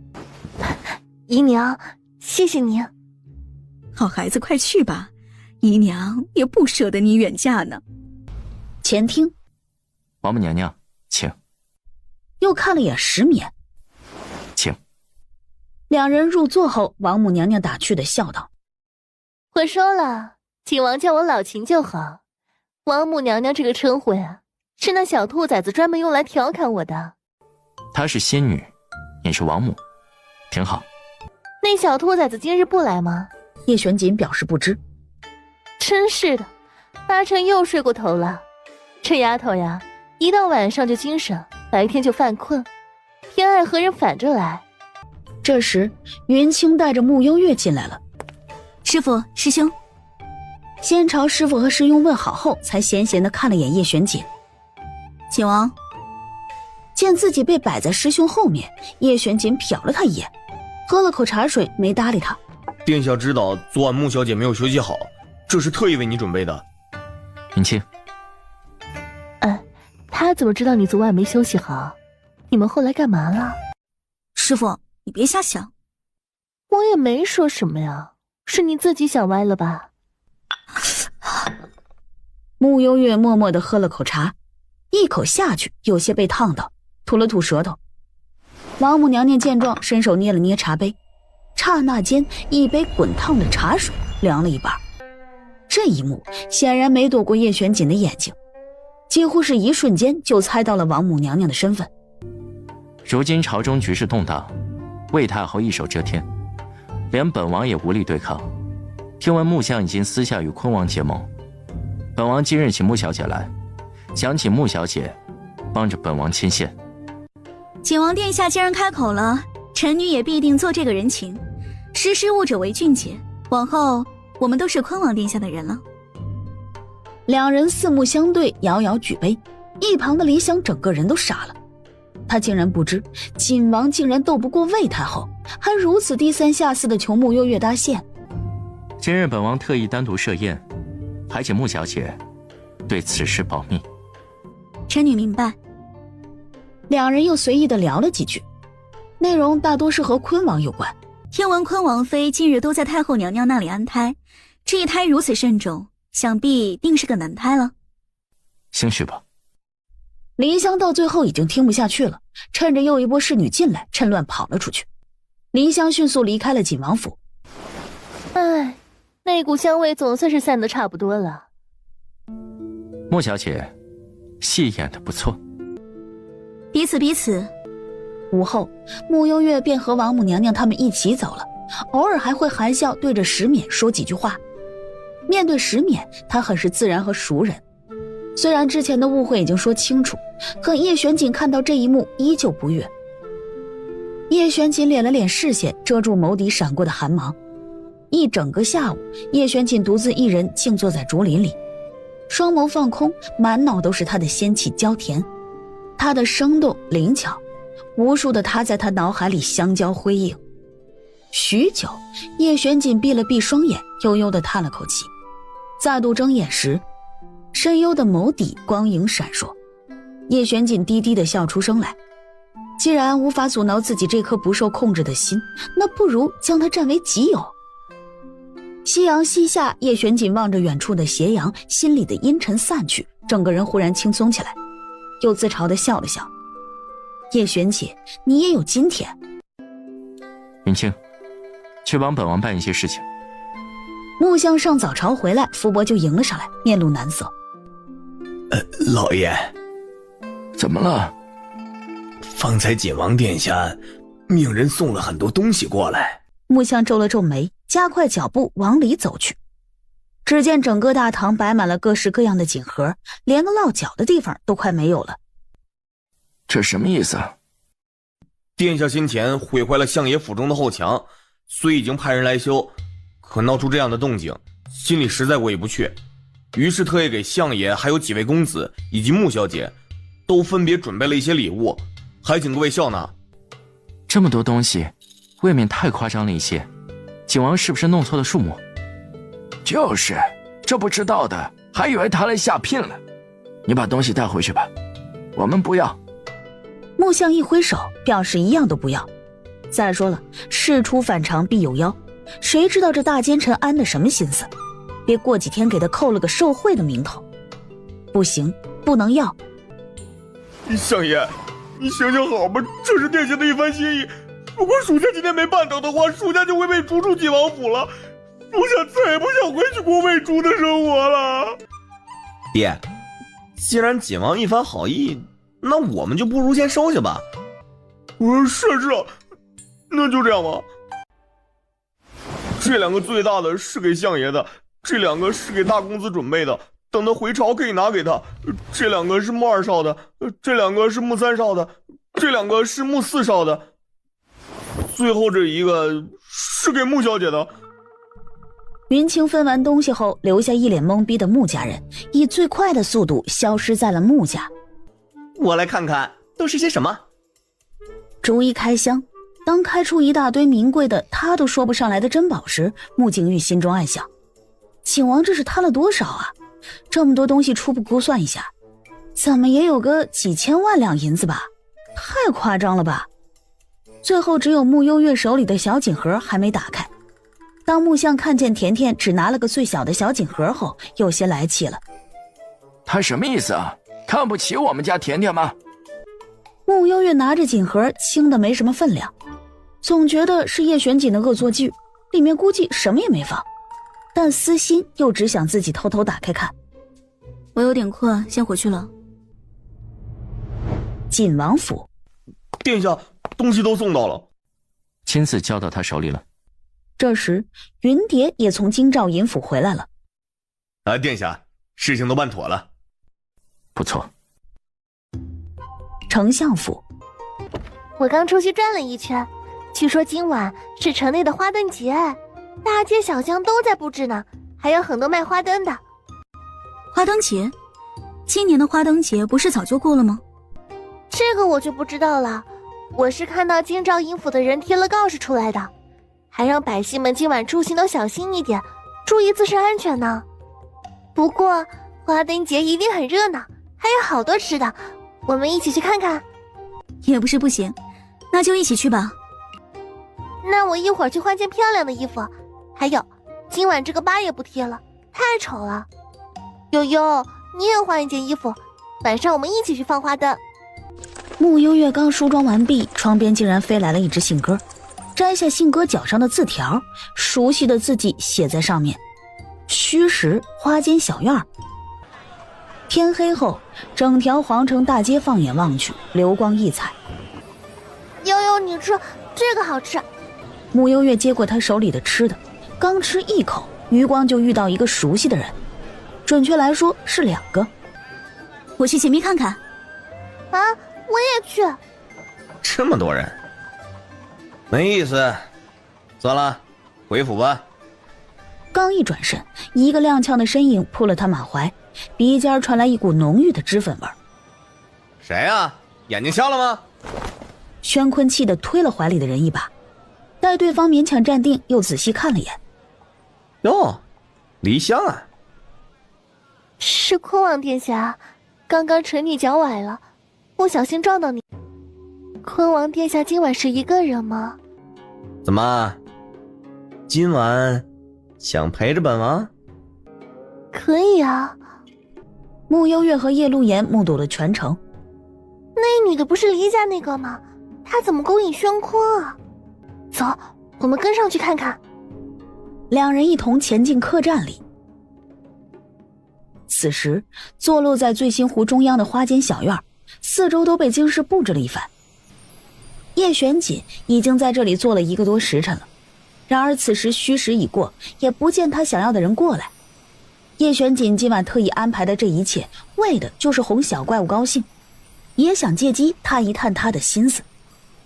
之前已经消磨太多的时光了，如今他不想再这样浪费下去了。须臾，他起身。客栈内，坤王殿下，坤王殿下。黎香难以置信，这么关键的时刻，宣坤竟然睡着了。屋顶上，穆幽月和叶陆言趴在那里，扒开一条缝看着。就睡着了？哎，什么嘛，这时候也能睡着，这个坤王是不是不行啊？哎，快看，黎家来人了。两人往楼下看去，果然见到人群里黎瑞贤以及黎启安脚步匆匆地往客栈里面走。趁着他们上楼时，穆幽月指尖银针一出，扎向了宣坤露在外面的手臂。疼！坤王殿下，那你哭个屁呀你！到底怎么回事啊？本王怎么会和你在这儿啊？坤王殿下不记得了吗？是你强行拉着我来这里的，我百般推脱，但毕竟是个弱女子，根本推脱不掉。什么玩意儿？我拉着你。你们先穿好衣服。说罢走了出去。不一会儿，待黎香和宣坤穿好衣服后，房门被打开，黎香还在哭。坤王殿下，臣女的清白都给了你，你不会不认账吧？你能不能别哭了？就你一个人委屈是吧？可明明是你强行对我这般的呀！事已至此，坤王打算给我黎家一个交代。黎老将军想要些什么？自古以来，女子最重名誉，我们项项还未婚配，如今没了名节，自然是要坤王殿下负责的。但李府之女向来不给人作配，微臣要的很简单，只要坤王殿下以正妃名义娶了香香，此事便到此为止了。什么正妃呀？本王已经有了正妃了，你们不知道吗？如今朝中局势混乱，陆永慧已死，陆家也帮不上坤王什么忙了。但你与我李家联姻，我李家往后将会是坤王殿下的后盾。坤王殿下，你且仔细斟酌斟酌吧。若明日午时前我没有听到你的回应，那么这件事儿我们李家不会善罢甘休的。李瑞贤，好大的胆子，你敢威胁本王？本王今天就放话在这儿，黎香要么做侧妃，要么就自己接受这个后果。威胁本王？你当本王吓大的？哼，香香原本已经被安排嫁给北安国国君，如今清白被毁，本王既然不愿意负责，那么只得请你去向北安国那边解释了。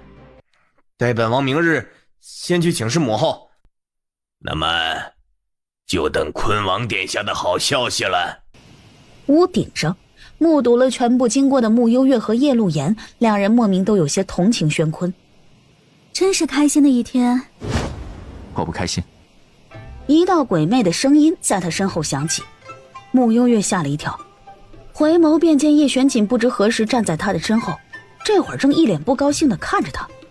见到叶玄锦，穆幽月这才想起他的邀约，这会儿虚实早就过去好久了吧。你们慢聊，我下去买花灯了。怎么，宣坤比我好看吗？你找我干嘛呀？没事就不能找你了。我也不是那个意思。那现在还要去花间小院吗？不去了，没兴致。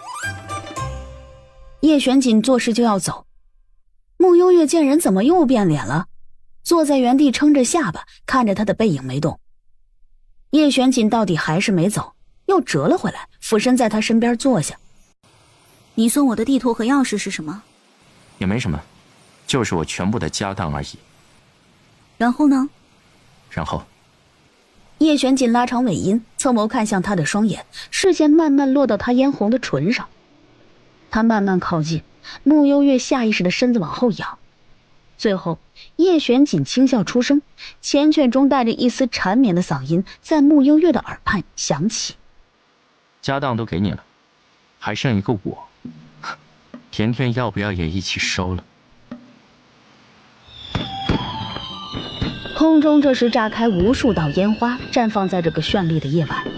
穆幽月莫名被这话惊得心跳加速了一下，目光定格在叶玄锦的脸上，半晌他伸出手摸了摸叶玄锦的额头，在确定他没有发烧后，穆幽月别开眼：你是不是遇到什么麻烦了？需要我罩着你？的确遇到一些麻烦。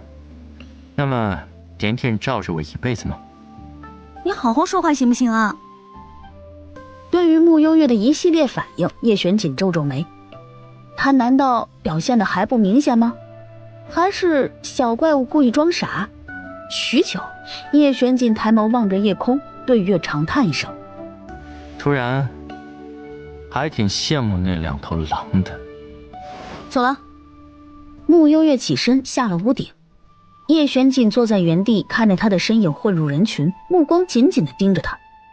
在意识到自己的心意后，对他的感觉突然变得凶猛又热烈，整颗心都被牢牢地蛊惑。主人大晚上干啥？就是有几个头大的问题，想要你们帮忙分析一下。脑力活呀，我最会了。就是我的一个朋友，他和一个男的平时差不多也就是合作关系吧。今天那个男的突然送他一把钥匙，说是他的全部家当，你们说这男的什么意思？这不明摆吗？这男的喜欢你那个朋友。不会吧，他平时对我朋友完全没有表现出任何喜欢的样子啊。我觉得这个事情不简单，一定有诈的。也有可能这个男的犯了大事情，要被判死刑了噻。胡扯！我敢打包票，这个男的一定暗恋你朋友好久了，现在指不定是受了啥刺激，突然脑子开窍了，才突然送你朋友一把钥匙，想牢牢锁住他的心了啦！真的太浪漫了吼！他刚表白，直接给出全部身家。想想那场面，我要是你朋友，我铁定当场小心脏扑通扑通的狂跳。穆幽月摸了摸心口，忽然感觉被内涵到了。那男的和你你朋友说喜欢他了吗？没有。那这件事现在还不好说。是你朋友，要不再观察一下吧。这种事情还得挑明了才能说得清啊。收回幽灵后，穆幽月一夜没睡。穆小姐，皇上有请。御书房，叔叔，最近怎么样？是否有头疼的事情？的确是有那么一点头疼。说来听听。可能是我年纪太小吧，总觉得那些大臣和我特别有距离感。这的确是你的问题。那我是不是还有什么地方没做好啊？作为君主，不够体贴臣子。体贴？当皇帝还要体贴臣子吗？好多臣子，包括家眷，至今没有婚配。皇上不打算做主吗？原来如此啊！那先给谁配呢？轩宇，你想要个婶婶吗？好嘞。叔叔想成亲了吗？难道不可以吗？轩宇坐在椅子上晃了晃小腿，随手拿起一本奏折。那个，我先看奏折，今天奏折很多呢。这时文萧进来。殿下，太后那边。叶玄景看了眼轩宇，随后起身走了出去。在叶玄景走后，轩宇放下手里的奏折，很是为难地抓了抓脑袋。怎么办呢？他一直很希望姐姐可以和叔叔在一起呢，可是现在叔叔着急要娶妻了，姐姐怎么办呢？他记得叔叔之前说过要娶宣朝名声最差的女人，那姐姐肯定没戏了，毕竟姐姐的名声那么好，叔叔不会真的看上天牢里的哪个女囚犯了吧？皇上，姐姐你来啦，我好想你啊，我们等等去放风筝好不好？皇上现在很忙吗？奏折算什么呀？就是我现在遇到一个很头大的事儿。什么事情啊？是关于叔叔的。他怎么了？姐姐还记得之前叔叔说要娶宣朝名声最差的女人吗？然后呢？然后叔叔现在可能真的喜欢上一个女囚犯了，他还想和那个女囚犯成婚呢。女囚犯？他和你说的？没有和我说明，但差不多就是这个意思了。虽然我一直希望叔叔可以和姐姐在一起，但是姐姐名声那么好，肯定不是叔叔喜欢的类型。轩宇唉声叹气地说着，说完见穆幽月脸色不太好，又安慰道：姐姐你别难过，叔叔刚才还说要让朕多体贴体贴臣子呢。等我看完奏折，我去看看还有谁家的少爷没成婚，到时候给姐姐安排一个最好的。这个倒也不必。女囚犯，叶玄景口味这么重的吗？太后的宫殿。母后，你戴个面纱干什么？无事不登三宝殿，你来有何事啊？母后，你这话说的。母后，儿臣想娶梨香为妻。你说什么？就昨夜花灯会，儿臣可能喝得多了一点，就和梨香有了夫妻之实。人家毕竟是个黄花闺女，又是黎家嫡女，儿臣也不能不认账啊。哀家不是早就告诫过你不要离黎家的人太近，你竟然还和黎香做出那种事情，哀家不同意。母后，可是事情已经发生了，黎家那边现在也盯着儿臣，而且他们不愿意让黎香做侧妃，还要正妃的位置。陆妙龄如今怀有身孕，那你准备怎么安置他？他呀，儿臣想了想，毕竟快4年的夫妻了，虽然娘家倒了，但现在怀了孕，休了也不好。就让他做侧妃吧。也好，那……魏太后正说着，偏殿的门被人用力的撞开。殿下，你怎么能这么对我？我为你尝尽苦头，你现在怎么能如此狠心？你胡咧咧什么呢？本王好吃好喝的供着你，什么时候让你吃苦头了？陆妙龄，你别不识好歹啊！哦，离家的人向来狡猾，离香留在殿下身边一定是个隐患，这肯定是慕幽月的阴谋，他想引狼入室，他想要害孔王殿下。陆妙龄，你差不多得了，本王和离香有了肌肤之亲，势必要给他一个交代。人家堂堂李府嫡女，做个侧妃也不像样啊！你还是识趣一点吧。如若你们今日执意如此，那我便死在这儿。我死了，母后也不好过吧？怎么，你是在威胁哀家吗？陆妙龄，你好大的胆子！真以为没了你，就没人给本王生孩子了吗？你们大可试试。哀家这辈子最痛恨被人威胁。你既然想死，那么哀家便不拦着，你动手吧。母后，是我错了，儿臣对孔王殿下一片痴心，实在是气不过才做出此举。说罢，又爬到宣坤的身边。殿下，你不能对我如此狠心呢。够了，哀家同意你和黎香的婚事了，至于大婚细节，你自己与黎家协商。哀家一会儿便去找皇帝，让他下旨，往后黎香便是你的正妃。至于陆妙龄，德行有亏，亦是不配做你的侧妃，贬为侍妾吧。侍妾？不，我不要做侍妾。这里已经没有你说话的份儿了。你还是安分点吧。宣坤走后，废物，还敢威胁哀家！你给我记住了，你若是想活，就好好的服从哀家，否则哀家有的是办法让你活得生不如死。是，母后。你既已是个侍妾，便也没有资格喊哀家母后了，往后得尊称哀家一声太后娘娘。是，太后娘娘。嫂子，好久没见你了。哎，你的脸怎么了？我没事。公主最近还好吗？好什么呀，天天被禁足在此，闷死了。原来是这样啊，难怪什么？发生什么事情了吗？啊，算了，公主还是不要知道为好。如今慕幽月在外混得风生水起，根本不把任何人放在眼里。慕幽月，她干什么了？公主，我虽是你嫂子，可我们年龄相仿，我一直都是把你当亲妹妹来看的。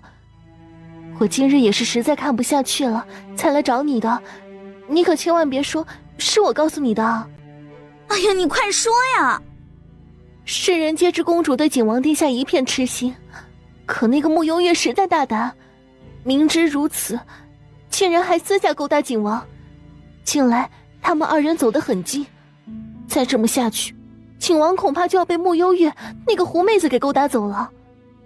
这个慕幽月着实不把公主放在眼里，现在外头的人背地里都在笑话公主呢。好啊，这个贱人，果然长本事了，连本公主的男人都敢抢。真以为本公主禁足在此，就没办法教训她了吗？宣柔说着便要往外走，陆妙龄拉住她。公主，你要去哪儿？你还是别去了吧。如今景王殿下对她很是呵护，你斗不过他的。我一个公主，还怕她一个丞相之女不成？慕幽月，你就是凭这副狐媚样勾引男人吗？本公主听说你之前被人拐到了乡下，生活了10几年，想必定是一身的乡野粗鄙习气。就你一个乡野村妇，还敢和本公主抢景王哥哥，你配吗？话落，只见慕幽月依旧没什么表情，反而朝他身后看了看。宣柔下意识地回头看去，当见到身后站着的人后，面上刚刚露出一抹喜色，还未来得及开口，下一瞬只觉得身子忽然离地，砰！宣柔如同一道抛物线一般，被人一脚踹进了御花园的荷花池内。怎么还对女人动手啊？我一个无恶不作的奸臣，踹人还分男女。不过他现在可不能死，否则正中了某些人的下怀。看着宣柔已经快要没力气挣扎，趁着还有最后一口气，慕幽月飞身来到了荷花池，抓起宣柔的手臂，将她带回岸边。靖王哥哥，闭嘴！你也配这么叫本王？靖王哥哥，我对你一片真心，你怎么能这么狠心将我踹进荷花池呢？没办法，本王除了自家宝贝不舍得踹，其余的还真是不放在眼里。宣柔走后，叶玄锦依旧看着慕幽月，似乎想从她面上找到一些他想要的东西。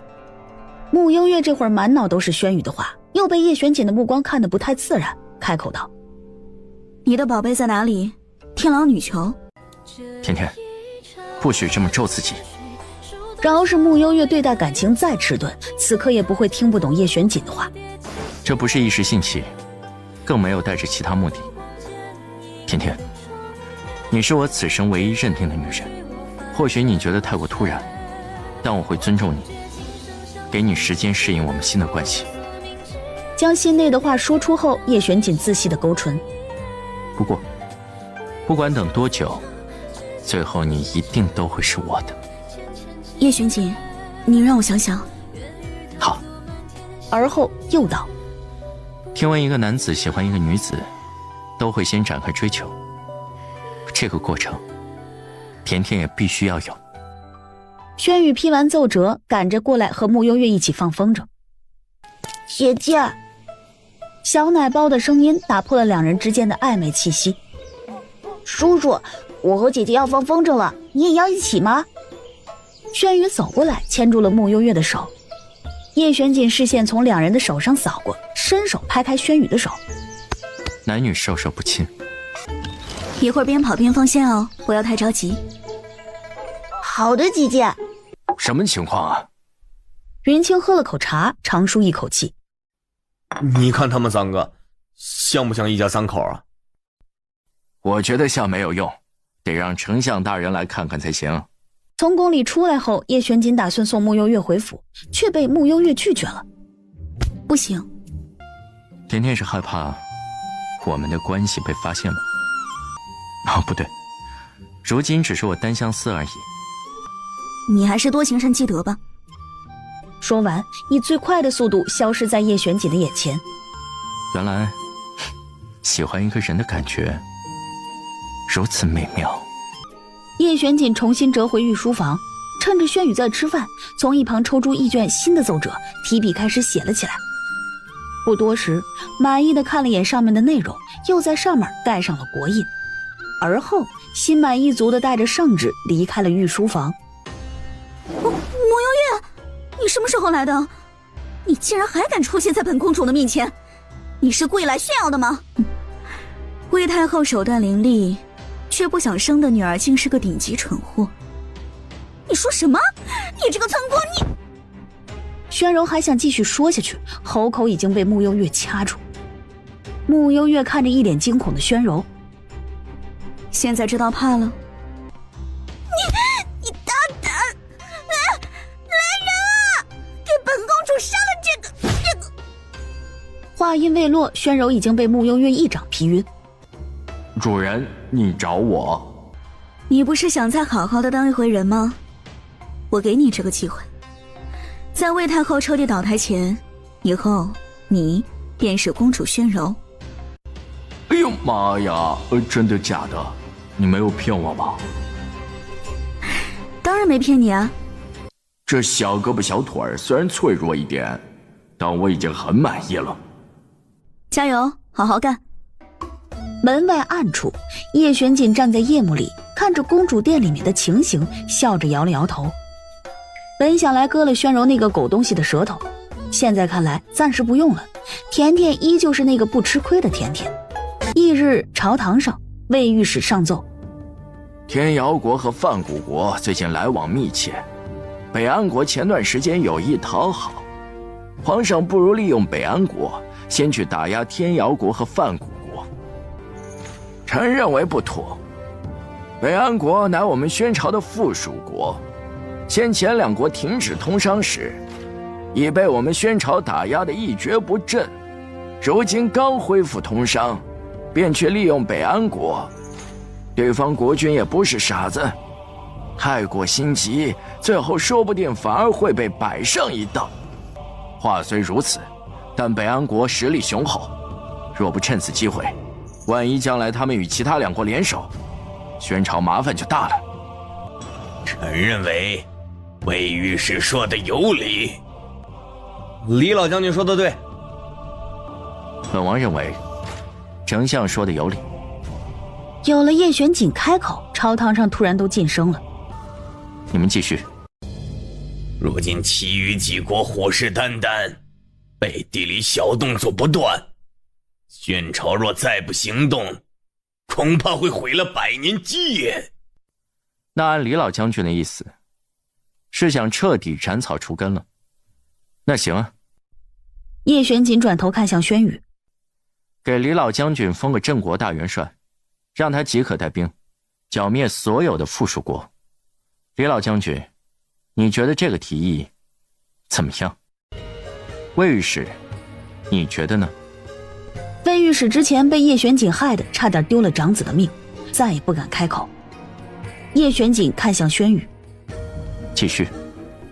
轩宇已经开始神游了，现在回过神，让蒋公公颁布黎香与宣坤婚事的旨意。下朝后，听闻相府后墙已经修理好了，丞相大人还满意吗？木相又是皮笑肉不笑的点点头。那就好，这事儿实在是抱歉。哪里。叶玄景出了宫，见今日天气不错，看着木相坐上回府的马车，突然也好想去一趟幕府。云清、云蝶，属下在。去把木相的马车拦一拦。老许，怎么回事？老爷，前面大街上有人撒钱呢。什么玩意儿？撒钱？哪个傻缺整的呀？银子多的没地方花了。屋顶上，云蝶面无表情地撒了一把铜板。都记下来，一个铜板也不能遗漏，回头还得让殿下给咱们报呢。此时木相府，你怎么来了？叶玄景走近，仔细端倪了他一眼。想你了。我爹快回来了，你还是先走吧。放心，他一时半会儿回不来。啊？甜甜呢？今天想我了吗？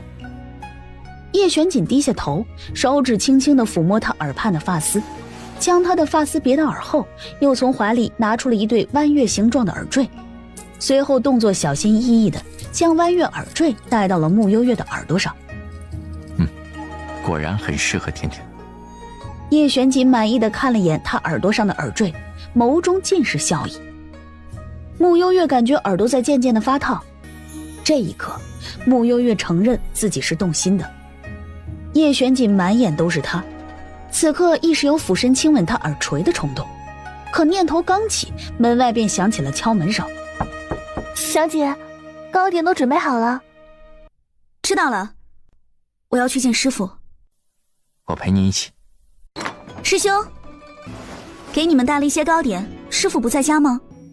师傅一早就出去了，还没回来。穆幽月会意，把糕点放下后，又欣赏了一下石碾的字。师兄的字越写越好了。你呢？近日可曾练字？穆幽月像是被老师抓包一般，摇了摇头。石冕，为师今天收获颇深呢。话落，才见穆幽月和叶玄景也来了。哟，你们也来了，是来我这里蹭饭的吗？师父遇到什么好事了？说起这个，王母娘娘差点笑岔气。我和你们说啊，今天真是邪门了，也不知道哪个傻子在大街上撒钱，百姓们都跟着哄抢。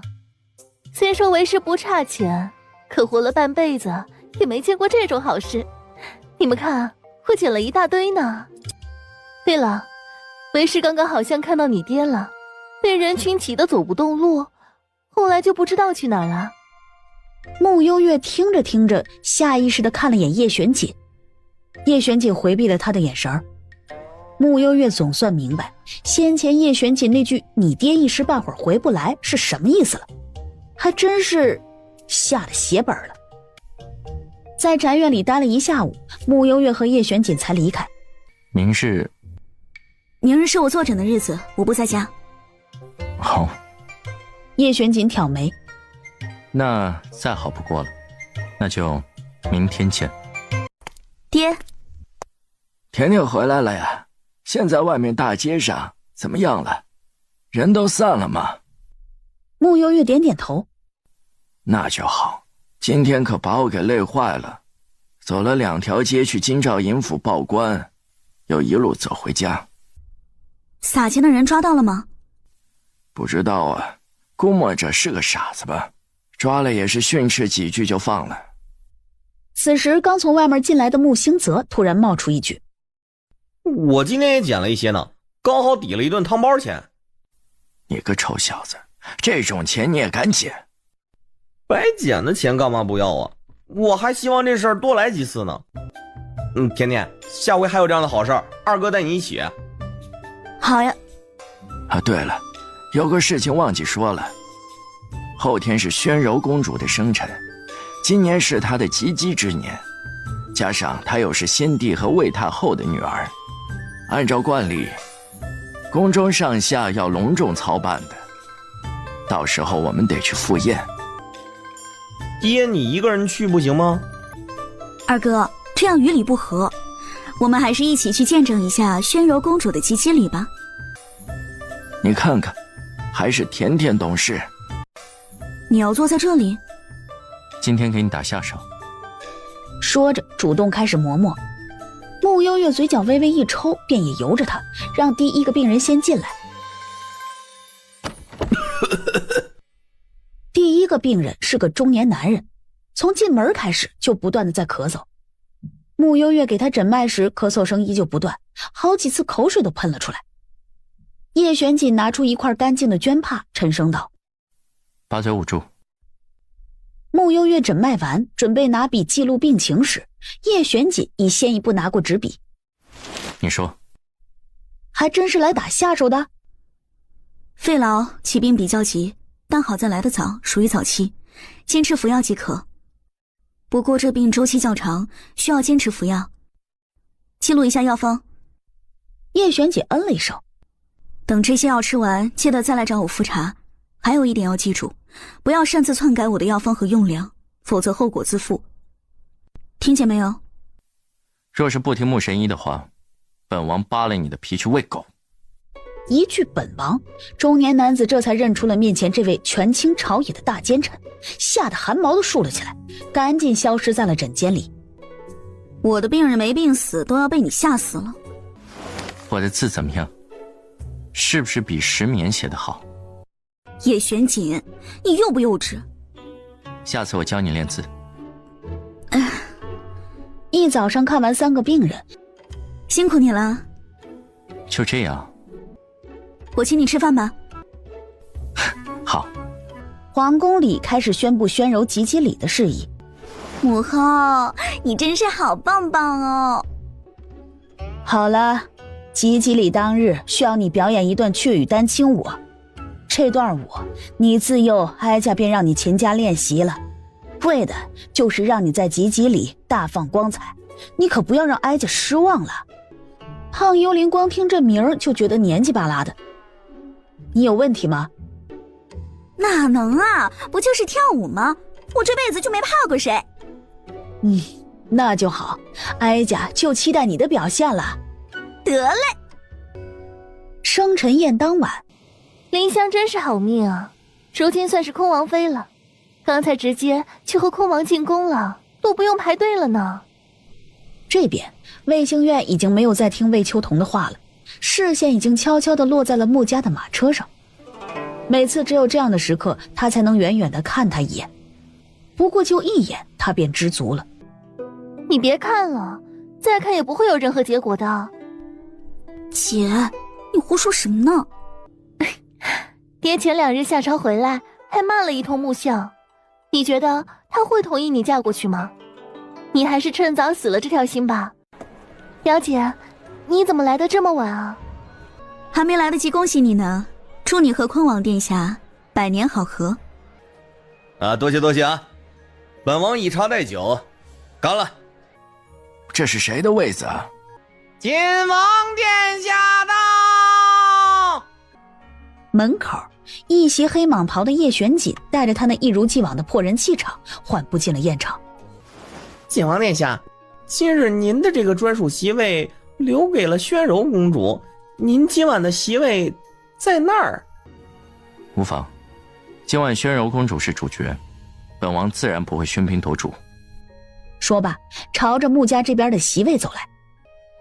叶玄锦又看了眼穆幽月，眼中划过几分笑意，才在隔壁桌坐下。2个席位离得很近。令叶玄锦比较遗憾的是，他和甜甜的中间还隔着一个碍眼的木像。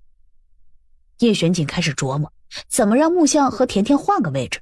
叶玄锦余光又看了眼坐在甜甜身后一排的裴燕之，裴燕之正好看过来，叶玄锦朝他眼神示意一下，裴燕之忽然就像个老狐狸一样，朝叶玄锦伸出2根手指。叶玄锦嗤笑一声，微微点头。丞相大人，你前2天，你大声点儿，我听不清。你前2天，我还是听不清啊。待裴燕之又说了2遍后，木像索性对身边的穆幽月道：甜甜，咱俩换个位置。果然是只手遮天的大奸臣啊。等穆幽月在木像原来的座位上坐下，叶玄锦又往右侧坐了坐，他和叶玄锦只隔了一个小臂的距离。叶玄锦笑了笑，又凑近他一些，低声问：想我了吗？穆幽月见周围还有那么多人，瞪了叶玄锦，回过眼去，没有回答他的话。甜甜，你怎么脸那么红啊？有点热吧？今天是有点热，你多喝点，消消暑。好的，爹爹。随着大殿内奏乐声响起，集集礼正式开始。没多久，乐声渐渐转为轻柔，一辆满是鲜花的礼车推了进来。此时当那朵花苞彻底绽放后，只见宣柔身子灵活地从花苞里跳了出来。令众人震惊的是，宣柔浑身插满了鸟毛，更特别的是，她眉心涂着一点红，双腮更是涂得猴屁股一样。胖幽灵一个转身，已经开始在大殿狂放的起舞。悠扬的乐声似乎跟不上她豪放的舞步。怎么回事？公主的霓衫羽衣呢？为何是这样的衣服？哇，宣柔姐姐好像书上写的麻雀精啊！胖幽灵边跳边拍着腰鼓，不一会儿嘴里已经唱了起来。我是一只勤劳的麻雀，我要飞上天，天空啊天空啊，哎呀呀，你怎么突然下了雨？半死不活的歌声配合着跳到高潮时，一个腰鼓的盖子被他打开，伸手一挥，满满一罐鸡蛋清被他转着一圈洒了出来。坐在殿上的魏太后冷不丁被他泼了一头的蛋清。好家伙，刺激！胖幽灵还在陶醉着唱着。哎，下雨了，下雨了！哎，怎么还下冰雹了？说着，另一个腰鼓被他打开。当他准备来个天女散花时，脚下被自己撒的蛋清踩到，扑哧一声滑了出去。砰！另一个腰鼓里满满一桶蛋黄，全都泼向了魏太后。穆幽月完全被小胖的舞姿折服，如同迷妹一般，一脸崇拜地鼓起了掌。有了穆幽月的掌声，大家这才想起来，今晚是宣柔公主的吉吉日。虽然这段雀羽丹青舞真是亮瞎了他们的双眼，可公主那么卖力的表演，他们作为臣子也不敢不给面子。于是沸沸扬扬的掌声、欢呼声在大殿内响起。宣柔听到掌声，才心满意足地摆了个最后的造型，结束了这段舞。你存心想气死哀家是不是？嘿，我说你个没品味的老娘们儿！你给我老实点。魏太后又警告他一句，才重新坐回去。哎，公主，您要不也先去换件衣服？不必。宣柔拒绝后，双臂伸展开来。公主殿的几个宫女迅速上前，将她外面披着的这件鸟毛大衣给脱了下来。下一刻，所有人又被她里面穿的大红袍子给惊住了。宣柔公主什么情况啊？这是吉吉礼，又不是大婚。宣柔姐姐，你怎么穿得像个红辣椒一样啊？我寻思我这不是本命年吗？整一身红的过个寿，喜庆点儿。今日是你15岁的吉吉日，怎么就成你本命年了？哎呀妈呀，我给记劈叉了！哎呦我去，这回丢人丢大发了，原来不是他的本命年啊！你先坐回去，先去给公主重新打扮一下再来。李官听到魏太后的意思，便先让人去给宣柔梳妆。今日是宣柔公主的吉吉典礼，是否有人愿意出来表演才艺，为公主祝贺呢？听闻表姐跳舞也跳得很好，不如让表姐来一段吧。李大小姐如今挤走陆妙龄的位置，想必定有过人之处，不如你先来一段，让我等开开眼。我见他坐着不动，叶玄锦笑笑：“来人，把李大小姐抬上来，坐着跳。”是。锦王，李瑞贤，这里没有你说话的份儿。锦王，今晚是柔儿的吉吉礼，你适可而止吧。那又如何？奏乐。乐师们开始奏乐。黎香被禁卫军连人带椅子端到大殿中央，下意识地想站起来，却发现身体动弹不得。叶玄锦侧过身，见木像眼睛一眨不眨地看着黎香，忍不住伸出手，紧紧地握住了穆幽月的手。穆幽月的手被包裹在一个温热的掌心时，心中感慨万千，好像只要有他在，他什么都可以不用担心。许是心境发生了变化，穆幽月自己都没发现，他已经不知不觉地回握住了叶玄锦的手，两人的手牢牢地牵在一起。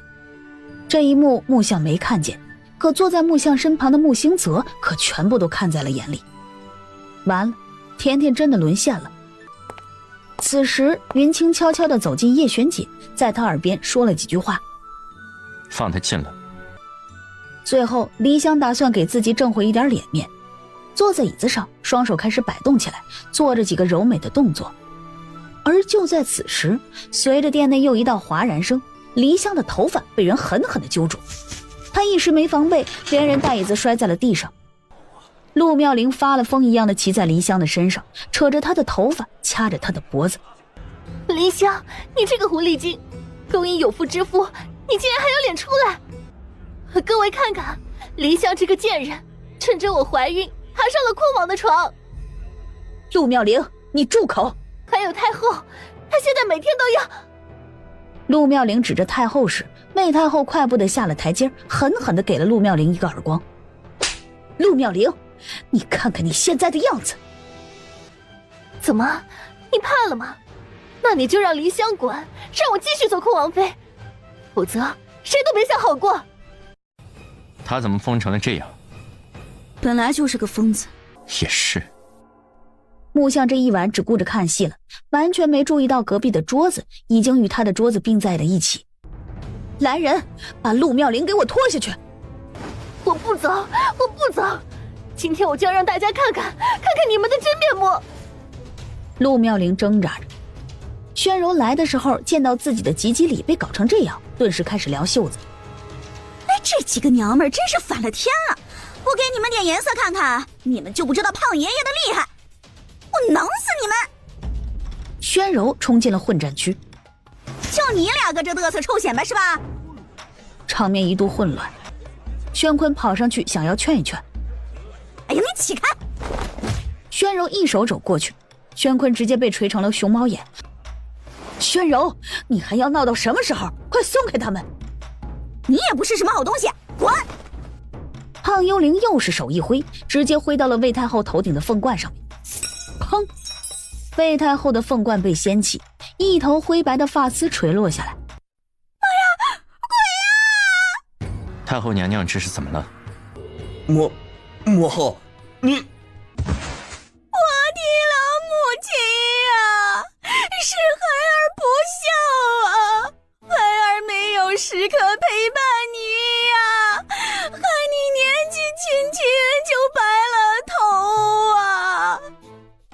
说着说着，顺势唱了起来。我的个老母亲，辛苦了一辈子，苦啊苦啊苦啊！闭嘴，哀家还没死呢。哎呀妈呀，我给忘了，我咋还开始哭丧了呢？甜甜，你抖什么？被宣柔公主的一片孝心感动了。这样啊，确实挺感人的。哀家近日身体欠佳，让各位看笑话了。哪里，太后娘娘每日辛苦操劳，还得多多保重身体，继续造福宣朝。来人，将陆妙龄先带出去。今日她扰乱公主的吉吉礼，此罪来日再算。林香，你也坐回去。既然已是坤王妃，往后行为举止要更收敛一些，莫给我们宣家丢脸。李官，吉吉礼继续。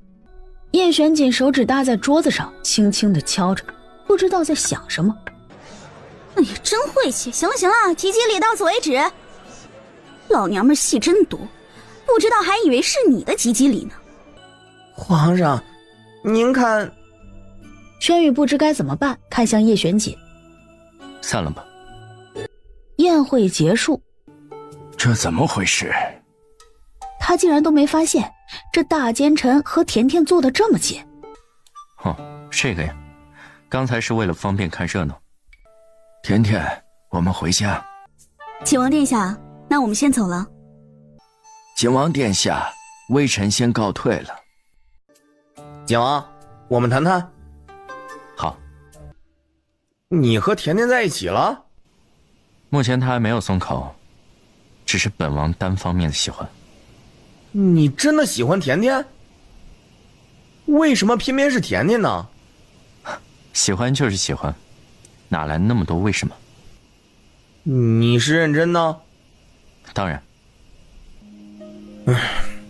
甜甜那些年在外过得不好，刚回府的时候，虽然她喊我二哥，但我也能感觉到她和我们所有人还隔着一层距离。但经过这段时间，我发现甜甜其实是个外冷心热的姑娘，她不善言辞，不会花言巧语，但她会直接用她的行动来保护家里的每一个人。站在哥哥的角度，你如果对甜甜是认真的，那就请你一直认真下去。此生定不负她。有你这句话，那就足够了。我爹一直以来对你有偏见，他那关恐怕不太好过。二哥放心，本王会努力打动岳父大人的。一声二哥以及岳父，穆兴泽差点左脚绊右脚，摔死在原地。有了穆兴泽的祝福，叶玄锦心情又好了不少。回身离开时，余光瞥到树后面躲着的人。出来吧。宣柔探出个脑袋来，尴尬地笑了笑。那啥，我也不是故意偷听你们的话，我就是想找我主人商量点事情的。很晚了，有什么直接和本王说。哎呀，我今晚得罪了太后，这老巫婆铁定不会放过我，我又不能直接一拳头捶死她，那你说我接下来咋整啊？随你怎么做，给她留口气就行。那行，我心里有数了。昨晚锦王还挺仗义的，离相刁难甜甜的时候，还帮甜甜解围了。这小子最近是挺不对劲的，也不知道离家哪里得罪了他。朝堂上，朝堂下，被他待着就是一通嘲讽。看来人家也是很明事理的，甜甜你说对吧？二哥说的对。你们俩啊，还是太年轻了，事出反常必有妖。这大奸臣最近这么反常，肯定在酝酿什么大阴谋呢。不至于吧？怎么不至于？景玉，你觉得呢？人家锦王说不定是想讨好你，但又不好明着来，所以从你的死对头身上下手呢？他讨好我，拉倒吧。你忘了，前几年先帝还在时，要破格封他为异姓王。我作为丞相，自然不同意这种来历不明的人呢。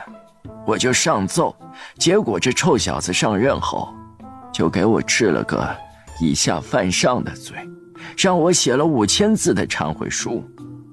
还有上次，我在先帝御书房里谈事情呢，他在旁边故意逗他的那头灰狼，我说一句，那头狼就嗷一嗓子，我说一句，就一嗓子，最后差点没把我给送走。还有上次，我亲耳听到他的人在禀报说我弹劾他，这小子当时说什么？说穆朝辉那个老东西就爱折腾，他就是故意让我听到的。穆相气得磨牙。你们说我怎么就是老东西了？还有上次他……难怪爹爹对他的成见那么深，真是不作死就不会死。不说了，越说越气。我长这么大，我爹都没有让我写过5000字的忏悔书。叶玄锦这个奸臣，我这辈子和他势不两立。你们不知道我当时有多么委屈，所以说呀，你们千万不要被……穆相转过身，发现膳厅内一个人都没有了。真是的，我的话还没说完呢。3日后，林元林将随着宣朝的兵马进京。那我大哥呢？大公子回京中途突然换了路线，孤身一人往花胜国的方向去了。花胜国？大哥什么时候和花胜国的人有联系了？这事儿暂时先别告诉爹。大哥一向有主见，他去花胜国只怕是有重要的事情去办。我先让我幻星楼的人去查探一下具体行踪。我先出去一趟。快下雨了，早点回来。啊，要下雨了吗？这还有赏月吗？暂时还下不了，快点出门吧。二哥。没多久，等穆幽月来到锦王府的时候，外面正好开始下雨。没淋到吧？穆幽月摇头。府里发生什么事了吗？你送来的那头母狼，刚刚生了。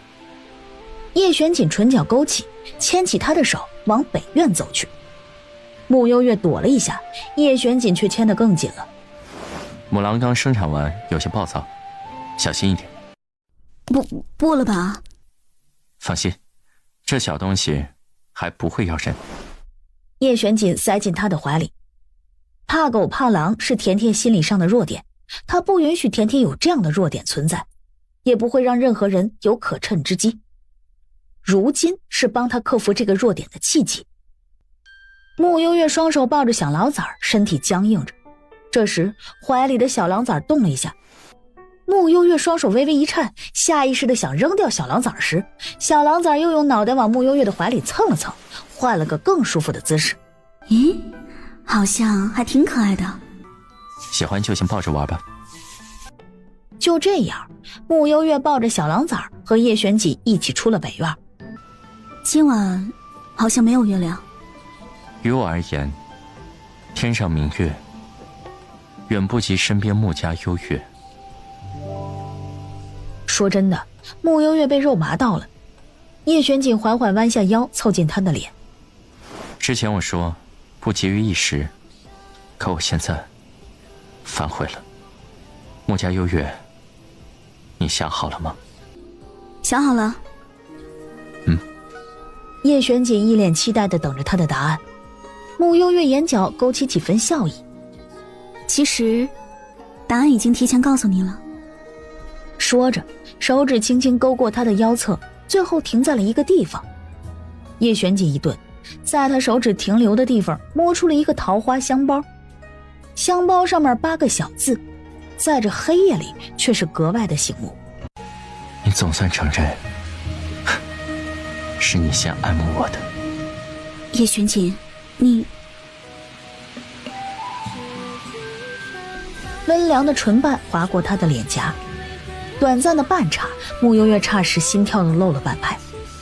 再次凝眸时四目相对，须臾，叶玄锦再次俯身吻住她的唇，辗转亲吻。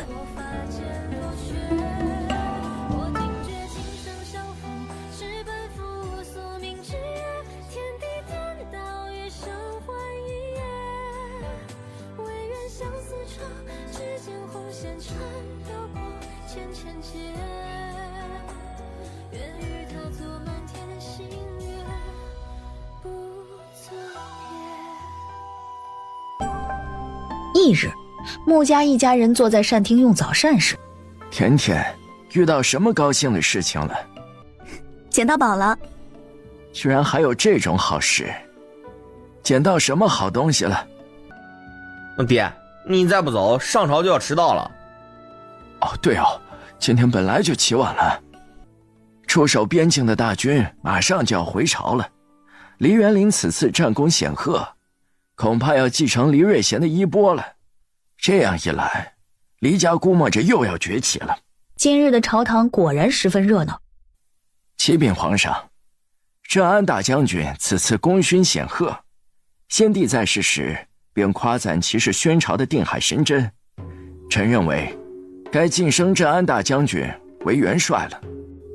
至于穆提督，年纪尚轻，还需多加磨练。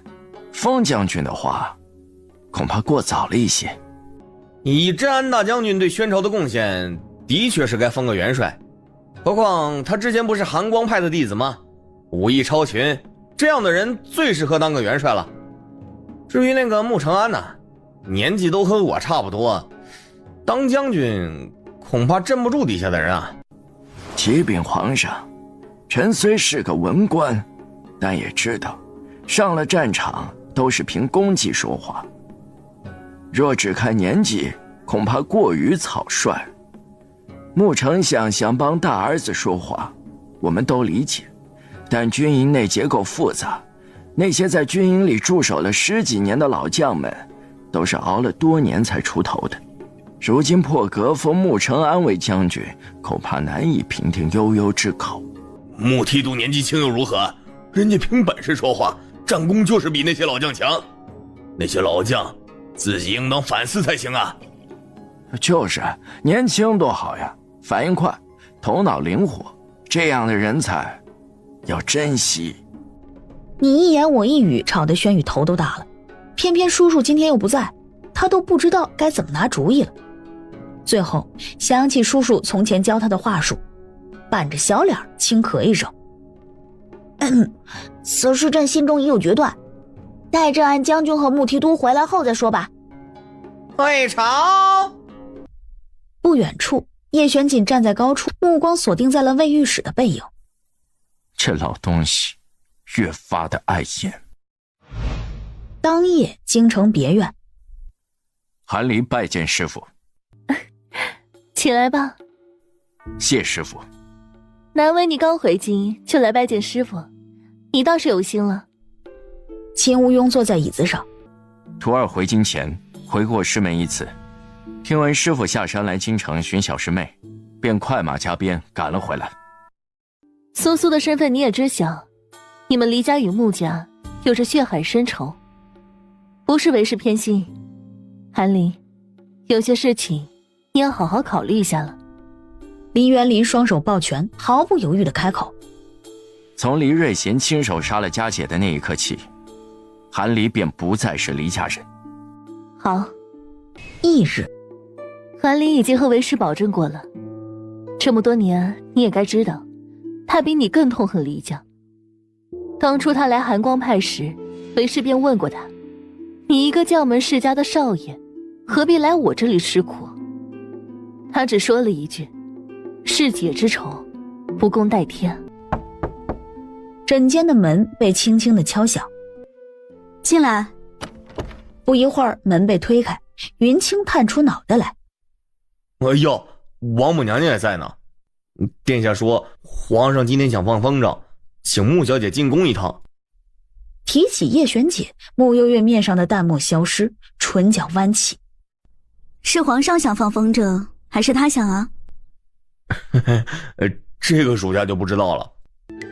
哟哟哟，刚刚还一脸不高兴呢，一听见景王的名字，高兴成这样。师傅，你别笑话我了。得了，师傅也不打扰你，就先走了。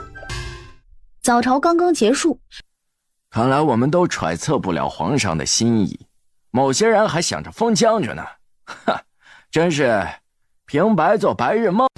我听说某些老色胚又抬了一位才20岁出头的姨娘进门，也不看看自己多大年纪了，成天就像个宫驴似的，就知道夜夜叫春，我都替他臊得慌。魏御史脸色一变，哗啦一转身，伸手指向木想。穆朝辉，你……话还没全部说完，刚刚伸出的手碰到了一盘新鲜的糕点。当看见身侧突然冒出来的人以及掉落在地上的糕点时，心间一颤，随即哆哆嗦嗦地跪了下来。景王殿下，这可是本王亲自下厨做的糕点，微臣无意间冲撞景王殿下，还请景王殿下饶命。御史大人，你慌什么？本王有那么可怕吗？叶玄锦想想有些生气，结合刚刚从岳父那里听到的话，听闻御史大人体力不错，今日马场那边恰好缺个人手，不如去帮忙搭把手。哎呀，叔叔亲手做的糕点，我好想吃啊！真的是他做的吗？当然不是。叶玄锦的声音从门口传来，御膳房随意拿了一盘而已。而后又道：甜甜想吃我亲手做的糕点吗？叔叔，我想。奏折看完了吗？今天练字了吗？跟着蒋公公练功了吗？轩辕扁了扁嘴，心虚的不敢开口。都没做呀。那很遗憾，今天不能放风筝了。叶玄锦说罢，在御书房的另一张桌前坐下，又朝穆幽月伸出手。穆幽月走了过去，便被叶玄锦一把揽入怀里。桌上提前准备好的笔墨纸砚，叶玄锦俯身凑在穆幽月的颈边，练练字。啊，练字？穆幽月侧眸往叶玄锦看去，练字？叶玄锦顺势亲了亲他的唇角。练字。就这样，御书房里，轩宇看着奏折，旁边的俩人看起来很认真的在练字。叶玄锦一手搂着穆幽月的腰，一手握着她的手，两人同握着一支笔在纸上写了起来。时不时的趁着轩宇不注意，叶玄锦又会偷偷的亲穆幽月的脸颊，或者飞快的在她唇上轻啄一下。你就不能换几个字吗？穆幽月看着一张白纸，写满了相见恨晚、生死相许这几个字儿后，感觉被骚到了。这几个字对我来说意义非凡，这是甜甜暗恋我的证据。穆幽月闭了闭眼，深吸口气。早知道是来练字的，打死不来。正当穆幽月练字练得有些累的靠在叶玄锦怀里时，轩宇咦了一声：“叔叔。”天饶国使臣说，天饶国国君慕容北萧有意与我朝联姻，想求娶宣柔公主为王后，下个月会亲自来宣朝求亲。这事儿得问问宣柔的意思。刚说完，外面传来通报声：“皇上，太后娘娘求见。”甜甜，我们换个地方。可以，不过我不练字了。不练了，回去逗小狼玩。轩宇眼巴巴地看着，听说叔叔家的狼生了小宝宝了，等他忙完也要去摸摸小狼。皇帝，梨园林那边你作何打算呢？太后作为后宫之主，前朝之事还是不要干涉了。皇帝，你就是用这样的态度和哀家说话的吗？刚说完，雪域灰狼摇晃着尾巴从屏风后面走了出来。见到雪域灰狼，魏太后心底一颤。哀家方才听到一个极为荒谬的事情，魏御史作为宣朝的重臣，对宣朝忠心耿耿，现在竟然被罚在马场挑马粪，岂有此理！叶玄锦不过是个异姓王爷而已，皇上难道要一直纵容下去吗？母后也说了，魏御史是被罚的呀，那肯定是他做错事才会被罚的呀。你，母后，儿臣很忙的，你没事就先回去吧。出云院里，你干嘛一直看着我？我今天算是见识到什么叫陷入爱河的女人了。从前只在沈大娘那些书上看过，说爱情会使人变得勇敢，会让人判若两人。现在你看到狼都敢摸了，我算是信了。这都什么歪理啊？明明是……小狼的名字刚到嘴边，慕幽月竟有些说不出口。想起在景王府临走时，叶玄锦对他说：“我给这只小东西取了个名字。”慕幽月一脸好奇，等待他接下来的话。叶玄锦笑笑：“叫叶悠悠。这小狼是母的。然后呢？你要是不喜欢的话，也可以叫慕璇璇，听着也挺女气的。”于是，这小狼崽的名字就这么羞耻地定了下来。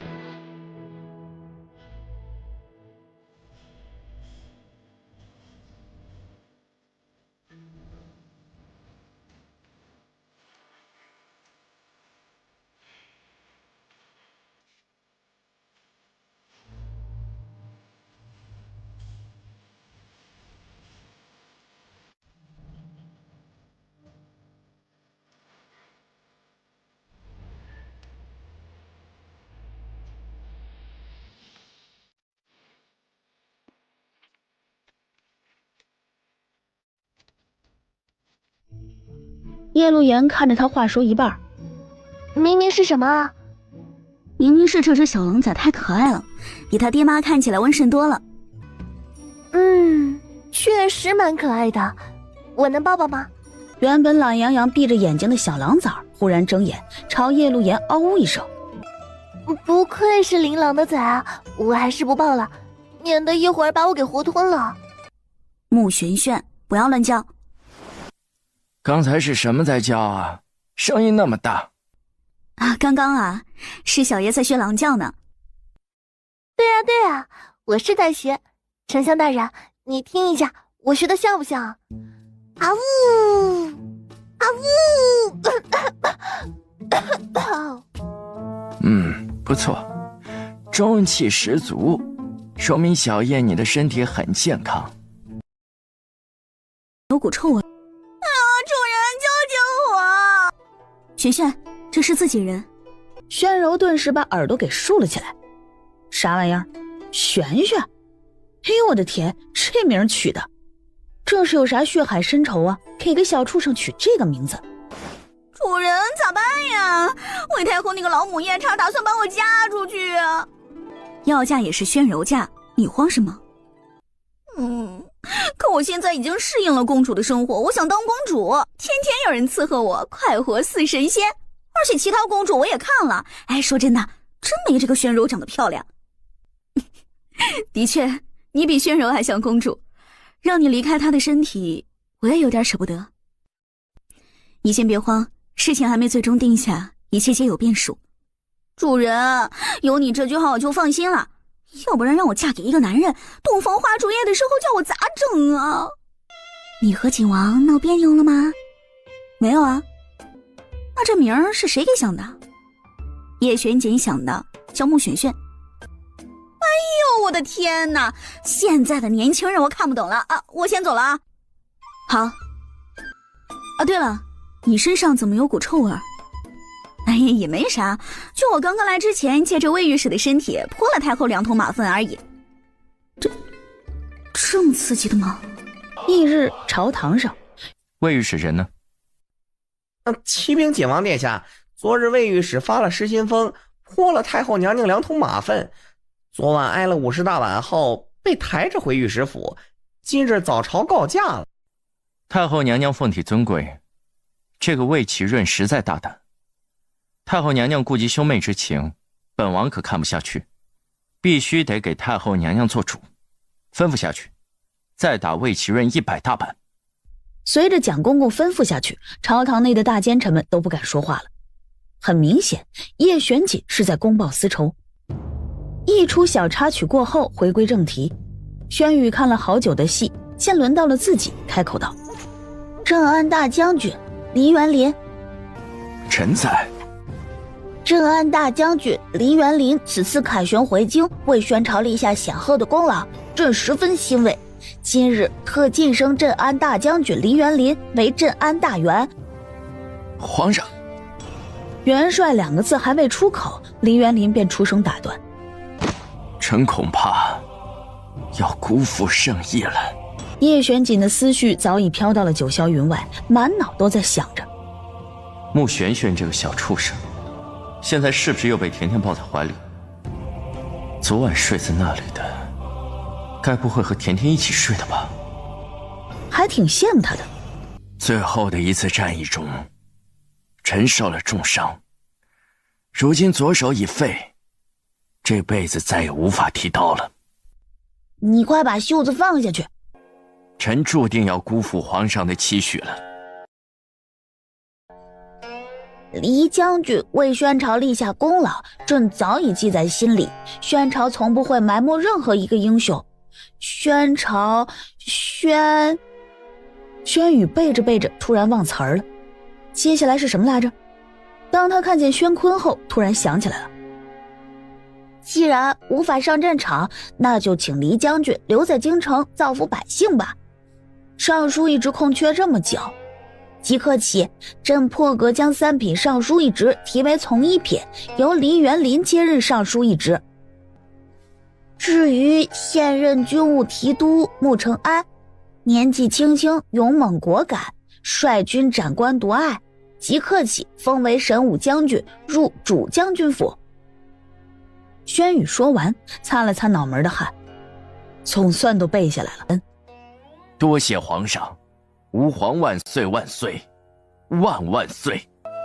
丞相大人这些年为宣朝鞠躬尽瘁，又培养了5个好儿女，真可谓是父爱如山，令人发自内心的敬佩。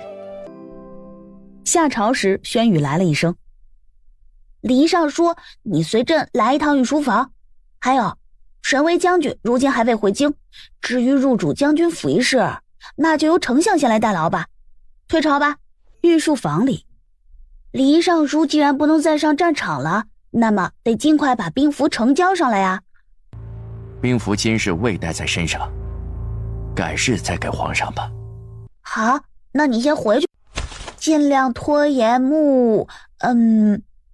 宣宇看着草稿纸上多出来的一行字儿，差点说秃噜嘴。尽量拖延穆相回府，这是什么时候加上去的？这个字迹叔叔写的？穆什么？咦，没什么，就是突然想起丞相家的饼饼很好吃。皇上要是喜欢，可以随时过来吃，管够。真的呀？那朕一会儿跟丞相回府可以吗？朕今晚住丞相府可以吗？当然可以。神威将军还有多久才能回京啊？可能还要过一段时间吧。按照惯例，神威将军往后就要入主将军府了。既然他没回来，那就劳烦丞相帮着去打点一下将军府吧。交代完事情后，宣宇已经迫不及待要跟着穆相回府了，完全把拖延穆相这4个字忘到了九霄云外。此时穆相府，你又把我爹支开了？玄玄，叫得很顺口吗？那你怎么从来不这样叫我？其实你也可以叫我的。叶玄锦，你幼不幼稚？不是幼稚，是一见到你就情难自禁。穆幽月心跳渐渐紊乱，眉眼低垂，伸出手勾了勾他的手指。叶玄锦握住他的手，十指紧扣，放在自己心口处。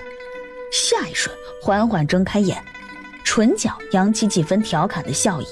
哼哼，原来不是我的心在狂跳，甜甜，你的心怎么跳得那么快？他缓缓地靠近穆幽月的脸颊，距离唇瓣还有1厘米的时候，姐姐，我来了！砰！院子的门被人推开。门被推开的一刹那，穆幽月只觉得眼前瞬间一黑。等他再一回神的时候，叶玄锦已经不见了，连带着他怀里的小狼崽都一并消失了。我刚刚怎么好像看到了一个黑影？有吗？或许是我眼花了吧。皇上今天想来找你，你好好陪他玩一会。我先去吩咐厨房做些饼饼，一会儿再吃点。好耶，谢谢丞相。木相走后，今天天气不错，一会儿要放风筝吗？可以吗？当然可以，不过我这里没有风筝，皇上要和我一起做个风筝吗？愿意愿意。叔叔，你为什么会在姐姐的房间里啊？路过，过来歇会儿。哇，那真是太巧了呢，在这儿也能碰到叔叔，就是书上说的有缘千里来相会吗？皇上，你在这里等我一下，我去拿东西。我去帮他。好的，叔叔快去吧，那些东西肯定好重的，姐姐一个人肯定拿不动。好，到底什么时候才能结束这样的日子？谁让你之前那么黑心的？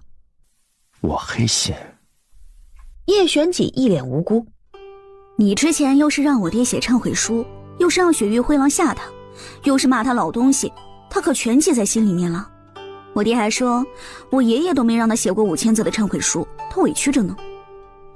叶璇锦面上表情凝固了一会儿，思绪追随到久远之前，许久才想起好像是有这么一些事情，但是并不是他的本意，都是那个鬼玩意儿害的。好了，我明天会去坐诊，你先回去吧，我爹一会儿要给皇上送饼饼来。叶璇锦听话的没有多逗留，俯身在他唇角亲了一口后离开了。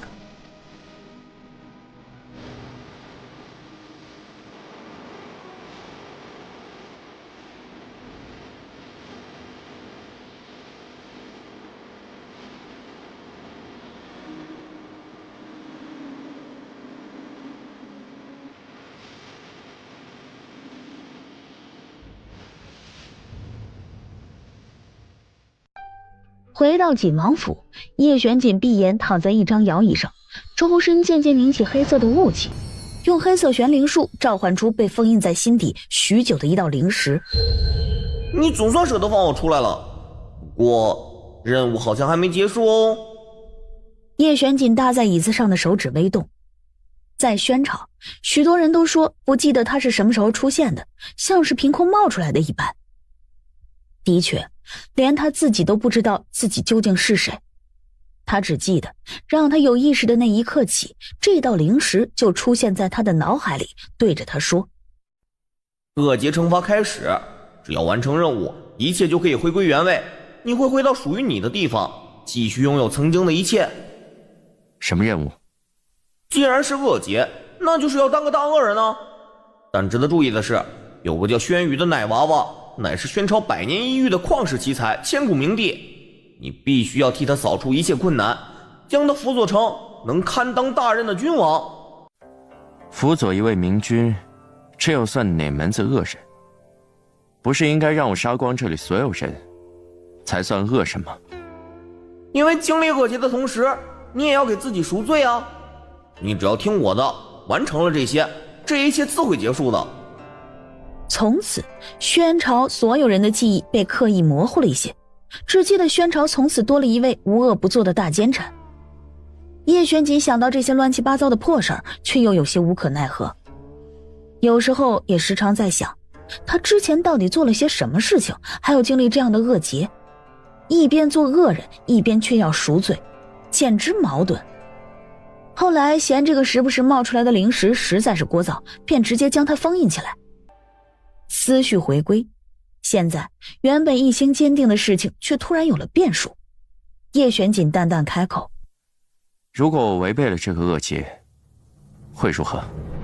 这是你命中的劫数，若你违背，那你的身体慢慢会受到锥心之痛的惩罚，生不如死。你千万别……灵石还想继续说下去，却被叶璇锦直接封印了起来。周身黑雾散去，叶璇锦睁开眼，摸了摸心口的位置，唇角慢慢溢出一抹浅笑来。还好，区区锥心之痛而已，死不了就行。如今心里有了想要陪伴一世的人，他怎么舍得提前离开？恶劫，他是叶璇姐，这辈子无人能左右他的命运。甜甜，你怎么来了？路过，听说你回京了，舅舅过来看看你。舅舅二字让穆幽月顿了一秒。时辰不早了，舅舅先去上朝了，等有空再来看你。黎元林走后，穆幽月发现桌上放了一个东西，抬手拿起，兵符。叶玄锦来的时候就见他坐在桌前，低头不知道看着什么东西在发呆。黎元林来过了。穆幽月点点头，给你就拿着，多少人想要都拿不到的。叶玄锦勾起唇，仔细地端倪了一下他的眉眼。干嘛这么看着我？一晚上没看见你，想你了。你今天怎么没来接轩宇啊？懒得接。哎呀，神医啊，好久不见。干嘛呢？神医啊，我今天是特意来和你报喜的。我夫人怀上了，大夫说还是个双胎呢。是吗？那恭喜你啊。要么说就是神医厉害呢。我夫人特意让我带点东西来感谢你，你可千万不要嫌弃。还有这个是之前答应过的铺子的分红。一上午，穆幽月看完了3个病人。要和我一起去吗？当然。给。甜甜，不至于吧？叶玄锦看着这玩意儿，嘴角微微一抽。那不是现在没办法吗？快看，瞧把我们殿下给憋屈的。换做以前，谁让他带那玩意儿出门，他不得当场把对方剥皮抽筋呢？云蝶赞同的点点头。哎，不过说真的，我还是挺同情殿下的。这好不容易喜欢一个姑娘吧，偏偏谁都不待见她。云蝶又是赞同的点头。翌日清晨，竟然还有这种事儿！有人出高价让你查我的行踪。就这点银子，打发乞丐呢？这密函是宫里流出来的，看来有人想要找你。这任务你怎么说呀？接啊，有钱干嘛不赚？不过3万两的确是少了一些，起码这个数才行。5万两？500万两。果然，他见的世面还是少了。一来，宫里能找到幻星楼的人本事定然不小，我若没猜错，肯定是魏太后干的。既然是太后，那这么多年肯定攒了不少。二来，我的赤血山和2个你的幻星楼，手下养了不少人了。再过几个月可要过年了，该给他们分红了。这么一大笔银子，魏太后不出，谁出？有道理，有道理。那若魏太后真给了银子，你的行踪？你查你的，可千万不能毁了幻星楼的名声。至于他想让我做什么，不还得经过我点头吗？妙啊！哦，对了，你昨天和锦王说了些什么吗？没说什么呀。他怎么了？今早天没亮的时候，云清来找了我一趟，问我知不知道谁的易容术最厉害。不会是因为爹的缘故，锦王都想舍弃自己的脸了吧？竟然还有这样的事情吗？那果然是委屈他了。与此同时，什么500万两？据幻星楼的人回信，说是幻星楼楼主与九幽私交甚密，他们说如若这500万两到位，便能立即联系到九幽。一定要这么多？舍不得孩子套不着狼，如今除了幻星楼楼主以外，我们也没有其他渠道再找到这个神秘的九幽了。罢了，就依他们吧。雪雪。甜甜叫我做什么？叶玄锦又是一笑。刚才叫的那么亲昵，再叫一声甜甜。大奸臣。我去换件衣服。穆幽月点头。要提前熟悉一下我的卧房吗？我陪小狼早玩一会儿。陪他干什么？先进来，给你个东西。在经过叶玄锦的床榻时，什么鬼？为什么他编的2只大胖老鼠，呸，是蚂蚱会挂在床头？这玩意儿辟邪效果挺好，自从挂在这里，再也没做过噩梦了。还说我先爱慕你，明明是你一早就对我有所企图。这话不假。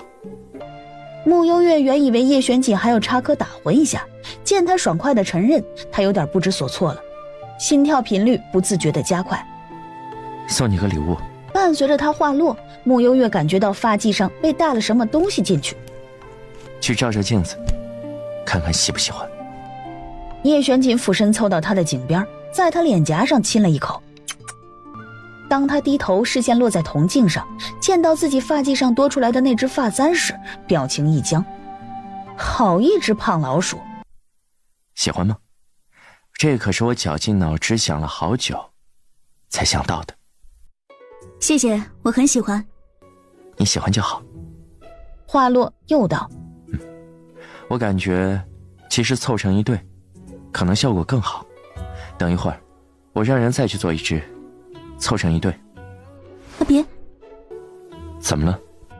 一只就够了，独一无二，更有特色。那生怕叶玄锦还要继续这个话题。我听说你要学易容术吗？怎么，甜甜要教我吗？你怎么知道我会啊？甜甜真厉害，是我捡到宝了。叶玄锦揉了揉他的脑袋，顺便把那只胖老鼠金簪又插了插好。越看越觉得还是得再做一只，凑成一对才好看。哇，他真的给了啊！对啊，来，一人一半。二哥，这个是魏太后给你的酬劳，我就不拿了。嗯，那你……魏太后突然找我，肯定是有事求我，我自然也不会白白帮她做事。绝了，真的绝了啊！二哥，你去洗劫国库了？嘘，说什么呢？谁家国库就这么点怂货呀？那你是哪儿弄来的？穆景玉，你就这点出息啊？穆兴泽说着，很大方地拿了一些给穆景玉。宫里的钱？你们两个好歹告诉我一声，在密谋什么？万一人家发现丢了钱，告到大理寺，我是查还是不查呀？你放心，这钱来路肯定干净。你那儿有没有渠道把这些银票给换一换？穆景玉伸手拍了拍他的胸口，一副这还用问的表情。你们干嘛呢？爹，是来找我们吃饭了吗？正好饿了，走，一起吃饭去吧。确实，肚子好饿呀。夜晚，太后的宫殿。什么？九幽要1000万两才肯露脸？真是个土匪！如若不拿这1000万两出来，那我们给幻星楼的500万两，就真的打水漂了。哀家可以给出这1000万两，但得提前说好，哀家请九幽出山是想请教他教坤儿武功，这1000万两将教武功的学费也一并包含。话落，他见郑健谈迟迟未开口，你怎么不说话？赤血山传来消息的时候，还特别叮嘱了一句，请九幽出山是一分价钱，如若是想请九幽办事，那还得再加1000万两。也就是说，如若包含学武功的价钱，得2000万两。疯子，一群疯子，真当哀家非他不可了吗？可恶，哀家要杀了他！骊山那个丫头，是骊家小辈里身手最出众的。当日赤血山只出现了一个粉衣少女，就将骊山重伤。九幽的实力定然在那粉衣少女之上。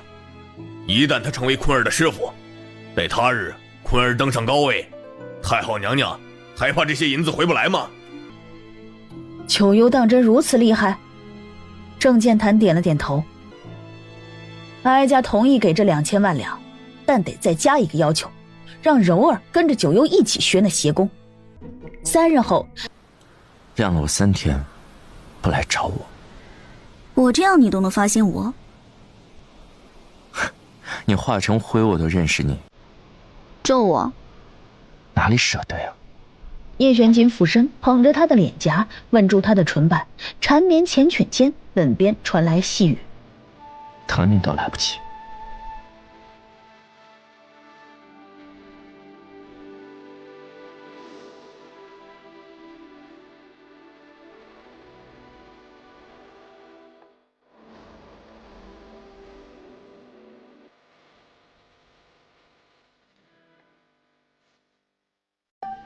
从今天起，我就是宣坤的师傅了。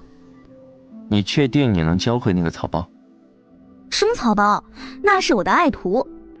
我先走了，不和你说了，也会穿帮了。他是你爱徒，那我是什么？你是他师母。甜甜，我看你是皮痒了，想挨揍了。慕幽月唇边笑意轻浅，主动在叶璇锦脸颊亲了一口。不和你闹了，我先走了，晚点来找你。好。你就是赤血山的头领九幽？九幽点头。魏太后走近，随后伸出手，想要去摘他脸上的面具。你想干什么？为什么不能摘面具啊？你想隐瞒什么？哼，没礼貌。说罢，主动将面具摘下。哀家这次高价请你出山，想必你也知晓了原因。哀家给你3个月的时间，必须要将宣坤以及宣柔教成1等1的高手，否则哀家倾尽全力也要踏平你的赤血山。何为1等1的高手？这样的吗？这个邪功是真的邪呀！与此同时，魏太后心底一阵的狂喜，命人去把宣坤和宣柔请来。拜见师傅，求师傅以后好好教我，我一定认真学，不枉费母后的一片苦心。但请你千万不要吝啬你的绝学哦。如果我偷懒不好好学，请你给我2大耳刮子，不要客气，爱你哟。杵着干嘛呢？赶紧跪下拜师。拜师完成。先练体能吧，看一下身体素质。把这2个石块举到头顶，扎马步。宣柔都能做到，他肯定也行。宣坤卯足了吃奶的力气，将石块抬了起来，举在头顶。别走啊！哎呀，再给我加2块，哦不对，加4块。我不行，我真不行。宣柔，你是牛吗？力气那么大？你个废物，你可闭嘴吧！娘们儿唧唧的，你胖呸！你柔姐现在一膀子能挥死你，你信不？师傅，再给我加10块。疯了！就这样，宣柔头顶16块石板，扎着马步，愣是腿都不带抖一下。慕幽月退了一步，让宣坤头顶1块石板，扎着马步。2人站在一起，没有对比就没有伤害。老妹儿看见没有？看见了，胖爷爷宝到位了。那是，想得你……算了，好汉不提当年勇。我是一只勤劳的麻雀，今天练呀么练武功，我头顶苍茫大地，脚下踏风云。今晚回去后，我想吃猪蹄儿，一个不够得吃2。宣柔，你能不能别唱了？真把自个儿当个鸟了？就唱！我是一只老麻雀，我是一只大鹏鸟，我是一只宣坤做的鸟。他娘的有病！行了，今天就到这里，明日继续。你不会等了我1天吧？叶璇锦看了眼他易容后的样子，也不知道选张丑点的脸。那不行，拥有这么好的一个技能，我巴不得越变越漂亮呢。臭美。叶璇锦轻笑一声，又问道：“饿不饿？”“有点儿。”“走吧。”叶璇锦牵过他的手，2人一起往锦王府的方向走去。甜甜今年17了。考虑过嫁人的事情吗？你呢？叶璇锦唇微微上扬，言语道：“如果是让我嫁给甜甜，那或许可以考虑一下。”这个大奸臣能不能正经一点？叶璇锦握住他的手，紧紧握在手心里，语气温柔：“只想和你在一起，一刻也不想分离。不管是嫁是娶，只要对方是你，便足够了。”突如其来的温情让慕幽月有些招架不住。叶璇锦将自己的真心完全展露在自己面前，说不感动是不可能的。此后的几天，中午我来找你和轩宇一起吃饭呀。找我就行了，为什么还要加个小屁孩？怎么还和一个小孩子争风吃醋啊？就吃。最后慕幽月哄了叶璇锦好一阵儿，叶璇锦才舍得让他离开。九幽，已经5日了，怎么还在练所谓的体能？你教还是我教？太后娘娘，我们还是相信九幽的实力吧。今天开始正式练功，先教你们什么好呢？师傅，我想学你那种一抬手就能杀一串人的那种招式，你懂吧？我想学暗器。我就说你目光短浅吧。你有病啊！干嘛要打我？我怎么就目光短浅了？学暗器还得随身带着暗器，一抬手就能杀人的，方便又快捷。哎呀，我真是服了你这猪脑子了，咋那么欠灯呢？那就按宣柔公主说的吧。不过练这个需要深厚的内功，你俩先坐下练气。面前两人齐齐坐下，按照穆幽月的要求开始凝神聚气。不知多久，宣坤的鼾声响了起来。看我干嘛？老妹儿，其实我看中你的脸很久了。哎呀，咱商量一下，能不能把这易容术偷偷交给我，将来我行走江湖也方便一点。你直接附身不就行了？哎呀，那可不一样，附身也不能每回都遇到好看的脸呀。哎，你们这种原本就长得好看的人可不懂，脸到用时方恨丑。当年我还是胖爷爷的时候，曾经看上过一个姑娘，好家伙，我刚上去搭讪呢，那姑娘就尖叫一声，说哪来的丑鬼。哎呀，说就说吧，还虎逼似的，一下就给我踹出2里地，你说闹心不？你前世不会是天蓬元帅吧？天蓬元帅那是干嘛的？他一个元帅为什么还要天蓬？这易容术吧，不是我不肯教你，这是沈家的家传秘术，你得经过沈大娘同意才行。哎，行，那下回你带我去见见他。50。你家遇到了一点情况。我家？义父，刚刚小月已经说得很清楚了，她一直都记得自己的身世，但是碍于小莲村路途遥远又贫穷，她没办法联系到你。而5月的时候，她正好有事和严大婶一起外出了一趟，才被某些人钻了空子，霸占了相府大小姐的身份。就是你，小苗，我曾经把你当做我的亲姐妹，掏心掏肺的和你说过我的往事，没想到你竟然抢了我的身份，霸占了我的家人。你这个女人太坏了，竟然抢了小月的身份，自己上这来过好日子。我们小月真的命苦呢。你叫小苗是吧？你好大的胆子，敢冒充月姐姐，现在人家都找上门来了，你还不承认吗？义父，小月姐姐才是你真正的女儿，这个冒牌的穆幽月这几个月来一直在骗你。夫人，你的最后一次机会没有了。说罢又转身看向了鬼哭狼嚎的严大婶。在小莲村时，你这个出了名的长舌妇便时常在背后非议我。我见你年纪大，不与你计较，反倒是让你越发嚣张了。还有你，苗大叔为人一向忠厚，待人厚道，我很尊重他这样一位长辈，也不愿看他晚年丧女。苗芳芳，你现在是自己承认，还是等我亲自来拆穿你？怎么，你不承认就算了，还敢威胁小月？我平时在背后议论你，我说错了吗？你一个姑娘家，经常10天半个月都不在村里，有一次更是出去了大半年都没回来，鬼知道你干嘛去了。谁家正经姑娘像你这样，我看呐，不知道跟哪些野男人出去鬼混了。戏唱到这里也该停了吧。傅蕊，这是你找来的人？不是的，义父，我是出城上香回来的途中看见他们的，他们说来京城寻亲，我就随口一问，结果才发现这个惊天的秘密。义父，蕊儿知道您一直以来都牵挂着月姐姐，可现在府里的月姐姐是假的，您可千万不能被骗了呀，小月才是您的女儿。想不到傅姑娘竟然如此大意。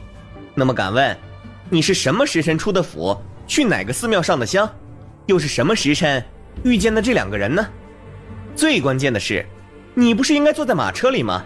又是怎么发现这2个人是来寻亲的？他们讲话的声音很大吗？我是早上出的府。什么时辰啊？既然是出城，那么城门守卫那里定然有记录，你可得想好了。卯时。行，那么上香是什么时辰呢？这个我记不太清了，进了寺院的时候上香的人很多，我没有看时间。没关系，本少卿会派人去寺院查的。四少爷，你这是什么意思啊？是在怀疑我吗？我都是为了这个家啊！你鬼叫什么？你们两个什么时辰碰见的傅蕊啊？漏洞百出，你是戴了人皮面具吧？苗芳芳瞪大眼，惊恐地摇了摇头。我没有，这是我的真容。义父，小月真的是你的女儿，一定是这个女人用医术掩盖了自己真正的容颜。对，她会医术的，肯定是她照着小月的脸换的。你刚才不是口口声声说我经常外出不归吗？那我现在就让你看看，我平时外出都在干些什么。苗芳芳尖叫，感觉有一道强大的气体正在撕扯着她的脸皮一般。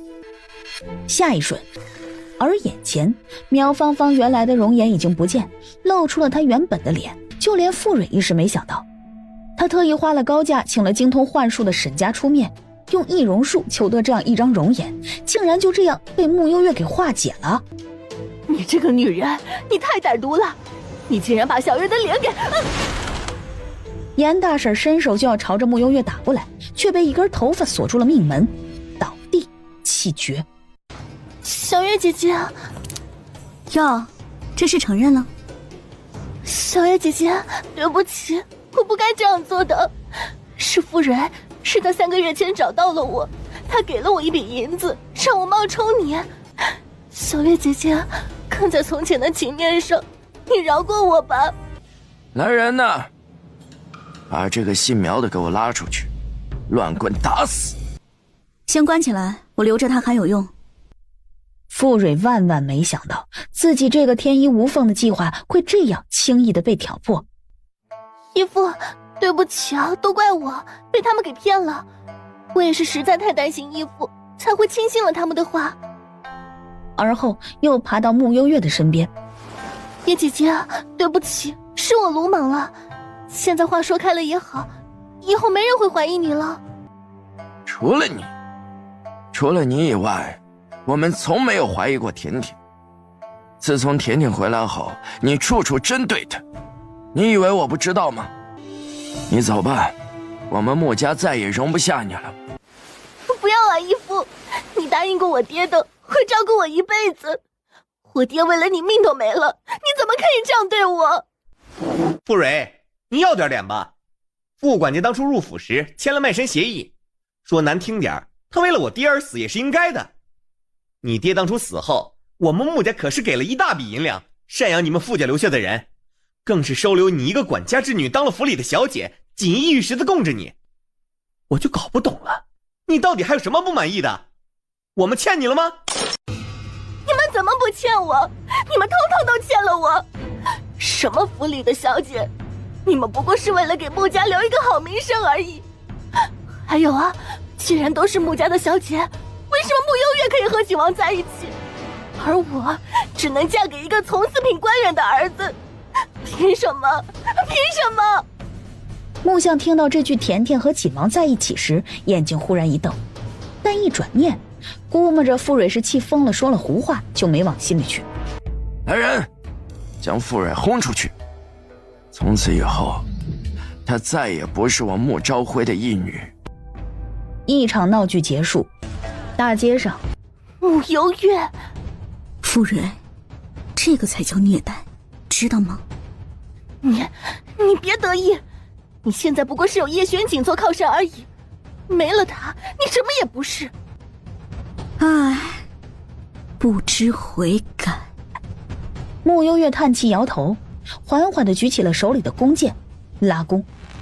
在他射出一箭时，对面进城的方向同时射来一箭。傅蕊睁大眼，最终无力地垂下了眼。大哥，剑法不错呀，大哥先进宫复命，你先回家等我。直到穆承安的背影消失不见，真是没想到，甜甜竟然还有如此乖巧的一面。说真的，我感觉我大哥气场比你还强。得亏他是你哥哥，要不然……帮我处理一下傅蕊的尸体。已经让云清去处理了。那就行，吴大哥回京了，我得先回府了。明天见。叶璇紧身如寒潭的视线落在傅蕊身上。你也能看见我？本王的宝贝，也是你随便欺负的。须臾，傅蕊蓦地感觉眼前有黑色的雾气袭来，最后傅蕊的灵体彻底炸开，灰飞烟灭，再也不得重生。小月姐姐，你是来放我出去的吗？你的易容术出自沈家之手？你是如何联系到沈家的人？我不知道，是傅蕊找的人。小月姐姐，我真的就知道这么多了，你能放了我吗？我想我爹了，我想回家。我们谈个条件吧。苗芳芳一脸喜色地看向他。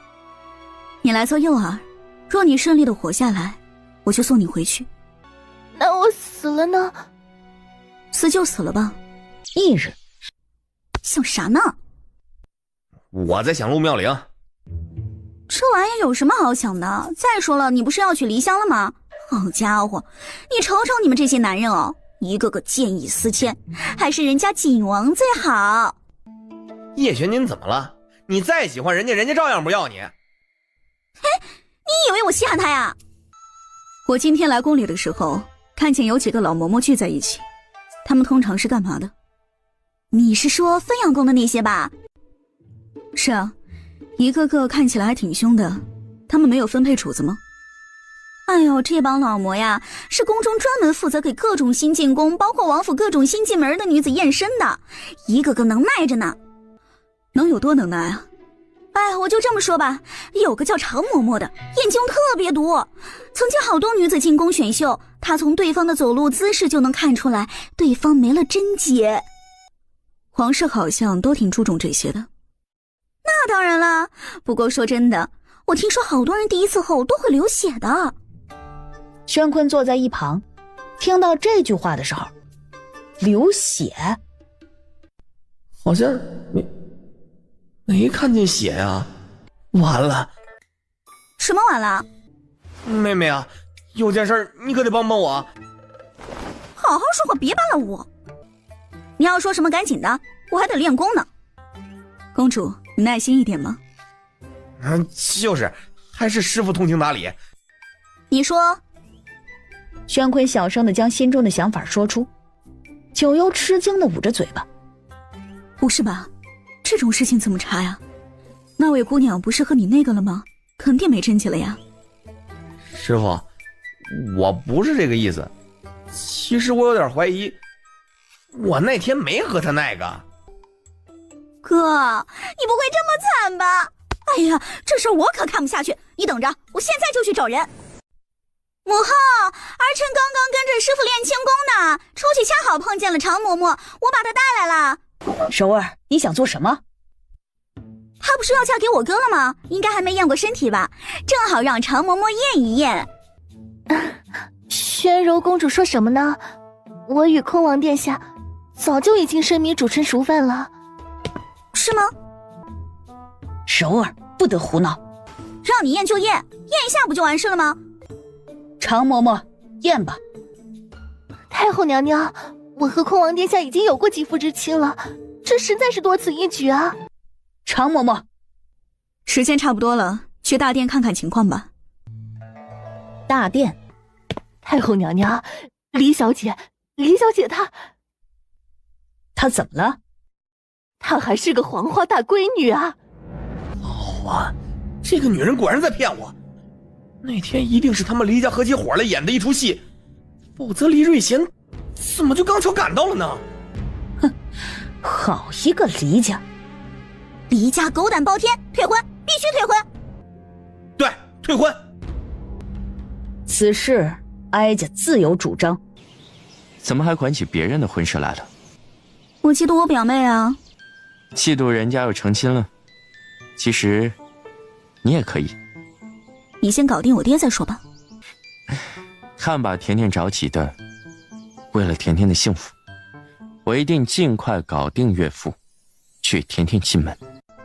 轩宇一直坐在旁边，偶尔听见他们的几句对话，大眼睛滴溜溜地盯着他们看了半天。谁要娶姐姐？阿武，姐姐要嫁人了吗？那是不是就要抛弃他和叔叔了？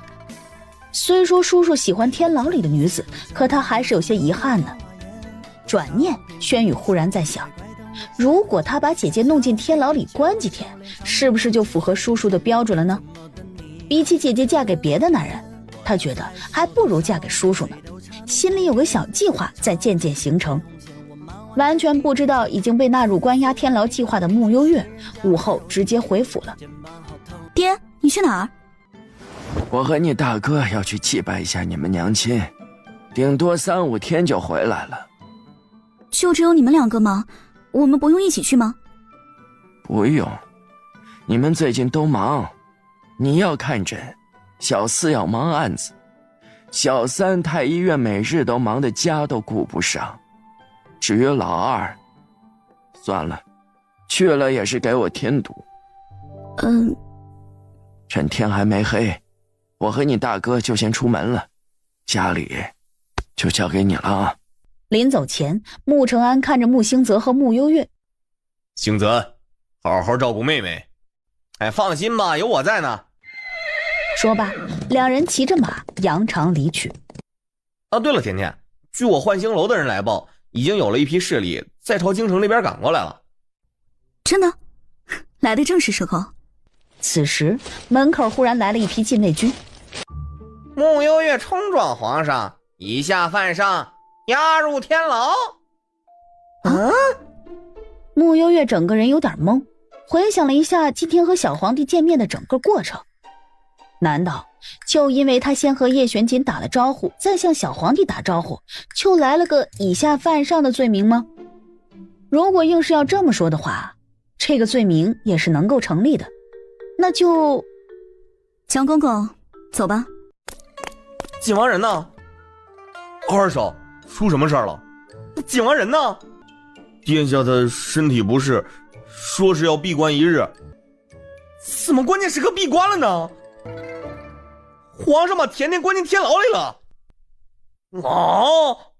皇上是长了胆子吗？竟然敢把殿下的人关进天牢。院内，叶玄锦从宫里回来后，被他封印的灵石突然冲破，又重新在他脑海里聒噪起来。景王，我感觉你最近好像刻意在拖延进度，这样下去不行啊！违逆天意，你要倒霉的。你这次是来度恶劫的，你说你最近坏事一件都不干，这怎么能行啊？你是奸臣，不是忠臣。闭嘴！我必须要说服你。还有啊，你怎么还儿女情长起来了呢？你应该把阻碍你脚步的人都杀了。狗东西，你再说一句试试。好吧，我不说这个了，但你得加快进度，要不然你的锥心之痛会提前发作的。穆幽月被恭恭敬敬地请进了天牢。穆姑娘，皇上命你在此好好思过，顺便让你写5000字的忏悔书。忏悔书？小皇帝怎么也好这口？大约是皇上平时犯了错，景王殿下总是爱让他写忏悔书，皇上觉得这样认错的效果比较好吧。叶玄锦，你可以的，最终连我也逃不掉这个5000字的忏悔书。皇上，大街上都在传穆小姐被关押的事儿，名声已经彻底臭了。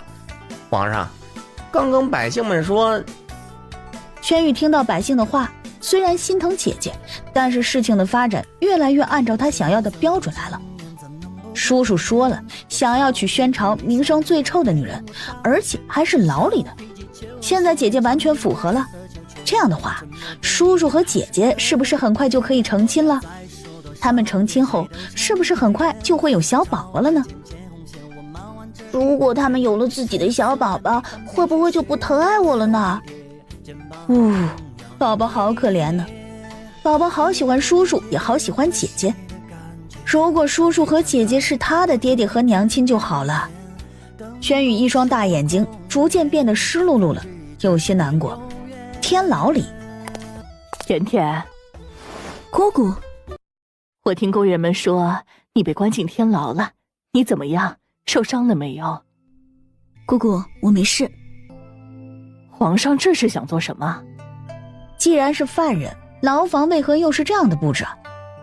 我也不知道，不过我想问题不大，姑姑你别担心。宫里现在盯着你的人太多了，你要多加小心。我知道了，此地不宜久留，姑姑先回去吧。好，见你现在无恙，我就放心了。我现在去见皇上，问问他到底什么意思啊？叶璇紧直到后半夜才把冒出来的灵石又封印回去。殿下，不好了，皇上把穆姑娘关进天牢了。这一瞬耗费了无数精力的叶璇锦以为是自己出现幻听了。你再说一遍。云清将白天的事儿如实道来。轩宇正睡得正香，蓦地一只冰凉的手抓住他的脚踝，把他头朝下从被窝里拎了出来。轩宇迷迷糊糊的一睁眼，当看见叶璇锦那张阴沉的脸后，吓哭了。啊，鬼啊！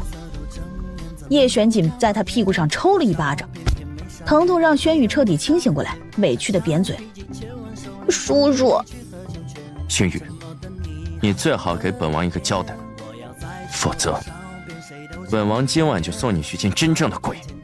轩宇委屈巴巴的开口：“我不想叔叔娶其他的女人，我想叔叔和姐姐在一起。”所以叔叔曾说过要娶轩朝名声最臭的女人，最好是天牢里的，所以我把姐姐……听完这小屁孩的话，叶璇锦真的想撬开他脑袋看一看，这就是所谓的旷世奇才？是老天有病还是他有病啊？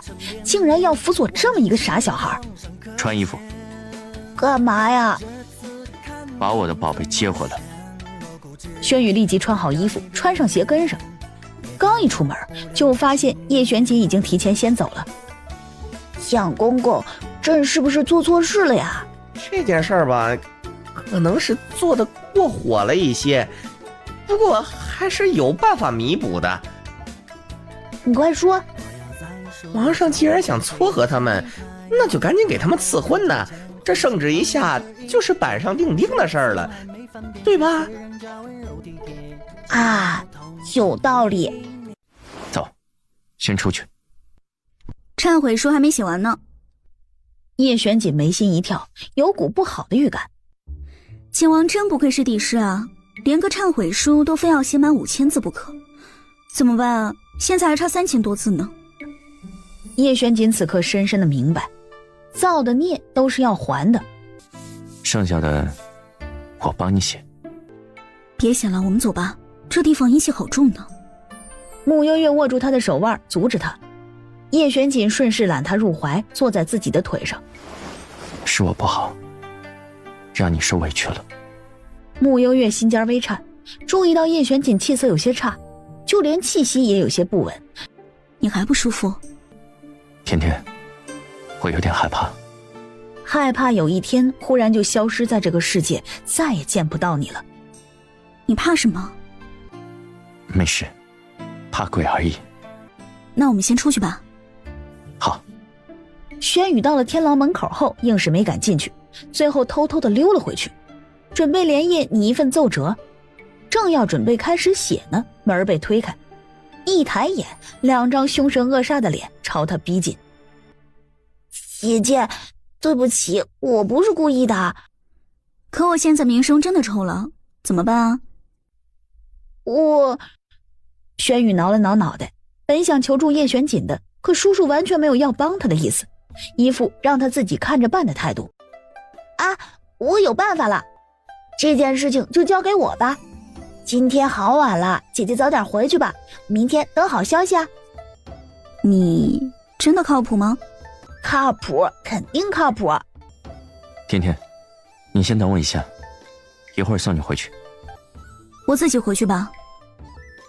想写什么？就是既然叔叔和姐姐情投意合，我就想给你们早点赐婚啊，这样姐姐就不会被别人给拐跑了。这话叶璇锦倒是爱听的，小屁孩难得说几句顺耳的话。说话之间，叶璇锦扔了一份圣旨到轩宇桌上。轩宇惊讶的下巴都要掉了，原来叔叔早就准备好了呀，太好了。刚刚他还绞尽脑汁的想要用什么措辞比较好呢。叔叔，那我明天早上就让蒋公公去传圣旨。不必，时机未到。这圣旨留在你这里，必要时我再通知你。翌日一早，丞相府门前，听完旨意的穆幽月一度以为自己没睡醒，出现幻听了，这莫名其妙的就封了他一个郡主。这么草率的吗？果然皇帝就是任性。二哥，哇，这么多的金子，看你那没出息的样子，今天不忙吗？忙啊，哪天不忙啊？听说宫里来旨意了，回来看看，正好还有一份卷案忘记在家了，顺便带走。哇，好多金子啊，这一箱子得多沉啊！穆幽月走近看了眼叶露言，注意到他脸颊后朝他使了个眼色，偏偏叶露言没理解。啊，怎么了？穆幽月指了指右脸。怎么了嘛？叶露言还是没明白。穆景玉看不下去了，冒出一句：你的疤贴错脸了。真乃大型社死现场。不愧是大理寺少卿啊！救命！竟然被人发现了！悠悠，你那个四哥眼睛也太毒了吧？你说他会不会把我抓起来毒打一顿啊？不会的，我四哥不是那种人。不是都说大理寺的人刚正不阿吗？我可是土匪，而且我还杀过人。大理寺只抓皇亲国戚，不管江湖的事情。你现在不是郡主了吗？那我算不算是皇亲国戚啊？不和你说了，我出门了，要教武功呢。门外的穆景玉嗤笑一声，看了眼手里沉甸甸的案卷，正好缺个人整理。四少爷，跟我走一趟。啊？去哪儿？大理寺。完了完了，我这个江湖小耗子要被大理寺黑猫给逮住了。元安郡主来了。这是你出的主意？是小屁孩自己想的。叶玄锦，你是不是遇到什么麻烦了？叶玄锦昨天半夜才到天牢，按照平时他应该早就收到消息才对。我一个奸臣，不找别人麻烦就不错了，谁能给我找麻烦？昨晚闭关修炼玄灵术，才会消耗一些元气。要出游2天吗？出游？难得有这般机会。可以，什么时候走？现在。这么仓促的吗？出游？他们去哪儿了？云清摊手表示不知。确定2天就回来了吗？说的就是2天。你和云蝶不去吗？不去啊，我俩刚才在隔壁开了一桌，二少一会儿过来喝一杯。此刻城门外，甜甜，至于吗？低调出行，低调做人。穆幽月满意的看了眼自己的装扮，该你了。你帮我弄。最后两人顶着新面容低调出发。前面有很好玩的地方吗？月老庙算不算好玩？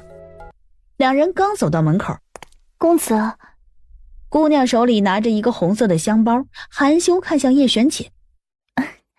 公子也是来求姻缘的吗？也有姻缘。小姐，咱们先回去吧。我不回，我要过去看看。小姐，我们这次是路过灵州办事的，你可千万不能惹事啊。多嘴，早就让你低调点了，刚出门就沾花惹草的。放心，我整颗心都在甜甜身上，别人抢不走。明天我换张丑点的脸出来。好，听你的。进了月老庙的大殿，忽的就被叶玄锦扯到月老像前跪拜了下来。叶玄锦，甜甜，月老看着我们呢。叶玄锦勾起唇角，开始祈愿。穆幽月正了正神色，认真的看了眼月老，同样闭眼开始祈愿。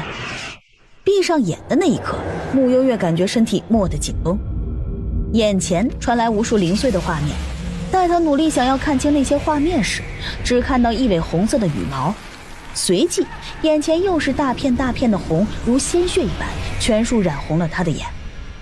穆幽月低呼一声，迅速睁开了眼，额间布满细密的汗珠。你怎么了？没事，可能有点水土不服。水土不服？我们去别的地方看看吧。施主请留步。刚走2步，大殿内的僧人叫住了他们。两人回眸，僧人对他们微微一笑，递给他们2根红绳。千里姻缘一线牵，这是月老对你们的祝福。思绪间，叶玄锦已经朝他伸出了手。穆幽月懂他的意思，眉眼含笑，帮叶玄锦系上了红绳。换你了。叶玄锦拿过，动作轻柔地系着红绳。好了。穆幽月瞟了他一眼，试图去扯了一下红绳，发现红绳完全扯不动了。叶玄锦，你作弊！既然是我亲手系上去的，那也必须只有我才能摘下来。客栈房间里，在想什么？你白天的那个烂桃花是幻术世家沈家的人，那要在这里解决？沈家的事，沈大娘要自己解决。前几日便已经通知过他，估摸着他也快到了。忽然有点后悔了。有点后悔没给傅蕊立个坟了。亏他还听得那么认真。不早了。的确。你可以回你房间休息了。早点休息。穆幽幽送他到了门口，临了还被叶玄锦按在怀里亲了一口。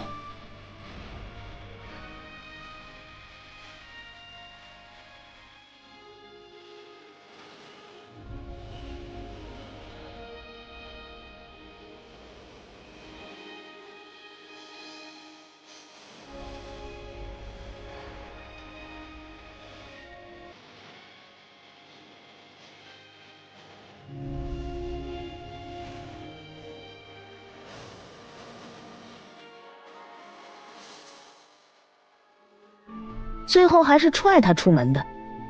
叶玄锦刚走出房门，穆幽月便无情地关上了门。公子，这么巧啊！话刚出，刚刚还闭紧的房门突然被打开，唰的一下把叶玄锦抓回了房间里。房门又用力地关上。长得好看的确有点麻烦，怎么办？要不要换个客栈？万一他晚上敲我房门怎么办？你睡地上吧。好。雨太大了，长安，我们今晚先在这里歇一晚吧。好。也不知道老二有没有把甜甜照顾好。轻则做事有分寸，就不必太过担心了。也是，那小子虽然看似不着调，但对甜甜还是很上心的。等穆相和穆承安回到各自的房间后，楼下大堂又来了3个人。哎呀，那么大的雨，我这把老骨头啊，得先泡个热水澡。齐花花，就你事情多，早就说了，我和卓涛来就行了，你非要跟过来干嘛？谁跟你呀？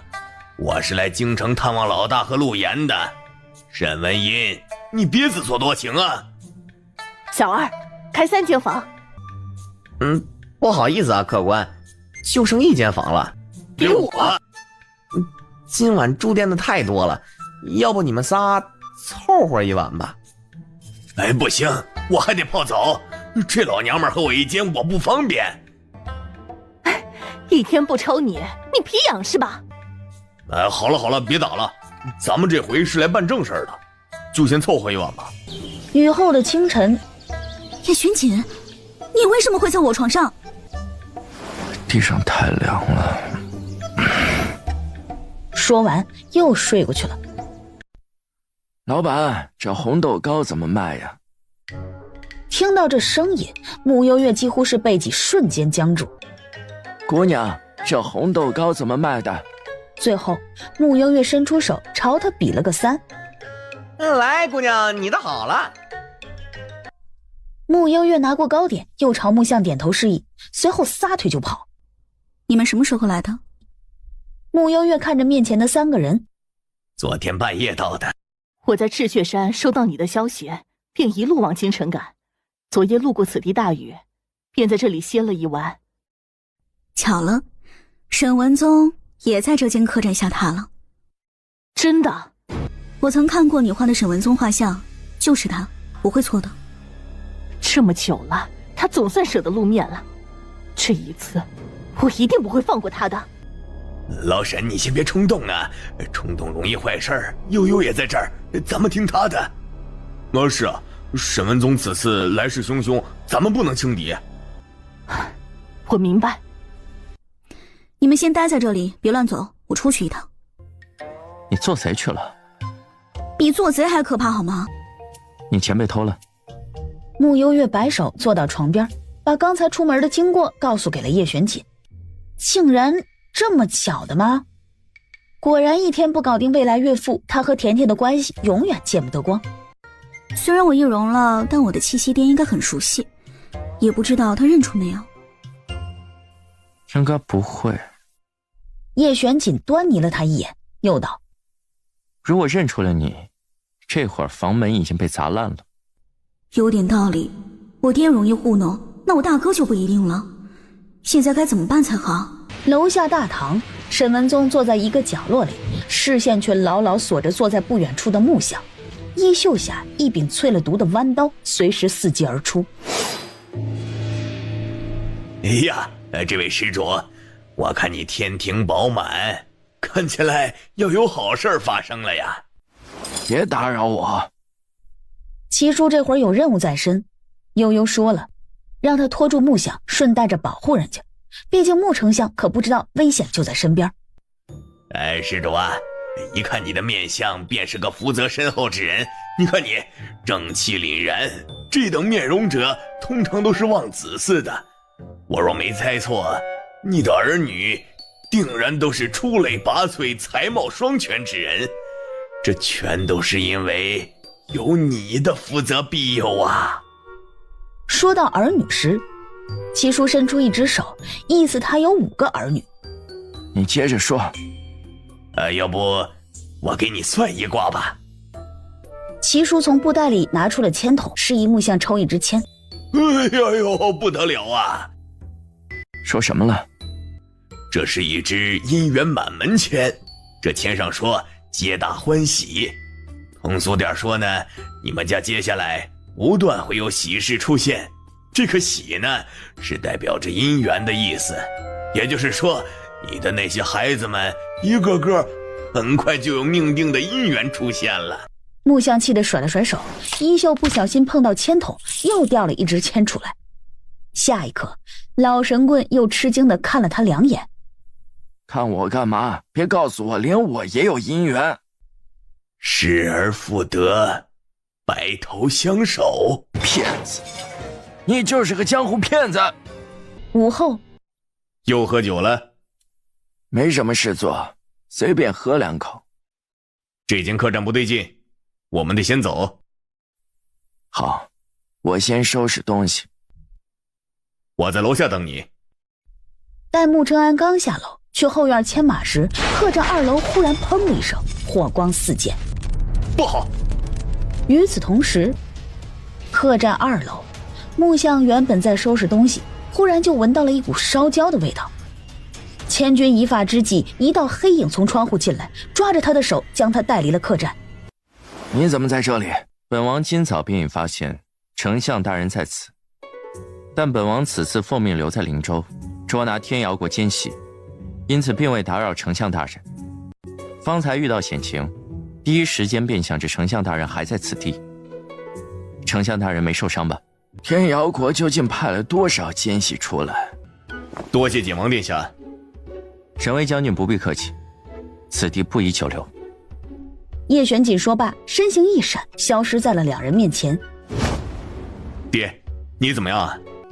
我没事，今日多亏了叶玄锦，要不然的话，我可能也要死在这场大火里了。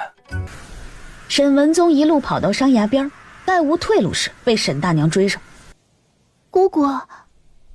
沈洛谦见到沈大娘后，目中露出了诧异的神色。我呸！闭上你的狗嘴！谁是你姑姑啊？沈文英，真是没想到，你竟然还活着！老天有眼，让我从地狱里爬了出来，给我亲手报仇的机会。沈文宗，今日便是我沈文英图你满门的日子。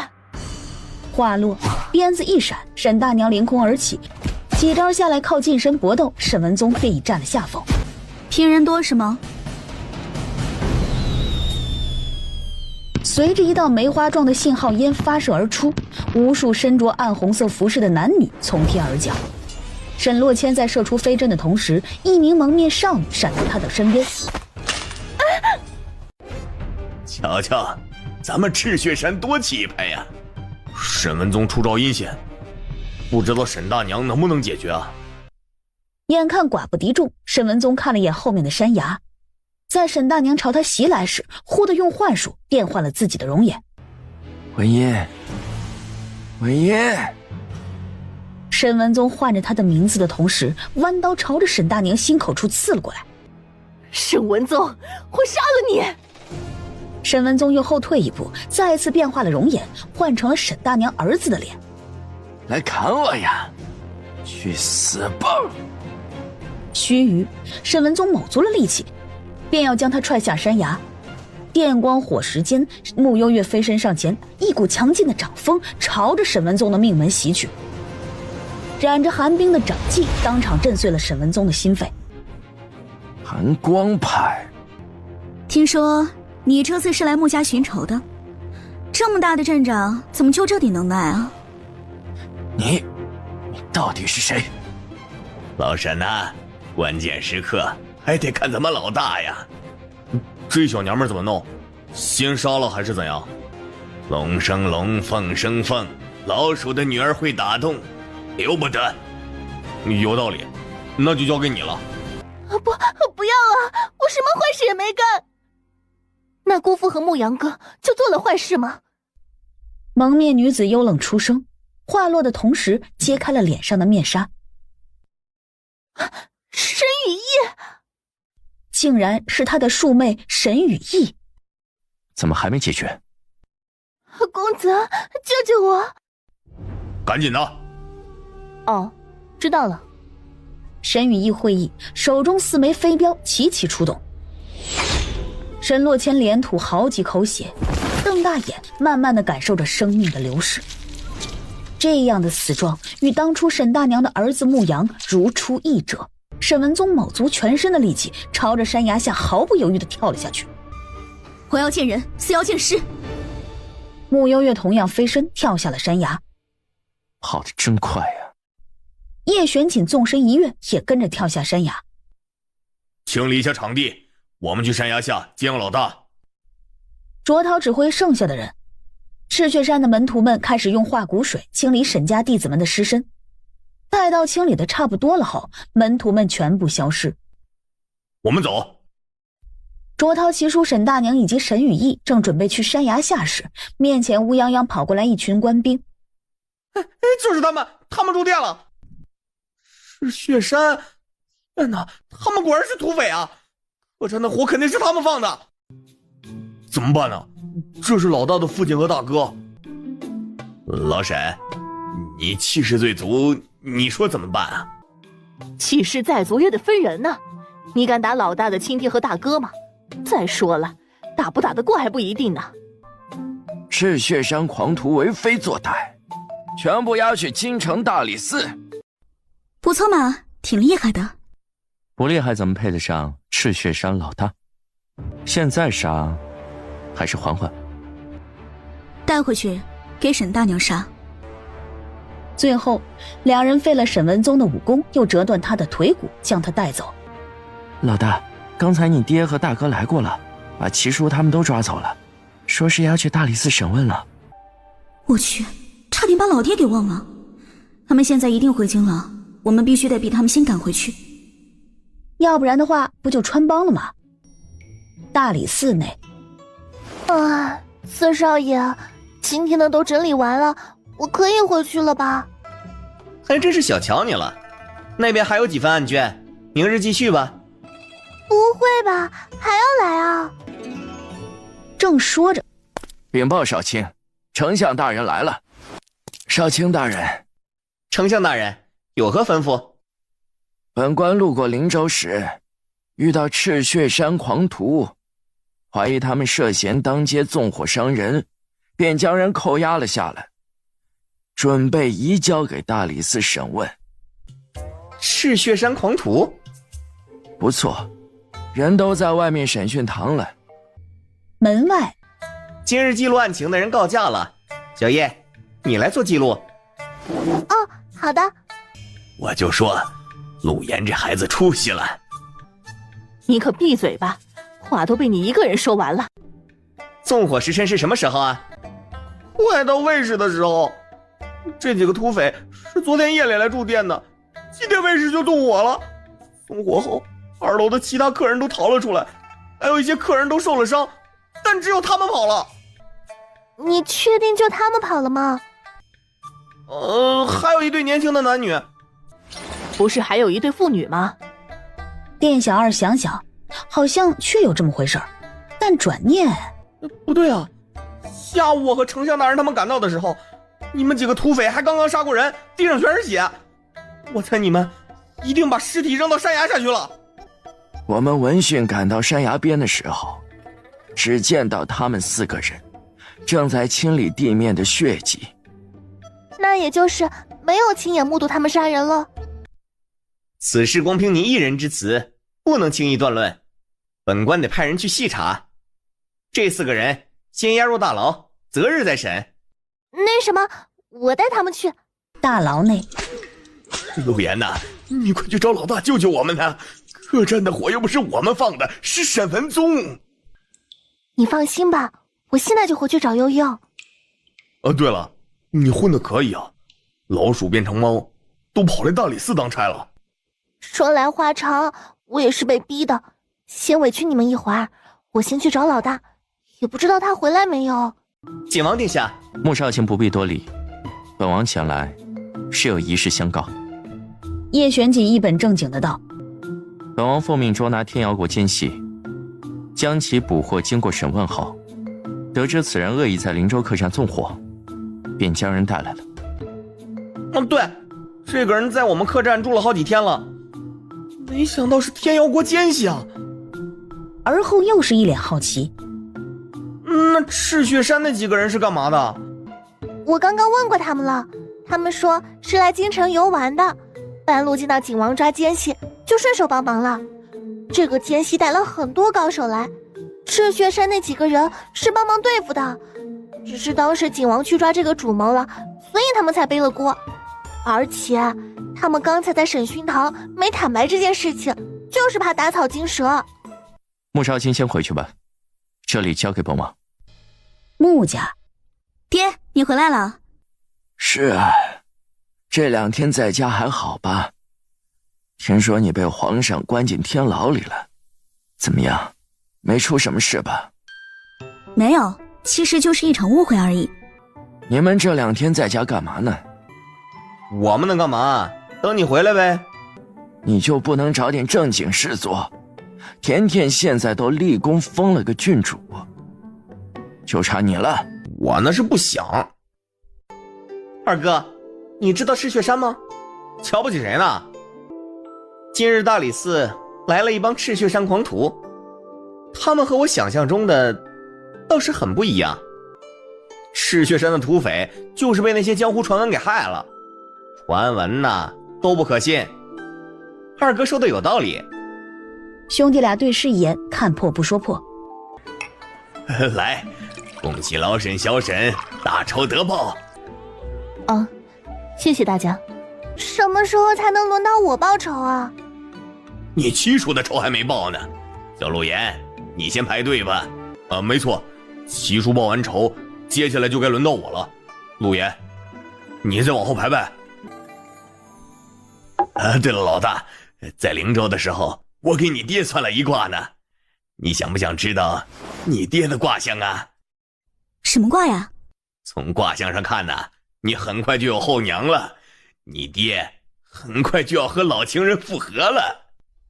我爹的老情人？怎么，他爹还有前女友吗？没听他提起过呀。胡咧咧什么呢？没有啊，卦象就是这么说的。穆幽月莫名就想到了那座空坟，以及玄灵术并未查探到他娘亲已转世。莫非……你们接下来有什么安排？还没有好好逛过京城呢，再多玩几天吧。行，那我陪你们转转。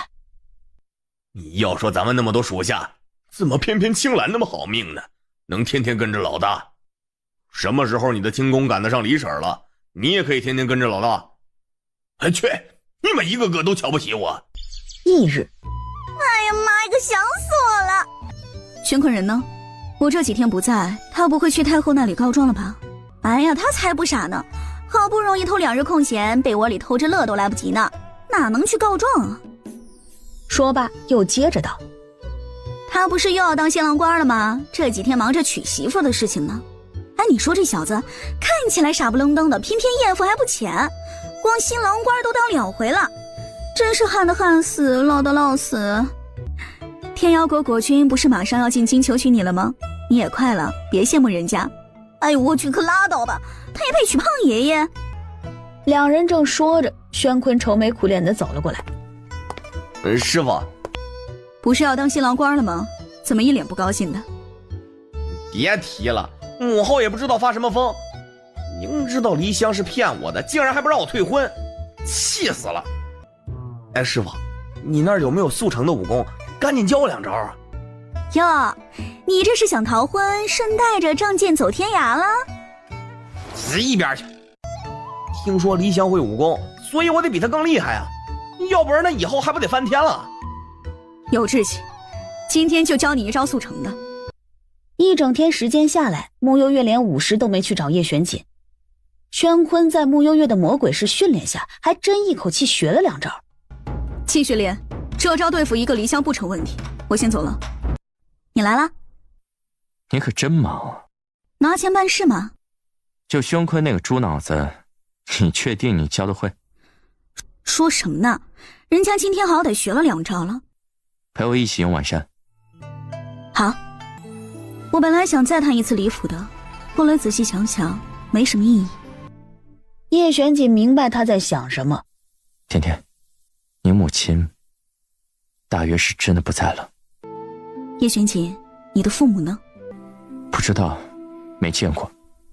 他连自己究竟是谁都不知道，包括叶玄锦这个名字都是那个鬼玩意儿给的。甜甜，我只有你。穆幽月一脸心疼地凝着他。早知道甜甜会这么心疼我，我就早点说了。叶玄锦，穆幽月还是抱着他。可此时叶玄锦的心口却隐隐作痛起来。叶玄锦第一时间便联想到了鬼玩意儿说的锥心之痛。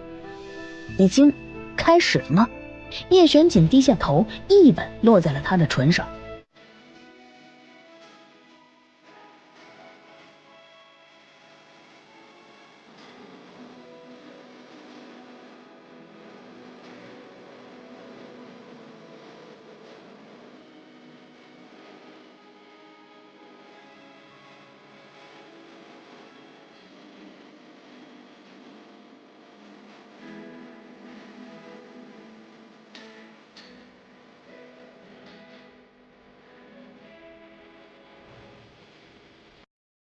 喝喜酒，我可去你娘的吧！爹，淡定，淡定。反正我不去，等他家什么时候办丧事了，我肯定第一个去，让我帮忙抬棺都行。晦气的玩意儿，我拿去厨房烧了。去凑凑热闹。正有此意。爹，怎么回事啊？李启安眼看着都快到50了。传太后娘娘懿旨，李府嫡女黎香，身为深闺女子，举止不加检点，设计诓骗坤王，罪孽深重。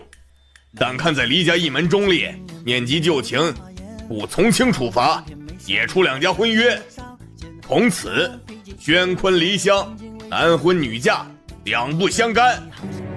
原来在这儿等着呢。魏太后欺人太甚，坤王玷污了我家香香，是我亲眼所见，怎么就变成我们家香香举止不检点了？我们香香才是受害者，我现在就去把宣坤绑来，按照他的头，也要和我们香香拜堂成亲。站住！父亲，这简直是奇耻大辱，这口气我咽不下去。大哥，不要冲动，不是你的女儿，你当然不冲动。够了，诸位，今日这婚事因为一些误会是办不成了，但酒宴都已经备好，不如就改为园林的接风宴，请各位赏个脸吧。退婚？不可能，不可能的！是真的，昆王府的迎亲队伍自始至终都没有出现，来的只有太后的懿旨。太后这是存心逼死我呀！大婚之日被退婚，以后我还如何在这京城生活？经过这么一闹，黎香算是废了。马上去把嫁衣换掉，马上！爷爷，你快去找太后啊！那天宣坤根本没碰我，我还是清白的，他怎么能这样污蔑我呢？不过就是退婚罢了，我们黎家从来不会委曲求全。今日你要么当做什么都没有发生过，咽下这口气，要么现在就去死，我绝不拦你。那我就去死好了，反正也没颜面活在这世上了。香香，你冷静点。你现在死了有什么用？反而更加坐视传闻，不过是退婚而已，有什么大不了的？我知道了，一定是宣坤变心了。我前2日见过宣坤，他无意提过一嘴，说他正跟着赤雀山的头领九幽练功，他一定是爱上九幽了。你说谁？九幽？没错。黎瑞贤眼底扬起不可思议的笑意。九幽，他花了那么多人力都找不到的人，竟然就在京城，有意思。你好好安慰他。是，妾身知道了。大小姐这次还是找错了人啊。姨娘，那日你不是去找景王殿下了吗？怎么最后就变成了昆王？如若今日是景王殿下迎娶你，魏太后哪里敢如此嚣张？你呀，还是押错宝了。范云楼，魏太后这回倒是做了件好事。木匠真是后悔死了，早知道就去喝喜酒了。毕竟在他看来，这顿喜酒和办丧事也没啥区别。舒言和锦玉呢？他俩来不来？叫了，他俩应该也快到了。好，我去看看他们是不是到了。景王，今天真不好意思啊，得让你破费了。都是自己人，无需客气。作为东道主，悠悠太忙了，本王既然闲着，自然要好好招待你们的。怎么了？没什么，看到景王了。哎爹，你说景王在灵州的时候救了你，你岂不是还欠他个人情？人情啊，最难还了。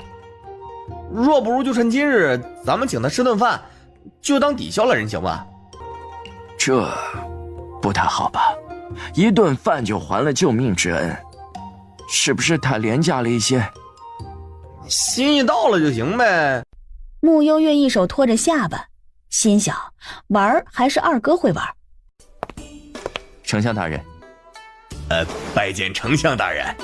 不必多礼，那日误会了你们，还没和你们正式道歉，实在对不住了。丞相大人客气了，有误会咱们说清楚就好，不会往心里去的。来，快坐，大家都快坐。叶玄锦自然而然地在穆幽月的身边坐下。哦，对了，你们几个怎么聚在一起啊？那日他们帮了本王的忙，本王今日也是特意要宴请他们道谢的。这倒是应该的。坐下没多久，这么热闹啊！各位好，沈巍将军今日不来吗？他忙死了，去西郊营地练兵去了。沈巍将军刚回京，的确事务繁忙，挺不容易的。木匠这段时间越发说的叶玄锦话变得中听起来。少卿大人，我们又在京城游玩一段时间，不过你放心，我们绝对不会惹事的。外界都把我们赤血山传的人不人鬼不鬼，其实我们哪里会动不动就杀人？那不成杀人狂魔了吗？好说。一旁，叶玄锦无意才发现自己手腕上的红绳刚刚露了出来，下意识地瞟了眼木相，也不知道有没有被他看见。未来岳父这边还得继续下点功夫才行。大家下午要不要去茶花会啊？我就不去了，你们年轻人好好去陶冶一下，我去楼下结账，你们慢慢玩。木相走了。二少，茶花会这种地方，我这种大老粗欣赏不来，要不就蹴鞠去吧。这个还行。别看我年纪大了，年轻的时候可是蹴鞠第一高手啊！悬死你了，又是宣朝第一神算子，又是蹴鞠第一高手，你能不能谦虚点儿？我说的是实话。到了酒楼外，就是你看到的那样。爹知道吗？你觉得呢？看来是不知道了。宫里，你说什么？退婚了？该死！黎香这个贱人，自己没坐上坤王妃之位也就罢了，害得我丢了坤王妃之位。此时此刻，他只恨当初没有听爹娘的话。在这待了这么久，还不知道你的名字呢。奴婢丽秀。丽秀是个好名字，我记下来了。我有些头疼，先睡会儿。你去把今日我的补汤给我端来。是。不一会儿，丽秀端着补汤进门。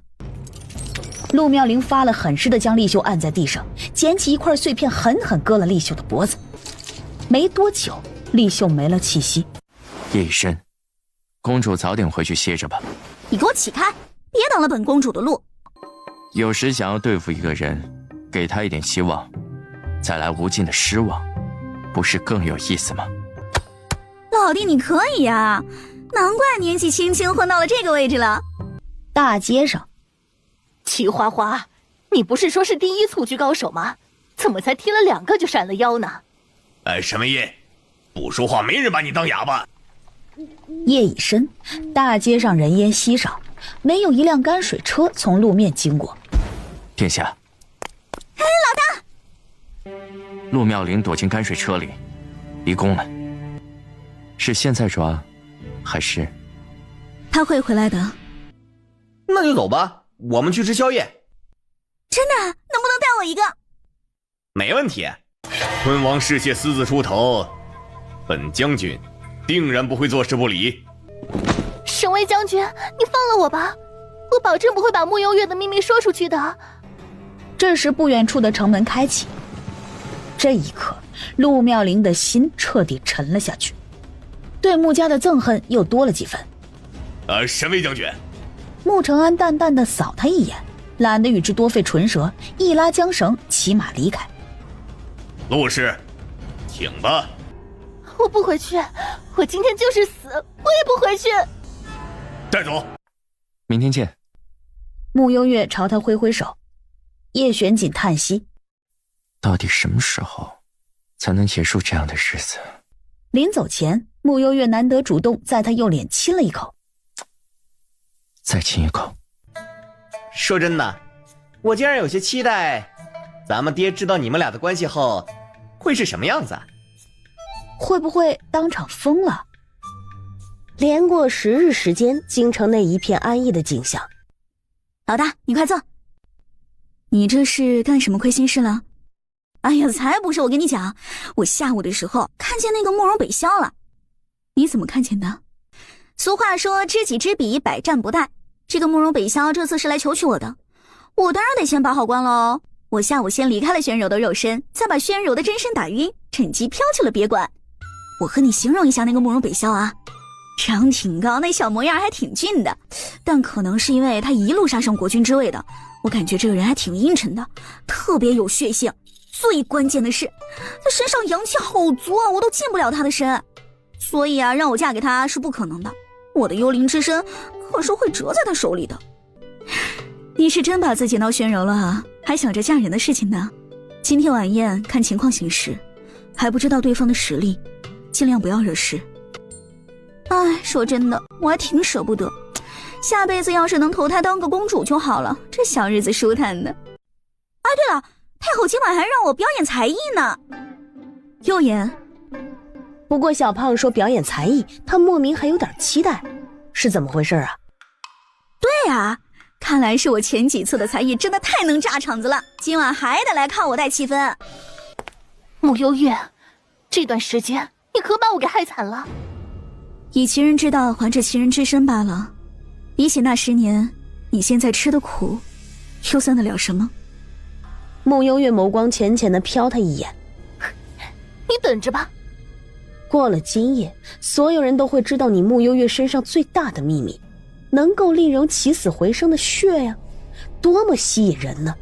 慕幽月快到宴场的时候，见过景王殿下。微臣先进去了，穆姑娘不必多礼。两人就这样并肩走在一起。穆姑娘今日怎么来晚了？路上遇到一些事。这样，这宫中夜晚人多物杂，穆姑娘还得多加小心才是。多谢景王殿下提醒。今日叶玄锦的席位又被安排在了丞相府旁边。听闻景王好事将近，你家那位今晚不来吗？叶玄锦一怔，幽眸露出几分不可思议。穆相已经知道他和甜甜的事情了，可是甜甜不是来了吗？估摸着是还没进门，有些害羞吧。叶玄锦懂了，传闻他好事将近，但穆相并不知道对象是他女儿啊。已经在宴场了，但碍于没有对外公布，不便透露。真的呀？大哥最近军中事务很多吗？需要操练一批精兵，组成一支1000人的精兵队伍，以备不时之需。好奇怪啊，爷以前不是最讨厌景王了吗？怎么还聊上了呢？今时不同往日，人都是会变的。天饶国君远道而来，请入座。多谢玄黄款待。入座后，陆妙龄忽然站了起来。你给我坐下去，本公主才艺表演的时候到了，你敢抢本公主的风头？我有话说。嘿，我敬你是我嫂子，你真当我给你脸了？本公主表演才艺的时候到了，你现在是故意砸场子的吧？说罢，宣柔站了出来，后又回头指了指陆妙龄，不许再打断我的才艺了，别逼我扇你。时间匆忙，本公主没有好好排练才艺，不如就给天瑶国的诸位贵客献上一段我及笄李当晚曾惊艳天下的舞蹈吧，名叫……在场宣朝众人，我他妈有股不祥的预感。果然，下一秒，雀羽淡青舞。不许跳！公主虽然一片好心，但是公主前2日刚刚得过风寒，大病初愈，身子还未调养好，所以今日不适合跳舞。谁大病了？你才坐回去。一会儿叫我跳，一会儿不让我跳，不跳就不跳。以后你求我，我都不跳。柔儿一向性情，惯会使些小脾气，让天饶国君见笑了。不会，宣柔公主很可爱。陆妙龄几乎是不受控制的就站了起来，挺着大肚子冲到了大殿中央。昆王妃，你若身子不适，可以早些回去休息。启禀母后，妙龄偶然得知一件很神奇的事情，今晚很想借着这个热闹的场面，和大家一起分享一下。好，什么神奇的事情？说来听听。轩辕也适时附和叔叔的话。对啊，快说呀，朕也想听听。启禀皇上，启禀太后娘娘，陆妙龄刚一开口，肚子忽然传来剧痛。我的肚子好痛！愣着干什么？还不过来！太医院院判张太医以及2名擅长调理胎相的太医赶紧上前，先把他抬下去。不行啊，陆妙龄现在动不了。说完还有点不放心，往慕幽月看去，语气不太好。你不是神医吗？快过来帮忙看看呢。哦，好的。他娘的，他也配让甜甜医治？丞相大人莫慌，且安心看场好戏吧。果然，没多久，张院判，你来看看。张院判刚才早就摸过陆妙龄的脉象了，自然已经发现了不妥，又让其他2名太医试试。怎么回事啊？你们都是庸医吗？启禀昆王殿下，昆王妃她没有怀孕啊。你胡说！我的肚子那么大，我怎么可能没怀孕？对啊，这么大的肚子，怎么可能没怀孕啊？昆王妃的确无孕，且腹中并非死胎，应该是服用了某种假孕的药物所致。哎，不对啊，当时不是太医院的人都给昆王妃诊治过吗？服用了假孕药物而已，没什么稀奇的，有银子就能买到。我没有，我明明能感受到我肚子里孩儿的存在。慕幽月，是不是你？是不是你给我服了假孕的药？是不是你？昆王妃，我这样做有什么好处吗？眼看着慕幽月眸底一片清明，陆妙龄瞬间就慌了。药物啊！他除了那几个月在慕幽月的医馆里服用过，根本就没吃过其他的了。妙龄，你好大的胆子，竟然敢欺骗本王！我今天就要杀了你！住手！母后，不能放过这个陆妙龄，实在是可恨。此事太过蹊跷，昆王不要冲动，以免中了奸人的计谋。我不认同这个事情啊！这事儿我相信大家伙都看明白了。陆妙龄入王府3年多无子，肯定是为了争宠才故意假怀孕的，然后借着某一天来个借刀杀人。这样一来，她不仅成了受害者，还能除去眼中钉，一石二鸟啊！毒啊，真是歹毒啊！要不说最毒妇人心呢？住口！这里没你的事情。怎么就没我事情了？我替我昆王哥哥打抱不平，不行吗？殿下，是慕幽月给我下的假孕的药。你还记得有段时间我一直给你带补汤回来吗？那个补汤就是慕幽月医馆里面熬的，说是我们互相配合就能生子。当时昆王妃一心求子，说昆王殿下8成身体也有问题，可我听说昆王殿下府里的侍妾已经有孕，这不摆明了没问题吗？所以给昆王殿下准备的就是补身体的汤啊。说着又往宣坤看去。昆王殿下，你难道不觉得你喝完那些补汤后身体更好了吗？宣坤一怔，回想起那些补汤，确实喝完后感觉自己更像男人了。昆王妃自己服用了假孕的药物，何苦栽赃微臣的女儿？就是，连本王都看不下去了。没错，这个真的很过分呐。说的是啊，做人怎么能这样呢？哎呀，这年头当大夫都有风险，给人治病不说，平白还要被栽赃陷害。哀家信得过妙龄的为人，何况她现在6个多月的身孕了，要是想争宠，也不可能等到这个时候。在场所有生过孩子的女人都知道，这个月份一旦小产是要闹出人命的。哼，你搁这胡咧咧什么玩意儿呢？她都吃了假孕的药了，肚子里哪来的孩子？这不月份越大，小产起来才更惹人怜惜吗？陆妙龄在此刻忽然觉得腹部一阵的绞痛，在这剧烈的绞痛中，她感觉有液体缓缓地从裙摆下流了出来。不，我的孩子，我的孩子！慕幽月，我要杀了你！陆妙龄爬了起来，双手按着慕幽月的双肩。慕幽月，你恨我可以，为什么要用孩子欺骗我？急什么？这只是个开始而已。话落，不等陆妙龄做出反应，他一把将人推开。你们都愣着干什么？先把他压下去，等宴会结束后再审。禁卫军没理他，反而看向叶玄锦，等待叶玄锦的指示。叶玄锦微微挑眉，看本王做什么？太后娘娘的话听不明白吗？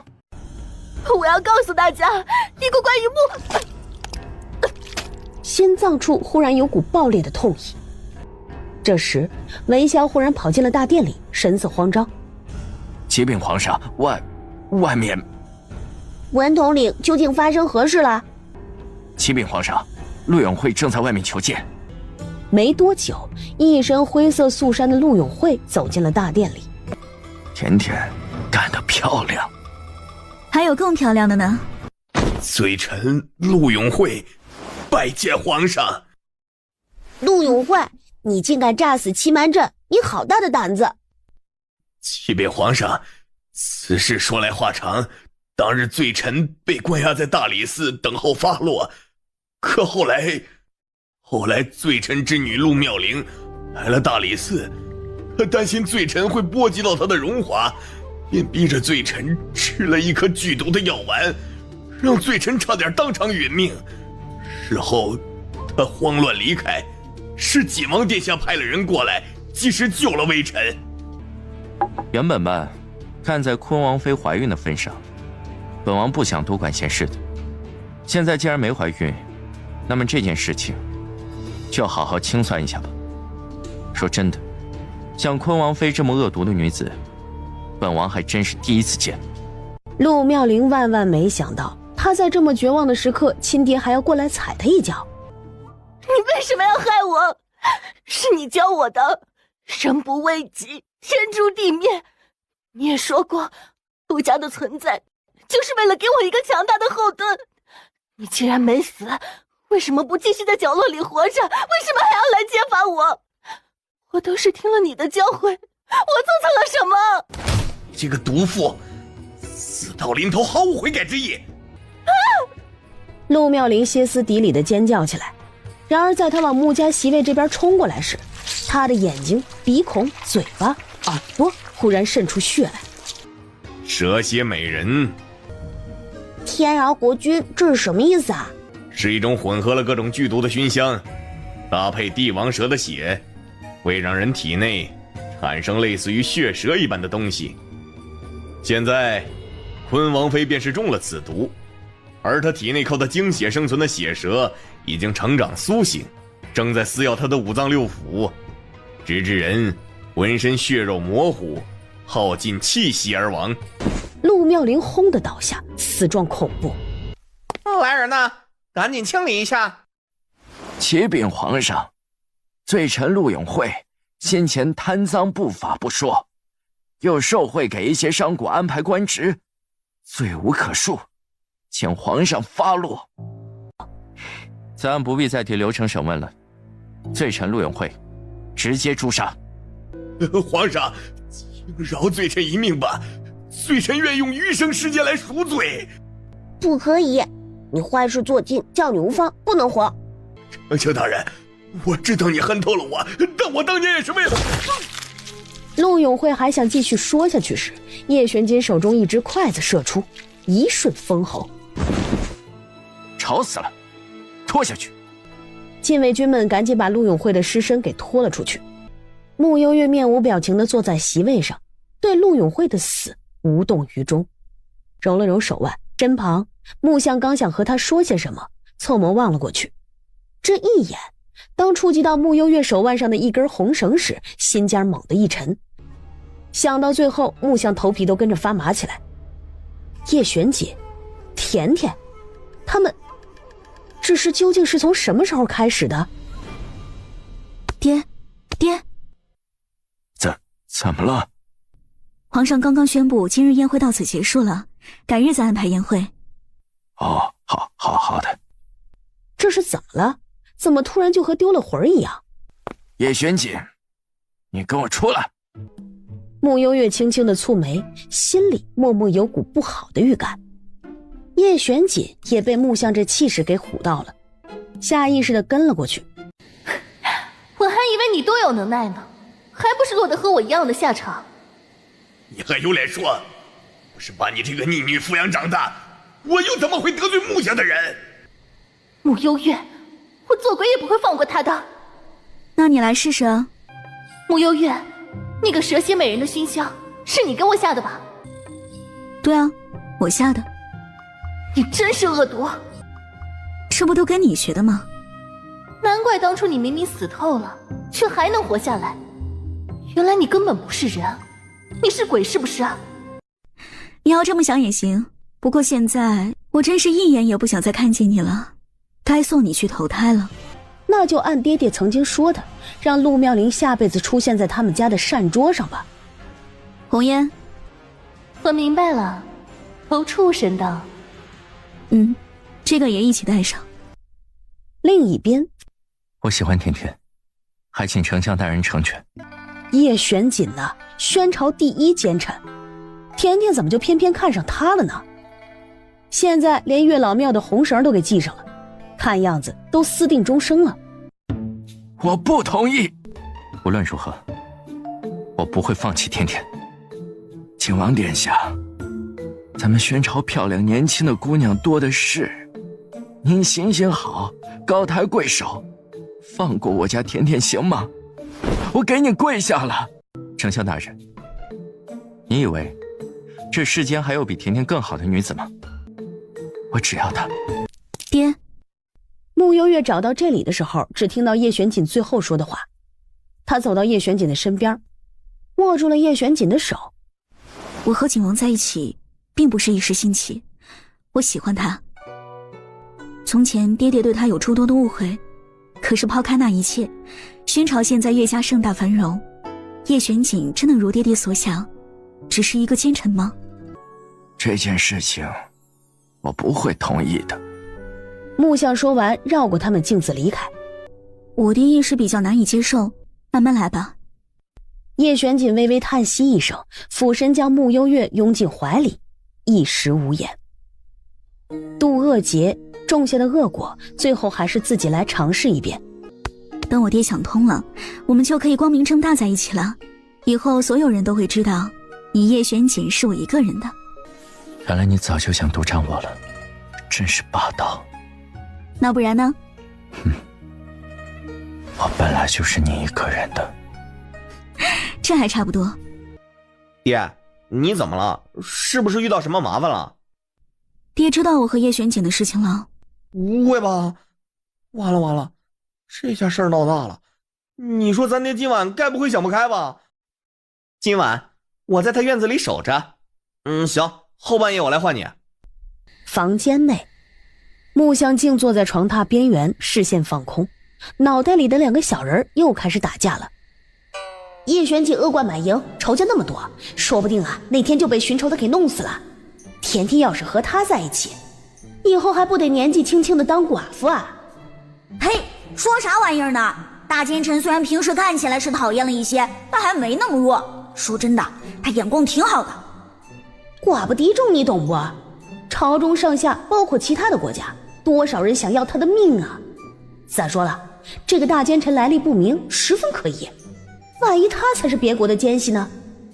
甜甜又不是那种傻姑娘，她见的世面那么多，她选的男人一定不会差的，要相信她。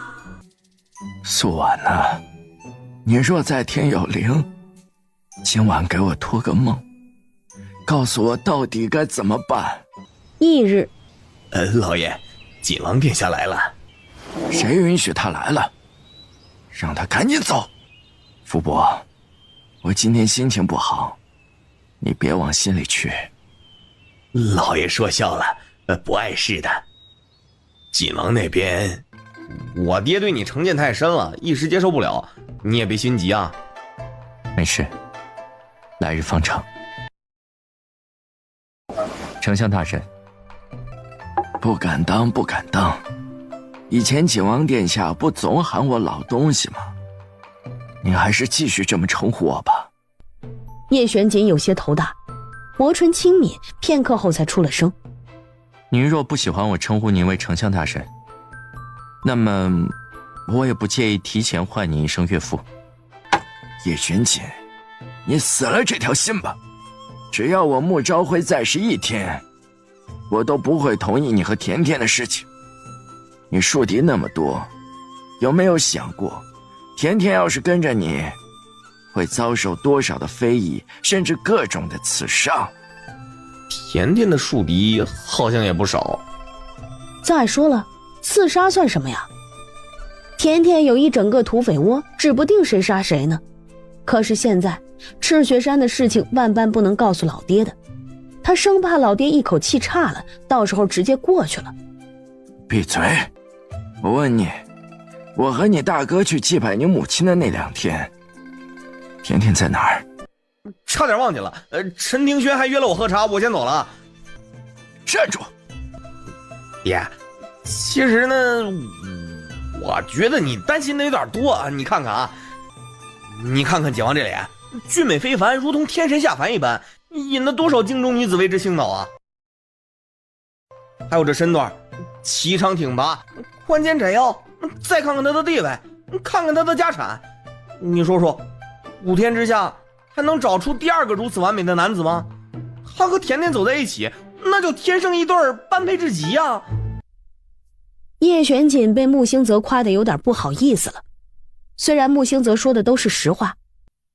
叶玄锦，你若让我成全你和甜甜也可以，我只有一个要求，在明日天黑之前，你若能够拿到一株传说中的地狱灵芝，我便同意你和甜甜在一起。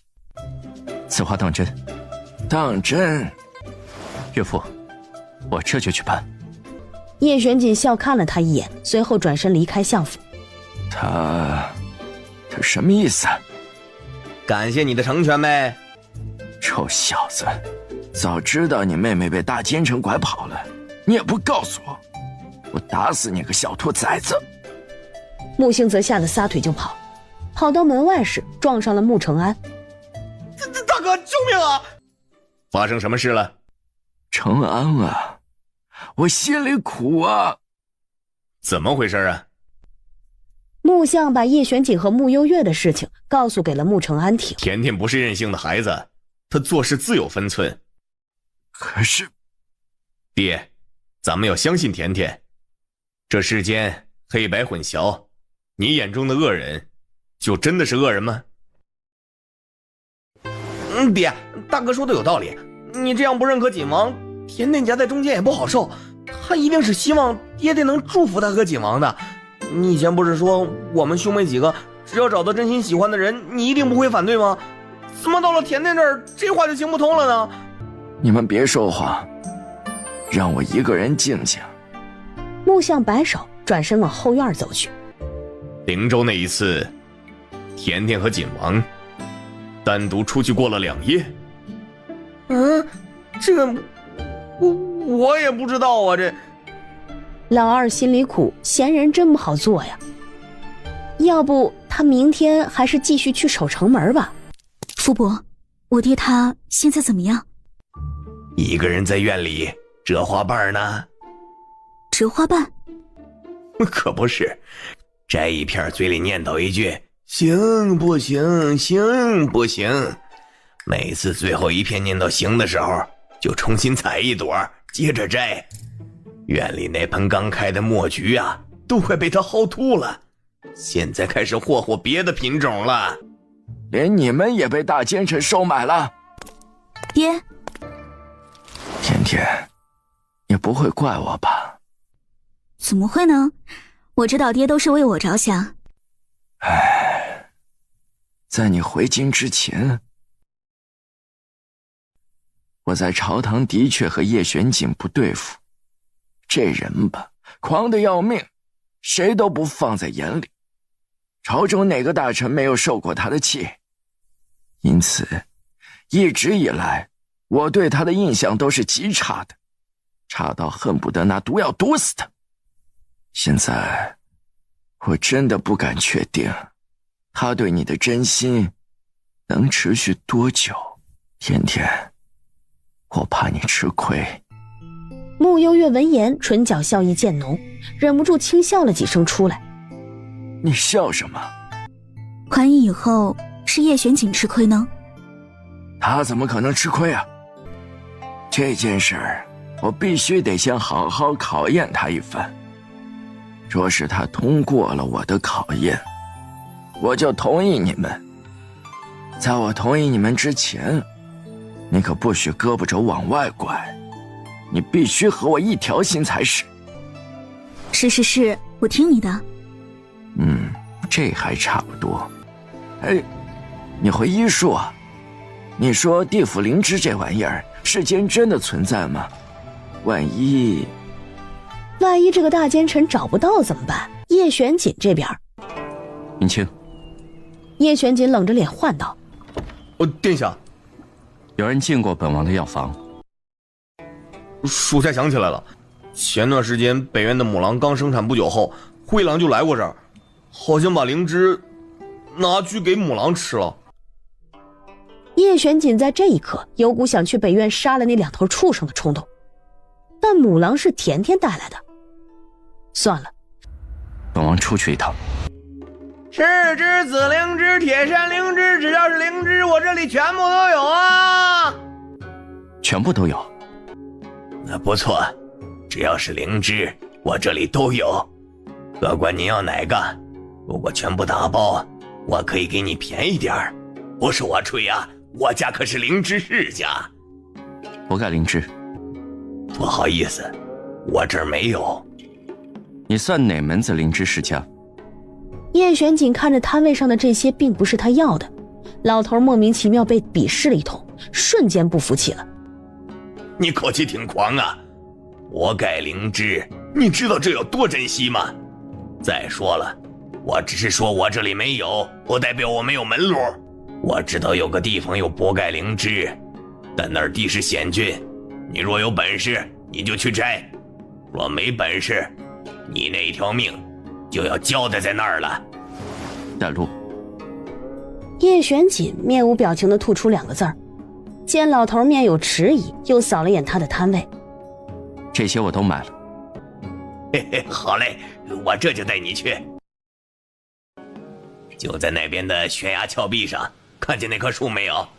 它的基部有一株刚长出不久的博盖灵芝，那个位置太尴尬了，而且你看，旁边还有许多的蛇在那里，花花绿绿的，一看就是一些毒蛇，反正我可不敢去。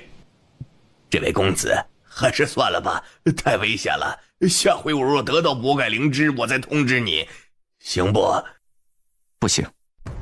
叶玄锦话落，已经飞身而起。哎呀，怎么劝不听呢？算了，我可不管你了。算了，一会儿好歹还能给你收尸呢。哎，别说啊，这位公子武功真不赖。就在这时，一道纤瘦的身影从老头眼前闪过，直冲半山腰。又一个不怕死的。这时，叶玄锦已经摘到了博盖灵芝，而红斑蛇王也以最快的速度朝他迅猛袭来。电光火石间，叶玄锦已折下一根树枝，凭借声音来源的判断，直插入蛇王的眉心。好吧，他的担心是多余的。大奸臣果然杀伤力十足。叶玄锦，你没事吧？四目相对的这一刻，叶玄锦一怔。月色下，看着只露出一双明亮的双眼，以及满脸是血的穆幽月后，眼前忽然浮现一个久远的画面：一个浑身是血的女子坐在山间，奄奄一息。是你，甜甜，是你。才分别不久啊，见到我不至于这么激动吧？叶玄锦如何能不激动？那一日是他记忆中第一日来到宣朝这个地方，他一路往山下走，遇见的那个浑身是血的女子，也是他来到宣朝后第一个碰见的人。没想到竟然就是甜甜。这里的伤口后来是怎么好的？你认出我了？甜甜，对不起。不用向我道歉，说真的，多亏了你的丹药，让我可以聚气催动玄灵术滋育牲口，否则我可能真要死在那里吧。说真的，这大概真的是缘分吧。他出来议事第一日便遇到了叶玄锦。灵芝呢？你之前说我对你有救命之恩，是早就认出我了？对啊，回京见到你的第一眼就认出来了。灵芝呢？走，去见岳父。去丞相府的路上，叶玄锦心尖传来一阵猛烈的绞痛，似是有利器不断地扎在他的心尖，疼得他不禁皱起眉头。他极力地忍着心口的不适，生怕穆幽月看出不妥。可穆幽月还是从他紊乱的气息发现了一些端倪。你怎么了？身体不适？没事，刚刚采灵芝，耗费了一些精力。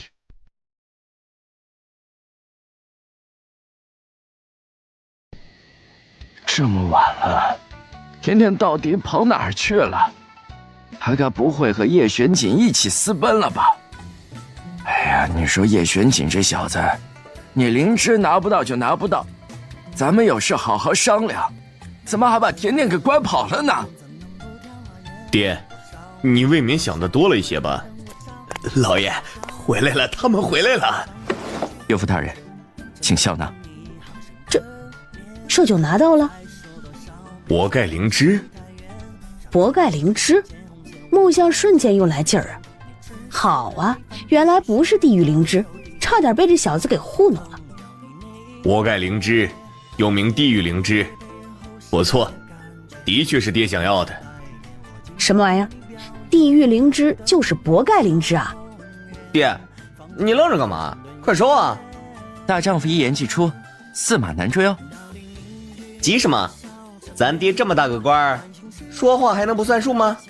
别以为我收下灵芝就真的接受你了，往后还得看你表现的。叶玄锦，你将来若是敢负了甜甜，我穆昭辉第一个就不放过你。岳父大人，请放心，你这声岳父大人就先免了，太早了，迟早要叫的。岳父大人提前习惯就好。吃饭没有？我们还没吃呢，爹爹给我们准备了晚膳吗？啊，对，是的。待两人走后，木匠看着手里的博盖灵芝，气不打一处来。福伯，叫厨房把这玩意儿给我炖了，我今晚当宵夜吃。说罢，还气呼呼地朝灵芝拍打了一下。你咋就叫博盖灵芝呢？穆承安失笑几分，无奈地摇了摇头。我之前听陈大人说，叶玄锦好事将近，怎么地？他和甜甜准备成婚了？你们连这事儿都瞒着我？不知道啊！靠，二哥这回学聪明了，竟然提前跑了。关键这事儿他们真不知道啊！兔崽子们！一天不收拾就皮痒。我再强调一遍，你们将来找对象，必须得擦亮眼睛。长得不漂亮可以，家境不好也没事，但做人一定要正直善良，不准再找那种危险人物。哪种是指危险人物？能举个例子吗？这都不能理解。比如天瑶国奸细、江湖上的杀人狂徒，以及祸乱朝纲的那种，通通不能要。这种啊，你放心吧，我们哥几个眼光还不至于差成这样。小四，你说是吧？二哥说的对。你们慢吃，我上朝去了。昨天告假一天，真是罪过。木匠走后，善厅气氛轻松了一些。甜甜，你和锦王想要真正的修成正果，看来还有很长的一段路啊。现在说这个太早了一些吧？你觉得早，人家可不觉得，指不定过2日赐婚圣旨就下来了。应该不会吧？我得出去一趟，我先走了。主人，你遇到什么事了？我和你说，这个公主我再也不当了，太可怕了。就昨晚，我听说魏太后召见了慕容北萧，我寻思必有大事发生，就飘过去看看。结果你猜怎么着来着？这2人直接越过我，商议起宣柔和慕容北萧的婚事来了。慕容北萧说，在宴会初见我，说我的性子可爱活泼，对我很满意，所以想在离京的时候直接把我捎上，一起回天瑶国。他娘的，给我吓的，还是把身体还给宣柔，让他去天瑶国享福吧。你占了人家身体那么久，如今把这烂摊子丢给人家，不地道吧？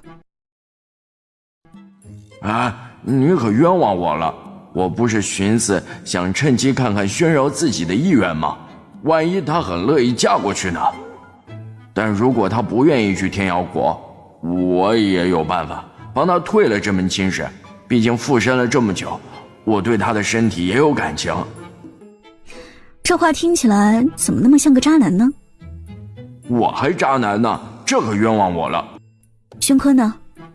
他府上那个小妾阮氏生了个儿子，他乐得找不到北呢，哪还有心思学武功？那行吧，看来今天我是清闲了。走吧，跟我回去。御花园内，岳父，宫门重地，低调点，别这么叫我，继续叫我丞相。那我听您的，一会儿要一起用午膳吗？不必了，我约了陈大人、曹大人他们。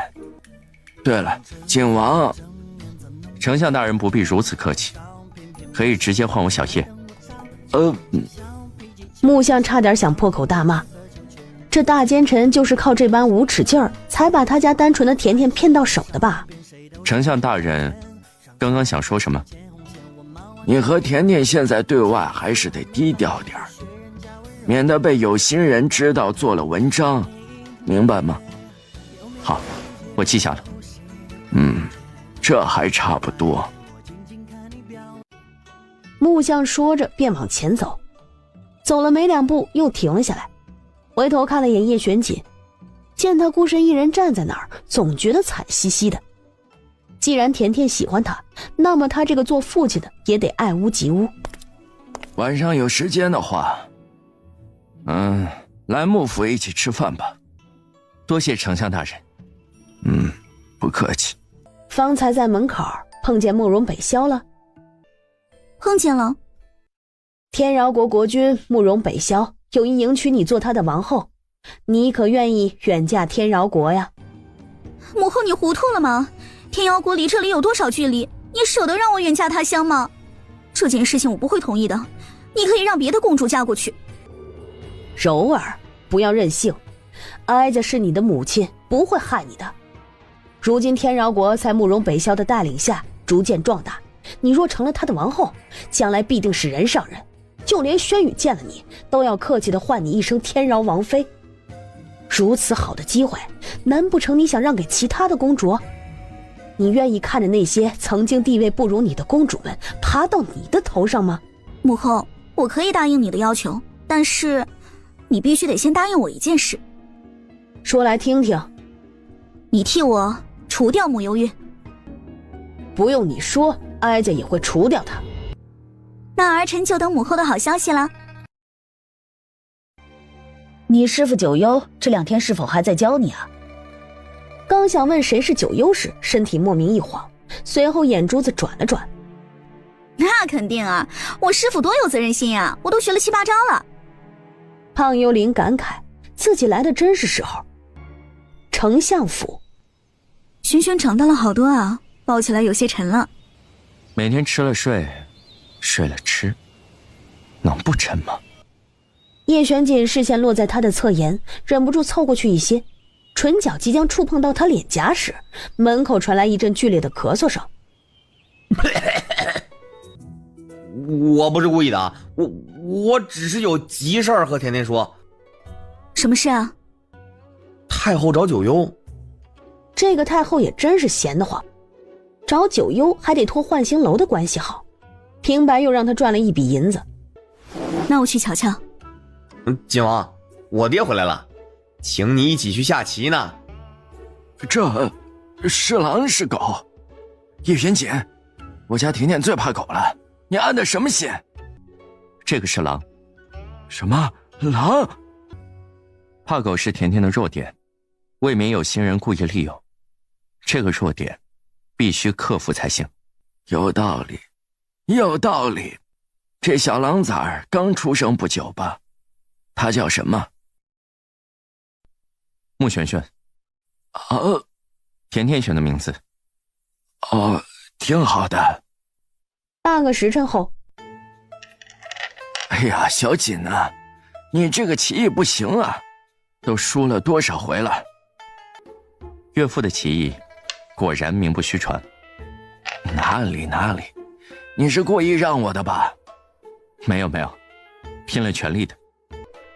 高啊，实在是高啊！这才多久啊？爹这个没骨气的就彻底被俘虏了？皇宫怎么？哀家想求你办一件事儿。说来听听。哀家想请你杀个人。太后娘娘找错人了吧？我们赤血山是土匪窝，可不是杀手组织。要杀人，您恐怕得去找安民殿才行，人家那才是专业拿钱杀人的。九幽，杀个人而已，对你而言轻而易举。只要你帮哀家把事情办成，哀家可以给你很多的金银财宝。慕幽月见他如此下血本要杀人，不禁好奇：谁啊？这是让太后娘娘如此大动肝火？丞相府嫡女慕幽月。他听见了什么？让九幽去杀慕幽月？这么刺激的吗？我杀我自己？有趣，着实有趣。让我去杀一位官家千金，太后娘娘未免大材小用了吧？还是说你看不起我？不，哀家没有瞧不起你的意思，反而是你不了解她。慕幽月此女身手深不可测呀。那就请太后开个让我满意的价吧，3000万两起步，我看看你最高能出多少价，我再考虑帮不帮你这个忙。哀家身边没有太多的现银了，但这么多年收藏了无数珍宝玉器以及首饰，这些都可以拿来给你，你可以估个价。当慕幽月把这一大堆的东西全部塞进储物袋时，魏太后看得傻眼，就这样全部消失了。言归正传，九幽，你收了哀家的东西，是否代表你答应哀家的要求了？当然，不就是一条人命吗？小意思。哀家等你好消息，最好是在月底之前就搞定，这样柔儿也能安心的嫁去天饶国了。出来吧。赤血山头领，百闻不如一见，与本国君做一场双赢的交易，如何呀？我实在想不到，我一土匪头子与堂堂天姚国君之间还能产生什么交易。本国君已经在别馆设宴，九幽姑娘不如赏个脸。不必了，有话直说，我还有事儿。九幽姑娘既然有事，那么也不急于一时，我们来日方长。在他走后，国君，此女油盐不进，是否要属下去教训她？就凭你，青青，不得轻举妄动。是，国君。你们可以小瞧我，但不可以小瞧我的卦。行，你的卦最准了，行吧？哎，悠悠来了。悠悠，你怎么会有时间过来呀？顺路过来说个事儿，想听听你们的意见。慕幽月长话短说，把太后让九幽杀慕幽月的事情和他们说了一遍。你们说，这单我怎么处理最好？对不起啊，我有点想笑。这是什么鬼要求？那得咋整呢？我真想不到办法。我想到了一个好办法，李婶儿以前不是封刀寨的吗？咱们可以借着封刀寨的名义，对太后发起死亡威胁。到时候太后的自顾不暇了，哪还有心情管其他的？我看行，这个靠谱。让这老太婆也尝一尝被威胁的滋味儿。对，就这个，光想想都刺激。那这事儿交给我。行，那就交给你，其余人给陆延达辅助。没问题。小姐，你觉得这3幅山水画哪幅更好？这几幅画看似风景都一样，但转换了许多风格手法。最左边这幅吧，最自然细腻。木相一脸震惊地看着他。有什么问题吗？这是甜甜娘亲画的，其余2幅是我临摹的。我现在该说些什么才好？这时，我可以进来吗？快进来。你们在欣赏画吗？话落，走近，往那3幅画看了一眼。这副最好，这2副就不咋地了。怎么就不咋地了？哪里不咋地了？我肚子饿了，你呢？有点。那我们去吃饭吧。好。去宫中可有遇到什么麻烦事？遇到了一个大麻烦。太后给了我好多金银珠宝，让我杀自己。啊？叶玄锦伸手轻轻摸了摸他的脑袋，低沉温润的嗓音在他头顶响起：别怕。虽知他有自保的能力，可自己捧在心尖的宝贝被人明目张胆地惦记上性命，这一点让叶玄锦很不高兴。我不怕。须臾，一道煞风景的声音插了过来：不是喊饿吗？怎么还在这儿？等爹一起啊。什么时候才能轮到我呀？上回七叔还说我将来的另一半是地里挖出来的，难不成还是个萝卜精转世不成？随便听听就得了，真要整个萝卜精出来，你敢娶吗？有什么不敢的？多刺激啊！你就嘴硬吧。七叔，就是那天那位白胡子大爷，他会算卦。你别听你二哥的，那老头就是个骗子。一旁叶玄锦顿了顿，好像也不是骗子，至少他觉得还挺准的。小锦呢？你也被他给骗过？他说什么了？情缘不足，须得借助贵人，方可圆满。不可见异思迁，否则必遭天谴。切莫固执己见，方可换得百年好合。固执己见，说通俗点，就是别死鸭子嘴硬。老大，你身边有没有合适的对象啊？没有。不是吧？我不会真的娶个萝卜精吗？什么时候让我再见一见那位奇叔，我也想算一卦。他最近几天估计很忙吧。这一夜，风刀寨重现江湖。风刀寨，他们竟然要杀哀家！风刀寨又是什么东西啊？难道是九幽做的？风刀寨曾是有名的土匪窝，后来据说一夜之间灭门。现在江湖上还有很多传言，说是赤血山为了争当江湖第一土匪窝，把风刀寨灭了门。这两派之间应当是对立的，或许风刀寨的余党一直存在，此次找上太后娘娘，恐怕也是借机想向赤血山立威复仇，顺便冲出江湖。你看他们杀人的方式都和赤血山有异曲同工之妙，会提前先知会你，在过程中享受着你追我赶的杀人乐趣。太后娘娘此次一不小心变成了风刀寨利用的对象了。竟然还有这样的事情！臣早就提醒过太后娘娘，不要过多招惹江湖门派，江湖纷乱混杂，高手纷纭，一点也不比宫内平静。那你说现在该怎么办？难不成哀家真的要成为他的刀下鬼吗？为今之计，得先调派更多的人马过来保护太后娘娘，其余的得从长计议。他们今夜神不知鬼不觉的就潜进了哀家的寝殿，调派人马有什么用？哀家必须得在他们出手之前先将他们除掉。可我们并不了解风刀寨的行踪轨迹，贸然去查反而容易打草惊蛇，惹怒对方啊。九幽，让他来保护哀家。他既然能屠了风刀寨满门，必然了解对方。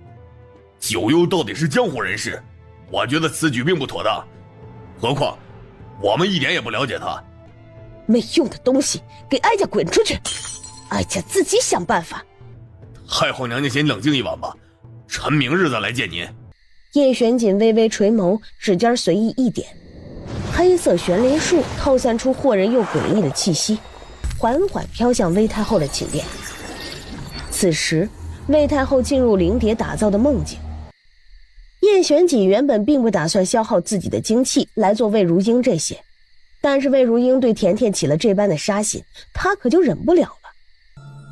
魏如英，还我命来！魏如英，你杀了我的孩子，我要杀了你！魏太后仔细看了眼这些缠着她的人，全部都是曾经的一些熟脸。你们别跟着我，快走！哀家不是有意杀你们的，我什么都不知道。太后娘娘，太后娘娘！伴随着一声尖叫，魏太后惊醒，满目惊慌。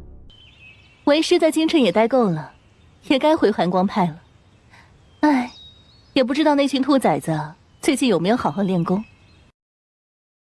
如今韩林也常驻京城，你们师兄妹关系虽然没有破冰，但为师知道，你心中的芥蒂已除，往后记得互相帮衬一些。你师兄在这京城，也是在单打独斗啊。是，我听师傅的。我们苏苏真是拿得起放得下，为师果然没有看错人。啊，对了，怎么了？今早你看诊的时候，小景过来拜访过我，我问他你的近况，他无意说漏嘴，提起魏太后要杀你。可恶，这个太后当我秦无庸是死了吗？连我的人都敢动。临走之前，我可得送他一份大礼，有他好受的。师傅，这事儿我已经解决的差不多了，您就别操心了。那不行，此事关乎我寒光派的名誉，别以为当个太后就可以一手遮天了，他算个什么东西？唉，我吃饱了，你先回去吧，为师忙完也就回寒光派了。秦无庸说完，潇洒的留给穆幽月一个背影。穆幽月眨巴一下眼，低呼一声：“叶玄锦。”他才不信叶玄锦是那种会说漏嘴的人呢，感情是找师傅来撑腰了。叶玄锦，你索性杀了我吧！叶玄锦却是微笑，眼内却薄凉一片。臣怎么敢杀皇上呢？话落，牵起穆幽月的手，离开密道。想问我为什么要这么做？我是担心你。甜甜担心我什么？我担心它影响了你的心情。甜甜，你知道吗？有些人生来便是要做恶人的。我知道，因为我也是这种人。可以和我说说你的事吗？此时那个被封印的灵石又一次突破跳了出来。多劫这种事不可以对外透露，否则天机泄露，你会立即消失在这个世界上。早晚灭了你这个狗东西！轩龙曾派人暗杀我5次，那他真是活该，是吧？甜甜也觉得我做得很对。那当然了，一点错也没有。那就好，还以为甜甜会因此不喜欢我了。永远都喜欢你。是夜。天哪，怎么回事？快来人呐！真是活见鬼了，这好端端的池水竟然都结冰了。冰池内，魏太后几次都昏了过去，可刚闭眼，那些血腥的画面又一次展现。可睁眼，浑身冰冻的寒意让她感觉自己随时都要死掉。宫内某个角落，敢欺负她的徒弟，不给你点厉害看看，你当老娘的寒光派是摆着看的？早晨，太后好端端的，怎么就病得如此严重了？据说连张院判都束手无策。丞相大人，你知道此事吗？好几天都没有见过幕府院判了，我也不知。你们说，该不会是景王干的吧？胡说，不可能！木相也后知后觉自己的反应太激动了。我觉得景王不是那种人。我给你们分析一下啊，叶玄锦这人吧，做点坏事恨不得天下皆知，怎么可能如此低调？我猜肯定和他没关系。可除了景王，我实在想不到其他人了。老曹啊，你这猪脑子能不能拐一下弯呀？就不许人太后自己受了风寒病倒了吗？非得把这屎盆子往人家景王头上扣。木相气得骂骂咧咧，真是的，一个个咋那么让人觉得糟心呢？曹大人懵了，张了张嘴。我这也是刚刚偷偷听魏御史他们说的。这边，魏御史慌什么？本王又没说什么，快起来吧。魏御史哪里敢？他前脚刚和身边的官友说了一句叶玄锦这个奸臣祸乱朝纲，后脚莫名膝盖就一软。为什么不敢？你再不起来，本王就挖了你的膝盖，让你跪个够。魏御史，去上朝吧，请。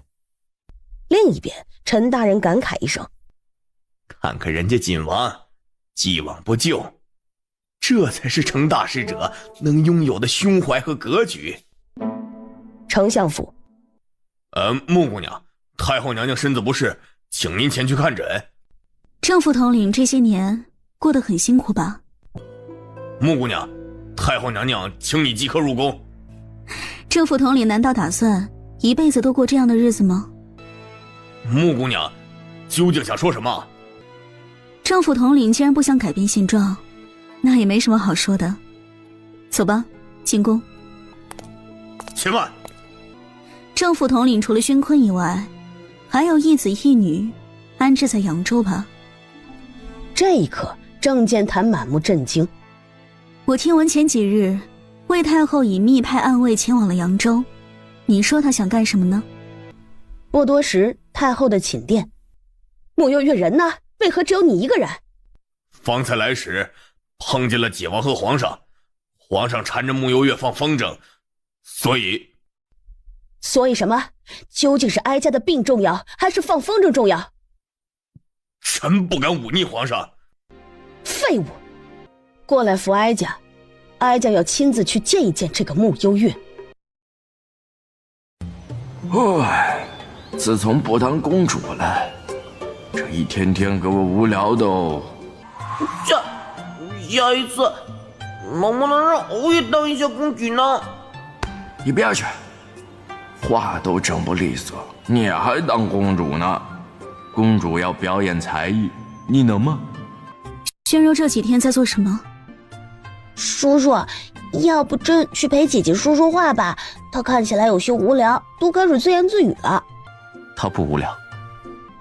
真的吗？可是……你还想不想放风筝呢？想。天天搁那琴棋书画呗。对了，那个慕容北乡还命人送过几次东西给他，但是都被宣柔当场给扔出去了。他还振振有词说他有喜欢的人是……胖幽灵说着，下巴往叶玄锦的方向偏了偏。招蜂引蝶。声音虽小，但还是清晰传入了叶玄锦的耳畔。自己放。叶玄锦身影朝穆幽月弯弯俯下，轻轻吻住了她的唇瓣。你干嘛呀？我什么时候招蜂引蝶了？不就只招了你一个吗？你自己心里清楚。话说回来，有了别人的托付，这样不显得你更加招人喜欢吗？穆幽月被他这话给堵住了，好像有点道理。这是来找我了？在这等我。大胆，竟然敢拦太后娘娘的路！太后娘娘恕罪，皇上下了命令，不许任何人打扰。是吗？皇帝如今连哀家都不放在眼里了，那哀家便在这里等他。太后娘娘脸色不太好。哀家听闻穆幽月在陪皇帝放风筝，哀家有事儿找他。怎么，你没告诉太后娘娘，皇上下了旨意，不许任何人打扰？区区一个臣女，还得让哀家三催四请，你们眼里还有哀家这个太后吗？区区一个太后，何时连皇上的旨意都敢违抗了？抗旨是什么后果？太后不会不知道吧？哀家的懿旨也是旨意，你护得住穆幽月一时，护得住她一世吗？先管好你自己再说吧。叶玄锦语气浅浅，却有股穿透心间的寒意。魏太后亦是在这瞬间感受到了一股杀气，身子一软，差点就要晕过去。作为臣子，见太后娘娘如此，也于心不忍。臣不妨给你指条明路。天瑶国国君此次带了巫医一同进京，太后娘娘对此人应当不陌生吧？太后娘娘，不好了，又出现了这个东西！魏太后一看，又是来自风刀寨的飞镖和血书，心情瞬间一沉。走，随哀家去见慕容北萧。对了，去把公主一起叫上。不愧是景王呀，一出手那股奸臣气质拿捏得死死的。你这是夸我？不然呢？没听出来。主人，我去就来。主人，我也想去做个人呢。我们出宫。不陪皇上一起玩了吗？不陪。两人一起出宫。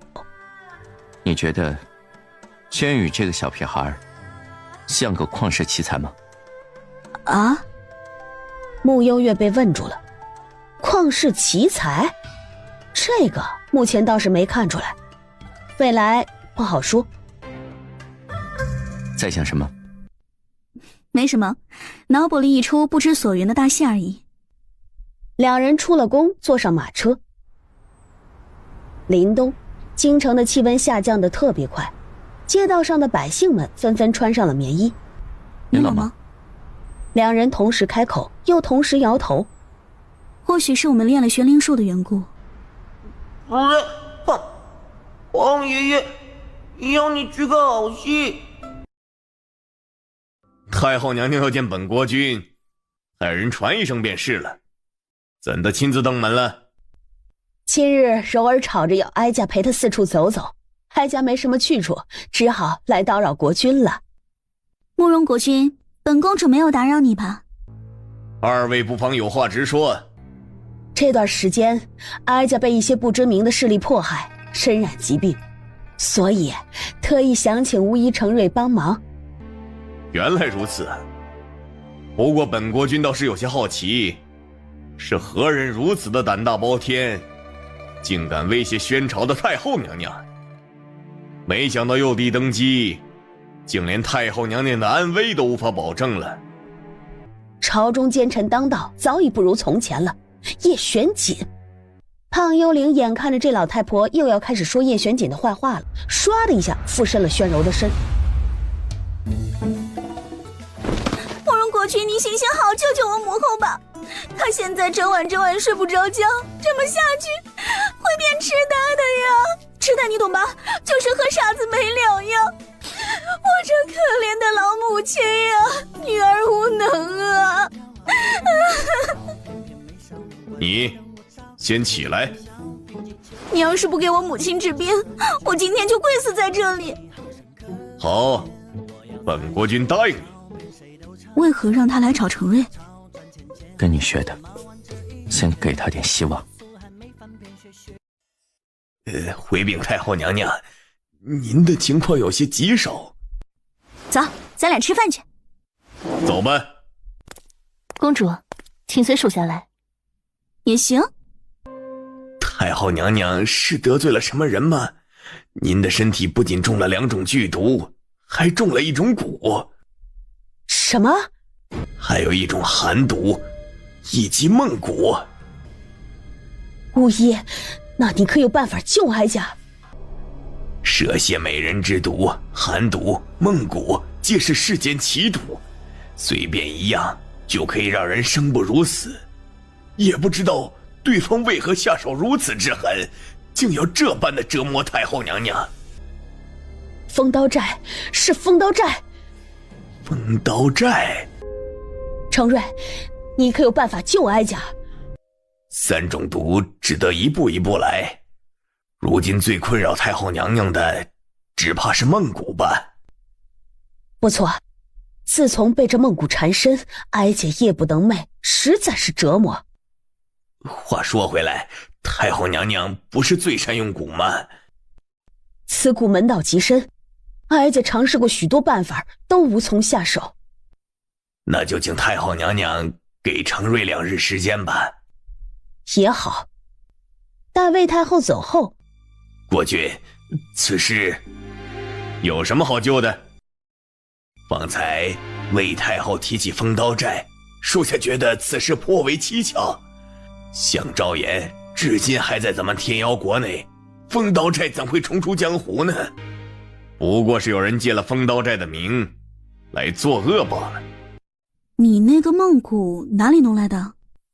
独门秘制。还好我之前没有给你下无色无味的毒药，要不然我肯定也要倒霉的。怎么，你还真的想过，有你这么恩将仇报的吗？那我不是没那么做吗？我是不是喝多了眼花了？怎么地？你看那……那不是景王吗？他旁边那个女的是谁啊？有点眼熟啊。慕幽月。这宝贝女儿和自己死对头搞在一起了，木相知道吗？你不和我一起进去吗？这么舍不得我？而后上前一步，压低声音：那不如搬过来和我一起住。你也不怕我爹一把火烧了你的景王府？这倒是，我现在全部家当都在你那里，万一被岳父烧了，以后就要露宿街头了。不远处，一直在等慕幽月回府的木相看着这俩站在门口大半天不进来，最后急得走了出来。你俩站门口喝凉风呢，还不进来？他们去哪儿了？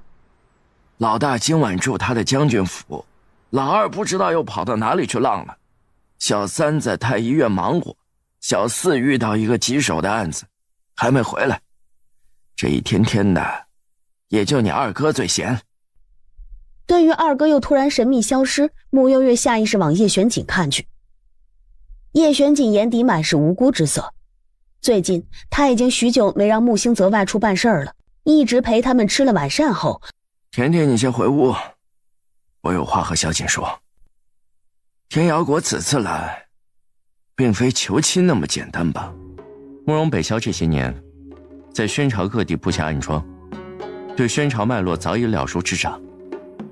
竟有此事，这么说来，天瑶国奸细是真实存在的。叶玄锦被这猝不及防的拐弯给怔了一下，而后轻轻的点头，的确存在。好一个天瑶国！岳父放心，目前来说，慕容北萧还构不成威胁。临走前，木相忽然叫住他，冒出一句：小锦啊，过完年甜甜就18了。岳父这话的意思是他想的那般吗？心尖莫名又开始刺痛起来，疼痛逐渐加深。我的意思是，年初2就是甜甜的生辰了。往年因为那些不愉快的事情，我们都没能陪着甜甜一起过生辰，今年就不一样了。作为一个女孩子，甜甜连吉吉礼都错过了。我知道了。那没事了，你早点回去休息吧。我爹和你说什么了？岳父让我好好待你。肯定不是。回到锦王府，到了后半夜，别无他法。你本来就是渡恶劫的嘛，做你的恶人就行了。感情这种事不在你的恶劫之内，自然是要受到惩罚的。说真的，你现在刻意放缓作恶的脚步，对你而言十分不利，违背天意，反而会让你加快离开的脚步。所以，多做恶事，拖延时间。翌日上朝时，怎么办啊？说还是不说啊？我不敢说呀，这万一丞相大人不知道，我们这么一说，可是要出大事儿了呀！到时候咱俩还直接得罪了景王，那我们死得更惨了。可不是吗？但是，咱们和丞相大人那么多年的交情，瞒着也不是个事儿啊。最后，两人一致决定提醒一下木相。丞相大人早啊！你俩刚刚在后面嘀嘀咕咕什么呢？我俩在聊你家幽月呢。怎么地？我要是没记错，优越生辰快到了吧？这过完年都18了，咱们优越又出落得亭亭玉立，想必有不少年轻男子爱慕吧？这家伙不会想让甜甜做他们家媳妇儿吧？陈大人的儿子陈庭轩最近也经常约着老二喝酒，难不成打这个主意？爱慕有什么用？得甜甜自己喜欢才行，否则我是不会同意的。丞相大人说的对，不过常言嘛，男人不坏，女人不爱。优越到底是个小姑娘，性情单纯，万一有一天她被坏男人骗了怎么办？你俩到底想说什么？亦或者，你俩是不是知道了什么？两人一顿，欲言又止。上朝时，大军即将启程驻守边境，原镇军将军黎元林因伤无法再上战场，虽已有沈巍将军穆承安，可沈巍将军毕竟年轻，经验不足，因此臣想推荐一人。黎青想推荐何人呢？现任军务都统纪守云。纪守云乃是封长河表弟，自幼随封长河出入军营，骁勇善战，足智多谋，是个不可多得的人才。臣赞同李老将军所言。臣也赞同。一些和黎瑞贤走得近的大臣们站了出来附议。轩辕有些拿不定主意，看向叶玄锦：“你先自由发挥。自古英雄出少年，身为将军立下的功劳有目共睹。只用年轻二字来否定他，朕不赞同。一个朝代想要存活得更加长久，必须不断地注入新鲜的血液。穆承安便是一个最好的开端。不错，有点旷世奇才的调调了。”皇上圣明。皇上，你说的有理，可纪守云这个人才埋没了，实在可惜。谁说他是个人才了？叶玄锦适时出声，正愁找不到作恶对象呢，想着来朝堂碰碰运气，刚巧便有人送上门来了。就因为他是封长河的表弟，还是说黎元林卸任后，李老将军开始着急了？晋王此言实在令人寒心呐。老臣一家对宣朝忠心耿耿，这是大家都看在眼里的。晋王又何必把人想得那么龌龊呢？哦，忠心耿耿。皇上，靖王，李老将军只是稍加提议而已，并非有意扰乱朝堂。皇上，今日这朝堂局势也太复杂了吧？他瞬间又脑袋空空了。臣若是没记错，李老将军也早已卸任，不再上战场。既是如此，他这上朝的资格是哪来的？先帝在世时便下过旨意，准许老臣上朝资格。晋王如今未必管得太宽了一些吧？原来是先帝下的旨意，那便废了。臣复议。最后，轩辕当场废除了先帝的旨意，取消了黎瑞贤的上朝资格。方才提起前任都统封长河，臣一直觉得此人死得蹊跷。臣恳请皇上下旨重新彻查封长河的死因。早朝结束后，叶玄锦神清气爽，拿黎家开刀，不仅做了恶，还不会让岳父反感，实在是妙啊！穆昭辉，好一出美人计！卖女求荣，你也不过如此嘛！有些人脸真大呀。李瑞贤，不是什么人都和你一样没有心。莫幽月，你这是什么态度？想要态度，你配吗？黎香倒是想使美人计来着，可她没本事啊。我就是使美人计了，那又如何？你行你上，你猜对了，叶玄锦就是我的男人，我依靠我的男人有错吗？在黎瑞贤离开后，甜甜，你怎么在这儿？我昨天约了叶玄锦一起吃午饭来着。那我不打扰你了，早点回来。陈大人，你刚刚都听到了吗？哎，听见了，我又不聋。真是没想到啊，死也没想到啊！他们听到穆幽月亲口承认叶玄锦是他的男人，而且是当着丞相大人的面儿。等很久了。还好，也刚来不久。难怪这个穆幽月连哀家都不放在眼里，原来是有叶玄锦给他撑腰。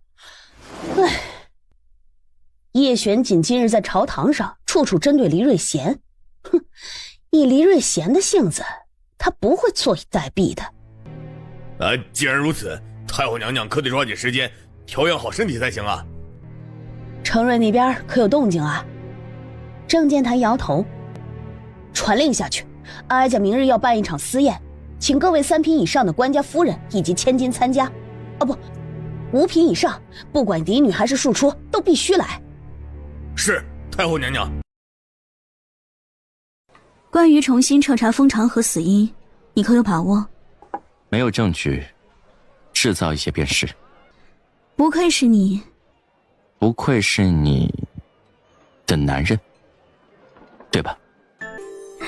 你怎么什么都知道啊？对你，我总是格外关注一些。甜甜，能被你光明正大的承认，我真的很高兴。因为你是叶玄锦啊，你知道。好了好了，知道你喜欢我，喜欢的要死了。滚，煞风景。叶玄锦又一次笑出声，低下头准备去亲一亲他时，只听穆幽月叹道：“我二哥到底去哪儿了？”煞风景，大约是去抓奸细了。啊？天瑶国的？不一定。这世道啊，奸细可真多。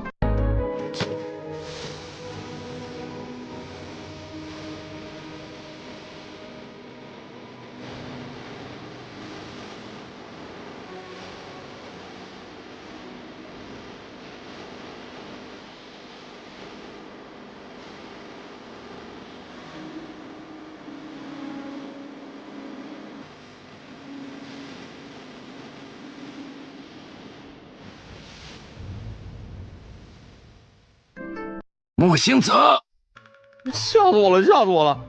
爹，你大晚上不睡觉干嘛呢？这几天干嘛去了？我就是出去玩了几天。玩？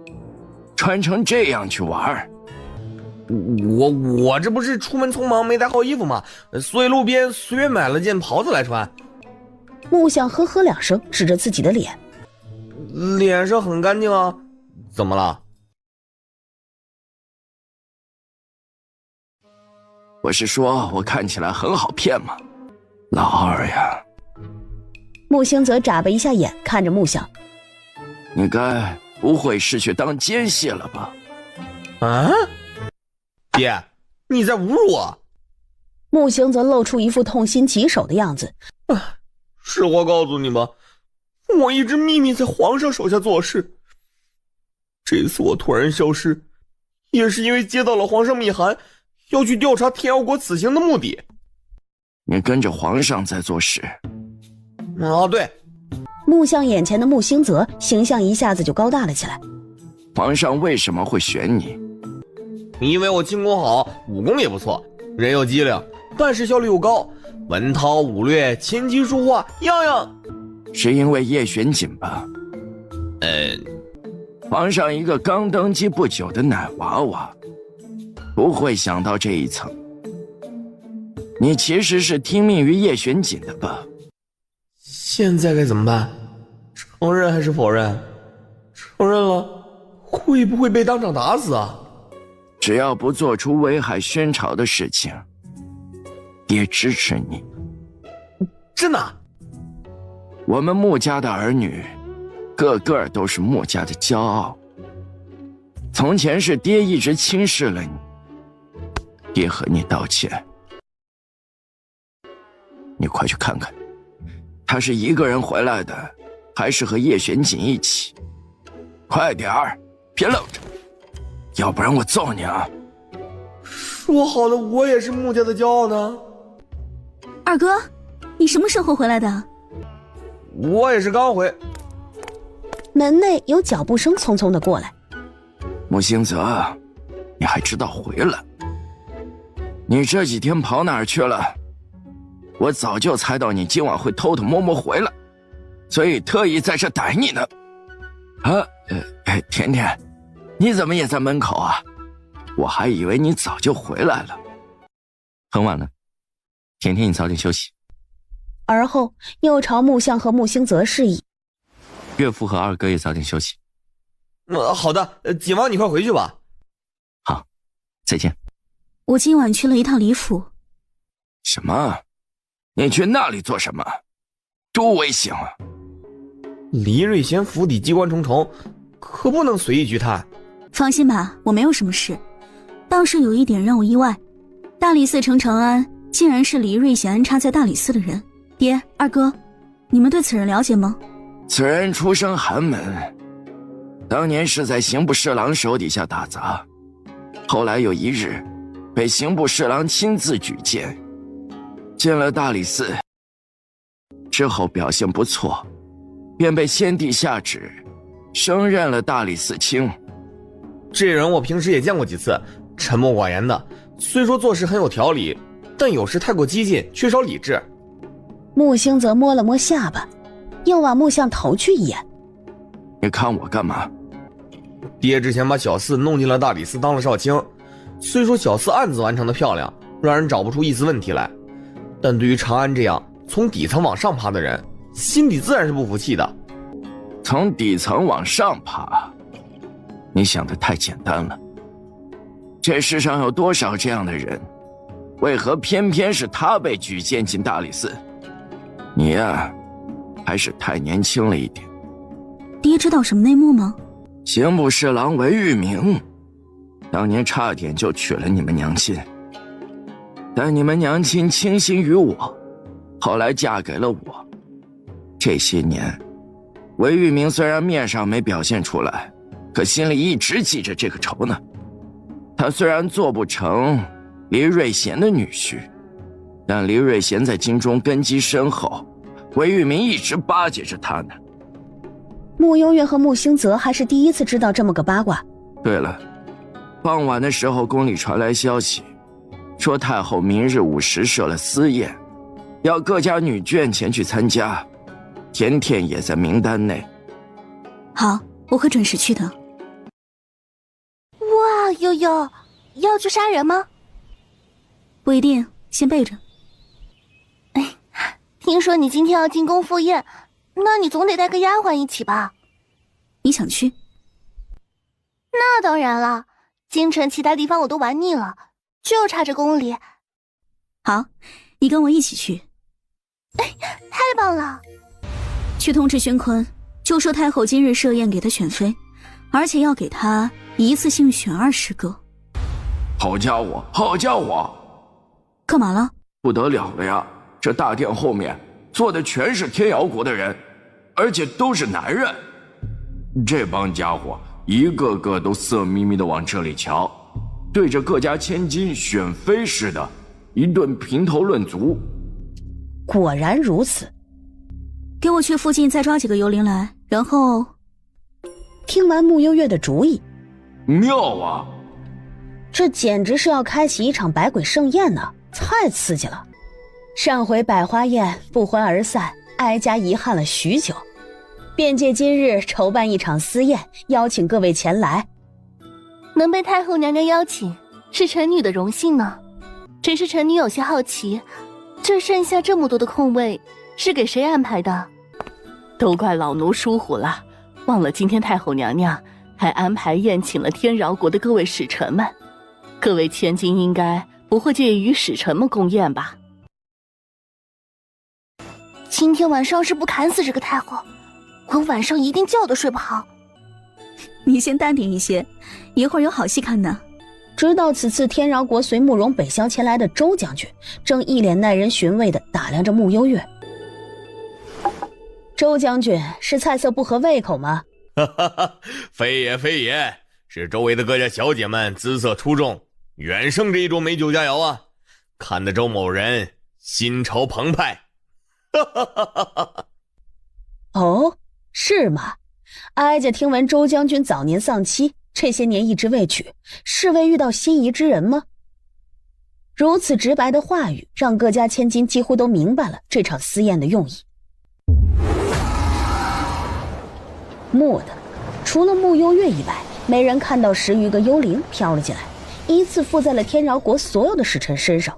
百鬼盛宴正式开始。慕幽月唇露几分笑，便见附在周将军身上的胖幽灵摸着下巴，色眯眯地看着太后。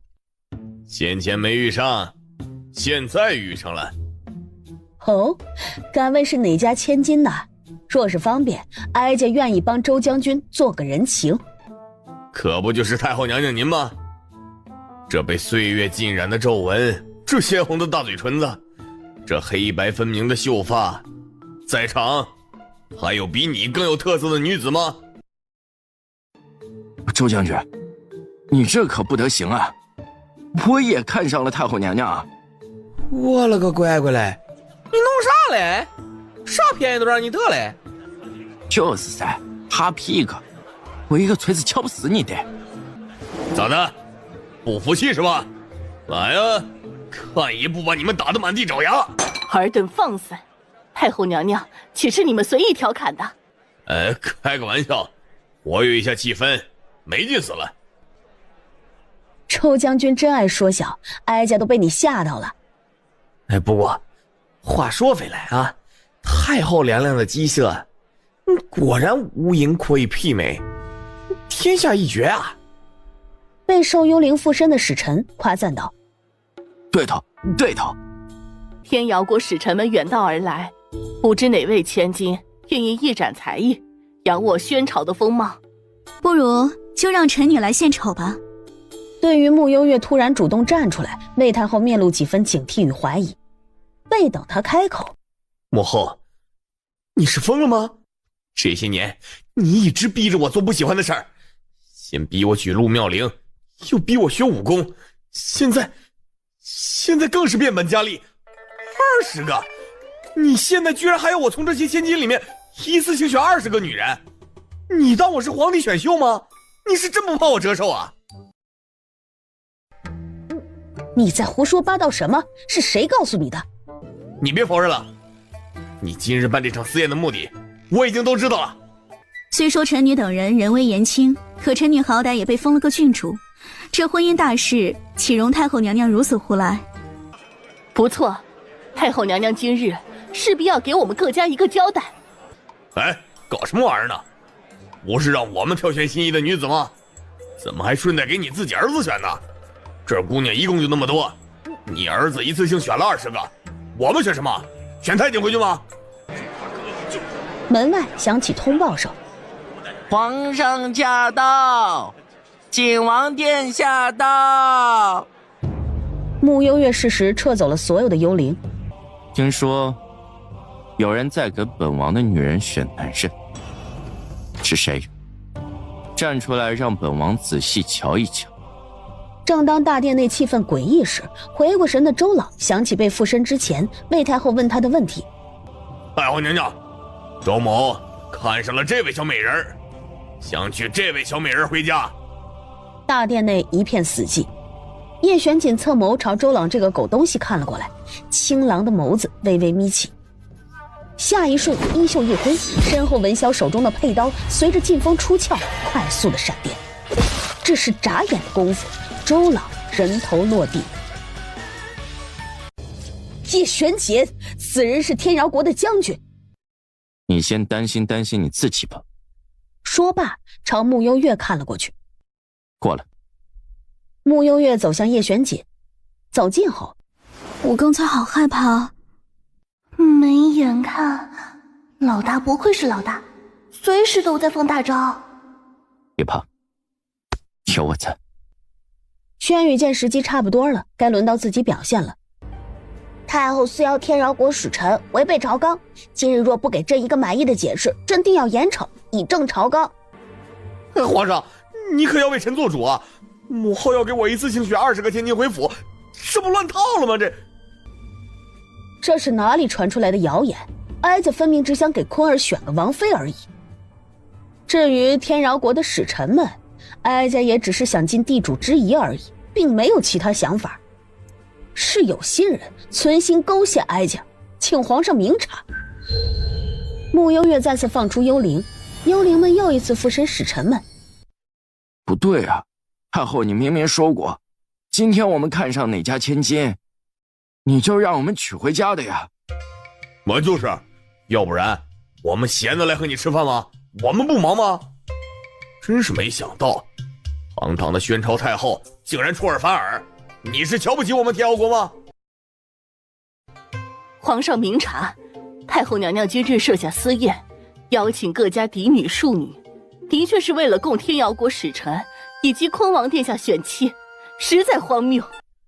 哀家好心好意的设宴款待你们，从这宴会开始，便有人在引导众人诬陷哀家，究竟是谁如此歹毒？叶璇紧睨着他，不屑地笑了笑。太后今日所为，人证皆在。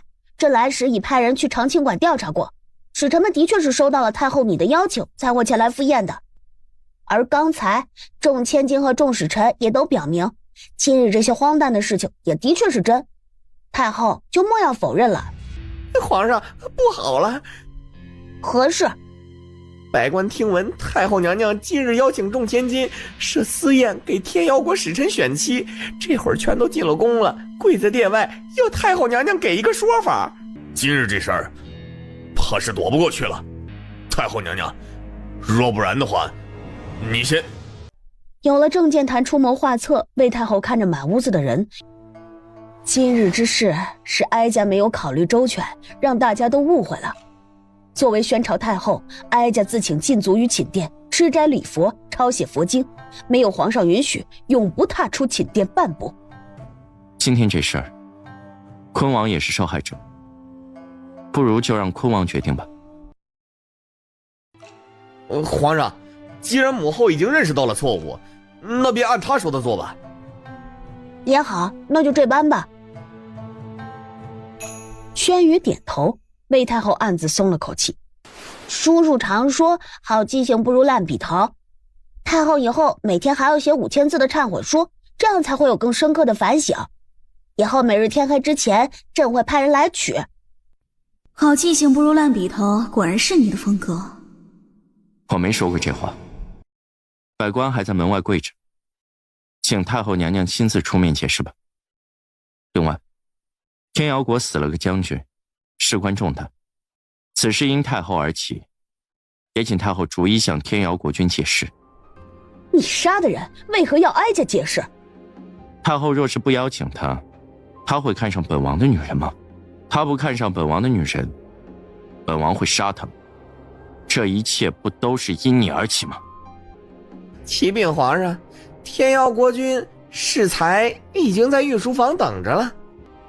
门外果然黑压压跪了一片的人，一直到天色暗了下来，魏太后才重新回到寝殿。都是你出的馊主意，害得哀家今天丢尽了脸。哀家早说此举荒唐，是你口口声声保证天瑶国的人会感激哀家，一些大臣府邸的庶女也能享受公主的待遇，远嫁和亲，为何会是这般的结果？今日这事儿的确有些不同寻常，怕是有人提前知晓了我们的计划，故意破坏。是谁？太后娘娘累了一天，还是先早些休息吧。休息？哀家怎么休息？哀家多少天没睡过一个好觉了。这时太后娘娘又出现了，风刀寨。眼下局势越发的不利于太后娘娘，臣倒是还有一个办法，不过还是要先委屈太后娘娘先低头。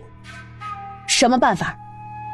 今日众多大臣中，唯有黎瑞贤没有出现，太后娘娘不妨考虑与黎瑞贤联手，毕竟你们的敌人都是一致的，与其孤军奋战，不如寻找一个盟友，事半功倍。你在和哀家开玩笑吗？上回黎乡的事情，哀家也和黎家撕破了脸，黎瑞贤凭什么还会帮哀家？很简单，因为封长河的死和黎瑞贤有关。此时的黎瑞贤恐怕不比太后娘娘轻松多少，眼下与他议和结盟是最佳时机。你是如何得知此事的？太后娘娘别忘了，我也曾是将军。我虽没有与黎瑞贤同盟，可有些事情不代表就可以瞒过所有人了。此事就交由你去办。魏太后怎么突然傻成这样了呀？可能睡眠不足引起的脑袋短路吧。毕竟日日夜夜睡不着，伤神又伤身，想法自然不如平时灵活。再加上最近一系列头疼的事情，估摸着也慌不择路了。的确，年纪大了就容易睡不着觉。但今日这事儿，范纯也太明显了。外面传来了沈大娘焦急的声音：“姑娘，我要求医。”爹，你先回府吧，我这里还有一些事情要忙。岳父，我陪甜甜一起。早点回来啊！沈大娘，怎么回事？悠悠，出大事了！齐花花被神秘人抓走了。齐叔是什么时候不见的？就午时以后，说是和卓涛一起出去闲逛，完了就说想去听戏。卓涛一个大老粗，哪里乐意听这个，就留齐花花一个人在戏馆呢。然后一直到天黑都没回来，我们找了一圈都没见到人，也去戏馆打听过了。戏馆的小二还骂骂咧咧地说，齐花花钱都没付就跑了。我心想啊，一定是出事了。甜甜，你先别急，我派人去找。我也去附近找找。话落，分头行动。你是赤血山的人，你没礼貌，抓了我不说，张口还就说我是土匪。有我看起来这么仙气飘飘的土匪吗？我没心思和你废话。老兄弟，咱有话好好说，别打打杀杀的。我看你眉头紧锁，印堂发黑，想必近来是遇到了焦头烂额之事吧？不要慌啊！本身算子今日与你相见，也算一场缘分，我可以给你算一卦，不灵不要钱，咋样啊？我的卦很灵，我看面相也很厉害。我从刚刚一看见你啊，我就知道你最近遇到大麻烦了。这等江湖算命之人的统一语气，黎瑞贤听过无数回了。佛曰因果循环，种孽因必有孽果，这是所有人都逃不掉的结局啊！你继续说，你把手心摊开，我看看手相。黎瑞贤伸出自己的右手，齐叔看了眼这手相，连连摇头。你这个命啊，说好又不好，富贵分定，切莫强求。若或妄取，必有后忧；谋虑纷纷，日久无成。强行做之，必损命数。黎瑞贤听完他的话，一脸震怒。你别急啊，我还没说完呢，还有关于你家宅方面的呢。人心离散，各分东西，及时合谋，珍惜眼下。我说完了，你要杀就杀了我吧。若妄取，必有后忧。我若偏要妄取呢？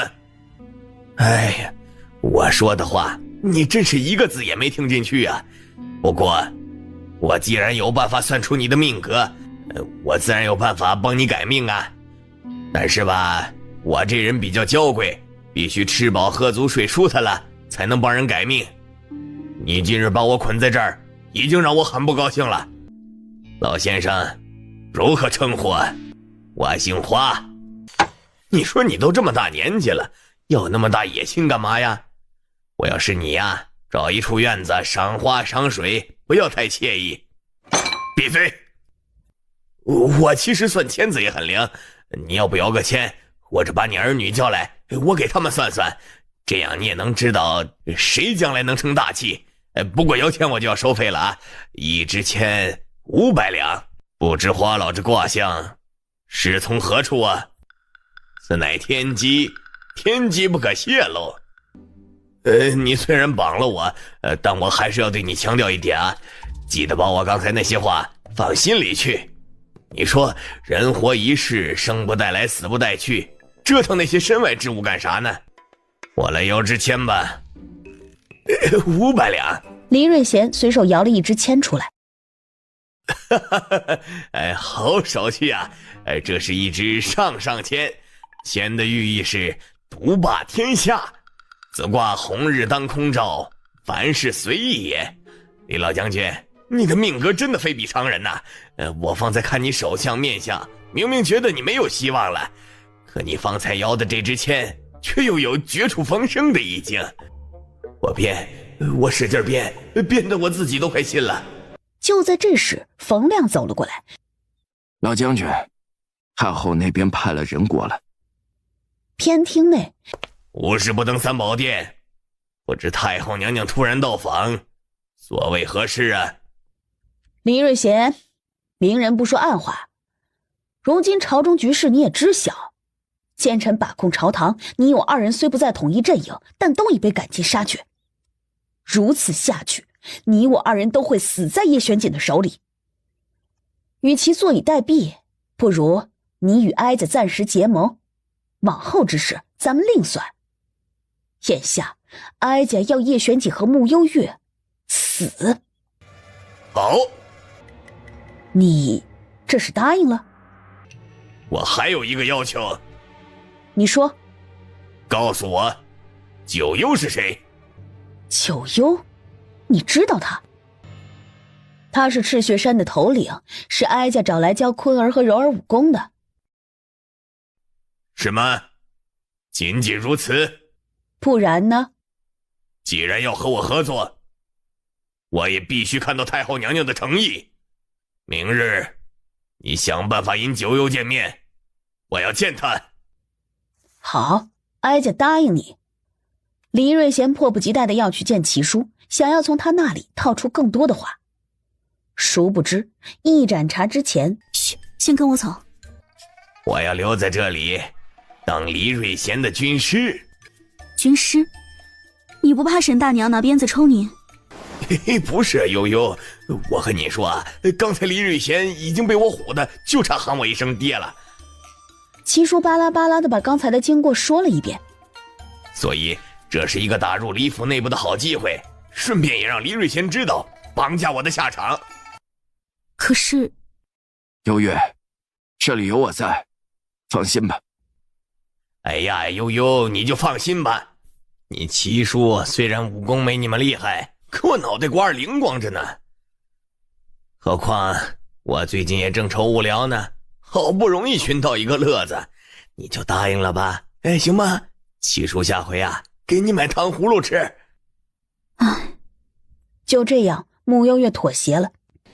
甜甜原来这么好哄，一根糖葫芦就能把你收买了。去，我那是不想和老人家计较，糖葫芦那种玩意儿又酸又甜的，我才不爱吃。穆幽月才不承认自己会被一串糖葫芦给收买。叶玄锦眼中笑意不断。如此说来，甜甜可真是尊重长辈的好姑娘。那不然呢？齐叔就是个老顽童，加上我们这些人又不信他的卦，好不容易遇到一个迷弟，他能不激动吗？迷弟？叶玄锦又听到了奇奇怪怪的词，就是很崇拜对方的意思。两人打趣了一阵儿，一道身影从另一头走了过来。你们好好谈谈，我在旁边等你。幽月，你先听舅舅说，身在李府并不是我能选择的，而我却可以改变黎家的下场。作为黎瑞贤在外的私生子，我自幼未在黎瑞贤那里感受到半分的父爱，反倒是素婉姐姐让我真正的体会到了家人的感觉。我不会让姐姐枉死的，也不会让你白白受那些无妄之灾，舅舅会帮你尽数讨回来的。幽月，不要再恨舅舅了好吗？舅舅只有你一个亲人了。舅舅，简简单单的2个字儿，那些不愉快的往事如烟散去。齐花花这老头吃饱了撑的吧？我们在这担心个半死，他还钻进去当卧底，他也不怕别人发现之后把他给活剐了。对啊，实在不行，我去李府当丫鬟吧。我可以去当烧火大娘。我可以去当护卫。我可以去当小妾。所有人一脸惊恐地看着语出惊人的沈雨意。哦，开个玩笑的。都打住！李瑞贤那边今日抓了齐叔，想必已经是察觉到了你们的存在。安全起见，你们现在就动身回赤雪山。悠悠，我能不能过完年再回去嘛？不行，留在这里太危险了。悠悠，是这样的，我们都走了，留齐花花一个人在这儿，我们也不放心啊。是啊是啊，齐叔武功那么差，万一遇到点麻烦。穆幽月有些为难地看向叶玄锦。没事，可以住我府里。就这样，此事拍板而定。糟糕，这么晚了，此事都过去好久了，爹爹怕是又要在家胡思乱想了。我先回去了。出了门，穆幽月和叶玄锦告别。我送你。不用不用，我自己回去，要不然一会儿又要解释半天。穆幽月说完，轻功直接离开。叶玄锦看着他离去的方向，心中问着自己，是不是该早点把小怪物娶进门了？只是在没有彻底将那鬼东西从脑海里剔除之前，他没有把握。叶玄锦有些惆怅，娶妻之路还很漫长。甜甜，二哥，你还没睡？我专程在这儿等你呢。爹呢？你放心吧，大哥今晚帮你解了围，老爹这会儿啊睡得比猪还死呢。大哥帮我解围？大哥回来的时候，爹说你去给人看病去了，正在等你呢。结果大哥说你遇到的病人比较棘手，要很晚才回来，让爹早点去睡。爹就信了。果然呢，咱们这个家呀，大哥说话最管用。今晚的确遇到一些麻烦，齐叔被黎瑞贤给抓走了，不过现在已经没事了，多亏了齐叔有糊弄人的本事。哦，对了，魏太后说明天要见你，确切的说是她想见九幽。他找我准没好事，我才不去呢。再说了，他想见我，我就一定要见。我猜也没什么好事儿，那就不去了。再过2日，大哥又该启程去边境驻守了。这么快？是啊，大哥自从入军营以后，每年回来的次数屈指可数，现在封了将军，身上的担子更重了。边境那边又经常有一些小动作，没个主心骨在那里不行。这次舅舅不随军了，黎瑞贤必定会在启程的队伍里做手脚。舅舅？整句话里，木星则只关注到这2个字儿。天天怎么回事？怎么都喊上舅舅了？穆幽月还不知道要怎么和二哥说这事儿，他长话短说，解释了一下缘由。是吗？黎家竟然还有好人吗？娘如果在天有灵，也一定会感到欣慰的。不过最近我倒是梦见了娘好几次，那种感觉特别真实，真实到我总觉得她还在。或许木星则一下子就明白了他想说什么。如果真的是那样就好了。你俩大晚上不睡觉，在这聊什么呢？白天就不能聊了吗？爹，你怎么醒了？是我们说话吵醒你了吗？做了个梦，睡不着了。你不会是梦见娘了吧？梦到你娘倒好了，我是梦见了一些不太好的东西。我有点担心程安，我梦见程安启程途中出事了，我还梦见了李老贼的脸，吓得我从梦中惊醒。别，梦都是反的。现在有锦王压制着黎瑞贤，他都自身难保了，哪儿还有心情出幺蛾子？就是呀，何况咱们大哥那么聪明，也不会轻易就落入圈套的。爹，你要相信大哥。甜甜说的有道理。甜甜，你给哪家治病去了？这么晚才回来？小锦陪你一起的吗？怎么自从我认识小锦后，你总是回来的很晚，你们两个是不是瞒着我？今天给别人针灸了，手腕好酸，我先去休息了。说完，立即消失在了木像眼前。我问你，赤血山那些人和甜甜是什么关系？赤血山那些人，上回不是你无缘无故把人家绑大理寺了吗？后来还是甜甜亲自登门去和人家赔礼道歉的。那些人看甜甜是个小姑娘，也没和她计较。怎么了？发生什么事了吗？真的。真的呀，爹。你想啊，你上回莫名的把人家押去了大理寺，甜甜不是担心人家报复你吗？结果人家特别和气，一点也不像传说中那样。江湖传闻真是害人啊。原来是这样。那件事都怪我太冲动了。得亏甜甜想得周到。对吧？咱们甜甜脑瓜子就是灵。没错。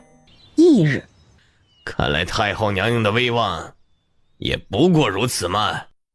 太后娘娘，李老将军，你们都先消消气。九幽本就是江湖人士，性子古怪，当务之急，咱们先把眼下的困境解决再说。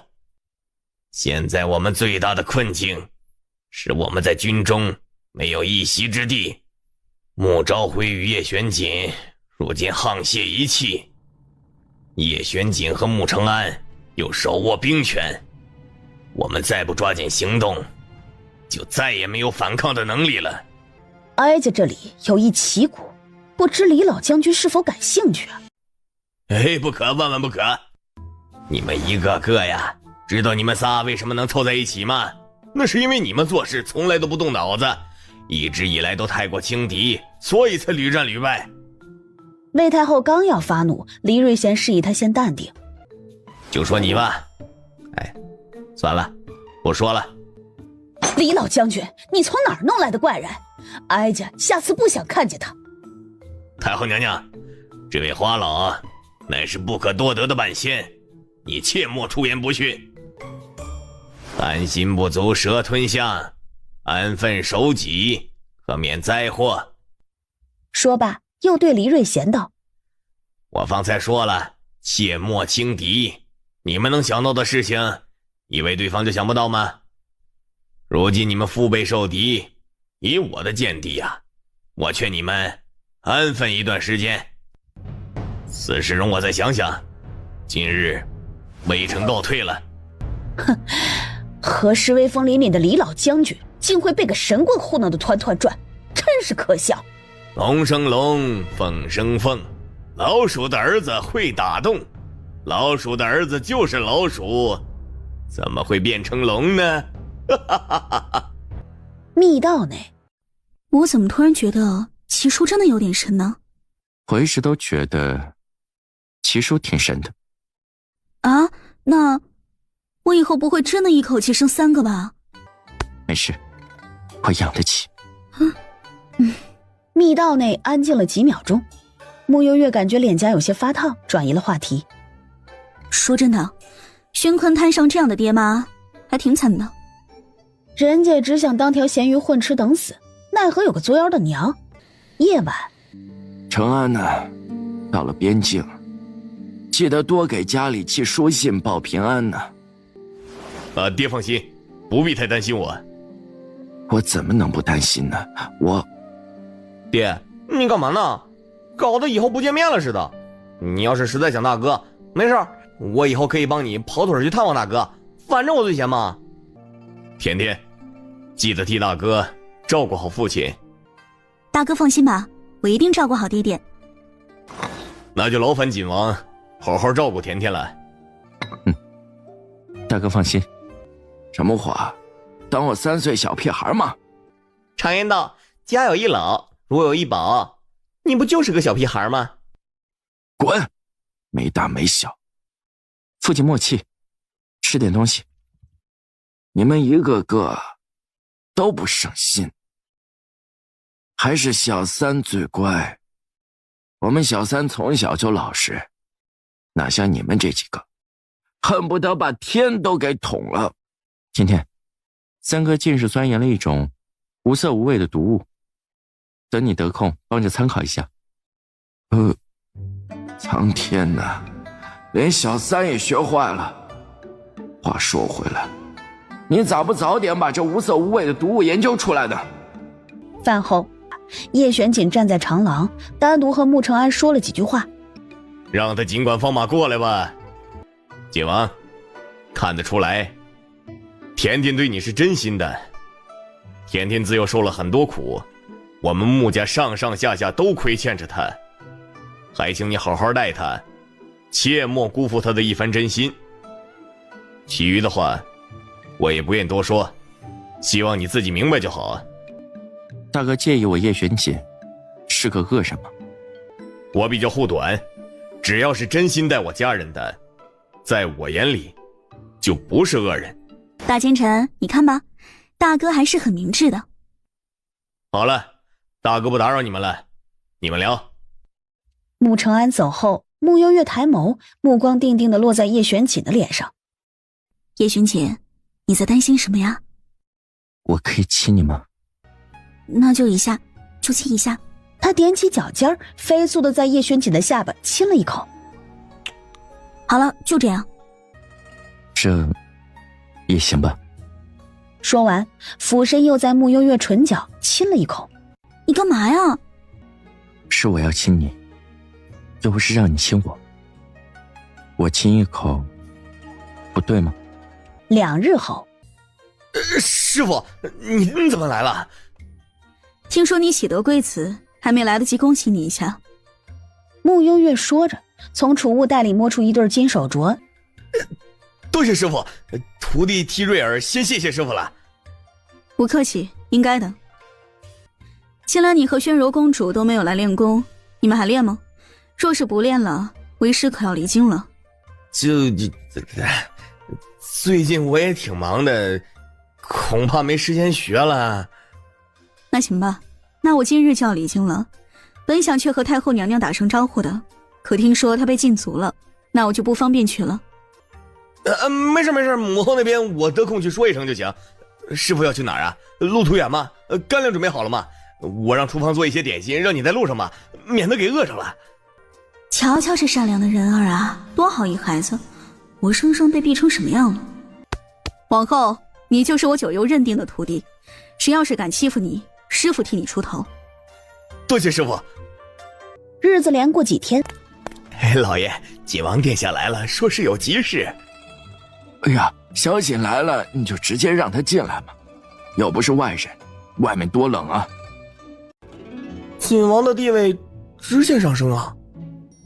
对啊，叶玄锦本来就是人见人爱嘛。不多时，叶玄锦进了门，但脸色并不好看。出什么事了？大哥不见了。什么？怎么回事？承安怎么会不见了？国安拜见丞相大人。郭副将，怎么是你？你不是随着承安一起离京了吗？那日我们大队人马离京，途经百色林时，将军突然说有事，让我们先行。可之后将军一直没有出现过，军中人多眼杂，末将感觉有些不妥，便先命人伪装成将军的样子继续前行。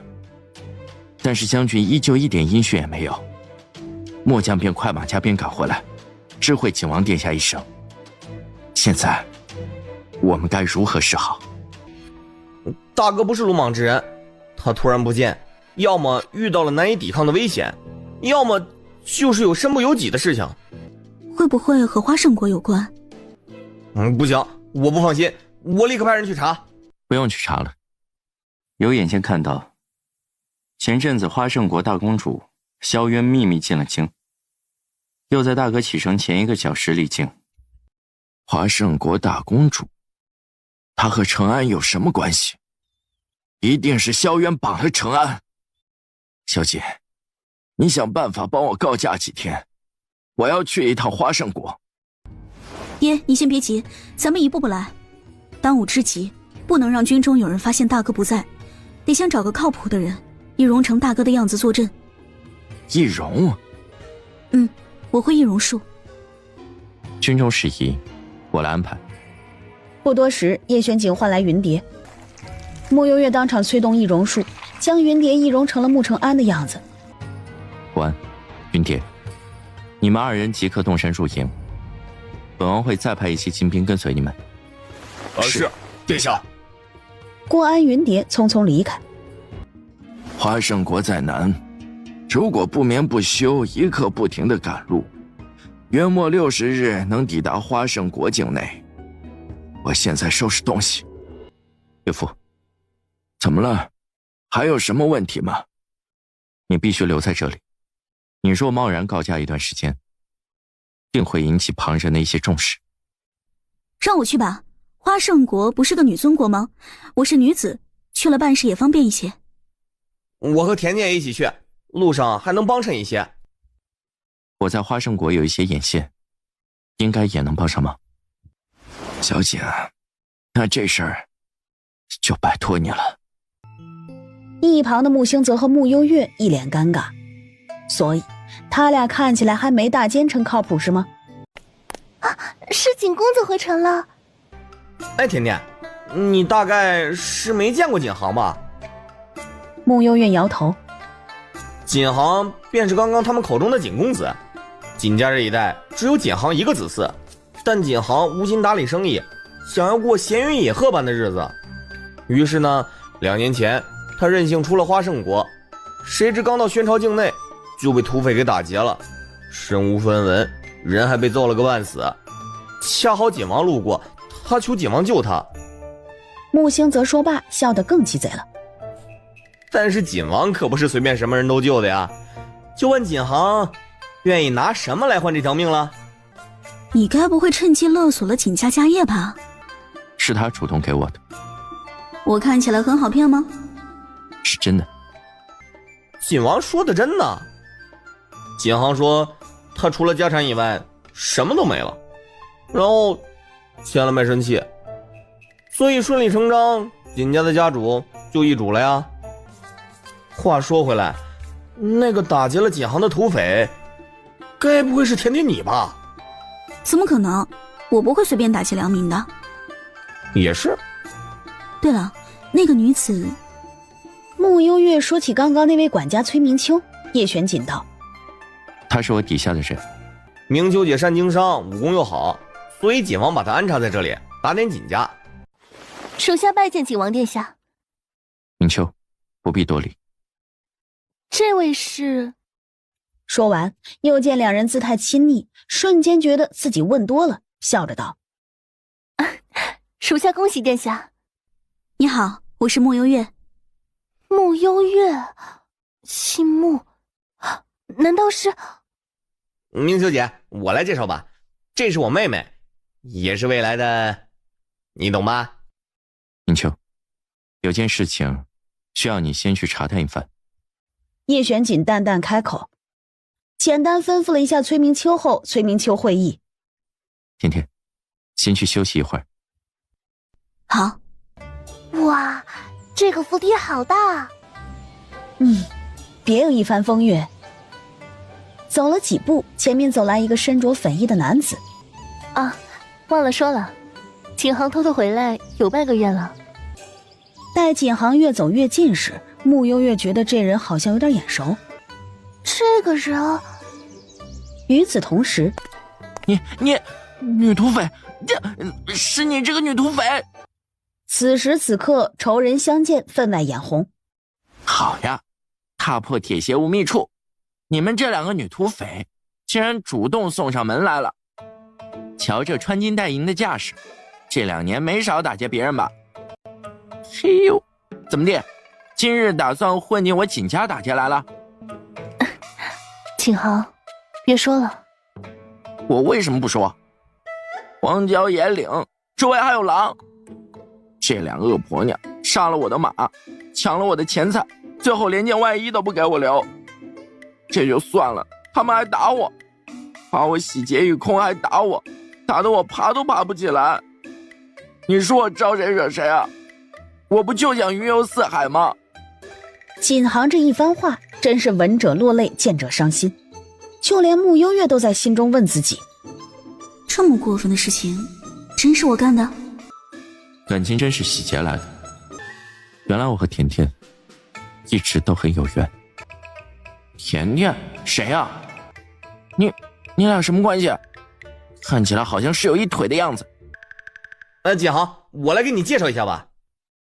这是我妹妹慕幽月，她和景王的关系如你所见，有一腿的关系。圈套，都是圈套！你们合起伙来套路我，我要杀了你们！悠悠，怎么会有这么巧的事情啊？早知道今天还能碰见，当时给人家留件外衣好了。你说我要不要把打劫的东西还给人家呀？暂时不用，先看他表现再说。行，我听你的。你们怎么突然来花胜国了？来办点事。这次你说表现好，可以还你一半家产。真的假的？一言为定。听木星则简单的将事情描述一下后，怎么偏偏落到萧渊这个女魔头手里了？萧渊很可怕吗？当然，她很霸道，而且手腕强硬。她是咱们花胜国的大公主，虽然不是女皇亲生，但女皇很器重她，有意培养她为下一任的女皇。所以这个萧渊处处压制其他的公主，还在繁花城内笼络了不少人脉，可谓是要风得风，要雨得雨。穆承安如若和他扯上了关系，十有八九是被萧渊看上了，而且给缠上了，想绑回来做驸马吧。萧渊看上的人，要么从了他，要么就是死，没有其他的选择。死，他倒是试试看。他若敢伤我大哥，我一定倾尽全力图他公主府满门。若萧渊真心喜欢大哥，那么大哥一时半会儿不会出事，我们还有足够的时间，先别太担心。我听你的。翌日5日后是萧渊的18岁生辰，女皇特意在宫中设宴为萧渊庆生，景府也收到了邀请帖。景府不是商贾吗？为什么公主会邀请啊？因为景行的小叔叔景子纯是女皇的妃子，虽然失宠已久，但景府还是有这层关系在。平时的宫宴都会顺带邀请景府，只不过因为景行前2年不在，已经2年没有出席过宫宴了。外头还有很多人都在传，景府嫌弃景子纯失宠丢人，才不愿赴宴。夜晚，主人，我们回来了。怎么样？我大哥在公主府里面吗？在。我见到你大哥了，看起来没什么异样，住的地方也很好。我本来想显形告诉他你们来了这里的，可是萧渊突然回来了。主人，我觉得你大哥和萧渊的关系很不一般。怎么个不一般法？来，我和红姐给你们模拟一遍。萧渊，你还没玩够啊？没玩够啊。陈安，我说过，你是我萧渊看上的男人，所以你必须一辈子都留在我身边。陈安，我们早点成婚，你做我的驸马，好不好？不可能，萧渊，我不会留在这里。可你不是还跟着我回来了吗？我说过的，只要你再离开我，我会立刻死在你面前。这个公主府，你想离开其实易如反掌，可你却留在这里了。陈安，你明明也是喜欢我的，根本不舍得我死，为什么就不能为了我留在这里呢？你哥当时的表情可纠结了，我觉得他当时看萧渊的表情特别的深情，又有点无可奈何。他最后说，萧渊，你舍弃不了你的权利，我也舍弃不了我肩负的职责，我们注定不是同路人。你们是按照原版演的？他试探性的问。红烟和胖幽灵同时点头。别人感情的事，外人实在插不上嘴，只能他们自己解决。天亮后，大哥和花胜国大公主竟然还有这一层关系啊！大哥呀大哥，平时真是没看出来啊。这我也没辙呀。其实也不是完全没有办法。什么办法？站在一个奸臣的角度，我能想到的，便是毁掉萧渊的储君之位。果然奸臣。绝！继续作恶。可我觉得，如若我大哥真的喜欢他，是不会忍心看那么骄傲的萧渊从高处跌落。他们两个人都很理智，目前都把自己的感情放在了第二位。君也先来报，方才萧渊进了宫，请女皇修书给宣朝皇帝，说是让穆承安留在这里做驸马。如若阻止不了这封密函，怕是要出大事了。这个女人到底把我大哥当什么了？如此霸道！我现在就去找萧渊问个清楚。二哥，我和你一起去。叶玄锦捏了捏眉心，有些头疼。我进宫一趟。你直接表露身份去见女皇吗？事情闹到现在，既然已经涉及到了两国层面，我就必须出面。话毕，又吩咐云清去解女皇送出的密函。是，殿下。不多时，云清回来复命。殿下，很奇怪，女皇只派了人出城，但并没有派人送出密函。穆星泽和穆幽月先去了公主府，叶玄锦则进了宫。女皇，景王殿下到了。景王到访花圣国，怎能不提前派人知会一声？本君也好让人做一些准备。女王此刻应当知晓本王的来意。因为穆承安吗？怎么，景王觉得咱们花圣国的公主配不上人家吗？女皇若是觉得般配，又为何假送密函，敷衍萧渊呢？不愧是叶玄景啊，你麾下的人都渗到本君的花圣国里来了。女皇，刚刚有暗卫来报，说是有宣朝的人进公主府了，来势汹汹，怕是要出事。宣朝的人？是穆承安的弟弟与妹妹。你说什么？萧清曼脸色微变，一双眼内蓦地染上无数复杂的情绪，看不清道不明。百家，本君要亲自去一趟公主府。哦，不，传本君旨意，让他们进宫，包括宣朝的那两个也一起来。吩咐下去后，会不会看上去太正式了？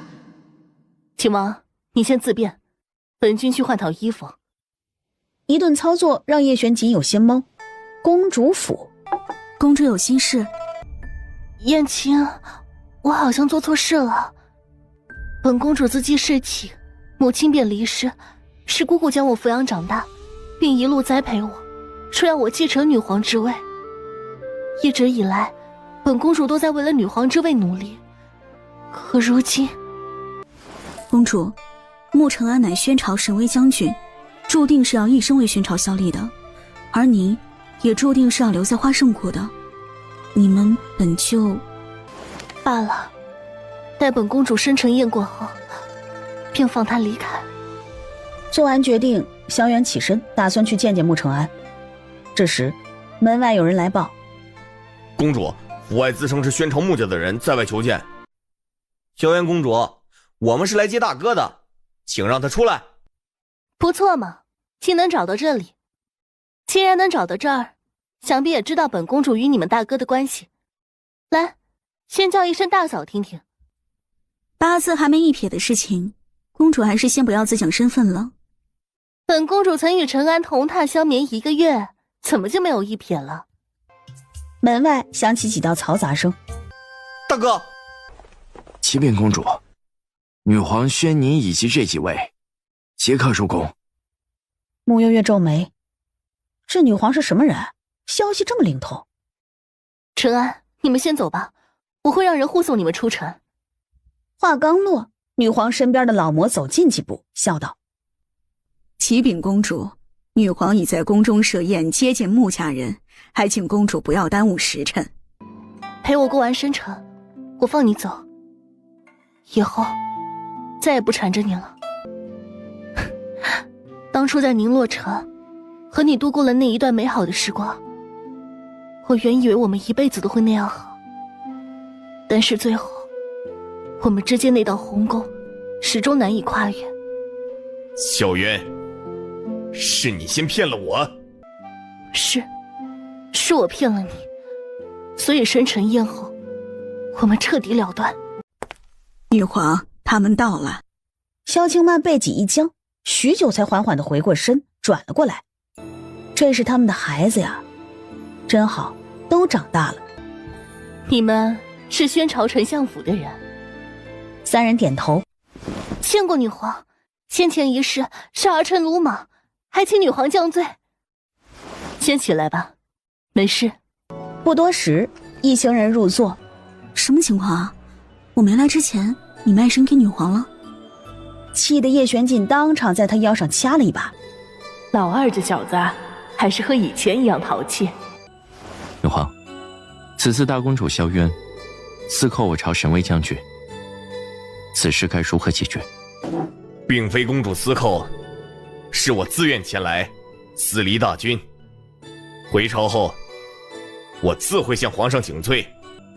虐恋啊，虐恋！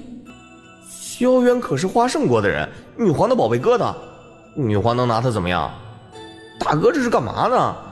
平时那么有原则的一个人，竟然为了萧渊，将问题的矛头都对向了自己。是本公主威胁的穆承安，有什么就冲我来，与他无关。公主任性妄为，在生辰宴之前，先禁足于府邸思过。本君会派人护送你们至宣朝地界。女皇，你说。二哥，你这样很容易被纳入后宫的，知道吗？都说相逢一笑泯恩仇，既然前期都是误会一场，不如我们也等大公主过完生辰宴再走，可好？不多时，见聊得差不多了后，叶玄锦率先提出告退。你叫穆新泽是吧？你留一下。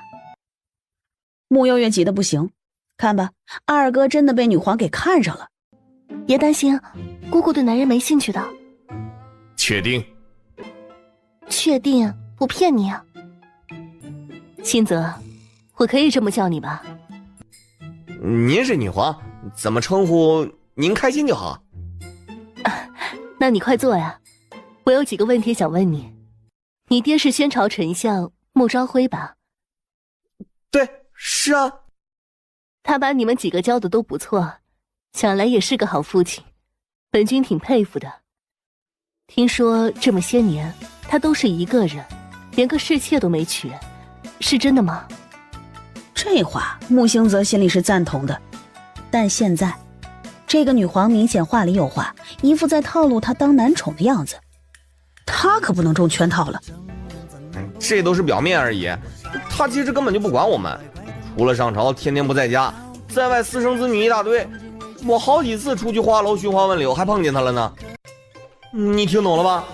我是个寻花问柳的脏男人，配不上高高在上的女皇。你年纪轻轻的怎么就不学好？男人果然没一个好东西。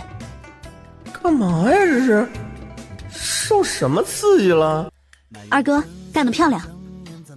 那是，你二哥机灵着呢。早班，先出宫。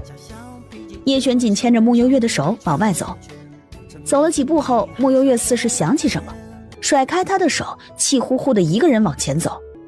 怎么了？你刚刚和那女皇眉来眼去的，是想留在这里当皇夫吗？胡思乱想什么？我只是觉得萧清曼有点奇怪。难不成他是在为萧渊的将来铺路？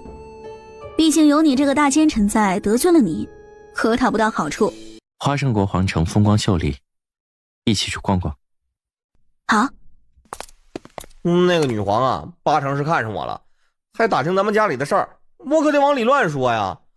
像她身份那么高贵的人，一定看不上我这种淫乱之人。说到这儿，穆兴则笑出了声。我还说老爹外面私生子女一大堆呢。哼，让爹知道了，你可要倒霉了。哎，放心吧，爹怎么可能会知道呢？只不过你和大公主的事儿，爹已经知晓了一些了。这事儿等你自己回去后再和爹解释吧。嫣儿，本君打算在你18岁生辰宴后，将女皇之位传于你。姑姑为何突然做这个决定啊？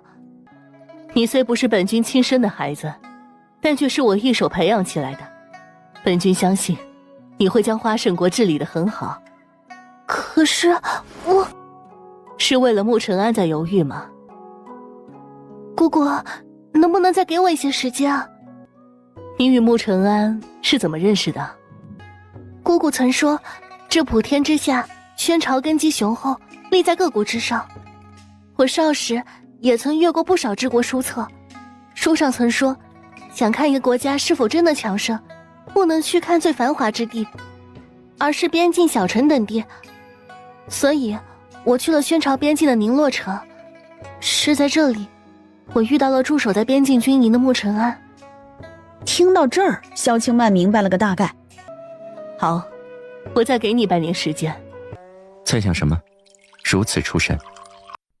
叶璇锦，你觉得一个人死后会变成另外一个人继续活着吗？为什么不能？也是，我得去找我二哥聊几句。你和你二哥才分开不久，就有那么多话要说。你不会再吃我二哥的醋吧？不可以吗？你和女皇眉来眼去的事儿，我还没找你算账呢，你怎么还倒打一耙呢？叶璇锦冤死。我小叔叔真可怜，好不容易得到女皇的传唤了，大晚上竟然还被撵出去。女皇真是的，也不怕我小叔叔想不开。大哥，这是个是非之地呀，要不咱们今晚就走吧？再待下去，他真怕女皇来硬的。这日子没法过了，我被土匪打劫，叔叔要不得宠，秦家怕是要毁在我手里了。你再嚎一句，我把你头给拧了，你信不？甜甜，你二哥被盯上了，大哥不舍得走，你要不要和我一起走啊？先不急着走，还是等萧渊公主过完生辰再走吧。哼，这日子没法过了。后院，穆兴泽要回房的时候，被穆幽月和叶璇锦拦下。你俩怎么了？二哥，今日女皇单独召见你，都说了什么？啊？我不是告诉你了吗？哦，对哦，好像是和我说过。就是你能不能再和我说一遍？他一开始就觊觎我，还叫我兴泽，然后叫我坐下说话，最后就是问我爹。他还问咱爹这么多年都是一个人，连个侍妾都没娶，是不是真的？他就是想试探我们的家风。得亏我机灵，我还说我在烟花巷柳之地经常和老爹巧遇呢。你真的这么说了？对啊，那还有假？不然我今天怎么能顺利从女皇那里脱身呢？穆兴泽想也没想就到，一旁的叶璇锦至此也猜到了7、8分。二哥，要不然你就留在这里吧，至少能保住一条命。留在这里？哎，不可能！我是那种出卖色相求荣的男人吗？我不行，要我留下来扶持女皇，我能和她同归于尽。穆幽月打断：“二哥，女皇可能是我们的娘亲。”对啊，她这年纪的确可以当我们娘亲了。她，等等，你说什么？娘亲？甜甜，你在和我说什么绝世笑话啊？只是可能而已。民间一直以来都有一种说法，叫借尸还魂，包括我修炼的玄灵术也与阴灵相通。虽听起来荒谬无比，可未必没有这个可能性。穆兴泽彻底傻眼。熬了几天，总算是到了萧渊的生辰宴。靖王，你就帮帮忙，毕竟出门在外，你的面子比较大。和亲生子女比起来，我这个女婿算不了什么。正经一些。哪里不正经了？叶璇锦一脸的无辜。他说错了吗？这大清早的，他怎么来了？不用陪甜甜吗？让他进来。是，女皇。不一会儿，来的不是叶璇锦，而是穆幽月和穆兴泽。你们找本君何事啊？女皇，我考虑了一晚上，想想还是得和你说清楚一些。萧清曼一脸疑惑，静静地凝着穆兴泽。女皇，我知道你想将我收入你的后宫，但我穆兴泽是个闲散之人，我志不在此，所以还是请你放弃我吧。你从哪儿看出来的？本君对你有意思？女皇不要否认了，我能感受到你对我的爱意。打住！穆新泽，你给我闭嘴！你再说下去，老娘……不，本君可要对你不客气了。穆兴泽目光怔怔地望着眼前之人，一动不动。眼前这张陌生的脸，似乎正慢慢地与记忆中的那张温柔慈爱的面容重叠起来。曾经有个女人说，要当我们一辈子的娘亲。后来，她食言了。女皇，你知道她去哪儿了吗？我一直在，一直都在。穆幽月被萧清曼抱着时，心中竟也有股无比熟悉的感觉，好似她是萧清曼真正的女儿一般。都别哭了，我和我们一家人不会再分开了。可是，娘如今不是萧清曼的身份吗？这一切只是暂时的。那我先去把这个好消息告诉大哥。信泽，先不要。陈安和萧渊之间的关系还没有彻底梳理清楚，在他还没有想明白之前，暂时不能告诉他。我已经给他们预留了半年的时间了。信泽，你先出去，娘还有些话要和甜甜说。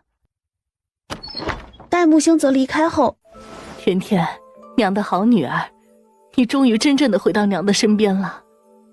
穆幽月满目诧异。你相信命格吗？我相信你一定听说过紫清观的紫兰道长。娘在怀你的时候，因为害喜反应厉害，你爹曾安排我在紫清观附近的山庄小住过一段时间散心。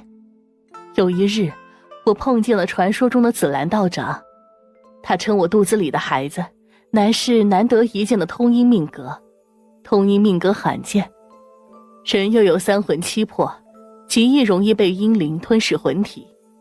三魂、灵、觉、身，七魄，喜怒哀惧、爱恶欲。而在我诞下你当日，果然阴风涌动。之后，我又带你见过一次紫兰道长，他称你的生魂爱之魄被阴灵夺走，此刻的你是不完整的你。人一旦缺少三魂六魄，随时都会死去。这事儿我不敢对你爹说，怕他担心是我在臆想。可后来你在我身边的那4年，你是个乖巧的孩子，可我总觉得不懂爱的你是没有血性的。直到你和叶玄景一起站在我面前，我才知道你的生魂与爱魄回归，真正的你回来了。原来她真的是穆家的穆幽月呀。娘亲，老天待我们不薄。可不是，咱们母女俩命好着呢。见过岳母。乖女婿。萧渊的生辰宴，穆家几人以及叶玄锦并不方便高调地出现在席间，因此在穆幽月的怂恿下，统一易了容。养病多年，许久没见过公主了，竟不知公主已经出落得如此花容月貌。说话之人便是将军夫人萧玉婵。多谢庄夫人夸奖。喝点水，淡定一些。咱们花圣国的皇室可真是冷清啊，别国的皇室光是皇子公主都能坐满2排，瞧瞧咱们这里，女皇整整13年空置后宫未留子嗣，你是想毁了花圣国的未来吗？真是难为庄夫人养病这么久，还心系花圣国的将来。玉婵，你既然每天都这么闲，没事的话可以琢磨着多生一些，送到本君身边来，本君替你好好培养。本君心胸宽广，只要是萧家的血脉，就都有资格继位，但就看谁有没有这个本事了。女皇果然不爱，不过咱们大公主早已及笄，公主府连个驸马都没有，也着实不像话。今日我正好可以给公主举荐几位青年才俊，公主若是喜欢的话，大可全部收进公主府里。多谢庄夫人好意，只是本公主已心有所属，今日怕是要辜负你的一番美意了。这又何妨？公主身份尊贵，府中多留几个侧驸马又有何妨？相信这几位公子也不会介意的。将军夫人也说了，这几位皆是青年才俊，亦是我们花圣国未来的主力军。如此人才，定然抱负不凡，心怀凌云壮志，又岂能委屈他们一辈子活在本公主的身影下？这不是害人吗？公主深明大义，小臣定然会做出一番功绩，不负公主所望。他在看我们，我想挖了他的眼珠子。那我去给你挖过来。啊，我随口一说的。有了娘亲，甜甜都变得乖巧起来了。有吗？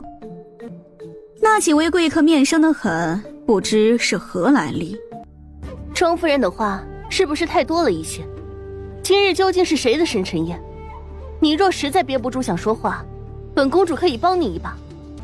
啊，公主见谅，我这大病初愈，看什么都新鲜，的确话多了一些。哎呀妈呀，这场子清冷的，一个个都跟死鱼似的，看来没我不行。是啊，好久没看你表演了，很期待呢。这不太好吧？那位公主不是你哥的相好吗？我一会儿万一太狂放了，会不会影响她在你哥心中的形象？毕竟我这么活泼又热情，你哥好像不喜欢这一挂的。谁和你说附身公主了？哎，不是公主啊，你该不会让我附身女皇吧？那成何体统？喏，看见那个贼头狗脑的女人没？身段看着还行吧，你附身她吧。这女的长得真丑。不多时，胖幽灵轻松附身萧玉婵，随后一个旋身冲到了舞池里。公主过寿，我也没准备什么好东西，给大家伙儿表演一段，就当是庆贺了。姑姑，他又搞什么鬼啊？谁知道呢？咱们静观其变。不愧是将军夫人，英姿飒爽，我等佩服啊！可不是，将军夫人这还是大病刚刚出愈，这要是赶上身体好，还不直接蹿上天了。公主生辰宴，她咋那么激动？胖幽灵一段舞跳了一炷香的时间，所有人都在期盼着它快点结束，实在是看不下去了。等胖幽灵结束一段舞，离开萧玉婵的身体时，原来的萧玉婵直接累得昏死过去。娘亲，要不我留在这里陪你吧？你们先回去，我后脚就来宣朝。真的吗？可是这里……前不久慕容北萧不是打着求亲的幌子去过宣朝吗？我也可以找个理由去一趟宣朝，这里留给萧渊监国就好，我亲自回去一趟。可是娘如今作为一国之君，贸然去宣朝，必然得寻一个天大的理由才行啊！我也去求亲啊，慕容北萧缺王后，我这还缺个皇夫呢。老爹辞官，提上日程。皇夫？咱爹出息了啊，要光宗耀祖了。那我以后岂不是也可以混个小王爷当当？景泽，照顾好甜甜。大哥放心吧，这不还有景王在吗？穆承安走后，穆幽月一行人也踏上了回城之路。二哥，娘亲她说过几天就要回来了，是过几天吧？啊对，咱们回去后先保密一段时间，千万不能露馅了。看看到时候爹能不能认出娘亲来。相府回来了，二少爷和小姐回来了。爹放心吧，大哥已经前去和大军会合了。那就好，这半个月来我都没有睡过一个好觉。你们此行去花圣国都还顺利吗？大哥和花圣国那边究竟沾上了什么关系啊？难不成他被那位女皇看上了？哎，大哥是被花圣国大公主萧渊看上了，而我这次被那位女皇看上，差点就被她强行扣起来做宠妃呢。甜甜，是吧？穆幽月忍着笑，配合着点点头。大哥和花圣国大公主，他们是如何认得的？听起来是八竿子都打不着一起，不过看这架势，八成是在边境地带认识的。做女皇的宠妃多好啊！享不尽的荣华富贵，你有什么不满意的？爹，哪能啊？那女皇虽然美艳似天仙，但是年纪都能做我的娘了。你这些年保养的也不错，又是孤家寡人一个，要不你嫁过去给人当皇夫吧？以后不许再说这种话，要不然你娘晚上又要托梦骂我来了。是，我错了，我再也不敢乱说了。还当皇后？哼，我是那种攀龙附凤的人吗？真是。木下回院里后，你们是不是还有什么瞒着我们呢？没有啊，该交代的都交代了。甜甜，借一步说话。太后近日频频召见御医，三哥曾去给她把过脉，发现其身中一种嗜睡的毒，且十分损耗元气。如此下去，还是命不久矣。这事儿是你做的？穆幽月也不瞒他，点头应下此事。如此，那我便也没有做错了。此嗜睡之毒，我有办法压制，但我怀疑此事与你有关，怕扰乱你的计划，所以没有出手。魏太后作恶多端，曾给皇上下过类似的蛊，如今只不过是让他自尝恶果罢了。三哥的医术师从何人？师从清净寺蓝素大师。太后这是把脑子给病坏了，就这样把宣柔给扔出去了。此事如果太医那边没有传唤你，千万不要轻易插手。我们知道了。那就好。今日朝堂铁定风起云涌，我得早些去看看情况。在木相走后，风场河担子有些眉目了，你们想听不？想也不告诉你们，我这位大理寺少卿可是很有原则的。小四，你又变坏了，这不和你们学的吗？你们这次去花圣国，铁定还有什么事情瞒着我，别以为我看不出来。闻言，木星泽和木幽月更加心虚了。瞧，你们两个现在这副表情就是心虚的模样，你就忽悠我们吧。行吧，我也得早点出门了，锦王可是吩咐下来了，让我尽快断案。穆景玉说着便也出了门。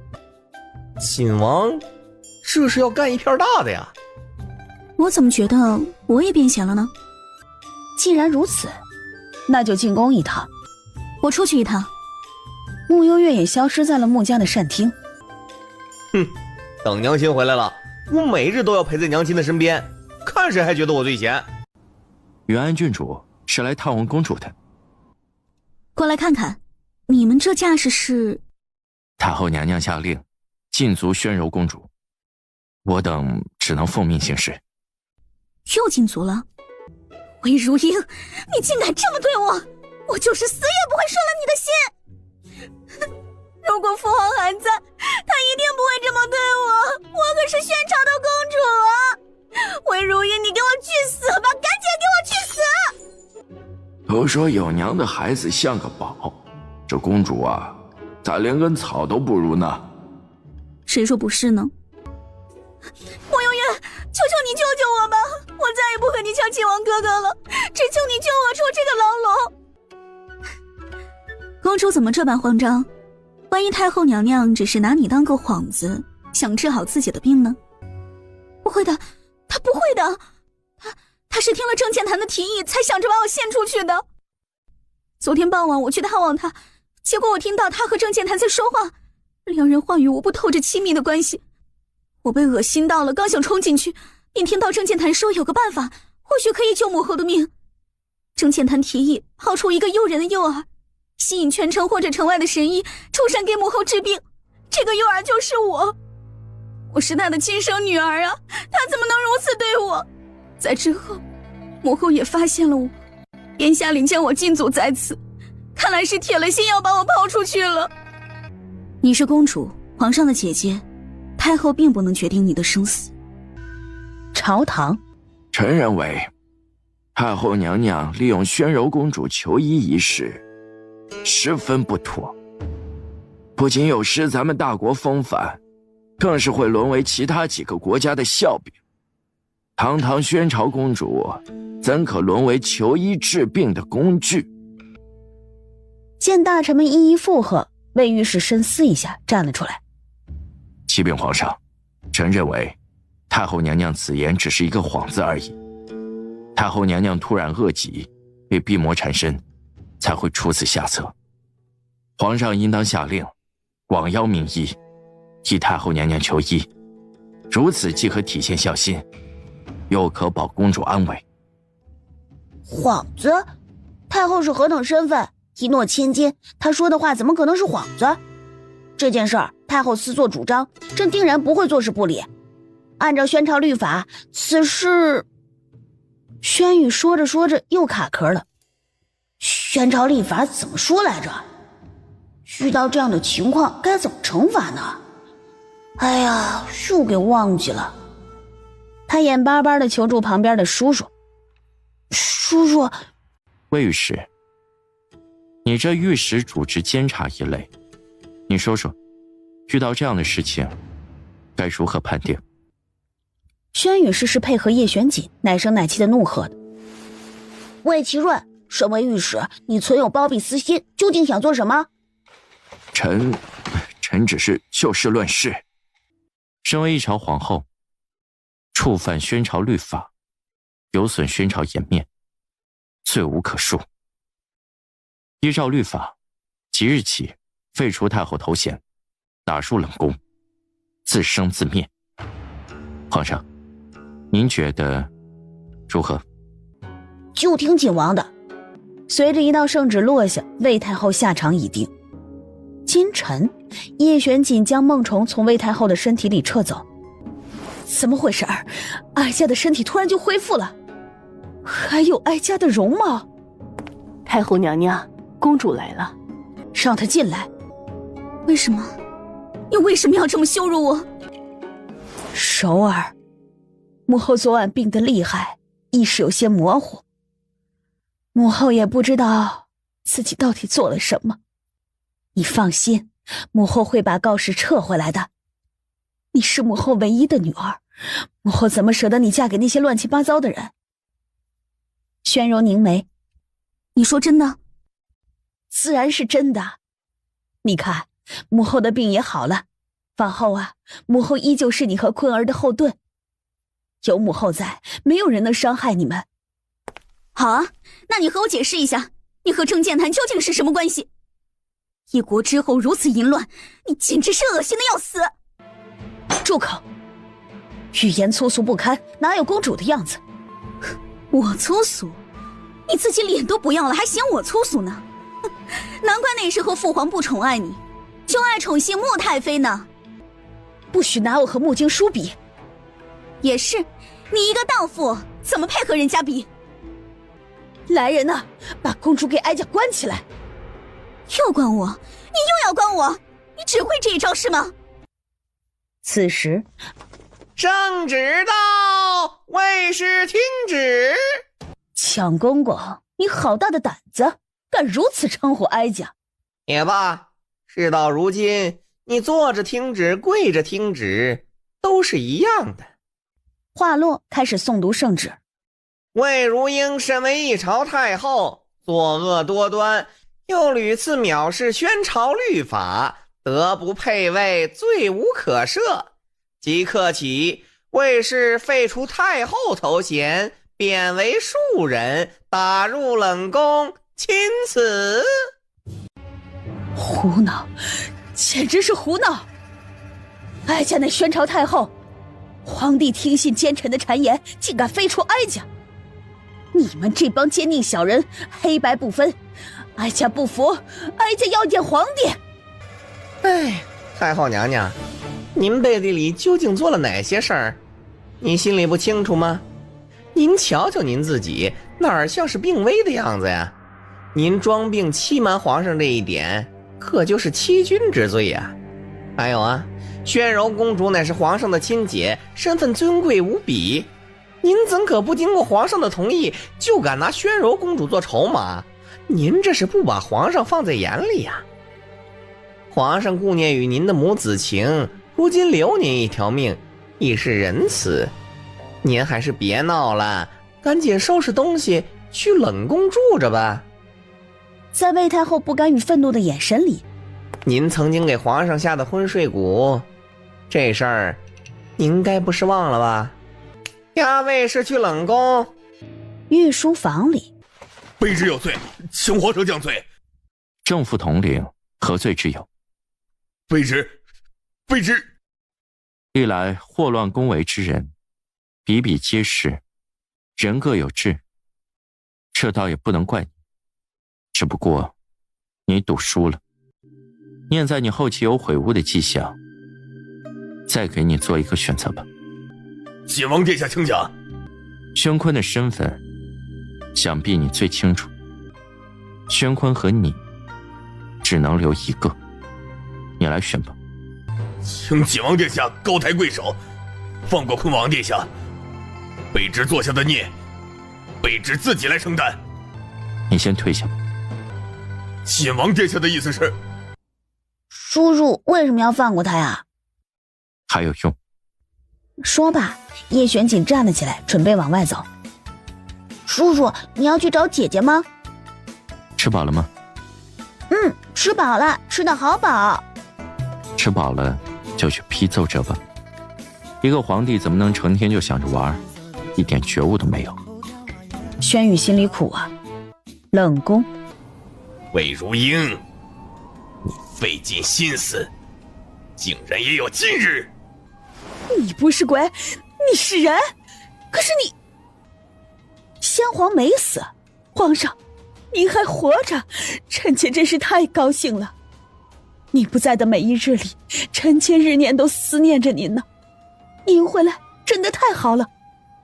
皇上，叶玄锦那个奸臣祸乱朝纲，控制了轩宇。皇上，你可得想想办法，尽快铲除那个奸臣呐！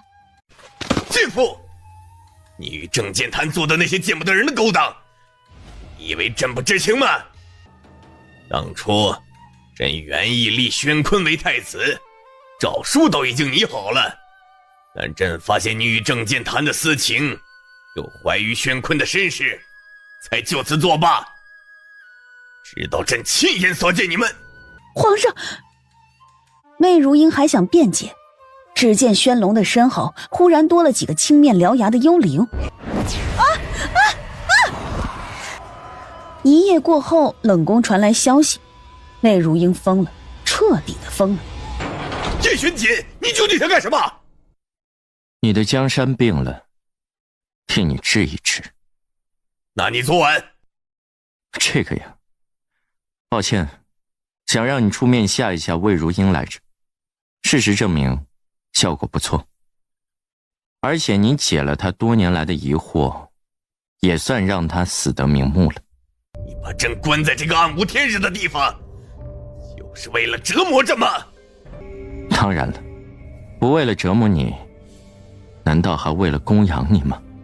当初我也算好心帮你治理江山，你倒好，反倒对我起了杀心。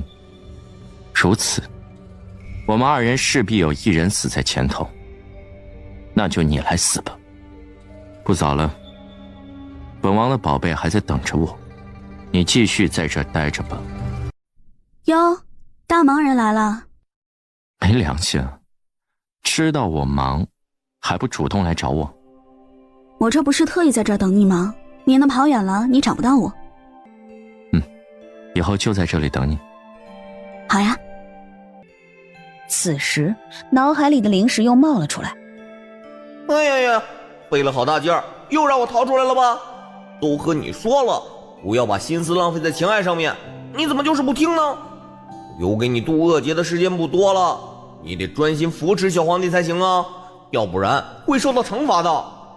哎，你身边这个姑娘气息有点熟悉啊，你凑过去一点，让我闻闻。灵石聒噪的声音吵得叶玄锦头疼。喂，你等会儿，你别封印我，让我仔细辨别一下这个姑娘的气息，或许能帮到你呢。这个狗东西有这么好心？你才狗东西，你全家都是狗东西。你怎么了？没事，脑袋里有些吵。灵石也是透过这一眼，清晰地看见了穆幽月的面容。我的天哪，竟然是她！完了完了，你可能要死得更快了，是个女的。未等叶玄锦做出反应，灵石竟然第一次在叶玄锦的意识里炸掉了。怎么，这个狗东西认识甜甜？怎么了？这时外面有下人来传：小姐，请王殿下，老爷请你们去膳厅用午膳呢。来，吃饭。小锦这2天也忙吧，多吃点儿，特意让厨房做了一些你爱吃的。方才碰到了京兆尹府的裴大人，他说花圣国女皇即将到访，皇上这次为表重视，特意让爹你这个丞相来接待女皇，负责女皇此次的衣食住行。这不是礼部该干的事儿吗？怎么摊到我头上了？岳父乃百官之首，花圣国女皇又登基许久，皇上此次做的这个决定，大约是体现了宣朝对花圣国的重视。爹，你放心吧，我见过那位女皇，挺温柔的，长得也漂亮。你就知道漂亮，我平时是这么教你的吗？做人呢，不要太肤浅，不能只看表面。是，爹说的有道理。女皇大约什么时候进京啊？10日后吧。还有好久啊。那位大公主会一起来吗？不会，萧渊留在花圣国带领女皇处理政务。接下来的几日，穆幽月每晚都会派出一大波的幽灵去陪魏如英。公主，空王殿下，不好了！何事啊？太后娘娘昨夜投井自尽了。穆府，叶玄锦，我刚刚干了一件缺德事情。什么缺德事？说来让我高兴高兴。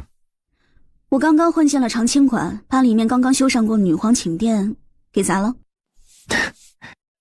你说这样娘亲是不是就没地方住了？你说她住哪里比较好呢？你可真是机灵。那当然了，都说女儿是爹娘的贴心小棉袄，这回够贴心了吧？你怎么不贴心我？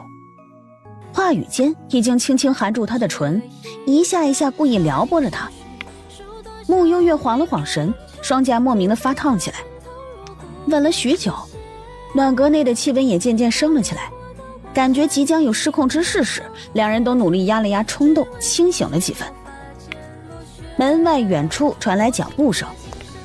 甜甜，女皇进京了。娘亲回来了，走，我们去看看。好。丞相大人，这就是你给本君准备的住处。看来丞相大人对本君的成见很深呢。这就是宣朝的待客之道吗？怎么回事？女皇，此事出现了纰漏，劳烦女皇请先去2楼暂作休息，我这边立即命人来修缮。怎么，丞相大人是想让本君和下人挤在一起？不是，我不是这个意思。这女人咋这么不讲理呢？晋王殿下到！这就是你们办的事。晋王啊，这里出现了一些纰漏，也不知道是哪个不知死活的东西，竟敢把女皇准备入住的寝居给砸了个稀巴烂。你说，现在该怎么办才好？本君来的路上，听说此次是丞相大人负责监应本君，怎的一出事就怪到别人头上了？不是我，女皇请先息怒，本王这边会给您一个合理的安排。也好，那本王就等景王的好消息了。要不然，让女皇去宫里住吧。皇宫重地，混入他国之人，鱼目混杂，不太妥。也是啊。穆想下意识的赞同点头。皇上又如此年轻，指不定被人用2块饼干就能哄得团团转。不行不行，若不然，在你的府上住一段时间。岳父，朝中那些大臣本就对我有猜疑，若是让花胜国的女皇住在我府上，外头指不定又得传出一些风言风语。也有道理啊。那这到底该怎么办啊？也不见得让人家一个女皇住客栈里吧。天气炎凉，女皇在这站了这么久，景王和丞相究竟商量出结果没有？岳父，若不然的话，让女皇暂且先住您府上。什么？这不胡闹吗？住我府上，难道旁人就不猜忌了吗？无妨，我这里会帮岳父解决这些困扰，只要岳父点头便可。待这里重新修缮后，女皇便可出回来。眼下也的确没有别的办法了。那就这样吧，本君实在是累了，不想因为此事多做纠结。丞相府在哪儿？给本君带路。呀，见过女皇。见过女皇。不知道是谁把本君的住处给破坏了，本君只好暂且住在丞相府，叨扰你们几日了。恭迎女皇入府。木相感觉天都塌了，他是造了什么孽，摊上这种事儿？本君住哪儿？这个又让木相头大了。算了，本君先去参观一下吧。怎么不见丞相的各位夫人，其他的儿女也不见人影？怎么，本君不配他们来参拜吗？他们都身负官职，这个时辰各司其职，都在忙。是吗？丞相大人可真会生。这间院子景色不错，本君就住这里了。女皇啊，这间院子是微臣住的，恐怕不太方便。有什么不方便的？你收拾收拾搬出去就可以。看来丞相大人不太欢迎本君，那算了，本君即刻回花胜国吧。不是，别。木相下意识的上前，匆忙中拉住了萧清曼的手。丞相平时也这么随便拉女人的手吗？劳烦女皇稍作休息，微臣一会儿让人把这里收拾出来。好啊，那麻烦你了。本君有些累了，先睡一觉。晚点你们用膳的时候记得叫我啊。木相很快让人简单的收拾了一点自己的东西出来。女皇先休息吧，微臣不打扰了，有事随时吩咐。去吧去吧。爹，我听说花胜国女皇住在我们府里，是真的吗？这事儿都传到太医院了。何止啊，我刚刚回来时，大街小巷都传遍了，说是景王关键时刻翻脸不认人，让你自己收拾烂摊子。这事儿是我掉以轻心了，事关他国，小景也难办，也难为他把这事儿都往自己身上揽。那现在女皇在哪儿？怎么府里连个花胜国的侍卫都没有？在我屋睡觉呢，他就带了个贴身的嬷嬷来，其余人都安顿在别馆2楼。你是说，你把你房间给女皇睡了？那叫我怎么办啊？那女人非要睡在那里，要不是看她是个女皇，我早一脚踹她出去了。身为一个女皇，竟然就带了个嬷嬷进来，此事必有蹊跷。的确有一些。四哥误会了，女皇是怕带的人多打扰到我们，而且我们这里个个都有武功，所以女皇特别放心。正聊着，有侍女匆匆跑来。相爷，女皇醒了，正喊饿呢，让你给她送些吃的东西。真是找了个祖宗回来。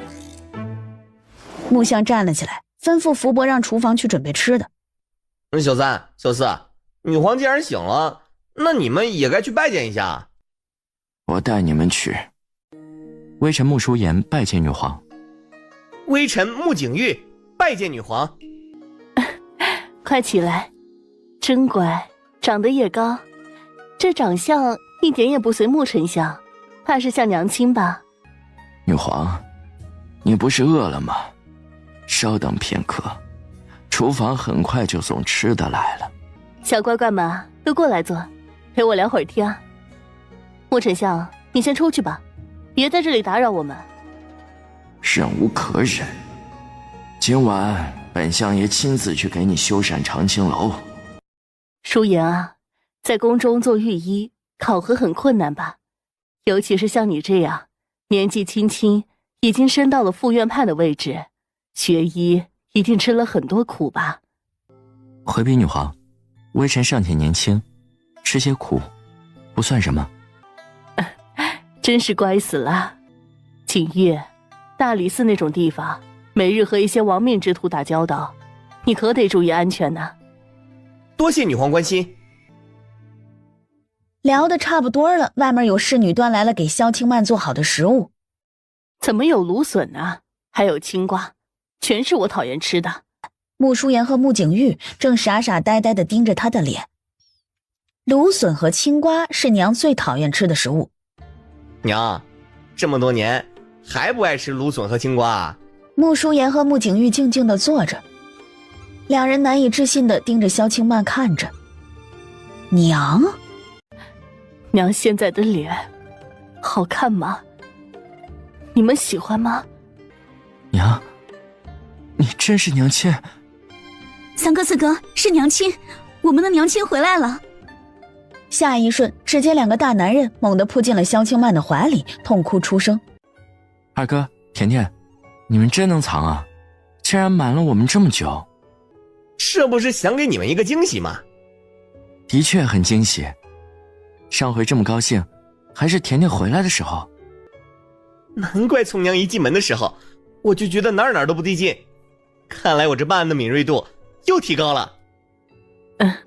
咱们小四可厉害了。对了，爹还不知道此事吧？先不告诉他，看看他什么时候才能发现这是娘亲。告诉他干嘛？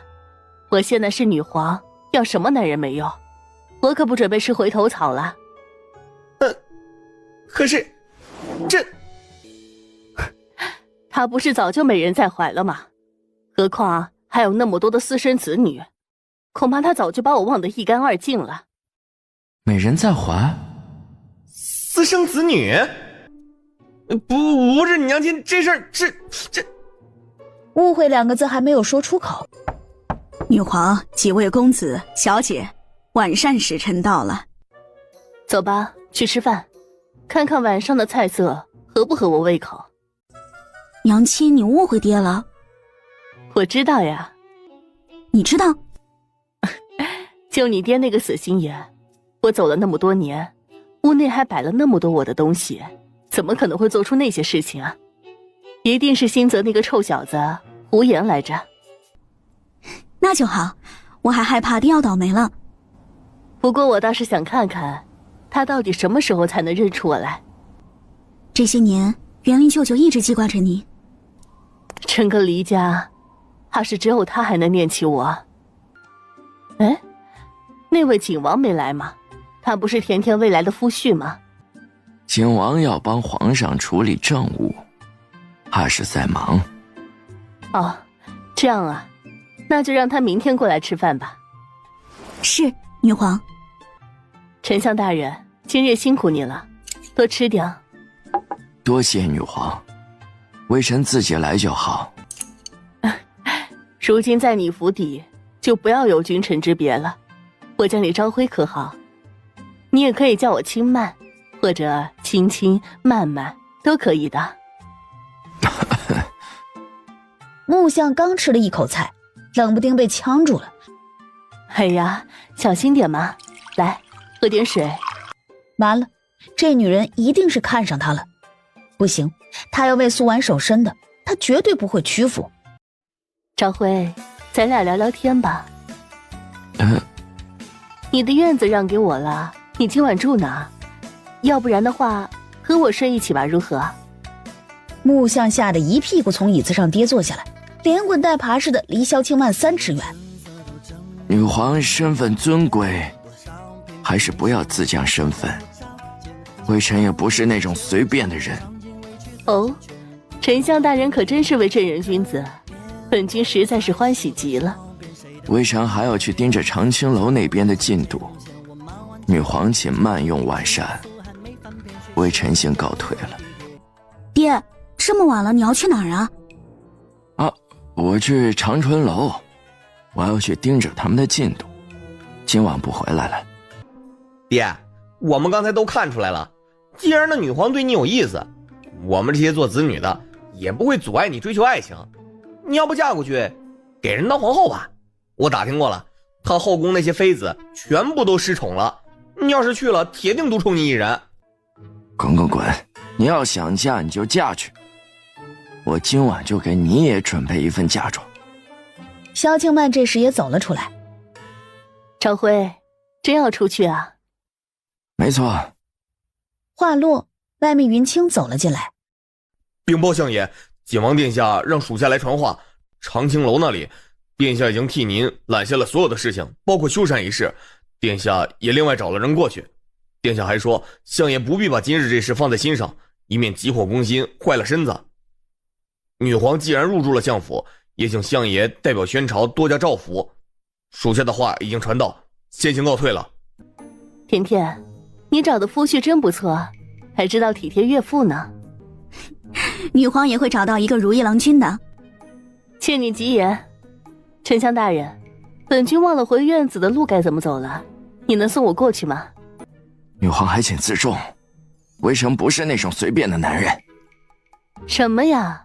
本君只是让你送我回院子而已，怎么还扯上这些了？微臣还有事情要忙。幸泽，送女皇回院子。翌日，皇上中午在宫中设了私宴，单独宴请女皇，命微臣来护送女皇入宫。我身上这件衣服好看吗？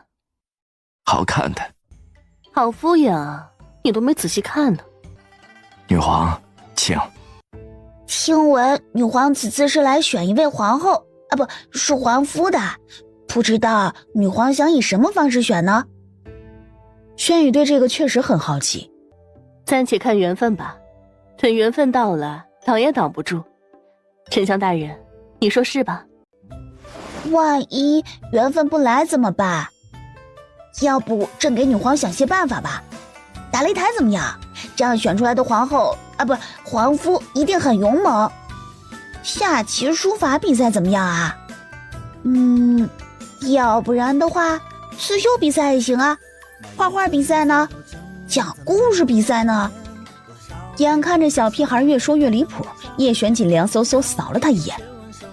你准备给自己选皇后呢？此次本君亲自来宣朝，选皇夫是其次，主要是想与宣朝交好，期待两国的感情更进一步。话毕，他看了眼孟晚竹。孟晚竹弯腰给轩宇递上一份函件。为表示对宣朝的诚意，女皇此次特意割让云乡、潞州两座城池，献给宣朝。云乡城、潞州城临近宣朝边境，加之粮产丰富，可轻易解决边境将士们的粮草问题，以绝后顾之忧。这是本君此次献出的诚意，当然，本君自然也不是白给的。本君需要宣帝签下一份协议，本君要宣朝与花圣国同生共死，永保花圣国周全。叔叔，签吧，没坏处。听闻景王与相府千金情投意合，不知什么时候才能修成正果呢？是啊，叔叔，你什么时候娶姐姐回家啊？轩宇也好奇这事儿。丞相大人也在这儿，这事儿怕是还得你说了算吧？孩子们的事情，让孩子们自己解决。等他们想明白了，自然会修成正果的。丞相大人倒是开明，你难道一点也不想抱孙子吗？我想，但我着急有什么用啊？景王啊，既然彼此有情，那就不要消磨时光了，珍惜当下。珍惜当下。他害怕自己某一日节度完成后突然消失在这个世界上，怕留下甜甜一个人在这世上，万一她以后还要嫁人怎么办？这个念头起就被他猛然掐断。不可能的，她只会嫁给他，午后，鸭，这只小羊是鸭变的吗？这玩意儿啊叫羊驼，皇上喜欢吗？姐姐要送给我吗？这个主人怎么样？很有钱，跟着他你就是贵族羊驼了，羊驼里的首富。小羊驼似乎很满意。皇上，那就送给你了。哇，好可爱！慕幽月注意到叶璇锦投来的目光，似是想起某些往事。只有一只，你想要自己去抓。你比他可爱多了，我要你就够了。你拿我和草泥马比？不是叫羊驼吗？怎么又成什么马了？我娘呢？不知道，你爹跟着他呢。隔壁那座是什么殿？回禀女皇，是穆太妃的住处。本君出去走走，你们别跟上来。静书，是我。话落，他指尖沾着一点茶水，在案桌上写下了2个字：素婉。嫂子，哎，哥哥知道吗？还不知，不过孩子们都已经知道了。快天黑时，外面有人通报，太妃娘娘，丞相大人来了，说是来寻女皇去赴宴的。快请丞相进来。太妃，哥哥怎么来了？今夜皇上设宴群臣，这会儿大臣们都已入去入宫，所以我特来寻女皇，前去赴宴。武后和静书聊得太投机了，连时间都忘却了。静书刚刚还打趣说，本君身上有他嫂嫂的影子呢，想让本君做他嫂子呢。不可能。哥哥，我的确很喜欢这位女皇，为人亲和有趣，相信甜甜他们也会很喜欢这位娘亲的。行了行了，我去赴宴就是了。经过木像身边的时候，在他耳畔低语：晚上来我院子，告诉你一个大秘密，你要是不来的话，可别后悔哦。你威胁我？谁威胁你了？我这个女皇很闲吗？就怕到时候我让你滚出院子，你都舍不得呢。你铁定有点毛病。萧清曼先走了。午后，我听皇上提起，他有意册封你为太后。静书，你怎么想？这宫中困了你太久，你若是不愿，就跟着哥哥一起回家吧。出宫路上，爷，外面寒气太重了，你走快一些。啊，不急，我在思考一些事情。甜甜，我有点怕。怕什么？就那位女皇，我真的很怕她。她竟然还叫我今晚去院里找她，说我不去会后悔。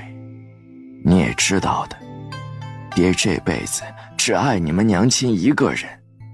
萧清曼才来了2日，就对我百般示好，我怕她对我图谋不轨。我也不缺所谓的老伴儿，这些年一个人也挺好的。不过今晚你还是去一趟女皇那里吧，万一她有什么重要的事情和你说呢？比如大哥和大公主的婚事。那我今晚还是去见一见她吧。如果她对我图谋不轨，我也不管她是不是女人了，我一定把她打得爬都爬不起来。行吧，毕竟当初你也是打赢了娘才娶到她的，夫妻情趣嘛，懂得都懂。啊，对了，你姑姑那边，虽然皇上有意封她为太后，可太后有什么好的？你姑姑这些年过得太苦了，再这么下去，我怕她身体会垮了。我想劝她回家，不过她暂时没有松口。等有空，你去见见你姑姑，替我劝劝她。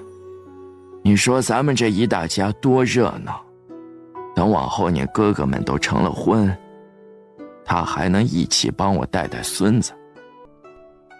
我记下了。夜晚，朝晖，回来了呀？怎么不多点几盏灯啊？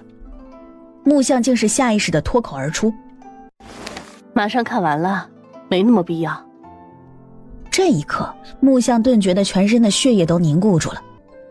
穆朝晖，你真是老了呀。为什么甜甜他们光凭聊2句天就能认出我？你怎么就是认不出我呢？木相忽地将随身携带的匕首拿了出来，做事就要朝着自己的大腿扎去。你干什么呢？我想试试这匕首扎肉里疼不疼，看看这一切是不是梦。不是梦。木相一时痛哭了起来。两人相拥着，无声胜有声。翌日，恭喜老爹再开第2春。星泽，别闹，什么第2春？那还是我的第1春。你们几个瞒我瞒得够深的呀，耍猴呢？娘，冤枉啊！是我让他们瞒着的，你要是不爽就来骂我。素婉，我哪里舍得骂你呀？现在素婉的身份还不宜太过高调，咱们心里清楚就好，在外别露馅了。行了，这还用你说？我去吃早饭。先前新泽说你在外私生子女一大堆，又时常流连烟花小巷，把我气得够呛，差点都不想回来见你了。木相嘴角一抽，这孩子就是调皮。可不是，这一点倒是随我。把萧清曼送到膳厅后，木相开口：素婉，我忽然想起有东西忘记带了，你先去吃早膳，我一会儿就来。好啊。臭小子，看我今天不宰了你！救命啊！私生子女，烟花巷柳，你在背后就是这么编排我的。爹，冤枉了！我一开始以为娘亲看上我了，所以才伪造的借口。呸！我呸！下不为例。木星则适时转移话题。爹，娘亲如今是花圣国女皇，这身份一时半会儿摆脱不了，也不能在宣朝停留太久。你准备怎么办？怎么办？啊？当然是和他一起回花圣国。你以为我现在还能抛下你娘吗？那你以什么身份跟去啊？皇夫啊？皇夫就皇夫，只要让我跟着素婉，随便封我个才人都行。这，爹，你变了。孟大人，请坐。多谢老将军。今日这茶不错，孟大人可以先尝尝。早闻宣朝李府将门世家，战功赫赫，李老将军虽已卸任，可依旧能让晚辈感受到那股不寻常人的傲骨，晚辈实在是敬佩。听闻孟大人也生于将门世家，怕是也只有你能懂这其中之苦了。李瑞贤开始试探孟晚竹，不过都是为别人做嫁衣，不提也罢。确实如此。那日与老将军一同赴宴的是令公子，是次子园林。可是那位镇安大将军黎园林。不错，不过园林同我一样都已卸任，如今是朝中尚书，着实有些可惜。孟夫人可有婚配？府中还未有主夫，只有2个侍妾。隔壁的穆幽月差点笑出声，感情这孟大人也是位戏精啊，演技爆表。此次来宣朝，晚辈发现宣朝皇帝有意处处打压李府，晚辈心中实在是替老将军有些鸣不平。就说皇帝那黄口小儿，哦不是晚辈失言了。无妨，孟大人不过是说出了真心话而已。孟大人想做女皇吗？孟晚竹看了他一眼，笑了笑，没有回答他的问题。甜甜，怎么了？你那里是不是还差一位主妇？你觉得我合适吗？先给我捏捏肩，看你的手巧不巧。好。末了还饶有兴致地问他：你以后会娶妾吗？叶璇锦，你有毒。岳母说珍惜当下，甜甜，是不是该考虑一下我们的婚事了？与此同时，叶璇锦的心口一股猛烈的绞痛侵袭全身，后背上轻轻浮现。你怎么了？想抱抱你，你别动。叶璇锦害怕他看见自己现在的模样，铺天盖地的疼似是在吞噬叶璇锦的五脏六腑。我还有事，晚上一起用膳。锦王府，叶璇锦的院子里，叶璇锦的锥心之痛丝毫不减。哼，知道疼了吧？你以为我在骗你呢？叫你放下儿女情长，好好作恶，你非是不听。我告诉你啊，这锥心之痛只是个开始，以后只会更痛，你明白吗？更痛，哪天痛死你了，你说不定就灰飞烟灭了。闭嘴！你还是安分点吧，放下儿女情长，不然你……我偏要去的，你能奈我何？你滚！好嘞。半晌，他想起一个人。本王要出一趟远门。宫里魏文殿。你是谁？你能看见我？为何死后不去转世？你生前并非恶人，下一世不会亏待你。转世不好，转世了就不能陪着他了。你在陪我姑姑。你是他的侄女。时间过得真快呀，连他的侄女都这般大了。你是我姑姑从前的恋人。姑娘莫胡言，辱了他的名节。那你在这单相思呢？我告诉你，我是抓鬼的。你要是不想被我收走，你就老老实实告诉我你的身份，否则你这阴气成日围绕在这里，会影响我姑姑的气运。在下平州天河人士许一谦，当年是我负了他。许一谦说起往事，穆幽月听完这一段往事后，又一次对人世间的情感有了新的认识。你这人咋那么倔呢？你这意思不是正好让抢你身份的人高枕无忧了吗？我文人风骨，关键时刻损人损己，傻得没边，蠢。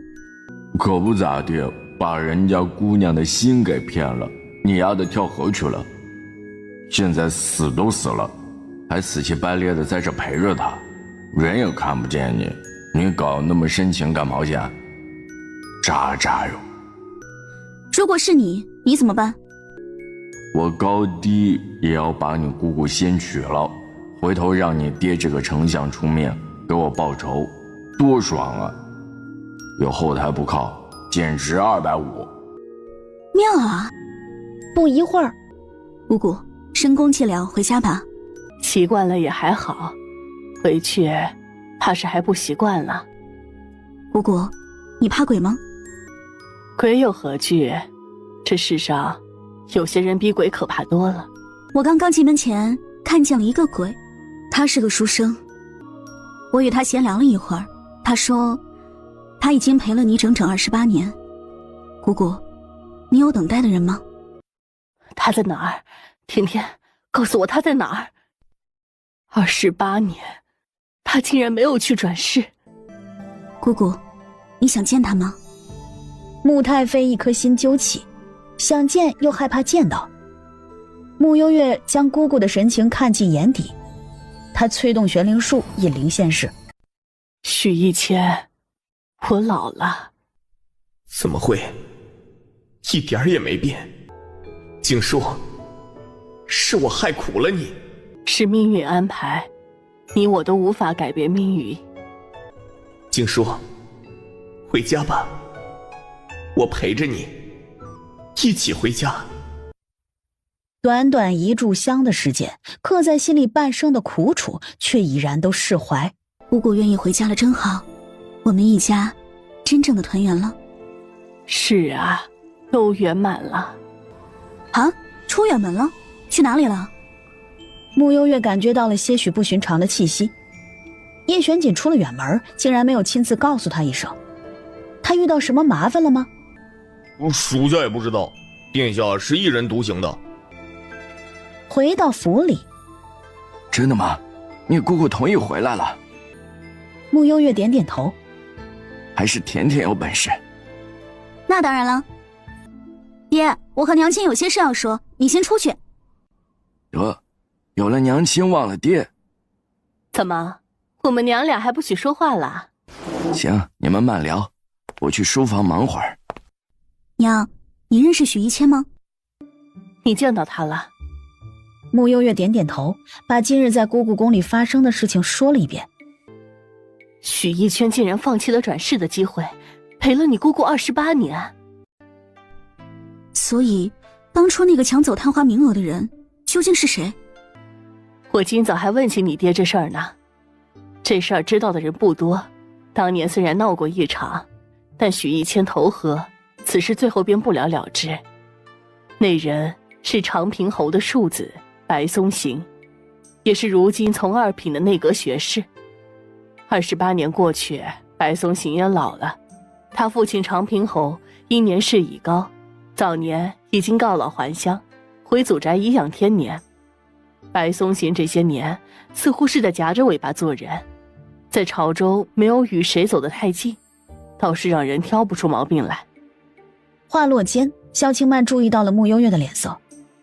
你怎么了？脸色如此差？刚刚催动了玄灵术，有些耗费精力了。娘亲，我的凤凰金血你知道吗？知道，当然知道。从你出生不久后，我们就发现了你的血特殊，为此我还特意去找过紫兰道长，他说了一大堆什么上天恩赐之类的，要我们好好保护你。怪我嘴贱，曾经在黎瑞贤面前提过一嘴，哪知后来也不知道怎么传到了陆永慧的耳朵里。听娘亲的形容，紫兰道人应该是位得道高人，可我听说他已经被东岐处去，是真的吗？他是紫兰道长给众生的假象罢了。原来如此。之后的2日，木相亲自求见了轩宇，想着该怎么求轩宇，准许穆太妃回家。哪知轩宇很快就答应了，但是提了一个条件：朕想去丞相府住几日，可以吗？叔叔这几天都不在，正是他偷溜出去游玩的好机会。这好不好嘛，丞相爷爷？可以，不过白天要待在宫里哦。行，朕早上吃完饼饼就回来。没问题，饼饼管够。轩宇欢呼，临走前还命令蒋公公把小羊驼给牵了出来。轩宇又给他取了个新名字，叫软软，给木相吓得一激灵，做事就要走。丞相爷爷，我们走密道。啥玩意儿？还有密道？到了，这里出去就是叔叔的府邸了。2人正要出去，雨儿，是雨儿吗？雨儿，你还在不在？父皇，是你吗？是朕。皇上，丞相也在。穆爱卿，朝中奸臣当道，叶玄锦胆大包天，给朕制造了假死的假象，实则一直将朕关押在此。好在朕总算等到了你们。穆爱卿，你先放朕出来，朕出去后势必要联合朝中其他重臣，揭发奸臣叶玄锦的罪行，让这奸臣不得好死。木相思索了片刻，试了一下，发现这并非普通的门锁。皇上，这锁微臣一时半会儿还解不开。无妨，都等了这么久了，也不差这一会儿了。丞相，朕只能将希望寄托于你的身上了。请皇上放心。好，拜见皇上，拜见木相。叔叔去哪儿了？丁系有事外出几日。啊，这样啊，那等叔叔回来了，一定要让他先来见我哦。是，皇上。回到相府，你们这是怎么了？我们……轩宇刚要开口，又见萧清曼还在这儿。你们慢聊，本君先去休息会儿。待萧清曼走后，轩宇扁着嘴，委屈地说：“叔叔，他囚禁了父皇。”甜甜，这事儿你知道吗？我知道。这么大的事情，你怎么能瞒着呀？历来哪怕是奸臣，也无人有如此胆量敢这么做。你知道这事儿一旦被捅出去，会引起什么风波吗？我当然知道，不过，我想叶巡锦一定有他这么做的理由。我头都大。皇上，爹，你们先别急，等叶巡锦回来也不迟。皇上怎么说？等叔叔回来吧。他相信叔叔。先帝竟然还活着。朝晖，你也别恼，我就这么和你分析吧。一个皇帝被人囚禁多年，对于他而言是奇耻大辱，人生的污点。你放他出来后，他也不会将自己的遭遇公布天下，因为太丢人了，与他的身份根本不匹配。届时他就算解决了小景，作为见证这一切的人，你以为他会放过你和轩宇吗？不会的，只有死人才不会开口。效忠朝廷是对的，但于中就没什么意义了。眼看着气氛微妙，别纠结了，要不然你就辞官吧，跟我回花圣国做我的皇夫。咱家这几个孩子啊，论起来现在个个都是皇子公主，不比在这快活吗？都不用看别人脸色。那行，我就等小景回来。娘亲，你知道紫兰道人在哪儿吗？他想去见见此人。入夜，好兴奋啊！什么时候出发？陆言，你至于吗？咱们是要出远门，不是去打劫呀。习惯了吗？悠悠，咱们可以出发了。先走一段水路，再走山路，就到黄叶山了。出发。秦护卫，景王和穆幽月如今都不在京中，是否要对萧清曼出手？如若萧清曼在宣朝出事，花圣国势必会和宣朝闹翻，这样国君的计划就达成一半。男子话未全部说完，已被青青毫不留情地扭断了脖子，倒地气绝。青姑娘好身手啊！二公子，此事与你无关，你最好当作没看见。在宣朝地界杀人，身为宣朝子民，怎么就与我无关了？那你想如何？天瑶国君的女护卫杀了天瑶国的人，这是起内讧了？话还没说完呢，你跑什么？穆幽月一行快马加鞭的赶路，在第5日的时候抵达寒梦山的地界。我师父在这里，我得先去拜见一下他。既然来了，哪有不进师门的道理？悠悠，那你先去吧，我们在附近的客栈等你。师姐，你回来了。怎么突然这么多人在此守门？唉，前段时间不是有一些人来这里吗？似是有事要求师父来拜，师父拒绝了他们。可那些人屡屡上来，而且似乎身份也不小。师父嫌他们烦，就派了一些弟子在这里，称那些人若是还来的话，就把他们打出去。师父可在山庄内？在，不过师父昨日闭关了，要7日后才能出来。啊，那可真是不巧。师姐，那些人又来了。劳烦去向秦掌门通报一声。敢问阁下是？你是？寒光派弟子，有什么事先和我说。我们是要与秦掌门谈事情，你一区区小弟子，还轮不到你来说。既然是来求人办事，就得拿出求人的态度。我师父又岂是你们想见就见的？也罢，趁我没生气之前，赶紧下山。若再让我见到你们，休怪我对你们不客气了。家师乃是万华派掌门向昭言，此番江湖有不明势力入侵，特意前来与秦掌门商量合作一事。你一个小弟子，莫要坏事。向昭言，敢问姑娘如何称呼？韩苏。原来是韩苏姑娘，失敬失敬。向掌门先去一旁的小竹楼内饮杯茶，带我去通报师傅一声。也好，多谢韩苏姑娘。啊，悠悠，你不是去见师傅了吗？怎么那么快就回来了？向昭言出现了。什么？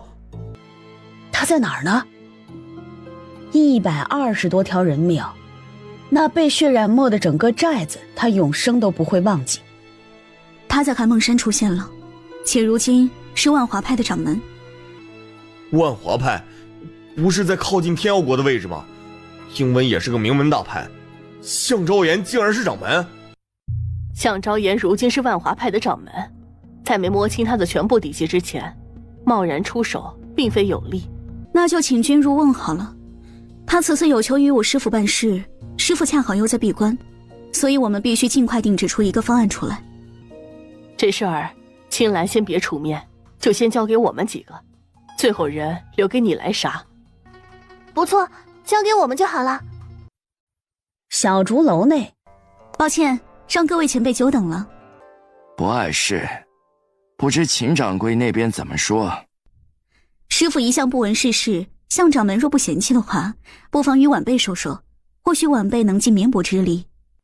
我们掌门亲自登门求见，秦掌门竟然让一个弟子与我们会面，莫不是太瞧不起我们了？又不是我求你办事，怎么还挑三拣四的？几位若是瞧不上我这小弟子，那便请回吧。韩苏姑娘莫气，是向某管教无方。江护法，快给韩苏姑娘赔个不是。韩苏姑娘，抱歉，是我多嘴了。没事。不知韩苏姑娘可曾听说过赤血山？赤血山，那个土匪窝吗？自然是听过的。这赤血山内皆是穷凶极恶的狂徒，杀人如麻，心狠手辣。我从未见过如此厚颜无耻之人。近来赤血山狂徒屡屡下山作恶，更是将几个小门派一一屠门，手段残忍，丧心病狂。是吗？是的，赤血山一日不除，江湖永无宁日。向掌门果然心存仁厚，晚辈佩服。所以此番还请韩苏姑娘多费神了。好说。向掌门是否有什么想法呢？晚辈可以尽力配合。我们万华派建派时间不长，所以此次想以寒光派的名义对赤血山下一份追杀令，不知韩苏姑娘能否代表秦掌门做主此事？此事须得请示过师父才行。天色已晚，不知各位下榻在哪里？是否需要晚辈安排住处？不必了，我们下榻在郊外的云游居内。韩苏姑娘若是有事，可以去那里找我们。好啊，我会尽快过来的。生于易容世家的沈羽翼，易容成了韩苏的模样。咦，悠悠二哥，你怎么在这里啊？过来凑热闹啊！结果发现有人比我更早到了。木星则望着身旁某一处清一色黑压压的服饰。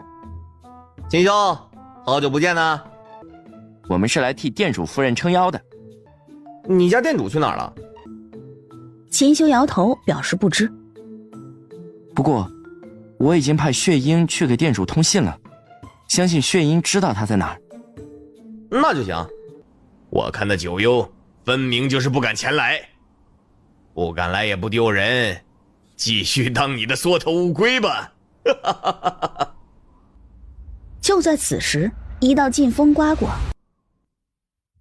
九幽站定，朝祁文勾唇浅笑：“祁掌门，请赐教。”话落，风影一般的速度上前，瞬移到了祁文的面前。场上全是清脆的耳光声，砰！最后九幽朝着他的脸来了一拳。掌门，掌门！来了这么久，忘了自我介绍了。本尊便是赤血山首领，九幽。今日诸位也在，本尊倒也有一件事情想要问一问。近来是谁打着赤血山的名义在外胡作非为？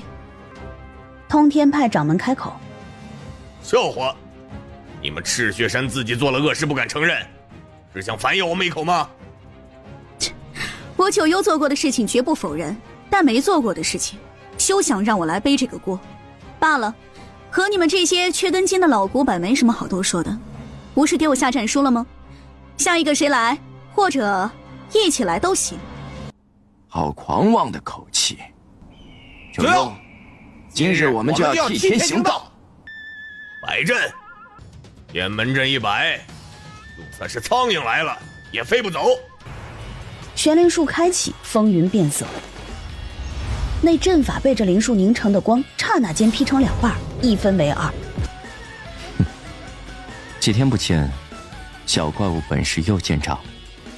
店主，嘘，别影响到他了。此时此刻，被九幽支配的恐惧下，各大派不仅靠近不了这恐怖的女人，甚至场上残肢尸体一片。向昭言，看了这么久的热闹，还不打算来帮帮你的伙伴们吗？你要眼睁睁地看着他们都死在你的面前吗？说起来，向昭言这个名字很耳熟啊。哦，我想起来了，你不是风刀寨的伙夫吗？怎么如今摇身一变成了掌门呢？什么？风刀寨伙夫？什么？你们都不知道吗？哎呀，原来你们都被他给耍了呀！哦，我认得他，以前是风刀寨的一个烧饭的，后来呀，好家伙，他给风刀寨的所有人下毒，杀了人家足足100多口人呢。九幽，恶人做惯了，谎话随口就来。什么风刀寨，我从未听说过。是吗？是。你等会儿。下一瞬，所有人竟然真真切切地见到一些白色的人影在各处飘荡了过来。向昭言，还我命来！向昭言，你为什么要杀了我呀？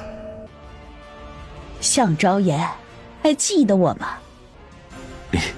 李青兰，无影圣姑，李青兰，向昭言，你太歹毒了！我没有，一切都是赤血山的阴谋。李婶身形迅速一闪，绕到了向昭言的身后，站在一旁观战。穆幽月总觉得有人在看自己。叶璇姐，她什么时候冒出来的？二哥竟然也在这里。与此同时，李婶迅速快而准的将弯刀迅速扎进了向昭言的心口处。向昭言，这些年你真的没有一丝的后悔吗？李青兰，他们视你为最亲之人，是你没护好他们，与我何干？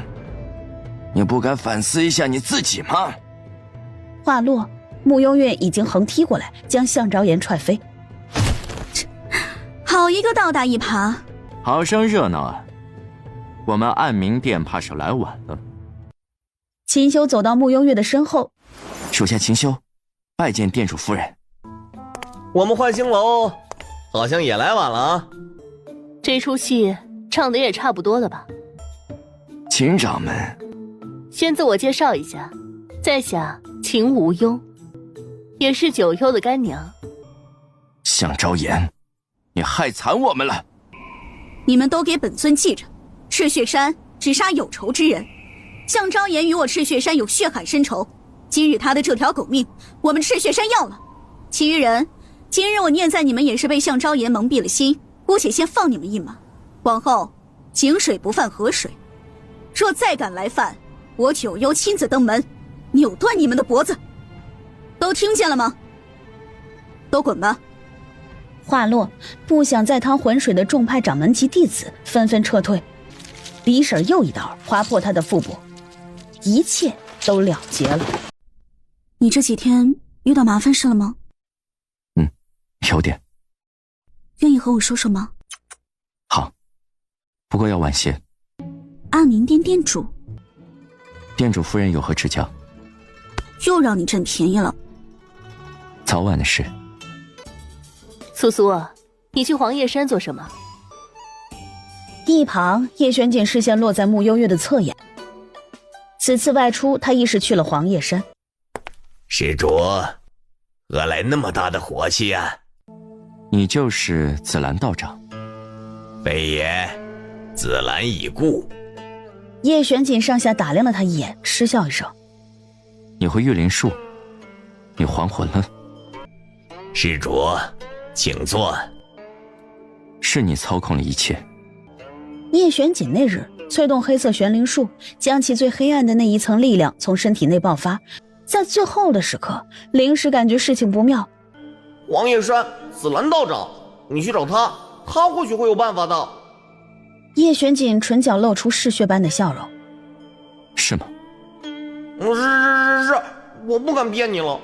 如果你死了，我也不复存在了，我们的使命还没完成呢，死了多可惜啊！你说是吧？滚！哎，好嘞。死？叶玄锦现在才舍不得死，只不过不拼一回性命，永远都会被这狗玩意儿轻易的拿捏。好在赌赢了。如何让我永远留在这里？施主有恶劫在身，不比常人，得牢记使命方可圆满，忤逆天意，会遭天谴。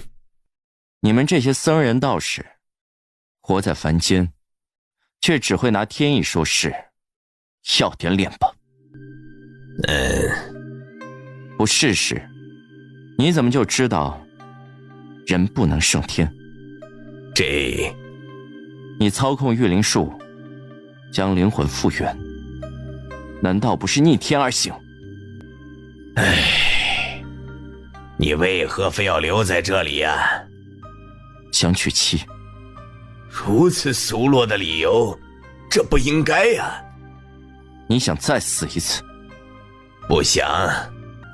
渡恶劫是上天对你的惩罚，你可曾想过为何你会遭受这样的惩罚呀？我若知道，还来问你。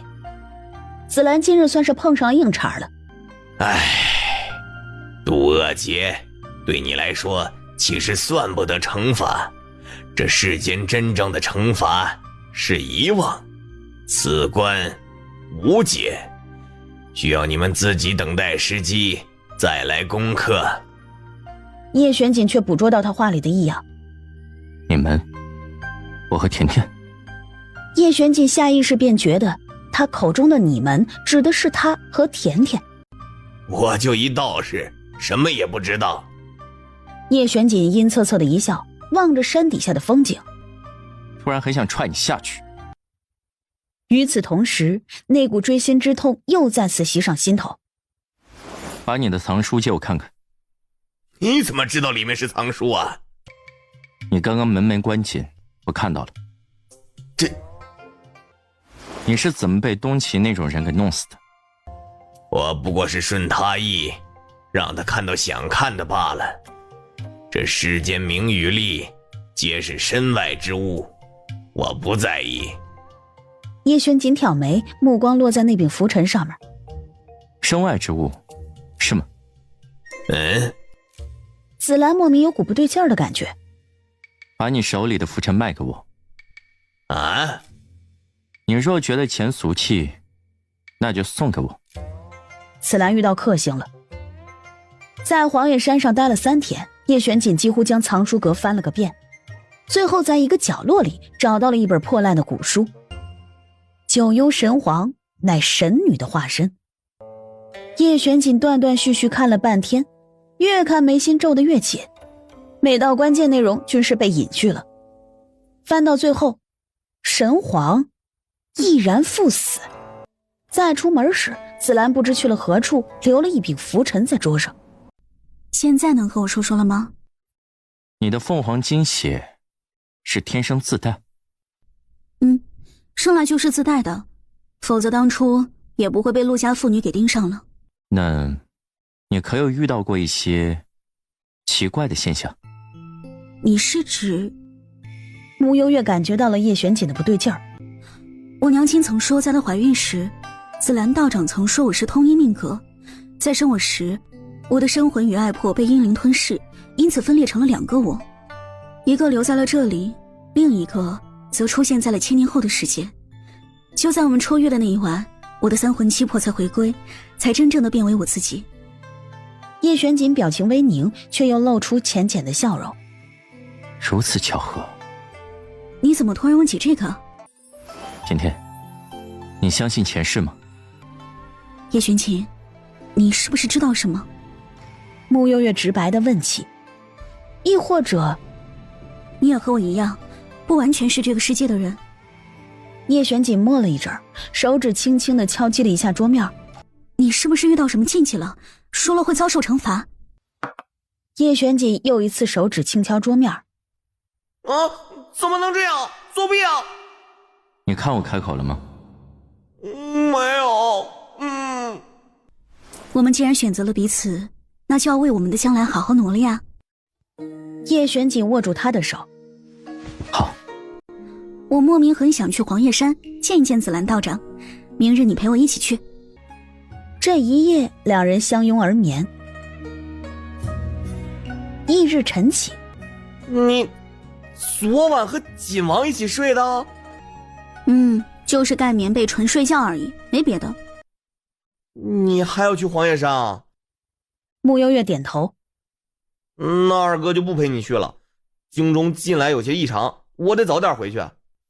慕容北萧身边那个女护卫是反古国的奸细，已经被我抓起来了，关在了大理寺的诏狱里面了。一个诏狱关得住女奸细吗？放心吧，暂时跑不了。这时华爱星楼一个属下匆匆走来，神色慌张。公子，据探子来报，那个女奸细跑了。那什么，甜甜，二哥先回去了啊，你和锦王忙完了早点回来啊。说完，一阵风似的消失在眼前。当众人来到黄叶山上时，这什么情况？紫兰跑了。他们为什么要跑？难道算准了我们要来？你之前把他怎么了吗？这怕是给人家整出什么心理阴影了吧？叶玄锦表示无辜。我对他挺客气的。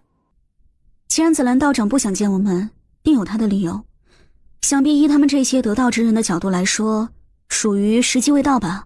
回到京城，恰逢除夕当日。小锦呢？他先进宫一趟。看到你二哥没有？他现在正忙呢。大哥，景泽，家里一切可好啊？穆星泽忽然叹了口气，摇头。怎么？咱爹要嫁人了。爹嫁人？穆星泽劈嘴，吸引上身。可不是吗？那位花圣国的女皇住在咱们府里了，爹对她一见倾心，打算过完年后跟着她回花圣国当皇后。哦不，皇夫呢？爹不是那种人。你不信呢？那你快去她院里看看吧，女皇早就搬到她的院子里住了。穆承安快步往院里走去。穆星泽站在原地笑得不行，忽然猛地觉得背后凉飕飕的。你这臭小子，一天不编排你老爹你就皮痒是吧？还嫁人呢？我看把你这臭小子嫁出去得了。我看你现在还没有小锦听话懂事，你得亏没当官儿，要不然小锦这宣城第一奸臣的位置就该挪给你了。你个兔崽子，嘴欠得很。另一边，娘，大哥回来了。娘，承安，很抱歉瞒你到现在，我是娘亲，我活下来了。娘，现在才认出你，该说抱歉的是我。你一向最让娘亲放心了，娘不在的日子里，你照顾弟弟妹妹还有你爹，着实辛苦了。嫂子说的有道理。今日咱们一家算是团聚了，小锦怎么还没来呢？此时锦王府密道，还有什么遗言吗？奸臣当道，宣朝江山尽毁啊！你哪来的自信？觉得凭你就能守住江山？你在位时昏聩无能，贪恋美色，执掌江山20多年，却被枕边人玩弄于股掌之间，连庶出的儿子都是和别人生的，一半的江山又紧握在黎家手中。邻国个个虎视眈眈，觊觎我宣朝的江山。若非我的出现让你多享受了一些安逸日子，你怕是死得比魏如英早多了。结果非但不感激我，还要杀我。现在怎么还怪起我来了？我如今扶持的不还是你们宣家人吗？扶持一个6岁小娃，当真没有私心吗？说什么呢？人家可是未来的千古明帝，你说话注意一点。行了，差不多了就咽气吧，别耽误我过除夕。奸臣！随着最后2个字的落下，宣龙趴在地上，再无声息。穆家除夕宴开始前，叶玄锦的身影才出现在了穆家，身边还多了个跟屁虫轩宇。你先跟我来一趟书房。好。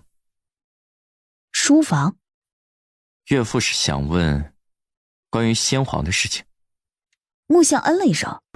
玄龙的确是被我囚禁起来的，理由很简单，他想杀我，并且我想扶持轩宇。可是这事儿让我一个做臣子的很难办啊。不难办，轩龙已死。什么？你把先帝杀了？小锦，你……岳父既然是宣朝重臣，那么守着宣朝江山便好。一个昏君罢了，不值得多费心思，你说是吧？家宴，轩宇没坐在主位，只坐在了穆幽月身旁的位置上。前日见到叔叔的时候，他也问过父皇的事儿。叔叔说那时他见到鬼了，他一开始不信的，后来去了密道，果然没看见人。后来叔叔不知道用了什么办法，真的让他见到了父皇的鬼魂，他才相信。原来那日真的撞鬼了。本君初次在宣朝过年，还怪新鲜的。轩宇也觉得新鲜，还是第一次在臣子的府中过年。就记得去年是和叔叔一起过的。叔叔，这个年过得好无趣啊！你什么时候娶个小婶婶，生个小宝宝，这样就热闹啦。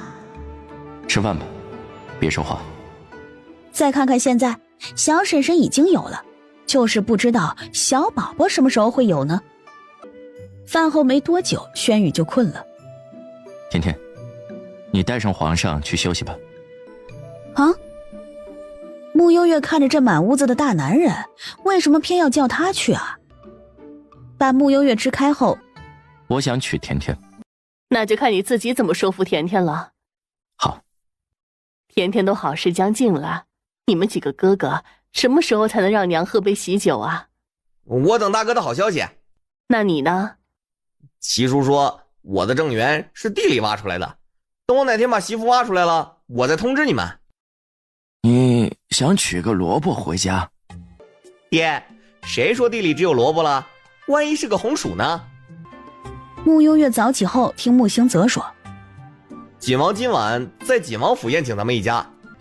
怎么还请来请去的？这个我就不知道了，不过你快准备一下吧，身上这衣服也太素了，大过年的去换件喜庆点的，发饰也太简单了，让红间重新给你梳一下。怎么跑这儿来了？等夜晚赏月。又赏月？今日是你的生辰。好像是的，所以是有什么要送给我吗？有2个礼物，这是其一。说罢，一个长锦盒已经放在了桌面上。这个是我想的那个吗？打开看看。穆幽月将锦盒打开，果然里面又躺着一柄拂尘。还有一个呢？晚些再告诉你。好吧。就这样，2人在阁楼内坐了很久，天色渐渐暗了下来。甜甜，我们的关系是不是该更进一步了？让我喝了一下午的茶水，就为了说这个？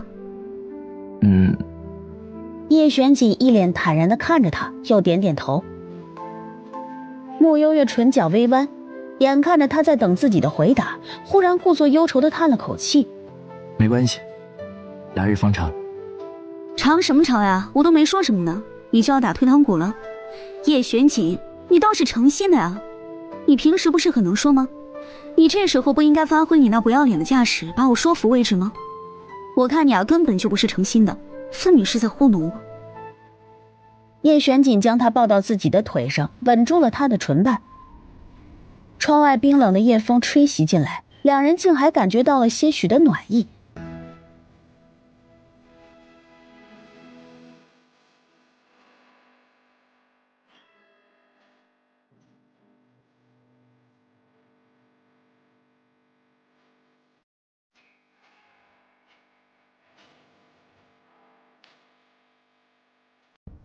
你看什么？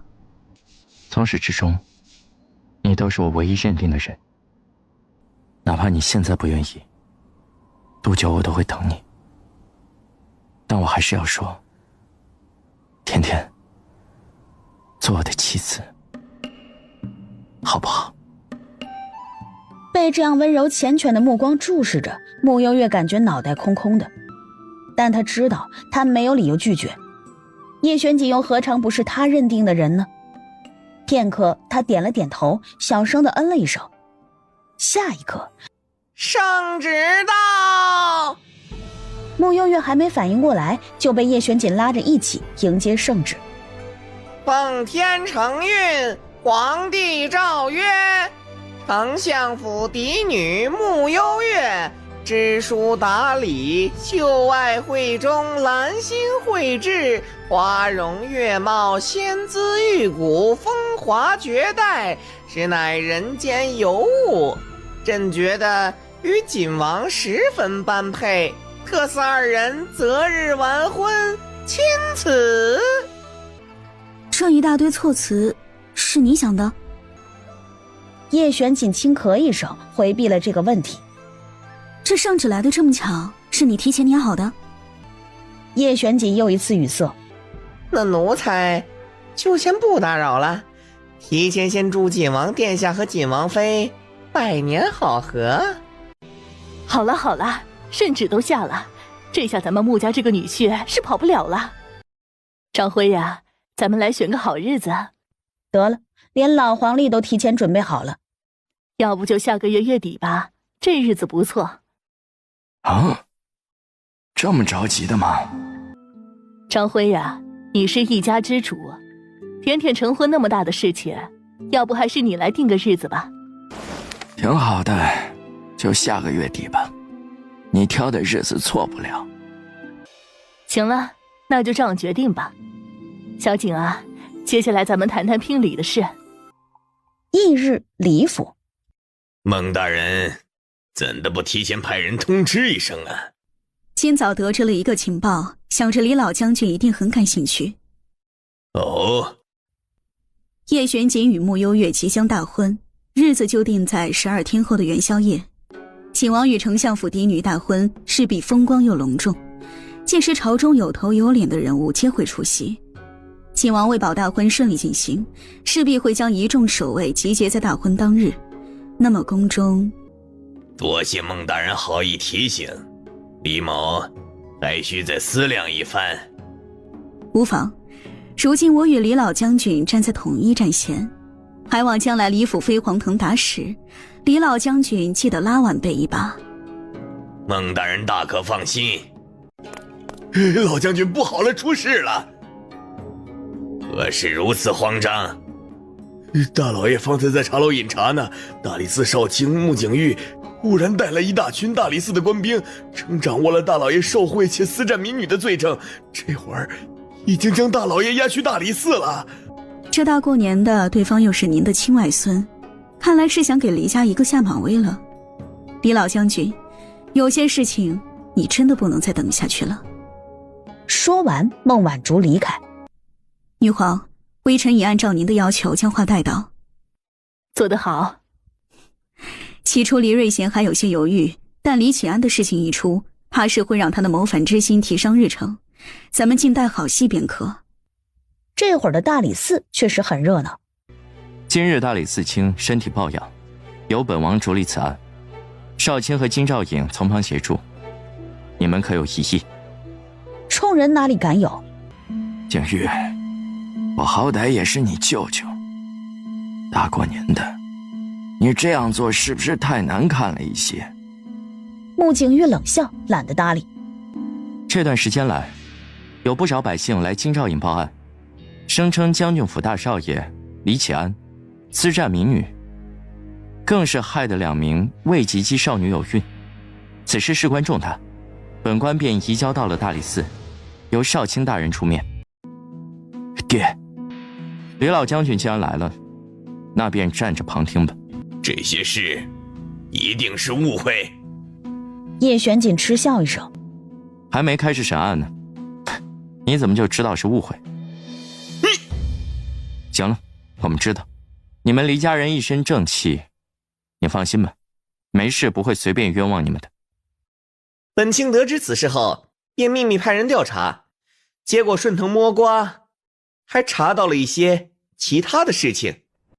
一桩桩来说吧，先说最近的一件，京兆尹接到了平州一商贾的举报，称给李启安封了50万两银子，想要买当地的知州一职，但李启安收了钱却不办事，因此愤然举报。本卿接着深入调查，却意外发现这几年发生过无数类似的事情。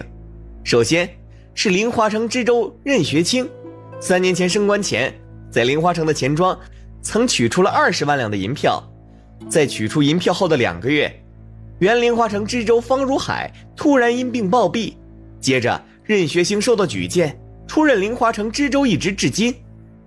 穆景玉话刚落就被李启安打断了。这和我有关系吗？8竿子打不到一起。本卿话还没说完，不要随意打断，否则治你一个扰乱公堂之罪。本卿顺着查下去，发现3年前，也就是任学清取完银票后的半个月，李启安在京城顺英钱庄存下了20万两银票。那又如何？我堂堂黎家少爷，20万两难道都没有吗？来人呐！李启安屡次扰乱公堂，先压下去，打50大板，再来审讯。穆景玉话落，几个官兵上前将李启安按在地上，一棍接着一棍的落下。穆少卿，你未免仗势欺人。本卿在审案，还请老将军不要妨碍公务，否则一并处置。50大板过后，2年前同安知州，同样2年前。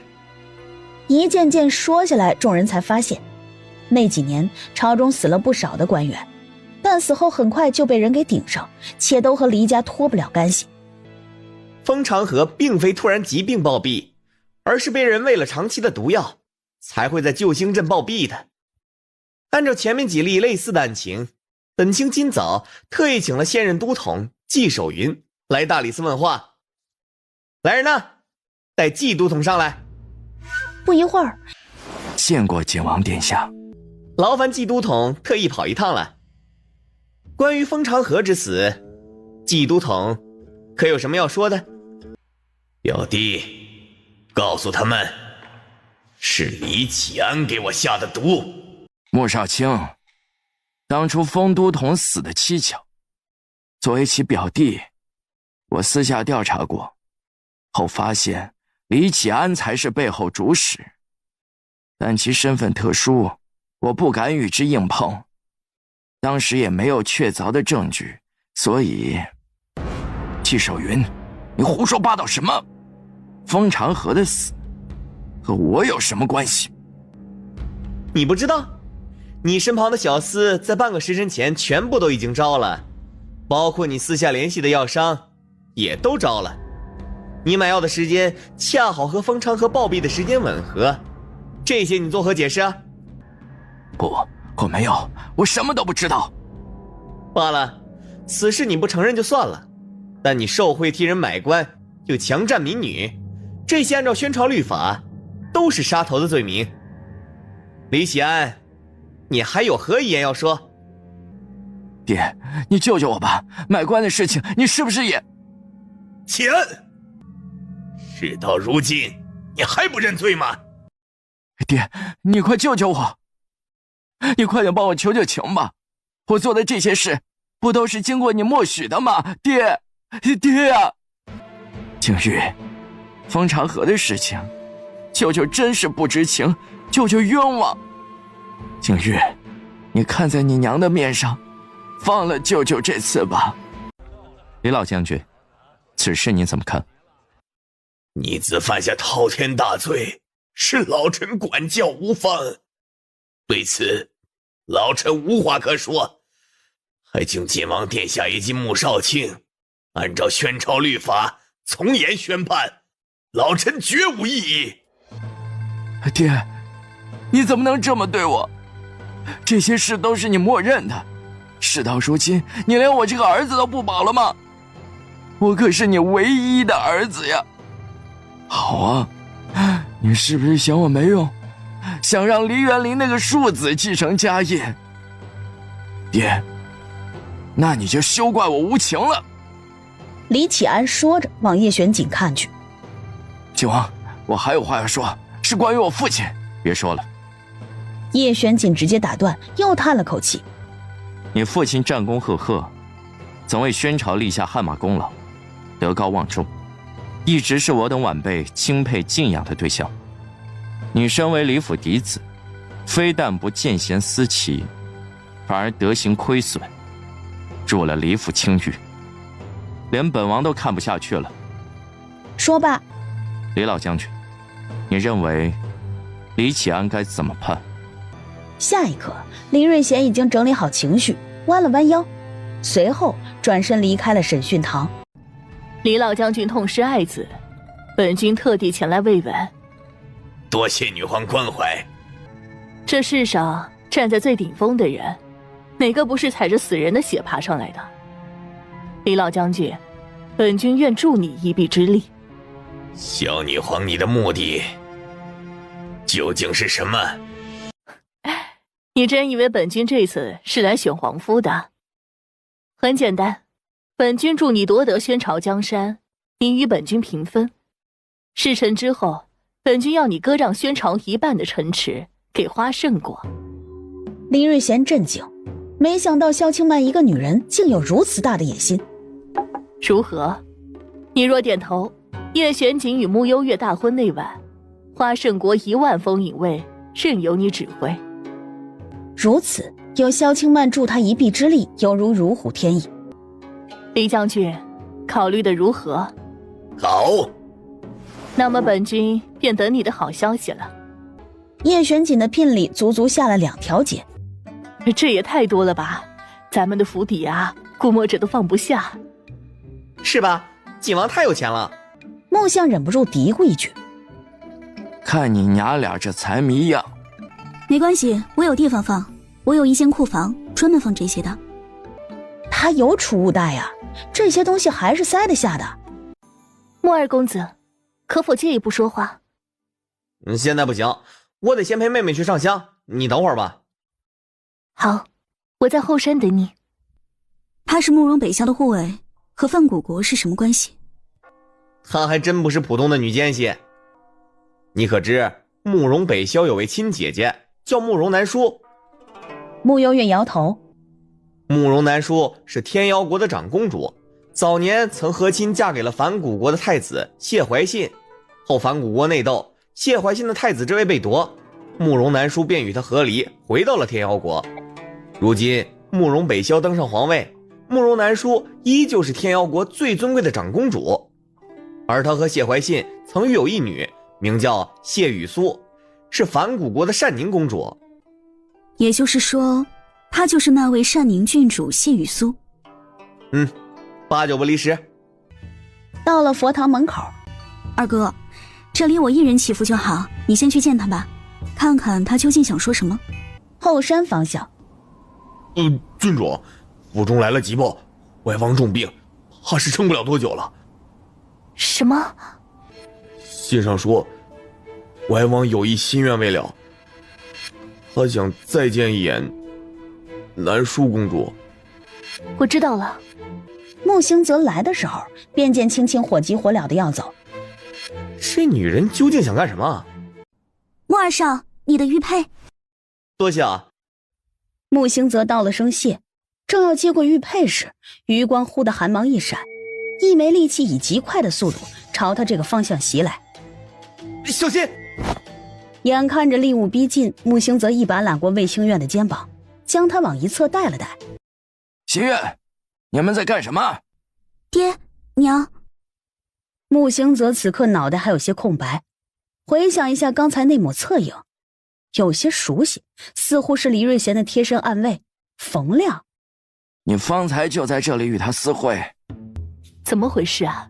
佛门重地，你怎么会和穆家的人在这儿做些不清不楚的事情啊？爹娘，你们误会了。误会？哼！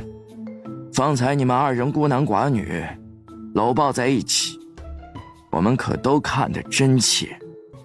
穆二少，心愿是个深闺女子，你与她方才那般亲密，真的是我们误会了吗？的确是误会一场，我可以向诸位赔个不是。爹，方才是有人要暗杀我们，穆二少是为了保护我才那样的。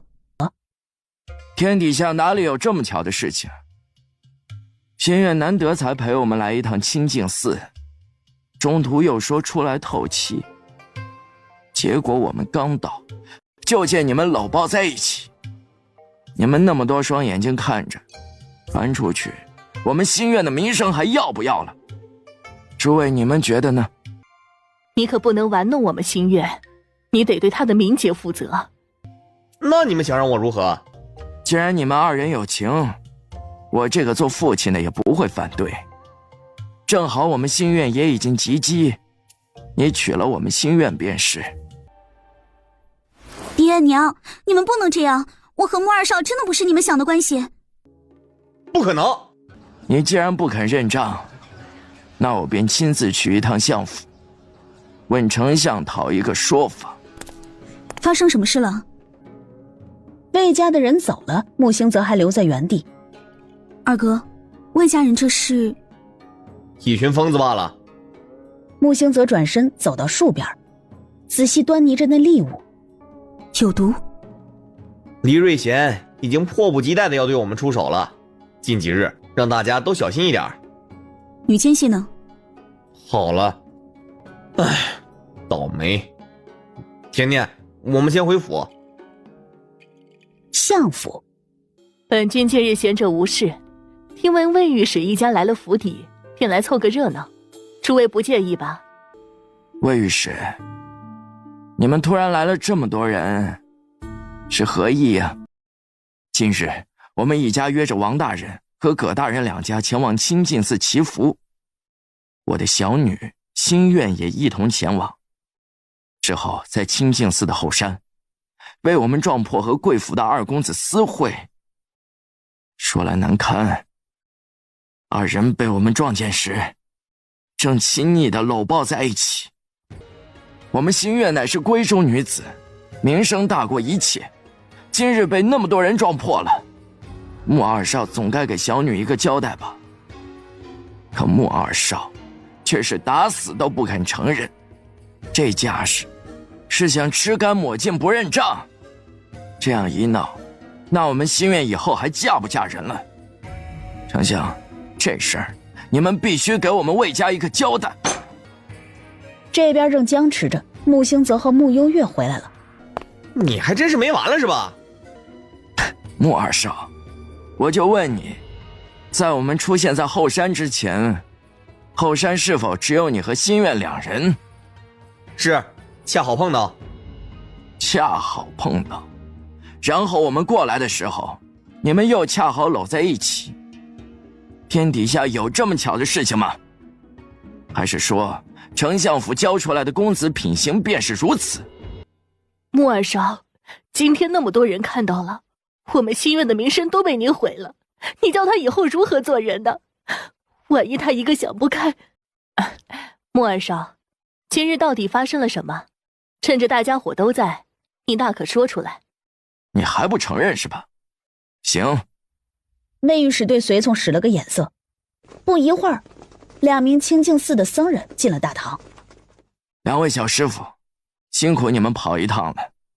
只是今日魏某实在走投无路，所以想请2位小师傅帮忙做个证人。你们只需要回答2个问题便是：在后山时，你们是否见到了这位穆二少和我家小女搂抱在一起？魏御史问完后，2位小师傅轻轻地点了头。那当时后山是否只有他们孤男寡女2人？2位小师傅又一次点头。出家人不打诳语，丞相若是还是不信，我还可以去请当时在场围观的百姓，他们……够了！魏兴院有你们这种父母，真是倒了大霉了。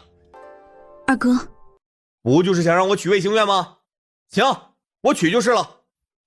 辛泽，老二，这事儿你可得想好了。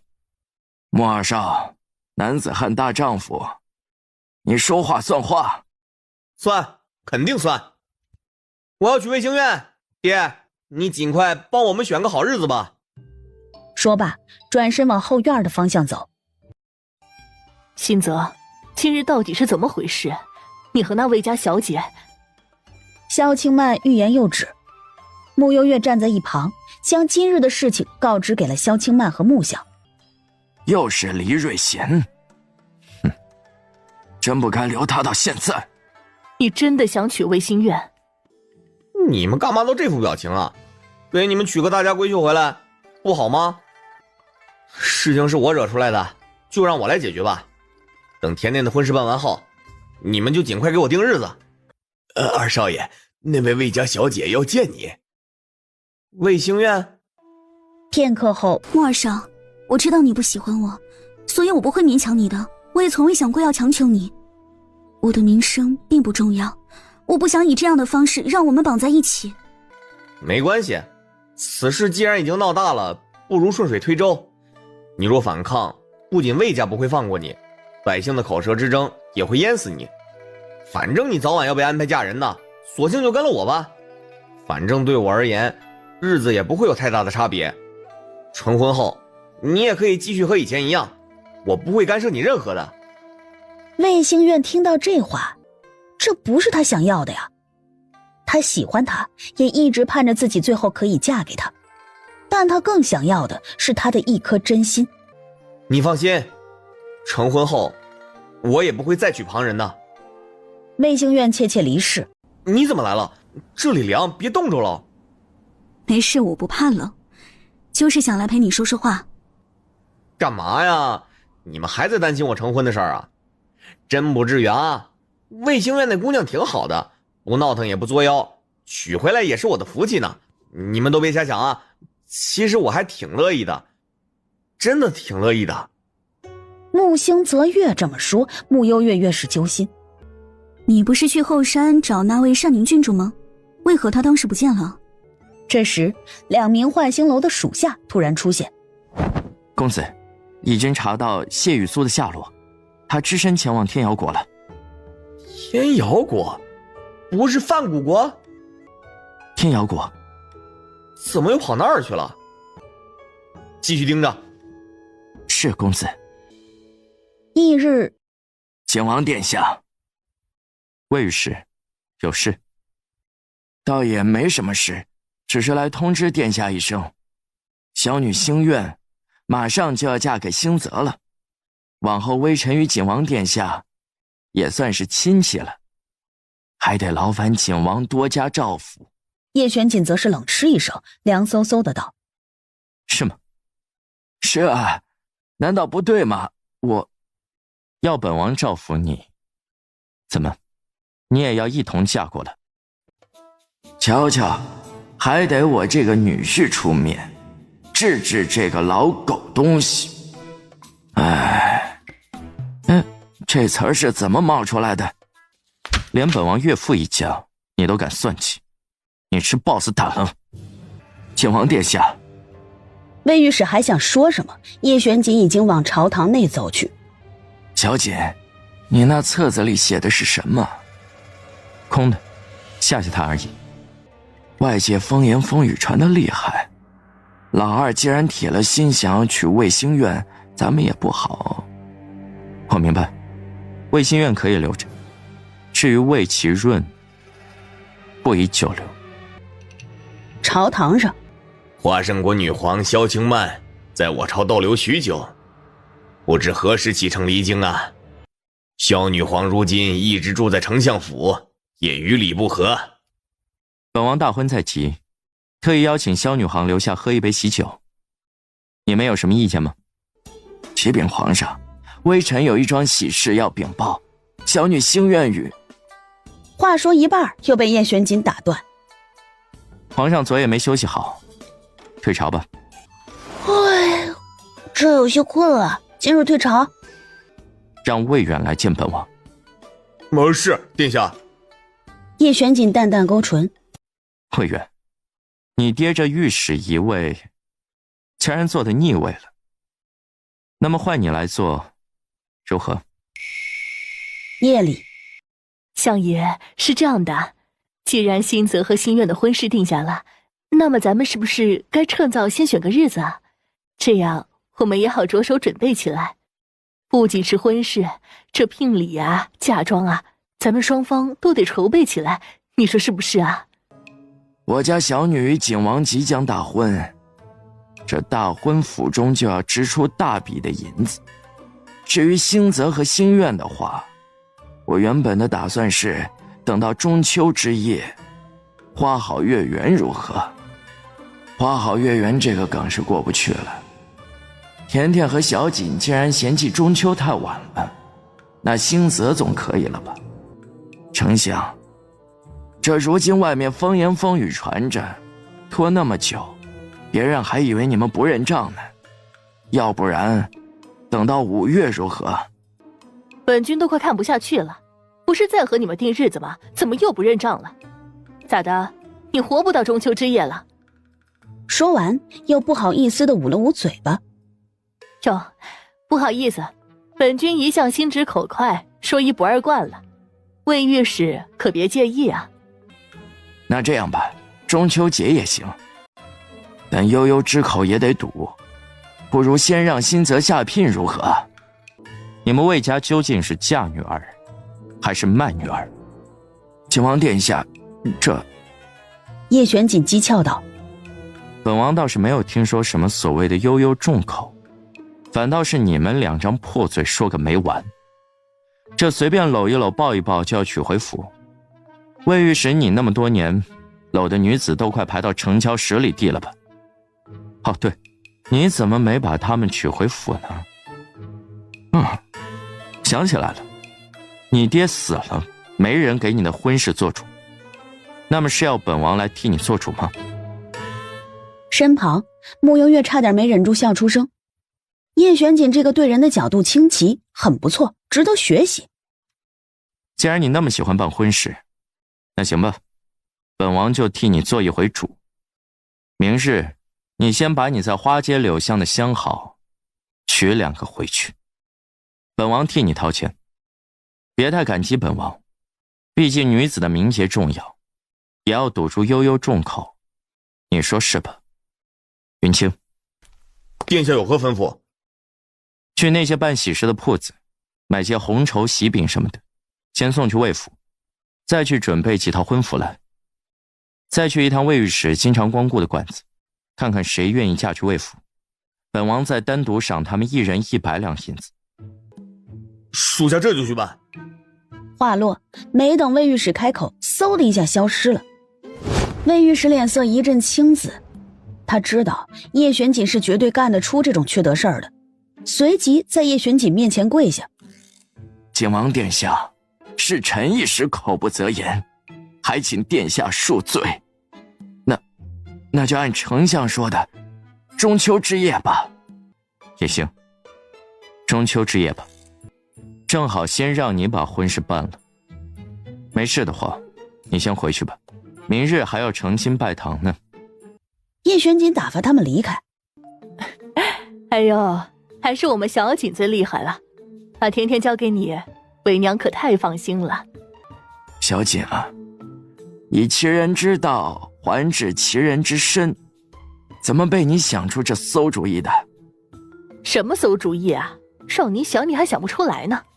萧清迈说起正事儿：“我的风影卫已经和黎瑞贤密联，园林那边也对黎瑞贤保证，元宵之夜会有大军一路杀进城内，一切准备就绪。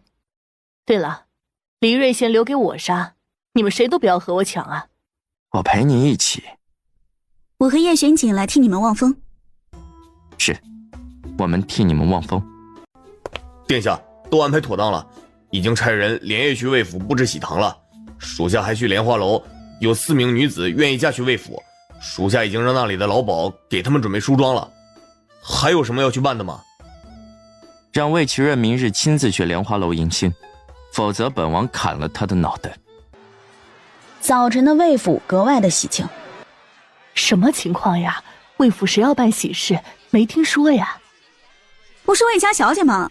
可我也没听说今日就办喜事啊。是魏御史，今日要娶姨娘进门，而且还是一口气娶4个回来。好家伙，魏御史都多大年纪了，宝刀未老啊！什么破宝刀啊，我看是臭不要脸才对，一口气娶4个，我都替他害臊。魏府里头，魏御史，快点更衣吧，别误了吉时了。什么吉时？叶玄锦欺人太甚，故意羞辱我罢了。回去告诉景王，今日我是不会成婚的。殿下说了，魏御史今日若是不堵住悠悠众口，朝中官员私下淫乱，他会按律处置，轻则流放，重则斩首。今日这魏府，要么是办喜事，要么便是办丧事。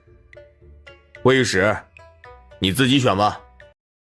爹，这事儿是你自己捅出来的，你明知锦王如今和穆家结了亲，势必会帮着穆家，你却偏要往刀口上撞。锦王也一贯是说一不二，得罪他能轻易覆灭了我们魏家。为了这一大家子，你还是牺牲一下自己吧。何况今日娶回来的不都是你平日的相好吗？左右你也没吃亏。你个逆子！老爷，今日皇上免了早朝，好多大人前来贺喜了。魏御史，快换喜服吧，不然属下可要帮你一把了。最后，魏御史磨磨蹭蹭地换上了喜服。元宵当日，京城红装素裹，李府，景王已经前去迎亲，此刻是宫里守卫最松动的时刻。你亲眼见到了？千真万确。好，我等这一天实在等得太久了。眼下终将是属于我黎瑞贤的。立功。御书房，李将军，你胆敢手持兵刃私闯御书房，你该当何罪？你大逆不道！玄宇，这宫里宫外已经全部都是我的人了。李瑞贤，你这是要谋反？玄宇，我现在给你2条路，要么你现在即刻写一封退位诏书，昭告天下，将皇位传于我黎瑞贤，我饶你不死；要么我现在就让你下9泉。轩宇紧张地抖着脸上的肉，而后嚎啕大哭起来。救命啊！怕死了！谁来救救我？叔叔呢？婶婶呢？朕的禁卫军呢？叶玄锦这会儿怕是已经不在人世了，还有穆家的各位也都死了，宫墙内全是我黎瑞贤的人马，宫外也都是我麾下的兵马，将京城包围。玄宇，你还不认清现实吗？今日这江山就要易主了，本将军给你们一次机会，愿意追随本将军的，本将军留你们性命，且来日会加封于你们。若有异心者，本将军即刻摘了你们的脑袋。陈大人率先表态：我呸！奸诈小人，老掉牙了还篡位，怕是你有命坐龙椅，也没命坐几天吧？你要杀我就杀吧，让我以后给你磕头，老子办不到。曹大人也紧随其后。没错，老狗东西，你当什么皇帝？你还能生出孩子来吗？将来还不是要绝后？绝后！对，绝后！陈大人也笑喷了。微臣今天见见证，愿追随李将军。微臣也愿。微臣也愿。皇上，这几个佞臣，您看清楚没有？奴才这就把他们记下来。哨声一响，屋内忽然传来刀剑入腹的声音。傅子玉，你……我早就说过，各为其主。下一瞬，屋内所有的风影卫齐齐出动，朝黎瑞贤的心腹属下们出手。楚统领，宫中黎瑞贤的人已经全部肃清干净。那么先前误杀的禁卫军们呢？全部安好，无人受伤。这里兵符呢？兵符呢？父亲被至今骨血，亲手推入地狱的滋味不好受吧？自我回京后，便将兵符交予了甜甜，代表我这个舅舅的一番心意。然后姐姐不，婶婶又给朕送了哟。你的手，做戏罢了。父亲，你又当真了。若非如此，我怎有借口留在京城里？又怎么给承安铺路呢？孽障，孽障！明明是我至亲之人，却……黎瑞贤说着，却被黎元林踹了一脚。皇上，景王殿下一早差人给你送了好些糕点糖果来，要不回寝殿去吃吧？叔叔今天居然对朕这么好啊！轩宇高兴坏了。与此同时，突然发现，若是今日大婚也不错，这样今晚可就是洞房花烛夜了。可惜了，正经一些。早晚的事儿。御书房内，小女皇，你机关算尽，是我错信了你。是否曾有人告诉过你，种孽因得孽果？也是否有人告诉过你，冤魂索命？爹，阔别13年，别来无恙。你是？怎么，换了张脸，你就认不出女儿来了？这怎么可能呢？爹啊，可多亏你了，让我借尸还魂，成了花圣国的女皇，如今才有了今日。你机关算尽，万般没想到，最后竟然全部折在自己人手里。我的孩子，我的女婿，他们原本都可尊你一声外公，但奈何是你造孽。今时今日，我将一切都告诉你，也算是尽一片孝心，让你死得瞑目一些。你上哪儿去找我这么孝顺的女儿呀？天意，天意啊！对我这个女儿，你到现在还没有一丝歉意与内疚吗？婉，是爹不好，那是爹鬼迷心窍，爹知道错了。放了爹这一次，爹保证会离开京城，再也不出现在你面前了。黎瑞贤垂眸时，蓦地抽出藏在靴子里的匕首，朝着萧清曼刺了过去。匕首刺来时，萧清曼袖中掌风一出，拍在黎瑞贤的心口处。黎瑞贤，这招是你教我的。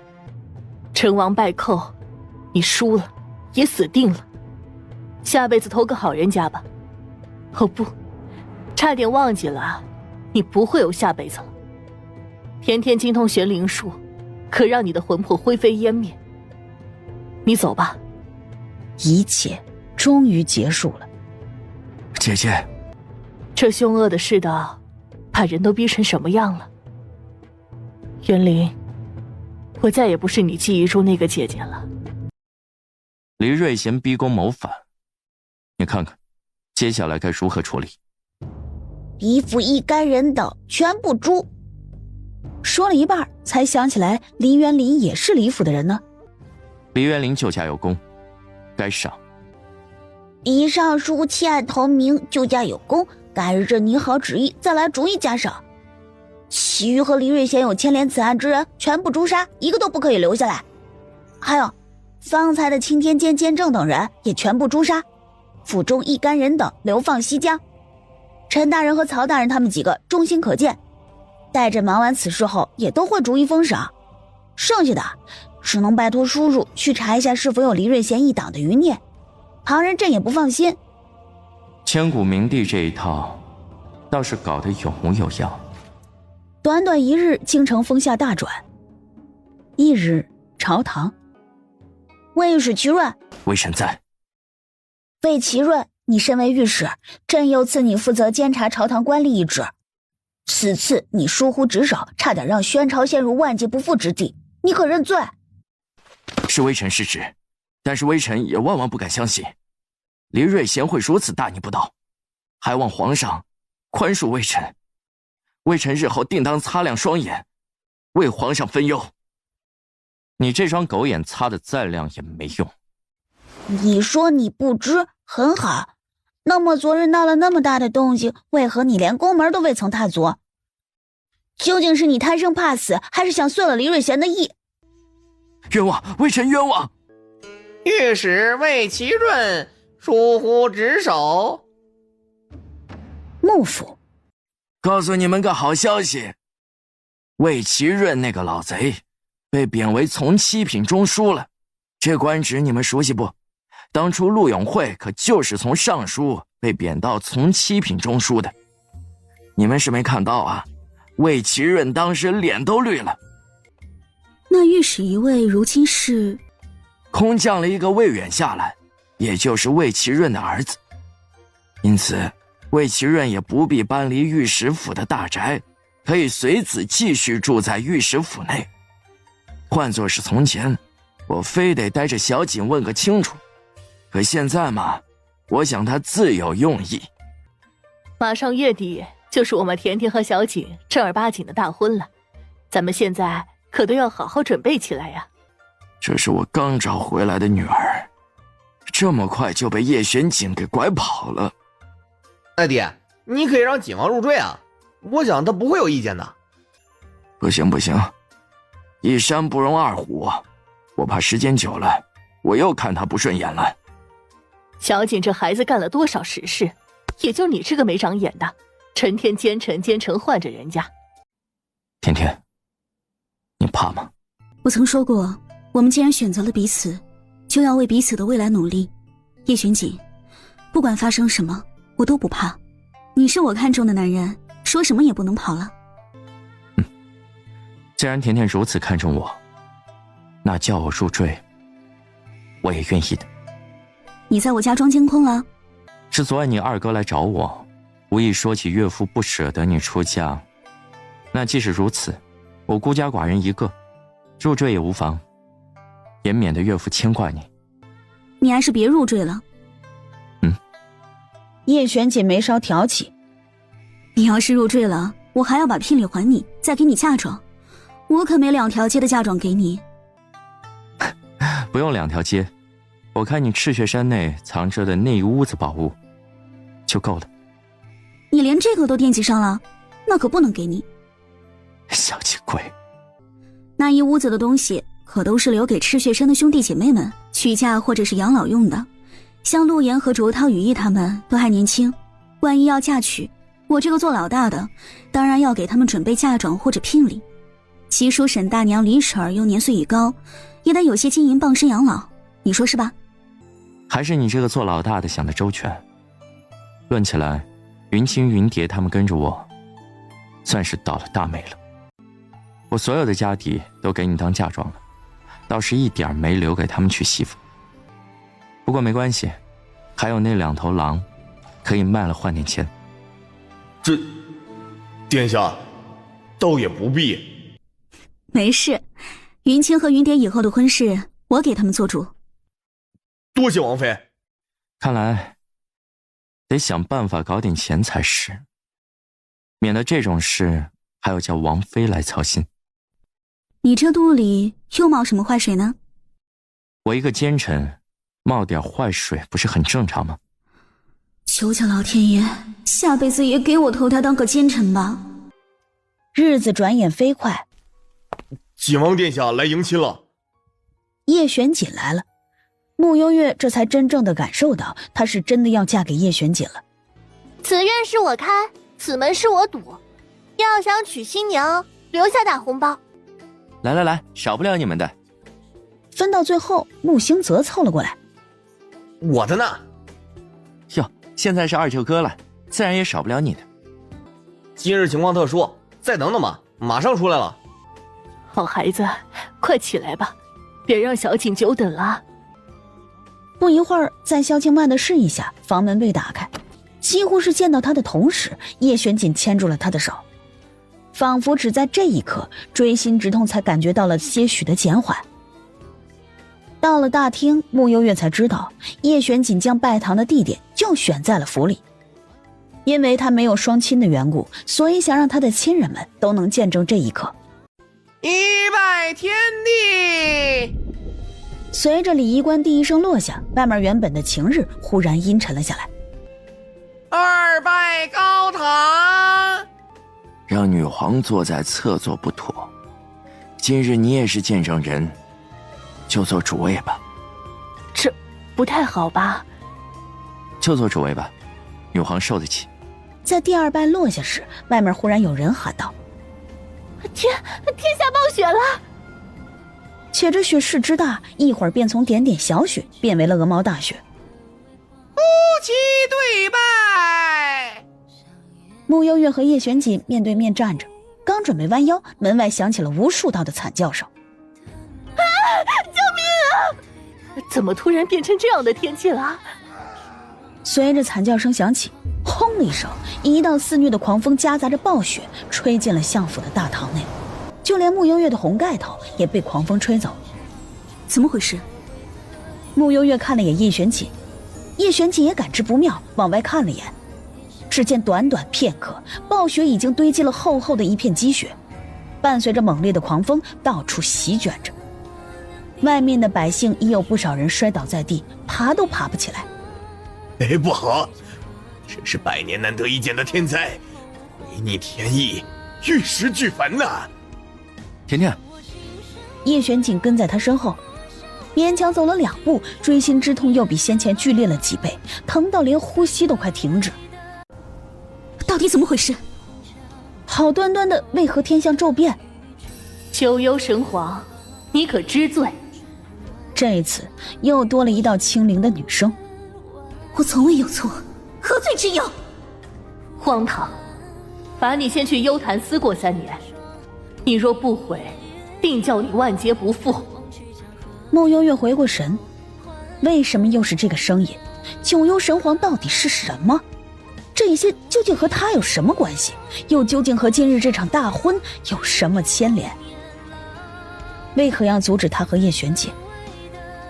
另一旁，叶玄锦的脑海里也多了一道女声，女声凄美又决绝。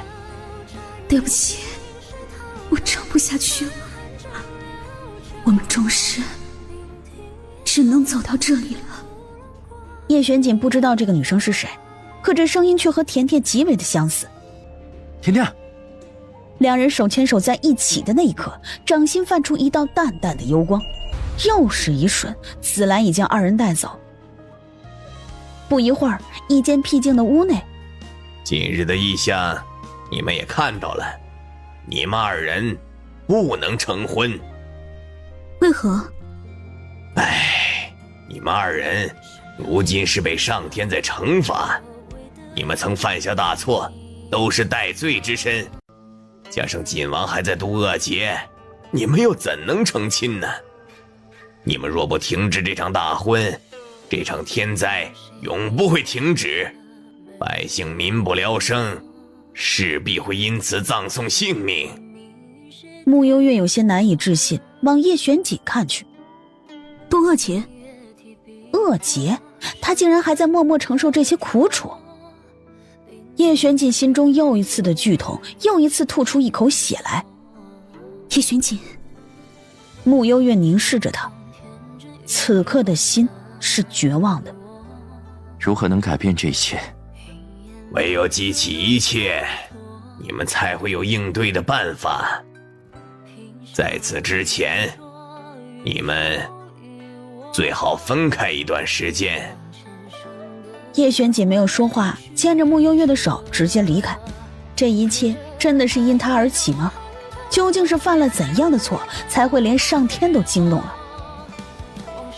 四目相对，叶璇锦将穆幽月紧紧地抱住，深深地吻住了她。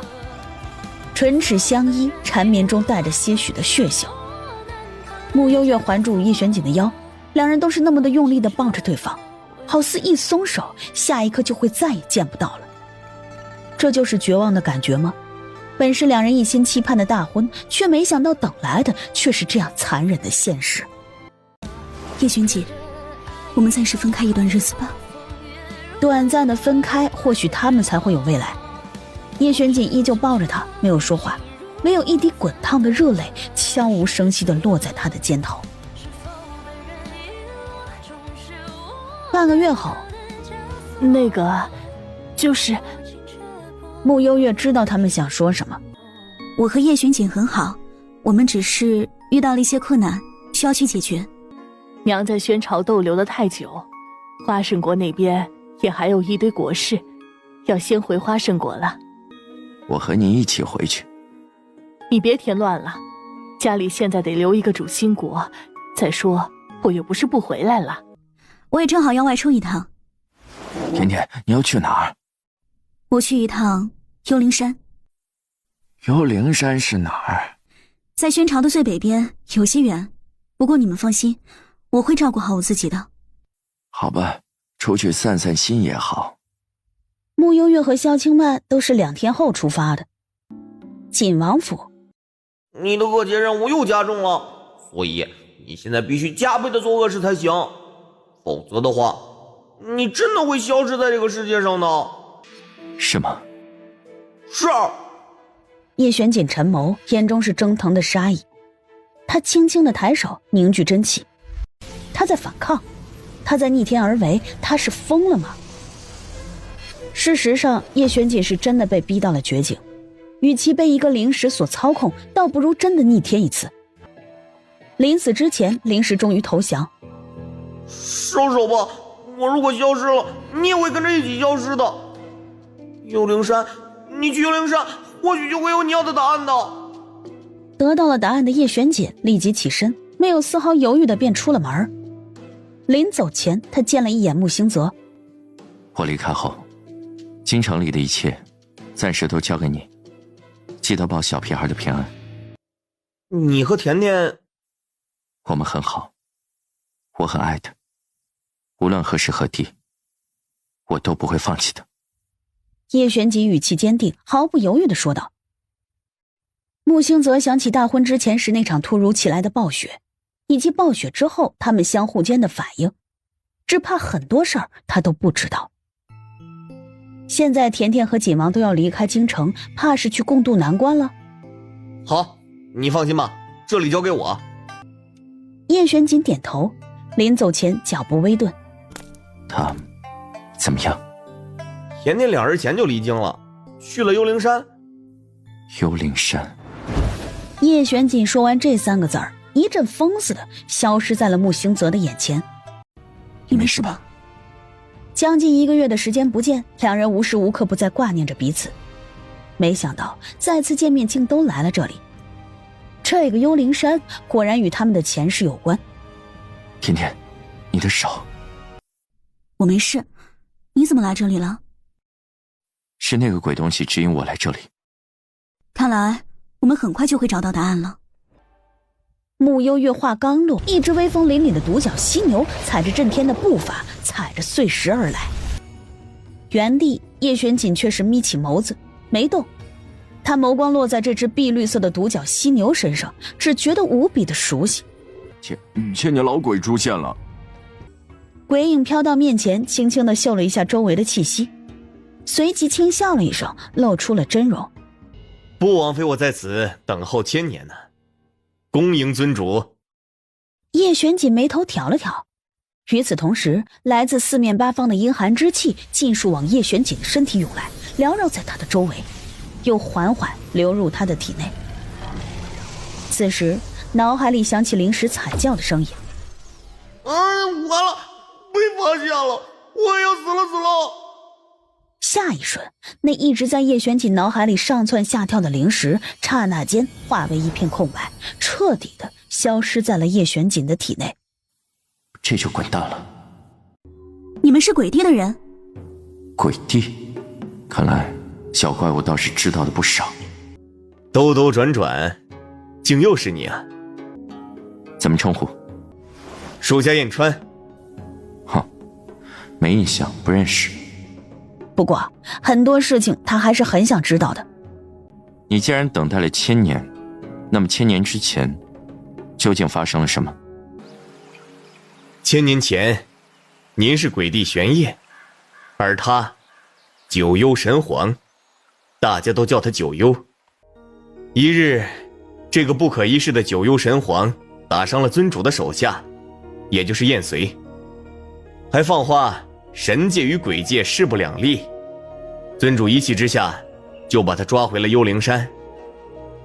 抓之前是说要折磨死他来着，后来嘛就……燕川给了他俩一个自己意会的眼神。再之后你们的私情被神界发现，天帝害怕失去九幽神皇这样的得意干将，所以逼迫九幽神皇做一个最后的选择。谁知他选了入往生谷，而尊主在得知这一切后，第一时间也前往了往生谷。叶玄锦和穆幽月同时停下了脚步，这一幕清晰印在了他们的脑海。你想救他，可以，以命换命，只要你代替九幽入往生谷，如今他三魂七魄还在，他便可转世。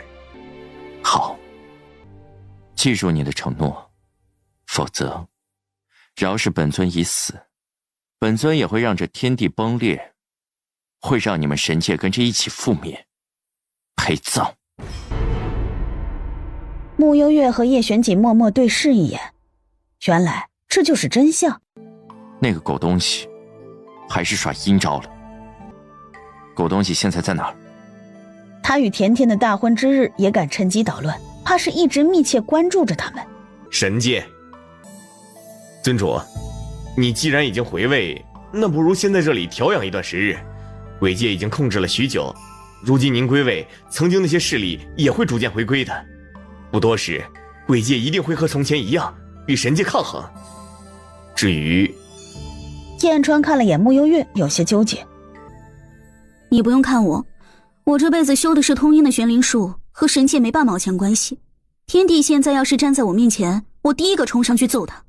什么九幽神皇，以后别这么叫我，直接称呼我九幽就行。再不济可以叫我鬼皇。你俩一个鬼帝，一个鬼皇，绝配。尊主，那里便是你从前的居所。你们一直待在这里，未离开过。鬼界与人界不互通，这1000年来我们被神界打压，所以一直留在这里。我们也没有办法找到你，只能等你亲自找回这里。进了房间，二人又一次同榻而眠。没多久，二人便进入深度睡眠。与此同时，铺天盖地的记忆一瞬间扑向脑海里。九幽，玄烨，你怎么那么傻呀？若真能换回你的命，我留这条贱命有何用？若换不回，我也陪着你一起走，不让你一个人孤单。幸好我们换回了一个现在。我以前真是个猪脑子，我凭毛线要去自尽啊？要是换现在，天帝让我去杀你，我揍到他爹妈都不认得他。不错，有这个觉悟就好。只是突然想才发现，你1000年前就是我的人了。那现在……叶玄锦唇角噙着笑意，伸手准备去扯穆幽月的衣带，刚解开，门外响起了拍门声。尊主啊，尊主，燕穗来迟了，我好想你啊！煞风景的声音响起，偏偏燕穗还狼嚎似的在那儿喊：尊主啊，尊主！快去开门啊！叶玄锦暗叹可惜，真的回来了，真的回来了！这么多年，辛苦你们了。能等到尊主回来，这些都算不上辛苦。千岁，太好了，你竟然又和尊主在一起了，恭喜你们啊！千岁，谢谢你啊。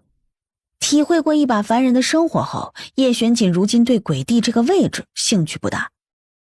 但这千年来，鬼界被神界打压成这般凋零的面貌，叶玄锦又如何能忍下这口气？你做什么我都支持你。九幽啊，你早这样多好啊，比之前讨喜多了。最后讨论下来，众人一致决定先干掉天帝。只有天帝灰飞烟灭了，叶玄锦和穆幽月才能无后患之忧的永远在一起。不好了，启禀天帝，玄烨他回来了。本君是天地间唯一的主宰，玄烨如今不过区区凡人，哪里还是本君的对手啊？不过，本君这次一定要亲自了结他。他来了，怕吗？不怕，拿出你当初折磨我的本事来，好好教训他。玄烨，九幽，违逆天命，不可饶恕。潘云，都几千年过去了，来回就这么2句话，你舌头有毛病，说不出别的话了吗？放肆！九幽，你这个背叛神界的罪人，到现在还不知悔改。哼，你不也是一直都在利用我吗？彼此，咱俩谁也不欠谁的。眼前，天帝谭云缓缓现身，而他的身后是驻守在北海的神界精兵。怕吗？怕个鬼！北海养的这些神兵，哪个不是我的手下败将？那一会儿这些小喽啰就交给你了。瞧不起我？哪里，只是为夫想亲自解决对面那个而已。占谁便宜呢？大战一触即发，玄灵术一出，一道黑色的光晕将他和穆幽月笼罩了起来。天雷阵阵落下，周围一片狼藉，而站在光晕中的2人却是毫发无损。北海那些神兵也都一拥而上，穆幽月沉眸冲破光晕，化为烈焰神皇，张开翅膀，强劲的神力染着炎火，将这些神兵逐一扇飞。神兵们被战火浇身，节节败退，无法靠近。这边天帝谭云怎么也没想到，时隔了1000年，玄烨还是玄烨。叶玄锦到底修炼的是什么邪门的功夫啊？1000年过去了，他堂堂神界主宰竟然有些不敌。龙吟的嘶吼声响起，北海玄龙，不要再被天帝利用下去了，你和我一样，都是他手下的一颗棋子而已。这么多年，名义上让你驻守北海，让你等待时机成为真正的神兽，实则是囚禁你而已。谭云就是个卑鄙小人，不值得你如此为他卖命。九幽，你已经没资格说这些。话毕，海面上有些乱流，北海玄龙迅速一个摆尾，卷着九幽神皇的身体，将他带入了海底。甜甜，叶玄锦见到这一幕，眼路慌乱。这次你们跑不掉了。谭云，这是你自找的。今日，神界任何一个人，我都不会错过。海底，你既然不知悔改，那便是我的敌人。穆幽月撤离光圈，只将北海玄龙留在里面，看着猩红的炎火灼烧着他。谭云大惊，九幽没死，那么眼前穆幽月化为人形，满是鲜血的手上抓着一只龙角，宣告着自己的胜利。今日谁若阻挡我们，谁就得死。眼前剑光斩落下来，谭云浑身颤抖，一双眸子死死的瞪大，尽是恐怖与不甘。我剑光穿透了谭云的身体。谭云，多活了1000年，你知足吧。神界已毁。太好了，神界彻底被摧毁了。那尊主，我们是否要重塑鬼界呢？鬼界自然要重塑，不过我不会留在这里。叶玄锦如今什么也不想，只想赶紧回到京城取了小怪物。燕川、燕随，以后鬼界就交给你们了。几日后，幽灵山重新恢复了生的气息。燕川和燕穗作为千年老鬼，守在此地。不行了，我必须去一趟花圣国。爹，你就别去添乱了。我添乱？我已经36天没有见到素婉了，36天，也不知道她在花圣国过得好不好。娘好歹也是花圣国女皇，锦衣玉食，进出都有人伺候，你就放心吧。你以为我是担心这个吗？她那里不还有个后宫吗？你就放宽心吧，她要是对那些妃子有兴趣，这会儿后宫都住满孩子了，还有你什么事儿啊？你是不知道，她后宫有个锦妃，长得那叫一个风神俊朗。你小子想气死我是吧？父子俩正闹着，福伯正气喘吁吁地跑过来。老爷、少爷、小姐回来了，真的回来了，而且是和锦王殿下一起回来的。相府的大堂，娘呢？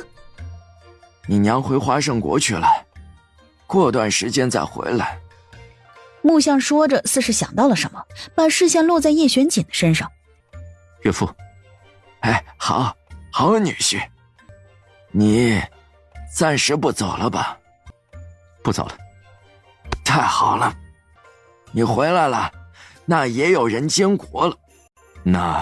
那我身体不太舒服，想告假几日，你替我向皇上说明一下。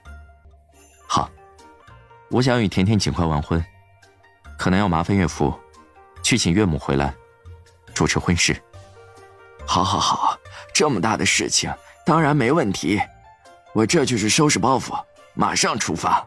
夜晚，你们说咱爹这一去会不会直接封个皇后皇夫回来？这个倒也不是不可能。对了，甜甜，你们这次去了哪儿啊？这么久才回来？和甜甜外出散了散心，然后发现我们深深爱着彼此，甚至有一种我们前世就相识相爱的感觉。真腻歪。相公公，丞相大人怎么告假啦？这段时间晋王殿下不在，木相一边守在皇上这儿，一边又忧心自己的女儿，可不得熬病了吗？也是，真是辛苦丞相了。正聊着，外面通报叶玄锦和穆幽月来了。叶玄锦和穆幽月进来的时候，便见小屁孩端端正正地坐在椅子上，旁若无人地看着奏折，完全没有要搭理他们的意思。皇上近日都是如此勤勉，从不懈怠朝政，还请晋王殿下见谅。挺好，既然皇上忙着，那本王就先走了。叶玄锦准备离开，身旁的穆幽月却没动，紧盯着轩宇，看了半晌。叶玄锦给了他一个会意的眼神，感情是服刑转世来造福人间的。叔叔，婶婶。见他俩要走，轩宇装不下去了。你们去哪儿了？我还以为你们不回来了。喏，去给你搜集天底下最好吃的糖了。真的？轩宇眼前一亮，毫不客气地接过布袋。好甜好甜。吃的时候还不忘吐槽。哎呀，那个魏启润最近好烦啊，频频上奏给朕，想要朕给他官复原职，而且他竟然还说沈巍将军勾结花圣国大公主萧渊，意图谋反。那魏启润上奏的奏折全部给我，我来处理。好。午后，花圣国众多人都知道，不出意外的话，萧渊将会是下一任女君。现在有人故意挑拨宣朝和花圣国的关系，势必是想阻止萧渊登位。魏启润被贬官，心中自然不平，此次主动上奏，若查明后续有此事，他便是立了大功；但若是查出来是场闹剧，他也可以供出背后之人，说自己只是以防万一，左右他都不会吃亏。魏心愿怎么会有这样一个爹？如此算计大哥，让魏心愿以后嫁给二哥后，身处的位置多尴尬。那既然花胜国那边有小动作了，娘之前离开了那么久，这次回去会不会有危险？去看看不就知道了。他们现在灵力恢复，可轻易去到任何地方。去花胜国也不过是片刻时间而已。花胜国，回来了。是啊，娘亲，我好想你。怎么跑娘亲这里来了？见过你爹了吗？还没见呢。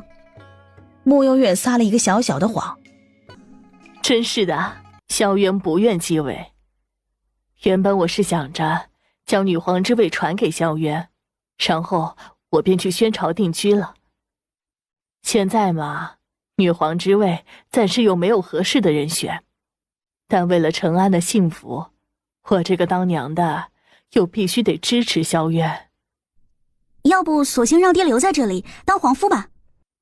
这你爹得疯掉吧？我觉得不会。第二日天刚亮，苏婉，朝晖，你怎么来了？怎么也不提前通知我一声呢？从你走的那一天起，我就放心不下。正好小景和甜甜回来了，我才赶来看你。啊？那俩死孩子不是说没回去吗？好啊，感情是骗我来着。甜甜和小景没事了，两人回去了，现在好着呢。我来的时候，他们还在和老二胡咧咧呢。你来了就好，其实我也正准备把你接来这里呢。真的？当然是真的啦。你渴不渴呀？饿不饿？我先给你传膳。许久，木像吃饱喝足后，哎，朝晖呀，你说咱俩总是异地相隔，这么下去也不行，对不对啊？你不是准备把女皇之位传给那位大公主萧渊了吧？萧渊那个孩子他怎么了？他喜欢陈安。啊，这事儿……陈安那个性子死脑筋，一心就想守卫宣朝江山。之前萧渊费了力气，他也油盐不进。之前两个人相互不退让，这会儿萧渊倒是想通了。萧渊那个孩子是我看着长大的，也知道他的性格，这次是来真的。萧渊不愿意继承皇位，素婉只能继续留在这里了。朝晖，我好害怕，要不你留下来陪在我身边吧。我休书给宣帝，就说我看上你了，要封你做皇夫。等你入了宫，我就把后宫里的妃子都解散了，以后专宠你一个，好不好啊？行，我留下。你答应了？那当然了，孩子们都各自在京城有差事走不开，那我还能让你一个人在这儿吗？都多大了还哭，这不是还有我吗？天塌下来我替你顶着。甜甜和小景回来了，小景怕是急着要办婚事，要不你让萧渊再顶几天，跟我一起回京城，咱们把所有事处理好了再回来。好，我同你一起回去。叶玄景回京之后做的第一件事儿，便是以通敌叛国之名，将魏齐润押进了天牢。看这架势啊，这位老狗还真是活不到中秋了。那你和魏清苑的婚事还作数吗？为何不作数啊？二哥，你真打算把后半辈子都搭进去了？其实大可不必的。景月，不是所有人都能和锦王甜甜一样。对我来说，爱不爱的真的不重要。说的也是，哪有那么多爱不爱的？话语间，木星泽已经准备要出门。干嘛去啊？难得爹不在家，出去喝酒去，你去不去啊？去。刚出了门，二少，算了，我还是回大理寺继续看卷宗吧。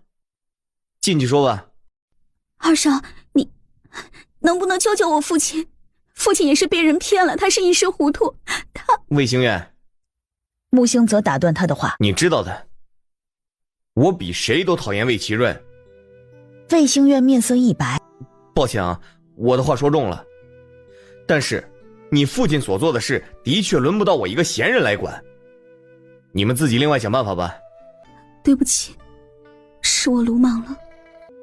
2日后，魏启润的宣判由大理寺少卿穆景玉亲自宣判，废除官籍，终身圈禁大理寺诏狱。这是那2个玩意儿生的老二，所以我们呢，什么时候提上日程？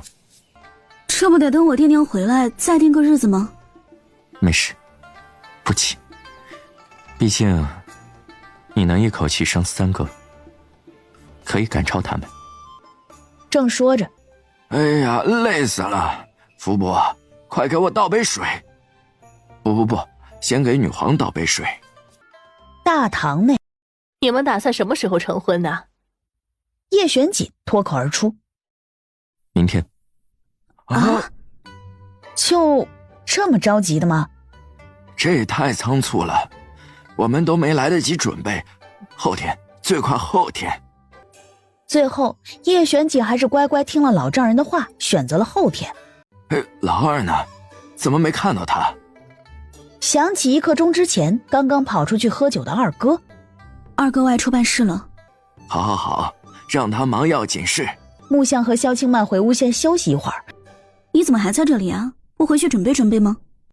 早就准备好了，就等他及时到，来娶你回家了。你快去找我二哥，别让他喝了，免得晚点露馅了。行吧，帮夫人跑腿，乐意至极。翌日早朝，穆丞相与花圣国女皇萧清曼情投意合。日前，萧女皇也废除后宫，准备择良日，封穆丞相为花圣国皇夫，唯一的皇夫。萧女皇已经来到了京城，准备亲自向皇上说明此事。这样啊，那这就祝贺丞相和女皇啦。早朝散了之后，先恭喜穆爷爷和女皇，只是丞相一位，事关重大。穆爷爷现在辞官的话，那换谁上来比较好呢？有一人倒是挺合适，只是突然空降此位，怕是会招惹口舌是非。叔叔是谁啊？如果这个人真的可以堪当大任的话，饶是空降也会凭借自己的实力堵住悠悠众口的。你说的很对。穆兴泽是同名同姓吧？不是，小锦啊，而这个丞相一位可不是闹着玩的。你说兴泽他平时跟着你做一些事情就算了，这正儿八经的当官，我咋觉得那么惊悚呢？还有，我这刚辞官，就提我的儿子上来，历来都没有这样的规矩。这可不仅是旁人的口舌非议了，外人还以为我们穆家有什么狼子野心呢。这压力也太大了，我怕兴泽顶不住啊。叶玄锦微微弯唇，拿出早已准备好的一大堆子册子，直接递向了轩宇。这是穆兴泽近1年内查到的诸国境况，还有一些被缴毁的暗桩，皆是诸国的奸细安插在宣国境内的。他虽是在替本王做事，但却做的是对宣朝有利之事。何况他还有一整座的幻星楼，就是那个江湖上赫赫有名的风云变幻间便搜尽天下情报的幻星楼。在轩宇和木下惊呆的眼神里，叶玄锦又一脸云淡风轻地补充了一句：忘了告诉你们了，他就是那个有名的幻星楼楼主。兴泽哥哥竟然这么厉害！可是兴泽一向闲散惯了，他肯做这个规规矩矩的丞相吗？岳父不妨回去问问他。兴泽呀，干嘛？我辞官了，小锦推荐你当丞相。在木相忐忑不安的目光里，木星则直接乐得笑出了声。真的？行啊，我可算熬出头了。兴泽，这可不是开玩笑的事情啊！你这要做了丞相，那往后那么多眼睛盯着你，可没有这么自由闲散了。娘，那我也不能一辈子都自由闲散不是吗？往后成家了，我也该安定下来啊。那幻星楼怎么办？那么大门派呢，也不管了。老爹连这个都知道了？你们慢聊啊，我去找甜甜。父子俩又聊了一会儿。丞相一位暂且不急，咱们眼下先把甜甜和简王的婚事办妥了，这才是头等的大事。行，听你的。以前是不是对老二太严厉了？老二心里会不会有疙瘩？正想着，已经进入嘚瑟模式的穆星泽站了起来。那什么，我约了陈庭轩喝酒。老陈家的公子啊。那行，你快去吧，别让人久等了。见穆星泽犹豫了一下没走，穆相赶紧掏出自己的钱袋。是不是银子不够了？你看看这些够不够？不够再去库房。够了够了。穆星泽见好就收。翌日大婚之日，一拜天地，二拜高堂，夫妻对拜，礼成。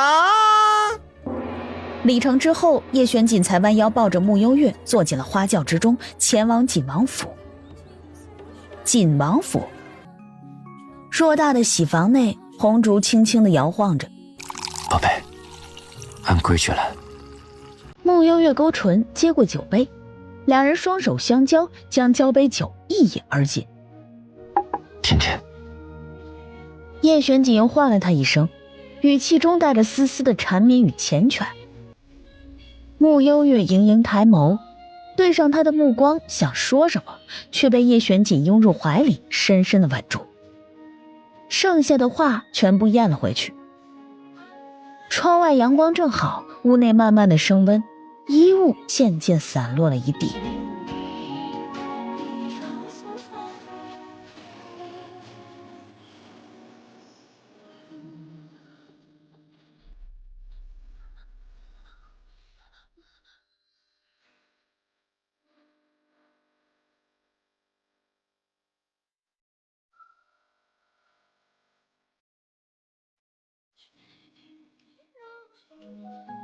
从下午到现在了，真的不来招待我们一下吗？你说啥呢？下午那叫热身，这会儿人正儿八经的洞房花烛夜呢，哪还有功夫搭理我们？也是。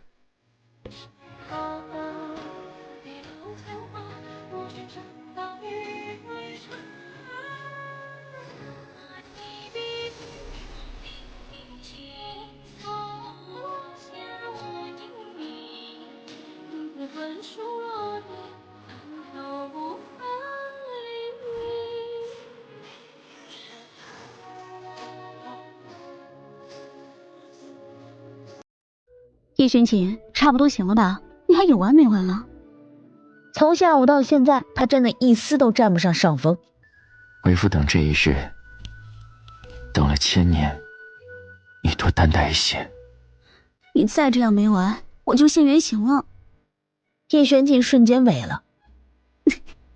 原来这样就能治你啊！以后可以多用一些。叶玄锦看他笑得像个小狐狸一样，眯了眯眼。你舍得这么对待我，憋坏了怎么办？3胞胎还生不生了？就在他发愣的时间里，叶玄锦又一次吻住了他，手指轻触向他腰间光滑的肌肤。窗外月色撩人，屋内爱意无边。人生无常，当最爱之人就在身边时，一定要用心珍惜与守护，直至天色大亮。